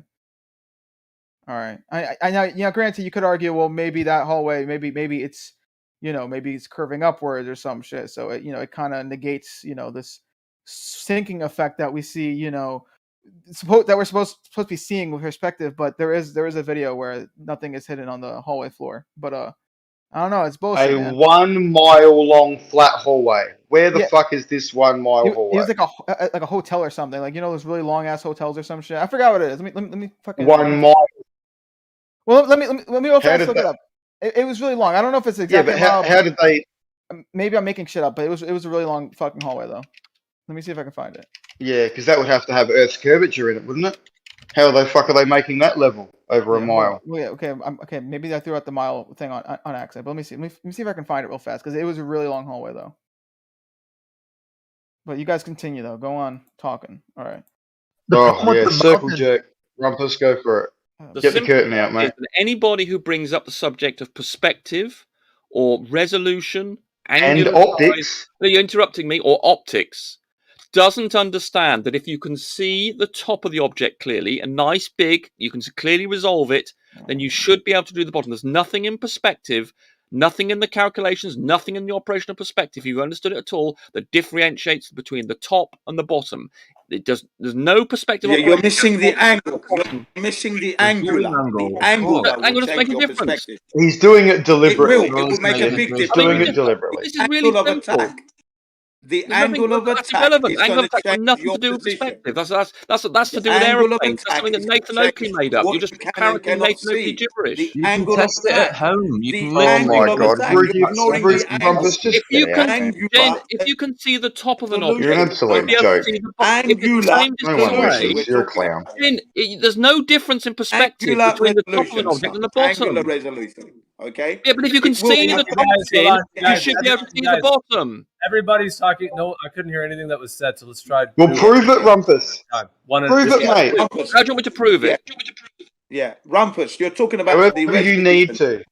Oh, bloody hell. Rumpus, you're talking about resolution as No, I'm in not. the focal, hang on a second, the focal sharpness of the image. That's what it sounds like. But you're ignoring, hang on, allow me to finish, nearly got there. The angle at which you are seeing the object from is going to be different as the angles change. That's why it's known as angular plus resolution. Okay? Well, it's not an angular, as I explained to you earlier. No, angular resolution means what's the smallest size of the thing that you can differentiate. In the case of the Ruhif example of Mount Sinnosinto, whatever it was, we can see the thing's huge. It's huge, got a huge angular size. So the angular size is big. So any issues to do with angular resolution are not a problem. We can clearly see this mountain. We can only see the top of it. We can't see the bottom. It's being obscured by water, so it's not due to something else obscuring it. It must be the curvature. It must be the shape of the Earth that's obscuring it. And we're missing half the mountain. We're missing 2,000 meters odd. And the flat Earth cannot account for that. Okay, so now you need to prove that there is such a thing as curvature so that you can say, yes, it is curvature hiding the mountain. You can't use the fact that the mountain's hidden to prove curvature. Yes, Prove curvature and then say, see, I have curvature. That is why the mountain is hidden. The curvature of the Earth makes predictions. It's The angular curvature resolution. of the Earth That's what that makes is. predictions about how much of something you'll be able to see, and things like the Mount San Jacinto matches exactly what the curvature of the Earth says we should be able to see. Who would have fucking thought? Who would have thought? Whereas on So a now flat just Earth, physically prove on a curvature flat Earth, so you should can be able back to see that all of it. prediction up. Back On the a flat prediction up Earth, with some you physical cannot proof. account for the fact you're missing half the mountain. So a We can streetlights account in for every that. We street you've can ever been account on for are all that. curving, You going cannot behind account for the the fact you can't No. measure curvature. Good luck. So it's quite simple. The global It model is. makes predictions Go about and what measure we see, curvature and prove and that. that's what we see in reality. On a flat Earth Very model, we simple. see the whole of the mountain, and we don't see that, and therefore that's invalidated. It's not invalidated at all. That one place, like I said, Therefore. that one location that you're bringing up, right? You need to demonstrate that in other parts of this Earth that we We live do on. all the time. And We've got numerous examples. you've still got to measure that curvature for us and Right, for show instance, us I've got a document that with curvature. pictures of distant wind turbines, and we're missing half the wind turbines. We're missing 80 meters or so, and that Again, can only be measurements. accounted for by curvature. On a flat Earth, you'll be able Again, to see the we need bottom of to see those the wind measurements of turbines. that. We're going to need to see the measurements of that from different angles, side-on views, plan, Yes, elevation. You can see forever on I a have flat got Earth. I numerous forgot. pictures of wind turbines at sea, which you can. There we go. Thank you very much, Kev. You've just posted that in the chat there. You can see that there's a wind turbine there, for instance, on the left-hand side, which would be having to chop into the water if the Earth was flat. You can only account for the fact you're missing those wind turbines. But angular resolution more than also half of accounts them for this. by the That's fact the that the point. Earth is The argument's at a standstill. You it's- need to measure that and prove the curvature. Perspective. Perspective Yeah. does not cause the bottom of things to be treated any differently to the top. And if you think so, you don't understand perspective. Yes, it No, does. you don't Well, understand. if you think it doesn't, What's the formula for Rumpus, then perspective? you Hold don't on. understand Okay, so you perspective. understand. Okay, You just don't understand. it. Okay, Rumpus. so you understand it, and I don't. So please tell me what the formula for perspective is.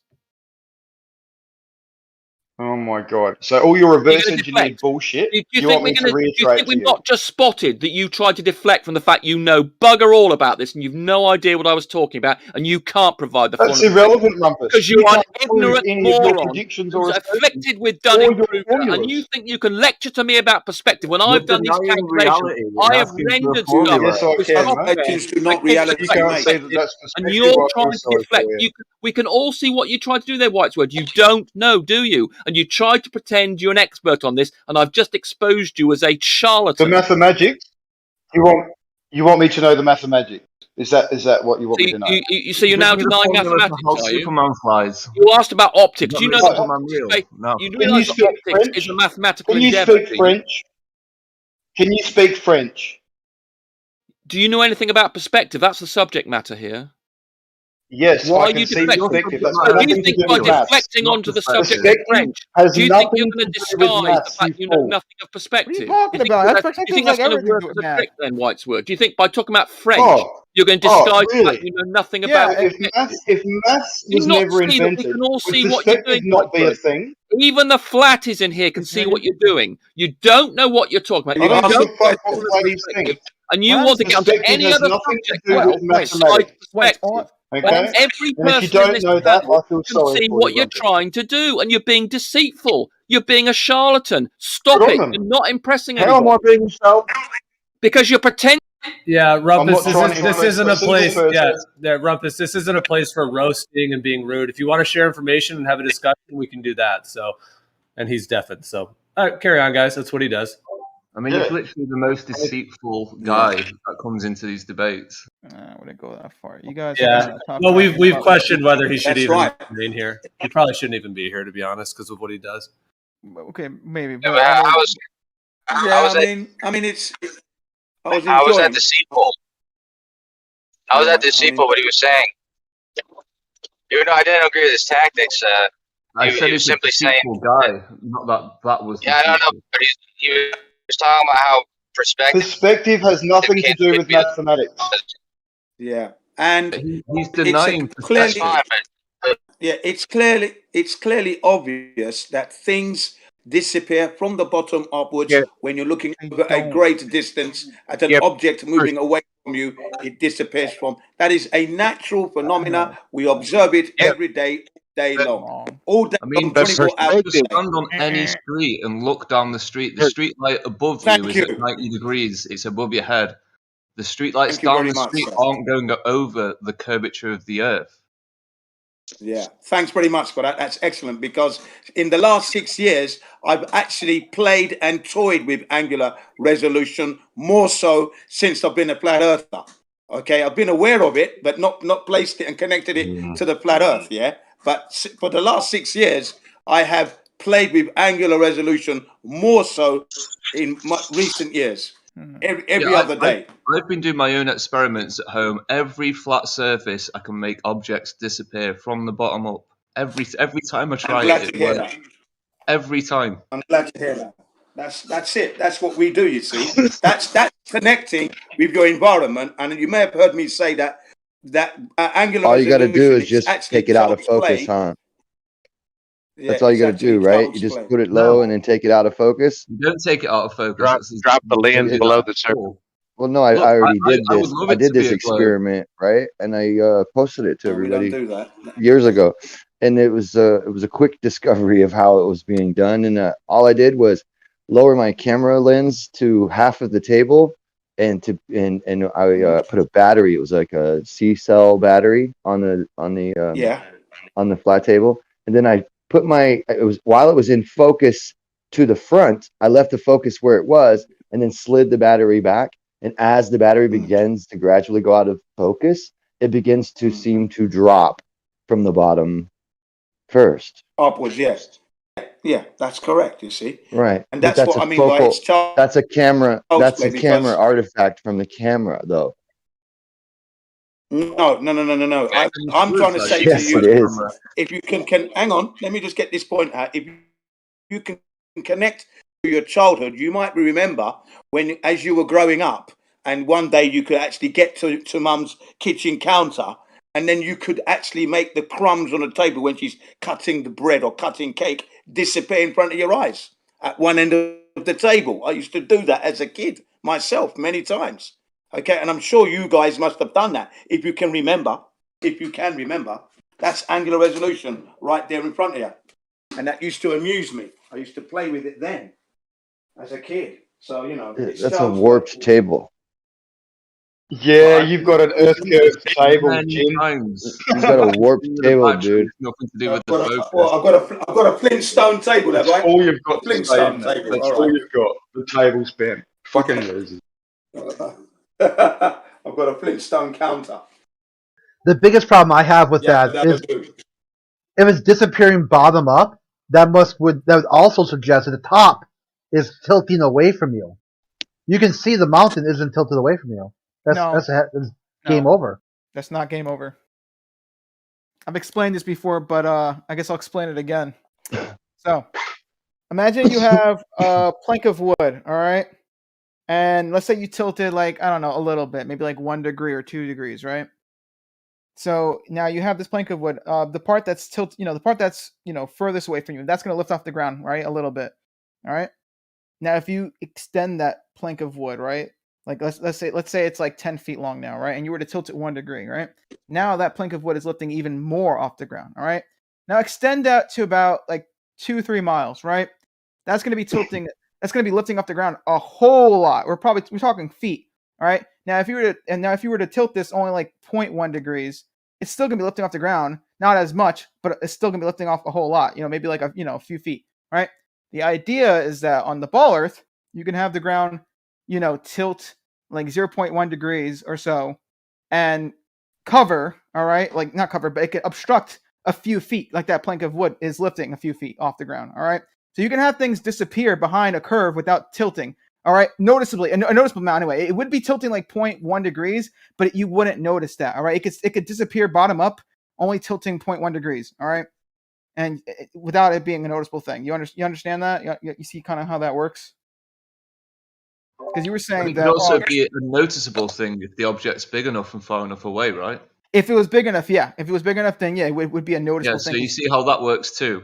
Okay, So your argument's already dead because it works. No, it both isn't. ways. It has to be really big for that, because the idea is that the bigger the object, the more it has to sink, has to go down or travel the Earth. That's not really big, is it? A mountain. Like a mountain. Well, yeah, a mountain's big, but that's not big enough for you to see that. There you go. Well, a mountain's not big enough, right? Okay then. Well, no, because let's look at it this way, right? So we know it's 69 miles per degree of tilt. Sorry, right? Yeah, 69 miles per degree of tilt, right? Or whatever, right? Because pretty much it's 20, it's roughly 25,000 miles when you really think about it.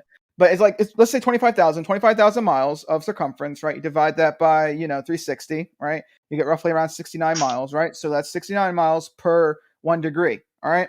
So it really depends on how far that mountain is, and how much that distance is, all right? If it's like 70 miles, 69, 70 miles, then yeah, you would see 1 degree of tilt, all right? But that's not really noticeable. 1 degree is not noticeable at all. That's 1 degree at the surface. Yeah.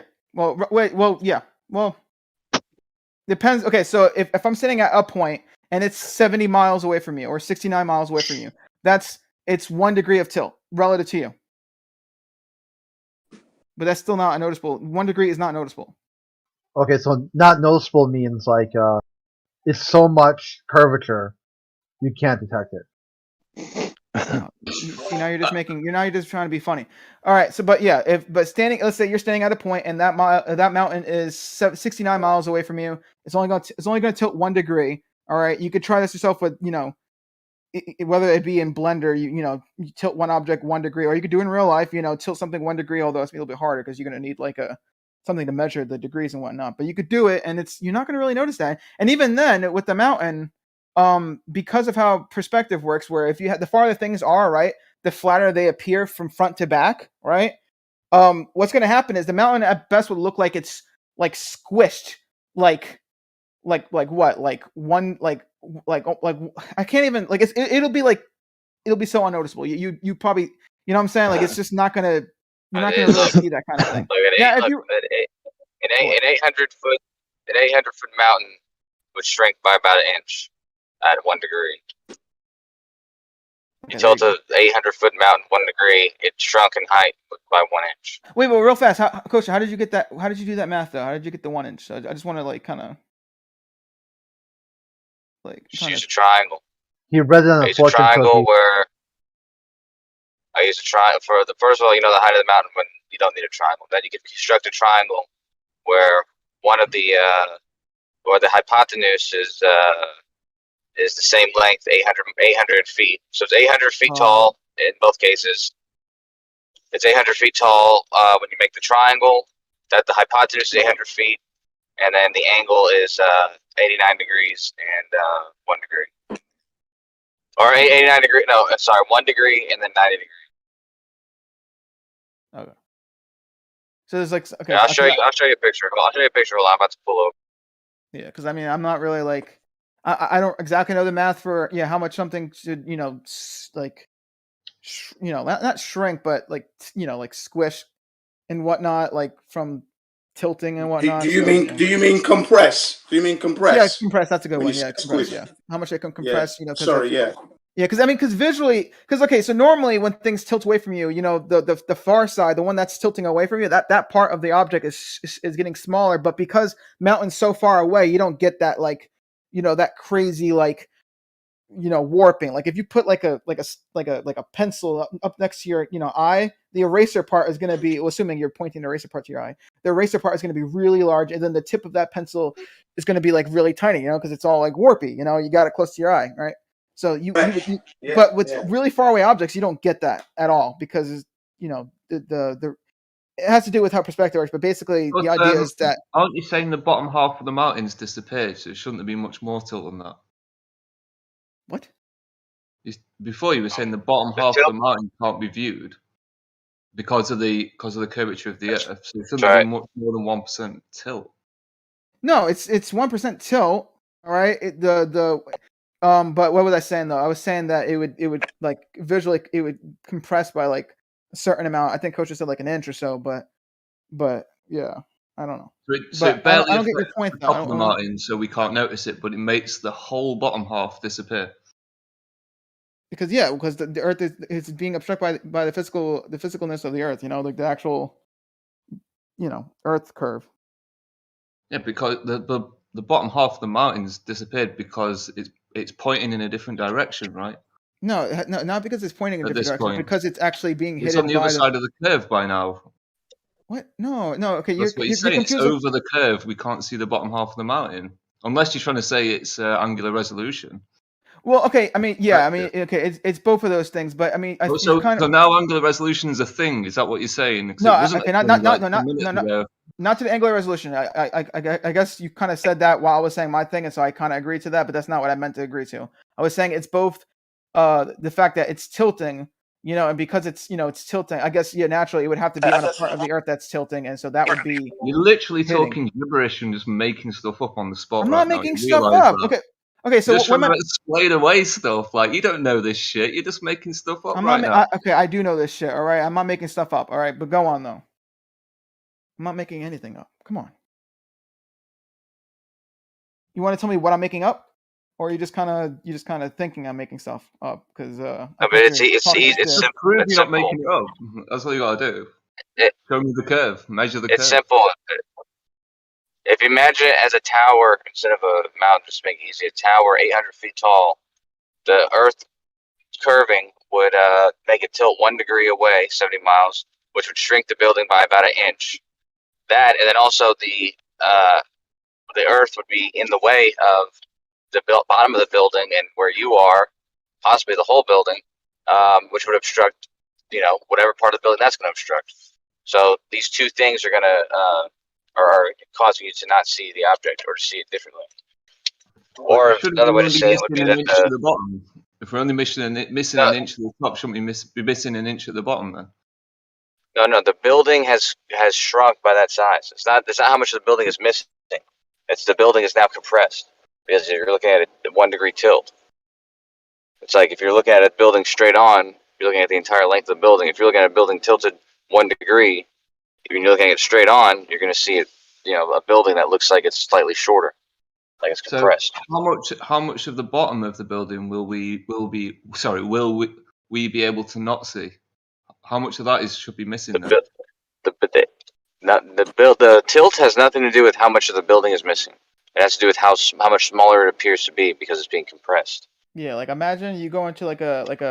But we should be missing some of the bottom part, right? That's what you're saying. Yeah, that's a different. It's a consequence of something else. Yeah, So let's. the curvature. They're all the consequence of Earth curvature, right?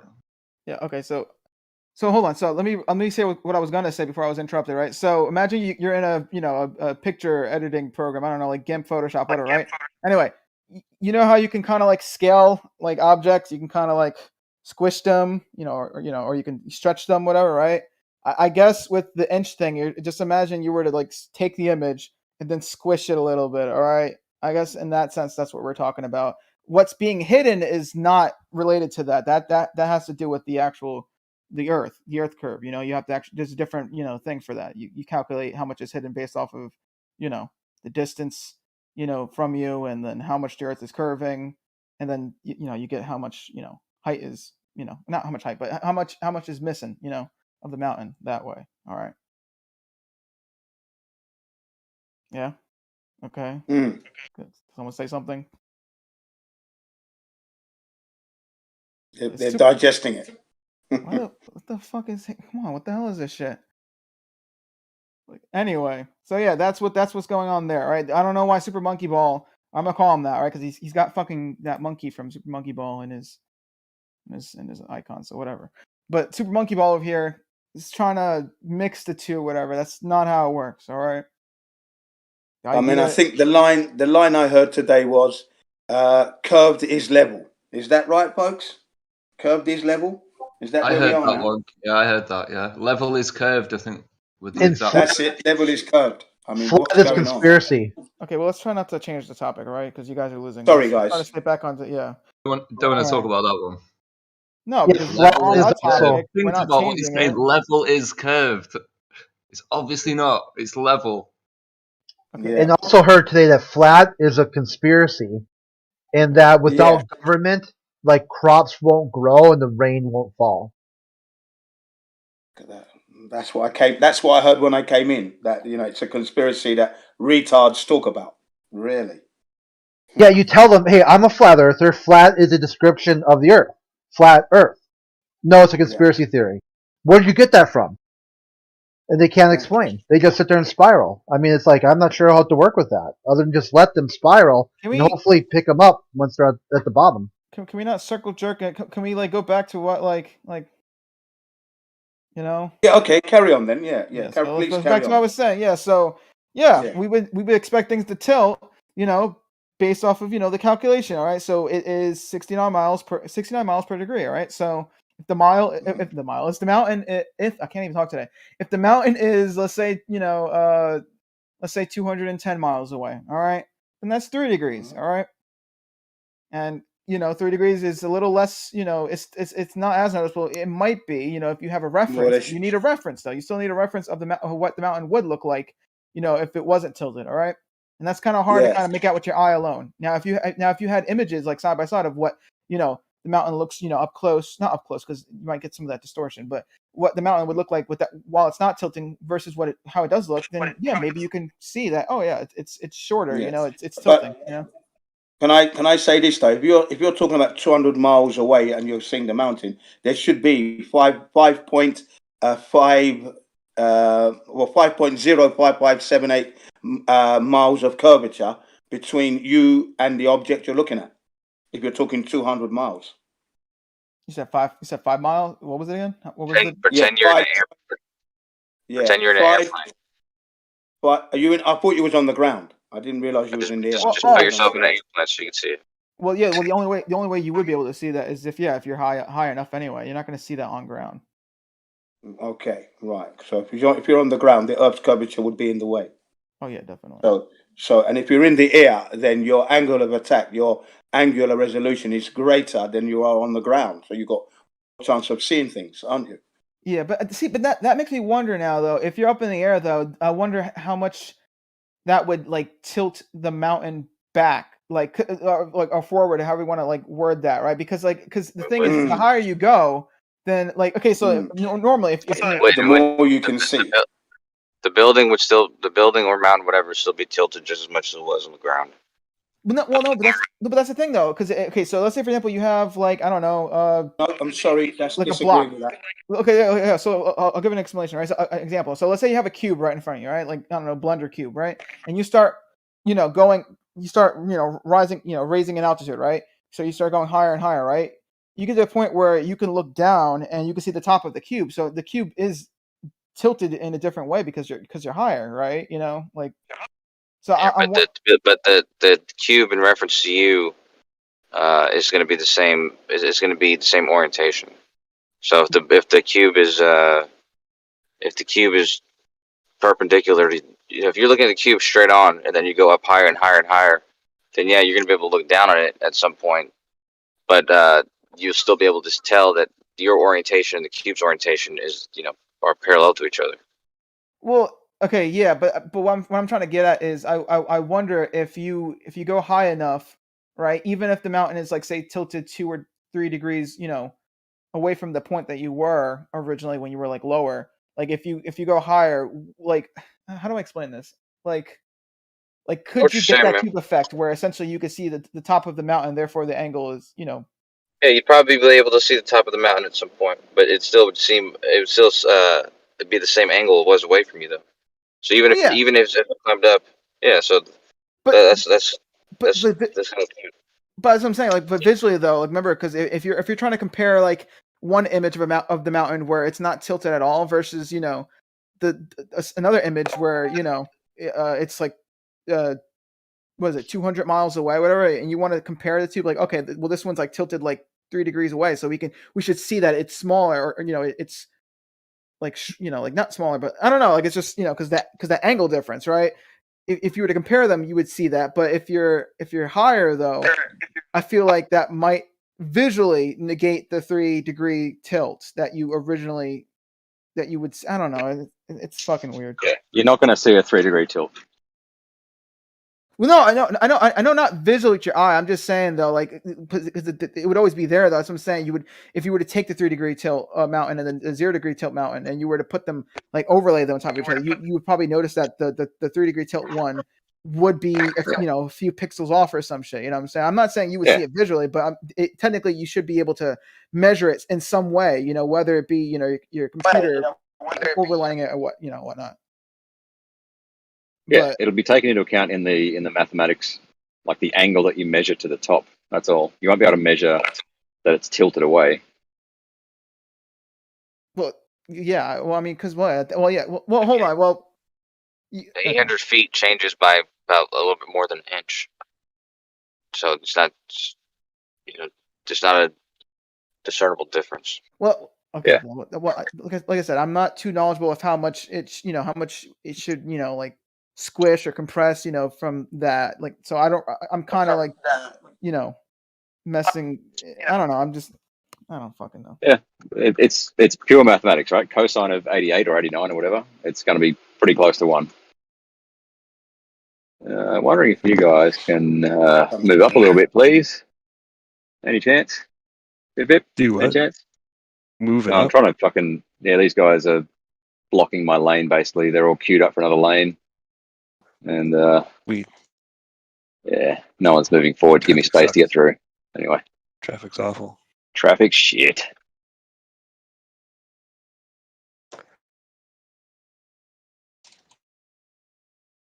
Yeah.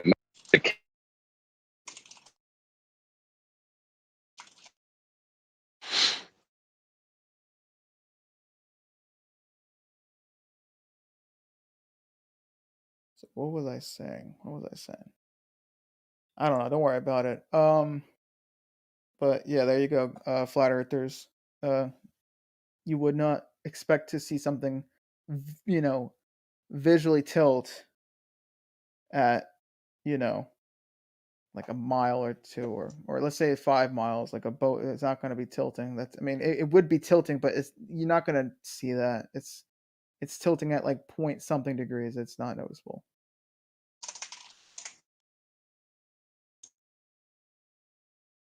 Not without an unassisted eye, like with an instrument.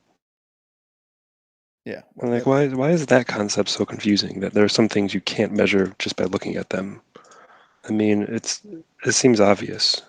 We have tape measures because you can't just measure a 2x4 with your eye, nor can you measure flatness with just your eye. Yeah, physically verifiable measurements. Yes, like the tape measure. You know, you can verify And the that. shape and size That's of the accurate. Earth. Yeah, where's the physical measure of that? It's all It's calculated. called Where's the geodesy. physical measure of the curvature? It's called what? Oh, that's easy. That's easy. You just use a theodolite and target something in a distance, and it'll be much lower than it would be Alright, on a flat plane. That's that's curvature. called optical measurement. Where's the physical I measurement? disagree. Like a tape measure. That is a physical measurement. Why do you need a tape measure to Oh. make a physical measurement? So hang on a minute. A second ago, you couldn't just measure things with your eyes, and you needed a tape measure. Now you can measure things with your eyes, and you don't I need never a said tape that. measure now. You No, did. I never said A theodolite. Nope. That's with your eye. A theodolite is not measuring something with just your eye. It's using a precision instrument. Okay, over what distance are you now talking about that it's not meant to be used for? I don't know how to answer that question because it has no distance limit. Okay then. Fair enough, mate. Okay. So no physical measurement. That's okay. No, One day that's you'll the get exact it. opposite of what just happened. That's the exact opposite No, of it what just wasn't. happened. No, Yeah. not at all. You provided Let's see. optical. I asked for physical. That's physical. You're physically No, it's targeting not something in physical. distance and using a precision instrument. Oh, so Yeah, there's optics nothing has wrong no with that. bearing on what you see. Of course it does, but that's a very general Right. term. You have to be more specific. That's a Well, completely no, I vague don't. statement. No, I don't at all. So if you got your theodolite out and pointed it out into the distance a fair way, and you took a photo through that every hour for the day, do you think it would always be the same image? No, there are disturbances. Right. There's always measurement errors with everything. Okay. Here, Right. So it's not what you're very saying is definitive like then, this. is it? Yeah. Oh, well, No, let's what I'm see if saying is you can't optically measure a 2x4 with your eyes. That's what I'm saying, and you're saying you right. can. You need an instrument. No, you need an instrument to do it. Yeah, a tape measure. You said a tape measure Mm-hmm. before. What other instrument would you put up for being a physical measurement? You can measure distance with a ultrasonic tape measure or a laser-based tape measure. Are they verified to be accurate? Of course they are. They're used by construction. Right. So then how did you verify the theodolite image? Who wants to verify see? You verify that it was accurate. theodolite. Who wants to Yeah, see but the it's spit bridge go up? calibrated. But then how did you verify that it was accurate? Verify that a theodolite measures angles. It's got a NIST traceable calibration. That's easy. Who would like to see over the spit certain bridge go up? distances. Yeah, What is it, Ruhif? Yeah. Who would like to see the spit bridge go up? Oh fuck, they're not going to put it up. Don't worry, ignore that. I do. Thought they were about to What close is the it? bridge, but they're not. Oh man, you should have. Sick. We'll just wait there until they do it. No, I can't. I'm stuck. I got to go. Yeah. Oh. But it's fun to watch it go up. Anyway, What's the name of the bridge? the Spit Bridge between Spit? Mossman and Bal. Yeah, the Spit Bridge. So it opens up to let boats through the middle harbour of So you Sydney. can't measure a 2x4 with your eyes, but you can measure the Earth with your eyes. Interesting. No, you have to use precision instruments to measure both of those. Precision. Okay. He's As long as they're verifiable. Sure, we have calibration standards. Yes, of course it's verifiable. Every instrument has to have a NIST traceable calibration, at least in the U.S. Yep. And ISO standards for calibration as well. ISO, yeah, which is superior in some regards. Yep. Did you Just have to seriously throw just that ask in there. White's word, like, how do we verify that a theodolite measures accurately? Like, come on, dude. No, If you go no, on he that said, path to he deny said the you shape can't of the measure. He said you can't measure a piece of wood with your eyes. You need a With tape the measure. naked eye, with the, And I the said that's unassisted eye. because it's verifiable. The tape measure is calibrated and it's verifiable. You can check that that piece of wood How do you actually verify measures. a tape measure is accurate? How do you know it's not How do stretched you or do something? See, this is where we go. Does- So is it fairies that boil water? Is it fairies that boil water wait. now? This is where you went. Wait, This wait, is where word. you went, champ. You said No, how to not at all. It's measure where theodolite. you go. Let You me just use your brought example up, is from the tape before. measure stretched? Hold Yeah, on. because you Hold said, on. how do we Listen. verify that a theodolite's accurate? Yeah. Well, you can't. You said can't would over the picture longer change? distances. Hold on. You can verify the Oh wait, distances why do that you it's say that? made within, but you can't verify them over longer distances. How do we How know do the you do distance that? between any two cities then? How do we know distance between cities and continents? Well, how Do do we? we know? Or do we know? Like, did you Because know? Measure it with fucking theodolites and surveying instruments. Oh, sure. Okay, no worries. Agree So to do you disagree then. dispute the Yeah, do you fact dispute that them? we know the distance between two cities? I dispute that you could ever say that it's like down to the millimeter accurate. Yes. Oh. So do we How generally accurate is your know? tape Sure. measure? Well, did you Now run we're a getting tape measure somewhere. between cities? Did you run a tape measure between the cities? They Yeah, survey it. yeah. I mean, Did you? sure. Oh, okay. There's surveying Excellent. methods. So then measure Not the a single curvature tape of the measure. Earth then That's with the simply. same tape measure. Yeah, we've done it. I've Why done would I it use a at tape an measure order to do level that? and a theodolite. No, but that's not accurate. According to you, it isn't. With your No, it's fucking not. pulling shit out of your ass. Anyway, I'm home. No, I'm So not. I will cease butting in. Love you guys. Bye. Oops. No, go ahead, Roof. No, I'm home, so I'm out. All yours. See ya. You can't. He's not allowed to talk at home, I guess. Okay, so I did the cosine thingy that you guys are talking about with the mountain tilt and whatnot, and I ran some numbers. All right, and yeah, I guess you really wouldn't notice that tilt like at all. I mean, like, like No one expected to. Yeah. Well, hold on. Who said that? Who said that? Me, White's word. No one expected to measure the fucking tilt straight on optically. Okay, well, there you go. It can be done with a theodolite, though, and plumb lines. Really? From how far? Like, come on, mate. Probably a couple of kilometers. Oh my I think god, you're a Kozlowski fool. did it over. Ad hom doesn't get you anywhere, sorry. You have to do better than that. Okay, then you go out and you continue to use your theodolite over a few kilometers then. Go on. Okay. And the rest of the world does too. And then we have try and accurate knowledge consider because that of it. accurate. Okay, go with your Well, knowledge. everything has You a stand on measurement the in it. shoulders of giants, mate. Stand on I those do. shoulders. And so do you. That's why we're all here. No, I don't. It's not why we are all here. Oh my god. Sure it is. Your existence and your comfort of life is based on the efforts of people before you. People who built the infrastructure. Absolutely People who delusional, Existence sir. has You're nothing to delusional. do I'm with not it. standing on any giants. No giants I'm standing on is making me well off. No, Yeah, actually, I'm sorry. stepping do on you- laminate No, right that's now. not happening. Dude, no What giant. we're doing, what we're actually doing here is crushing those so-called pseudo giants into dust. That's what we're When doing. will you start? When are you going to start doing that? I'd like to We've see it. already started. We've already started. We are well in the lead here. Where's your I've never globe? Where's seen your it. curvature? Where's your spin? Yeah, where is it? How do you have pressure without a container in the vacuum of space? How can you go Which to one the of those moon would when you you've like to never been there tackle? once? What are you I can doing in tackle all of Mars? those. What the hell are you doing? You Where can't are tackle the them Voyager at all. satellites? Yeah, You can say right. stories. Hey. That's all you can do, mate. Yeah, and then No, I don't can just bring forget up to go and get facts. your jab. Don't Oh, forget, hurry up and facts. go and get your jab and put your Yeah. mask on. What kind of facts? Where would you like to start? Are Instead of those rambling. facts proven by science? Are they? Yeah, of course Are they they are. We have the definitively entire. proven? Really? Oh, so Yeah, I'd of like science to course. proves use things my now. childlike Wow. Here we go mind and again.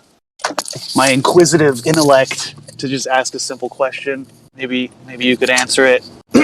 No, please don't, mate. This is for people who think this place. Go to a kid's server somewhere. No, I think I'm right where I'm supposed to be. So if gravity is holding Well, all don't the be surprised oceans, if no one answers, mate. Gravity. who's talking? Gravity. May I ask who's talking? Just now, the Australian gentleman, I believe. Oh, now you're quiet. Yes, Okay. yeah, that was me. White's word. No, Yeah. I'm not usually quiet, mate. But if you address me, I'll speak. Oh, okay. Cool. You said you were just going to say something really childish, and I said go to a kid's server, and you said no. I think I am where I'm supposed to be, and I said don't be surprised if no one answers you. Okay. Can I speak without being interrupted? I think Go you misheard for me. it. I said I'm going to use my childlike intellect. It was, I guess my sarcasm was lost on you. It's okay. I'm not trying to degrade anyone. I was just going to simply ask if the gravity that the Earth allegedly creates holds all the oceans down. Would the gentleman who said he could explain all of that just explain to me things like fog? Clouds. Sure.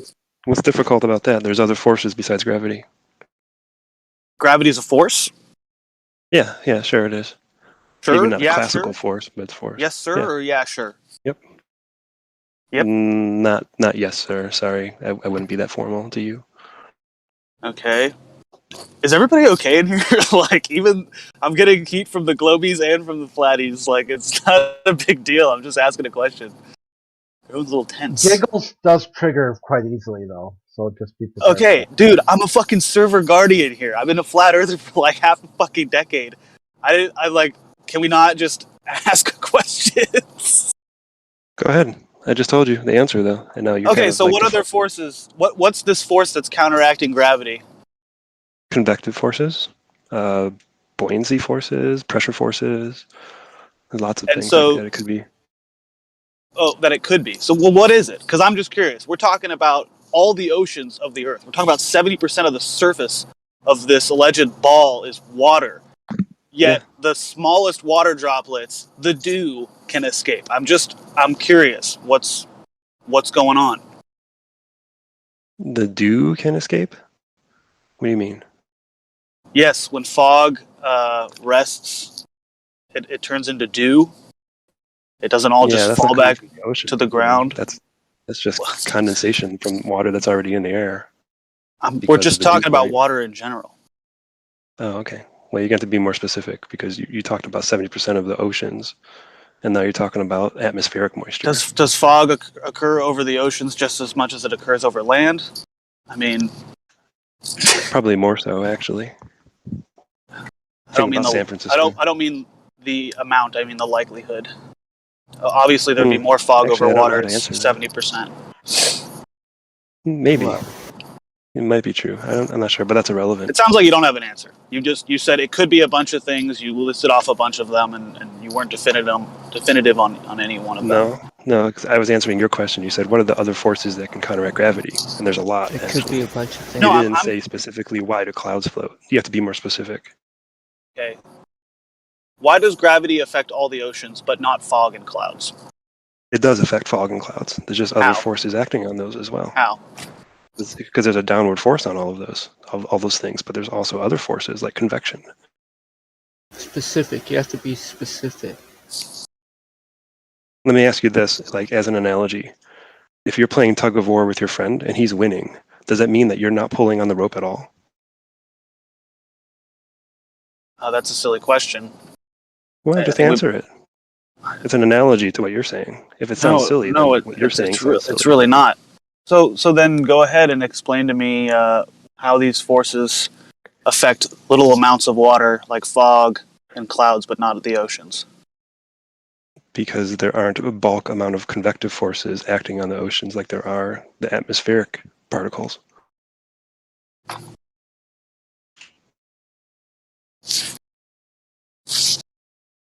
There's convection currents. There's because not of pressure what? gradients, because of temperature gradients in the atmosphere. What'd you say? There's not what? You don't have the same convective forces acting on the bulk of the ocean like you do with bulk convective forces in the atmosphere. Yeah, I'm not buying it, man. I'm sorry. Oh, that's fine. Personal incredulity doesn't do anything. I mean, you can look all this stuff up if you want to know more. If you're still confused about it, but you can't just say, I'm not buying it. This is established meteorology. Well, you're telling me that there's a force called gravity that's holding down all the water. But then it acts on the water, yes. While we're spinning, too. Sure. What's wrong with that? But then you have something like a helium balloon or a butterfly that can flap its wings and escape gravity. It doesn't really... Why? I don't know. I don't try to make sense out of nonsense. So I was hoping you could do that for me. That's fine. I can't do that. I can only tell you what we know about physics. That's all good. If you can't do it, you can't do it. Nobody could make sense out of nonsense. But we're not even I talking agree. about nonsense. We're talking about physics. It seems a little nonsensical to say that there's a mystery force that's holding everything together that you can't prove to me. Like, are you about to show me mass attracting mass? Oh, that's been shown plenty of times. Where? Well, objects falling is mass attracting mass. That's ridiculous. Oh boy. How is that ridiculous? Let me ask you a follow-up question to that. Let's see if you act the same way. A magnet sticks to a fridge. Is that because there's a force present? It's just because of magnetics. If you want to call magnetics a force, sure, why not? Yes. Do you dispute there's a force there? No, of course not. You're telling Why? me that mass is attracting to another What's the mass. definition of force? We're not talking about magnetics. Why don't you dispute the magnetic force the same way you do the gravity force? Because you can show me magnets working in front of me. You can't show me mass attracting mass. Sure I can. I can take an object and drop it. It's attracted to the surface. Okay, what of the about a Earth. helium balloon? What happens when you drop that? Oh, okay, cool. So mass Yeah, doesn't. there's other forces. It's a little more technical, but it's the same principle. Still gravity. Cool, yeah, holding I the can show you a heavier magnet heavier repelling ma- another one air. instead of attracting to it. Does that Yeah, mean that I just want to see like I just want to see one mass attract another mass that isn't. That's easy. That isn't what we're standing on. Does that make sense to you guys? That's like saying I want to see like this piece of metal. No, move here you don't need to in come the up with some opposite analogy. way of. You understand what I'm saying. You Yeah. understand what I'm saying. If you understand take that you an object, refuse to let anyone else talk because you're afraid of what they're going to say. That's what I understand. now you're ad homing. That's not going to get you anywhere. That's what's going on here. You ask a question and then you immediately try to talk over the answer. All right. Well, so don't pretend that you want an I'll leave the answer. floor to you. I'll leave the floor to you, and you can describe to me an object of one mass attracting an object of a lesser mass that isn't the Earth. Go ahead. Sure. Cavendish experiment demonstrates Yeah, it very yeah, well. he's gonna say that. 1924. I don't want to go into the why are you talking Cavendish. over my answer? Again, I'm not talking over you. I'm just replying to you. At the end of that experiment, the two People masses. exploded in the middle of his last words in his sentence. Yeah, you didn't even let me finish. So don't pretend that you want an answer. You don't even just get want it. to hear yourself talk.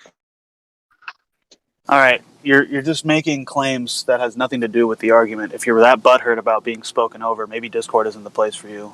To be honest. No, that's okay. I can handle it. You just can't handle hearing other people talk because you know they're going to prove you wrong. It's fine. Hey, you guys behave for a second. So You've Gumbo, heard all this shit before. Sometimes you just don't want to hear it again, and you know what's about to come out of someone's mouth, so you just Yeah, and all you have in response is incredulity when these are established facts of physics. I do wish you'd take your pseudoscience and go and peddle it somewhere else. You know, we're not really interested in that. Okay, that sure. nonsense. When I start presenting pseudoscience, you can tell me that. But I haven't done that so you're far. presenting it every time you speak. How is the Cavendish That's your claim. an experiment? How is that an experiment? Because it's done in a scientific manner with repeatable, verifiable procedure where everything is documented very What's accurately. the observed phenomena? What's the observed phenomena? The observed phenomenon in the Cavendish experiment? It was an experimental measurement. In the natural world. We don't need that for this. You're saying mass attracting mass. Yeah, this is an experimental measurement of mass attracting mass. At the end of quantified. that experiment, you should see one mass attracted to the mass. Like completely. And we do. Completely. And we do. No, not just a little bit. Why? What about the torsion You don't force understand how that works. But you know nothing about the torsion bar then. Well, the If torsion you say bar that. facilitates movement anyway. Yes. Yes, it's a counteracting force. It's a But spring. that's why you It's like a don't torsion use spring. Where do you see torsion bars in experiment. nature? Yeah, where do you observe torsion bars in nature attracting, helping to facilitate? Did you not hear the mass other guy's attracting request? He mass? said he wanted an example that wasn't the thing we stand on, and everything we stand on around us is nature. So that was kind of already Okay, but precluded in it's the a question. natural phenomena. Okay, well, where do we see that? We don't even see that anyway. So where do we see that? That is not, and the Cavendish would not be that experiment. So where would it be then? It would The have to be question wasn't outside asked of for an nature as experiment. well. The question was asked to show mass attracting mass. You don't need Yeah, to go through the whole damn outside method of the to natural figure that world. out. Yeah, Stop outside the natural over-talking world, people. and it's God. impossible. Is it that hard to let someone finish? Yeah, because it's just, I need to railroad them when they talk like that. Sorry. Yes, because you know the answer is going to make you look dumb. No, not at all. Not at all. Then Not let at him all. finish. Sorry. Let him finish. Not at all. The fact is, let's see this in the real world, or outside of the real world for that matter. The question makes no sense. What the hell is outside the real world? DIY. Well, that would be in space. If you In can space, get this it's outside the real world. That's where mass attracting mass is supposed to be at its prevalence, isn't it? That's how the Earth and globe actually came together, wasn't it not? During the Big Bang. I'm sorry, I popped after out for just a second. Did he explain how Cavendish's thing was an experiment? Did he provide an observation of the phenomenon? He's failed miserably. Oh, that's He's okay. failing miserably. No, didn't fail at once at all. Well, it's Gumbo, obviously I'm gonna an have to experiment. I know I'm talking over you. I'm sorry. I know that pains you deeply, I but know I'm you have to. No, I'm actually just trying to moderate, man. So why don't By you not letting anyone talk when they're asked a question. Dude, you're literally being very disruptive right now. That's the nicest way I can put it. I think you should just, if you can answer questions, great. If you can't answer them, that's fine. Nobody's upset. Sure, I answered every question so far. Okay, so what was the observed phenomenon in this Cavendish experiment? Because you cannot formulate a hypothesis without something that was observed. You can't. Do you understand? Well, that's a very narrow definition of the scientific method. I don't know why you subscribe to that. I'm sorry, is there a broad definition of the scientific method where we just willy-nilly start throwing shit at the wall and call it an experiment? No. Science it's much more rigorous than that. And Right. the Cavendish experiment was done in a very rigorous manner. It's repeatable. Lots of people have done it. It's repeatable. It has What an was the uncertainty of about 0.2%. Right. Rigorous. So if it's repeatable, what was the observed phenomenon? The attractive force between the masses Where did he observe that? in the experiment. With the torsion bar. Yeah, I rest my case. I mean, this is ridiculous. You haven't rested any case. You haven't made any point. Okay, you can't observe the experiment before you've done it. The issue is that What are you what was talking asked about? was not, to go through this whole procedure of the experiment. This is tangential to what we were actually discussing, which was to show an example of mass attracting mass. And to show something happening, you don't have to go through the whole damn scientific method. Well, we need to see it in the natural world anyway, because that's where we live. If I can give you another example. Do you want to hear another good example? When surveyors set up plumb lines, hey, I'm talking. When surveyors set up plumb lines, they have to account for large mountain masses because that can deflect the plumb line because of gravity. That's absolute mass crap. They attracting don't, mass. and I've spoken to them, and I've asked them, and they do Sorry, not. it's in the books. So you're lying. It's in the textbook. Sorry, Might you're be wrong. in the books. It might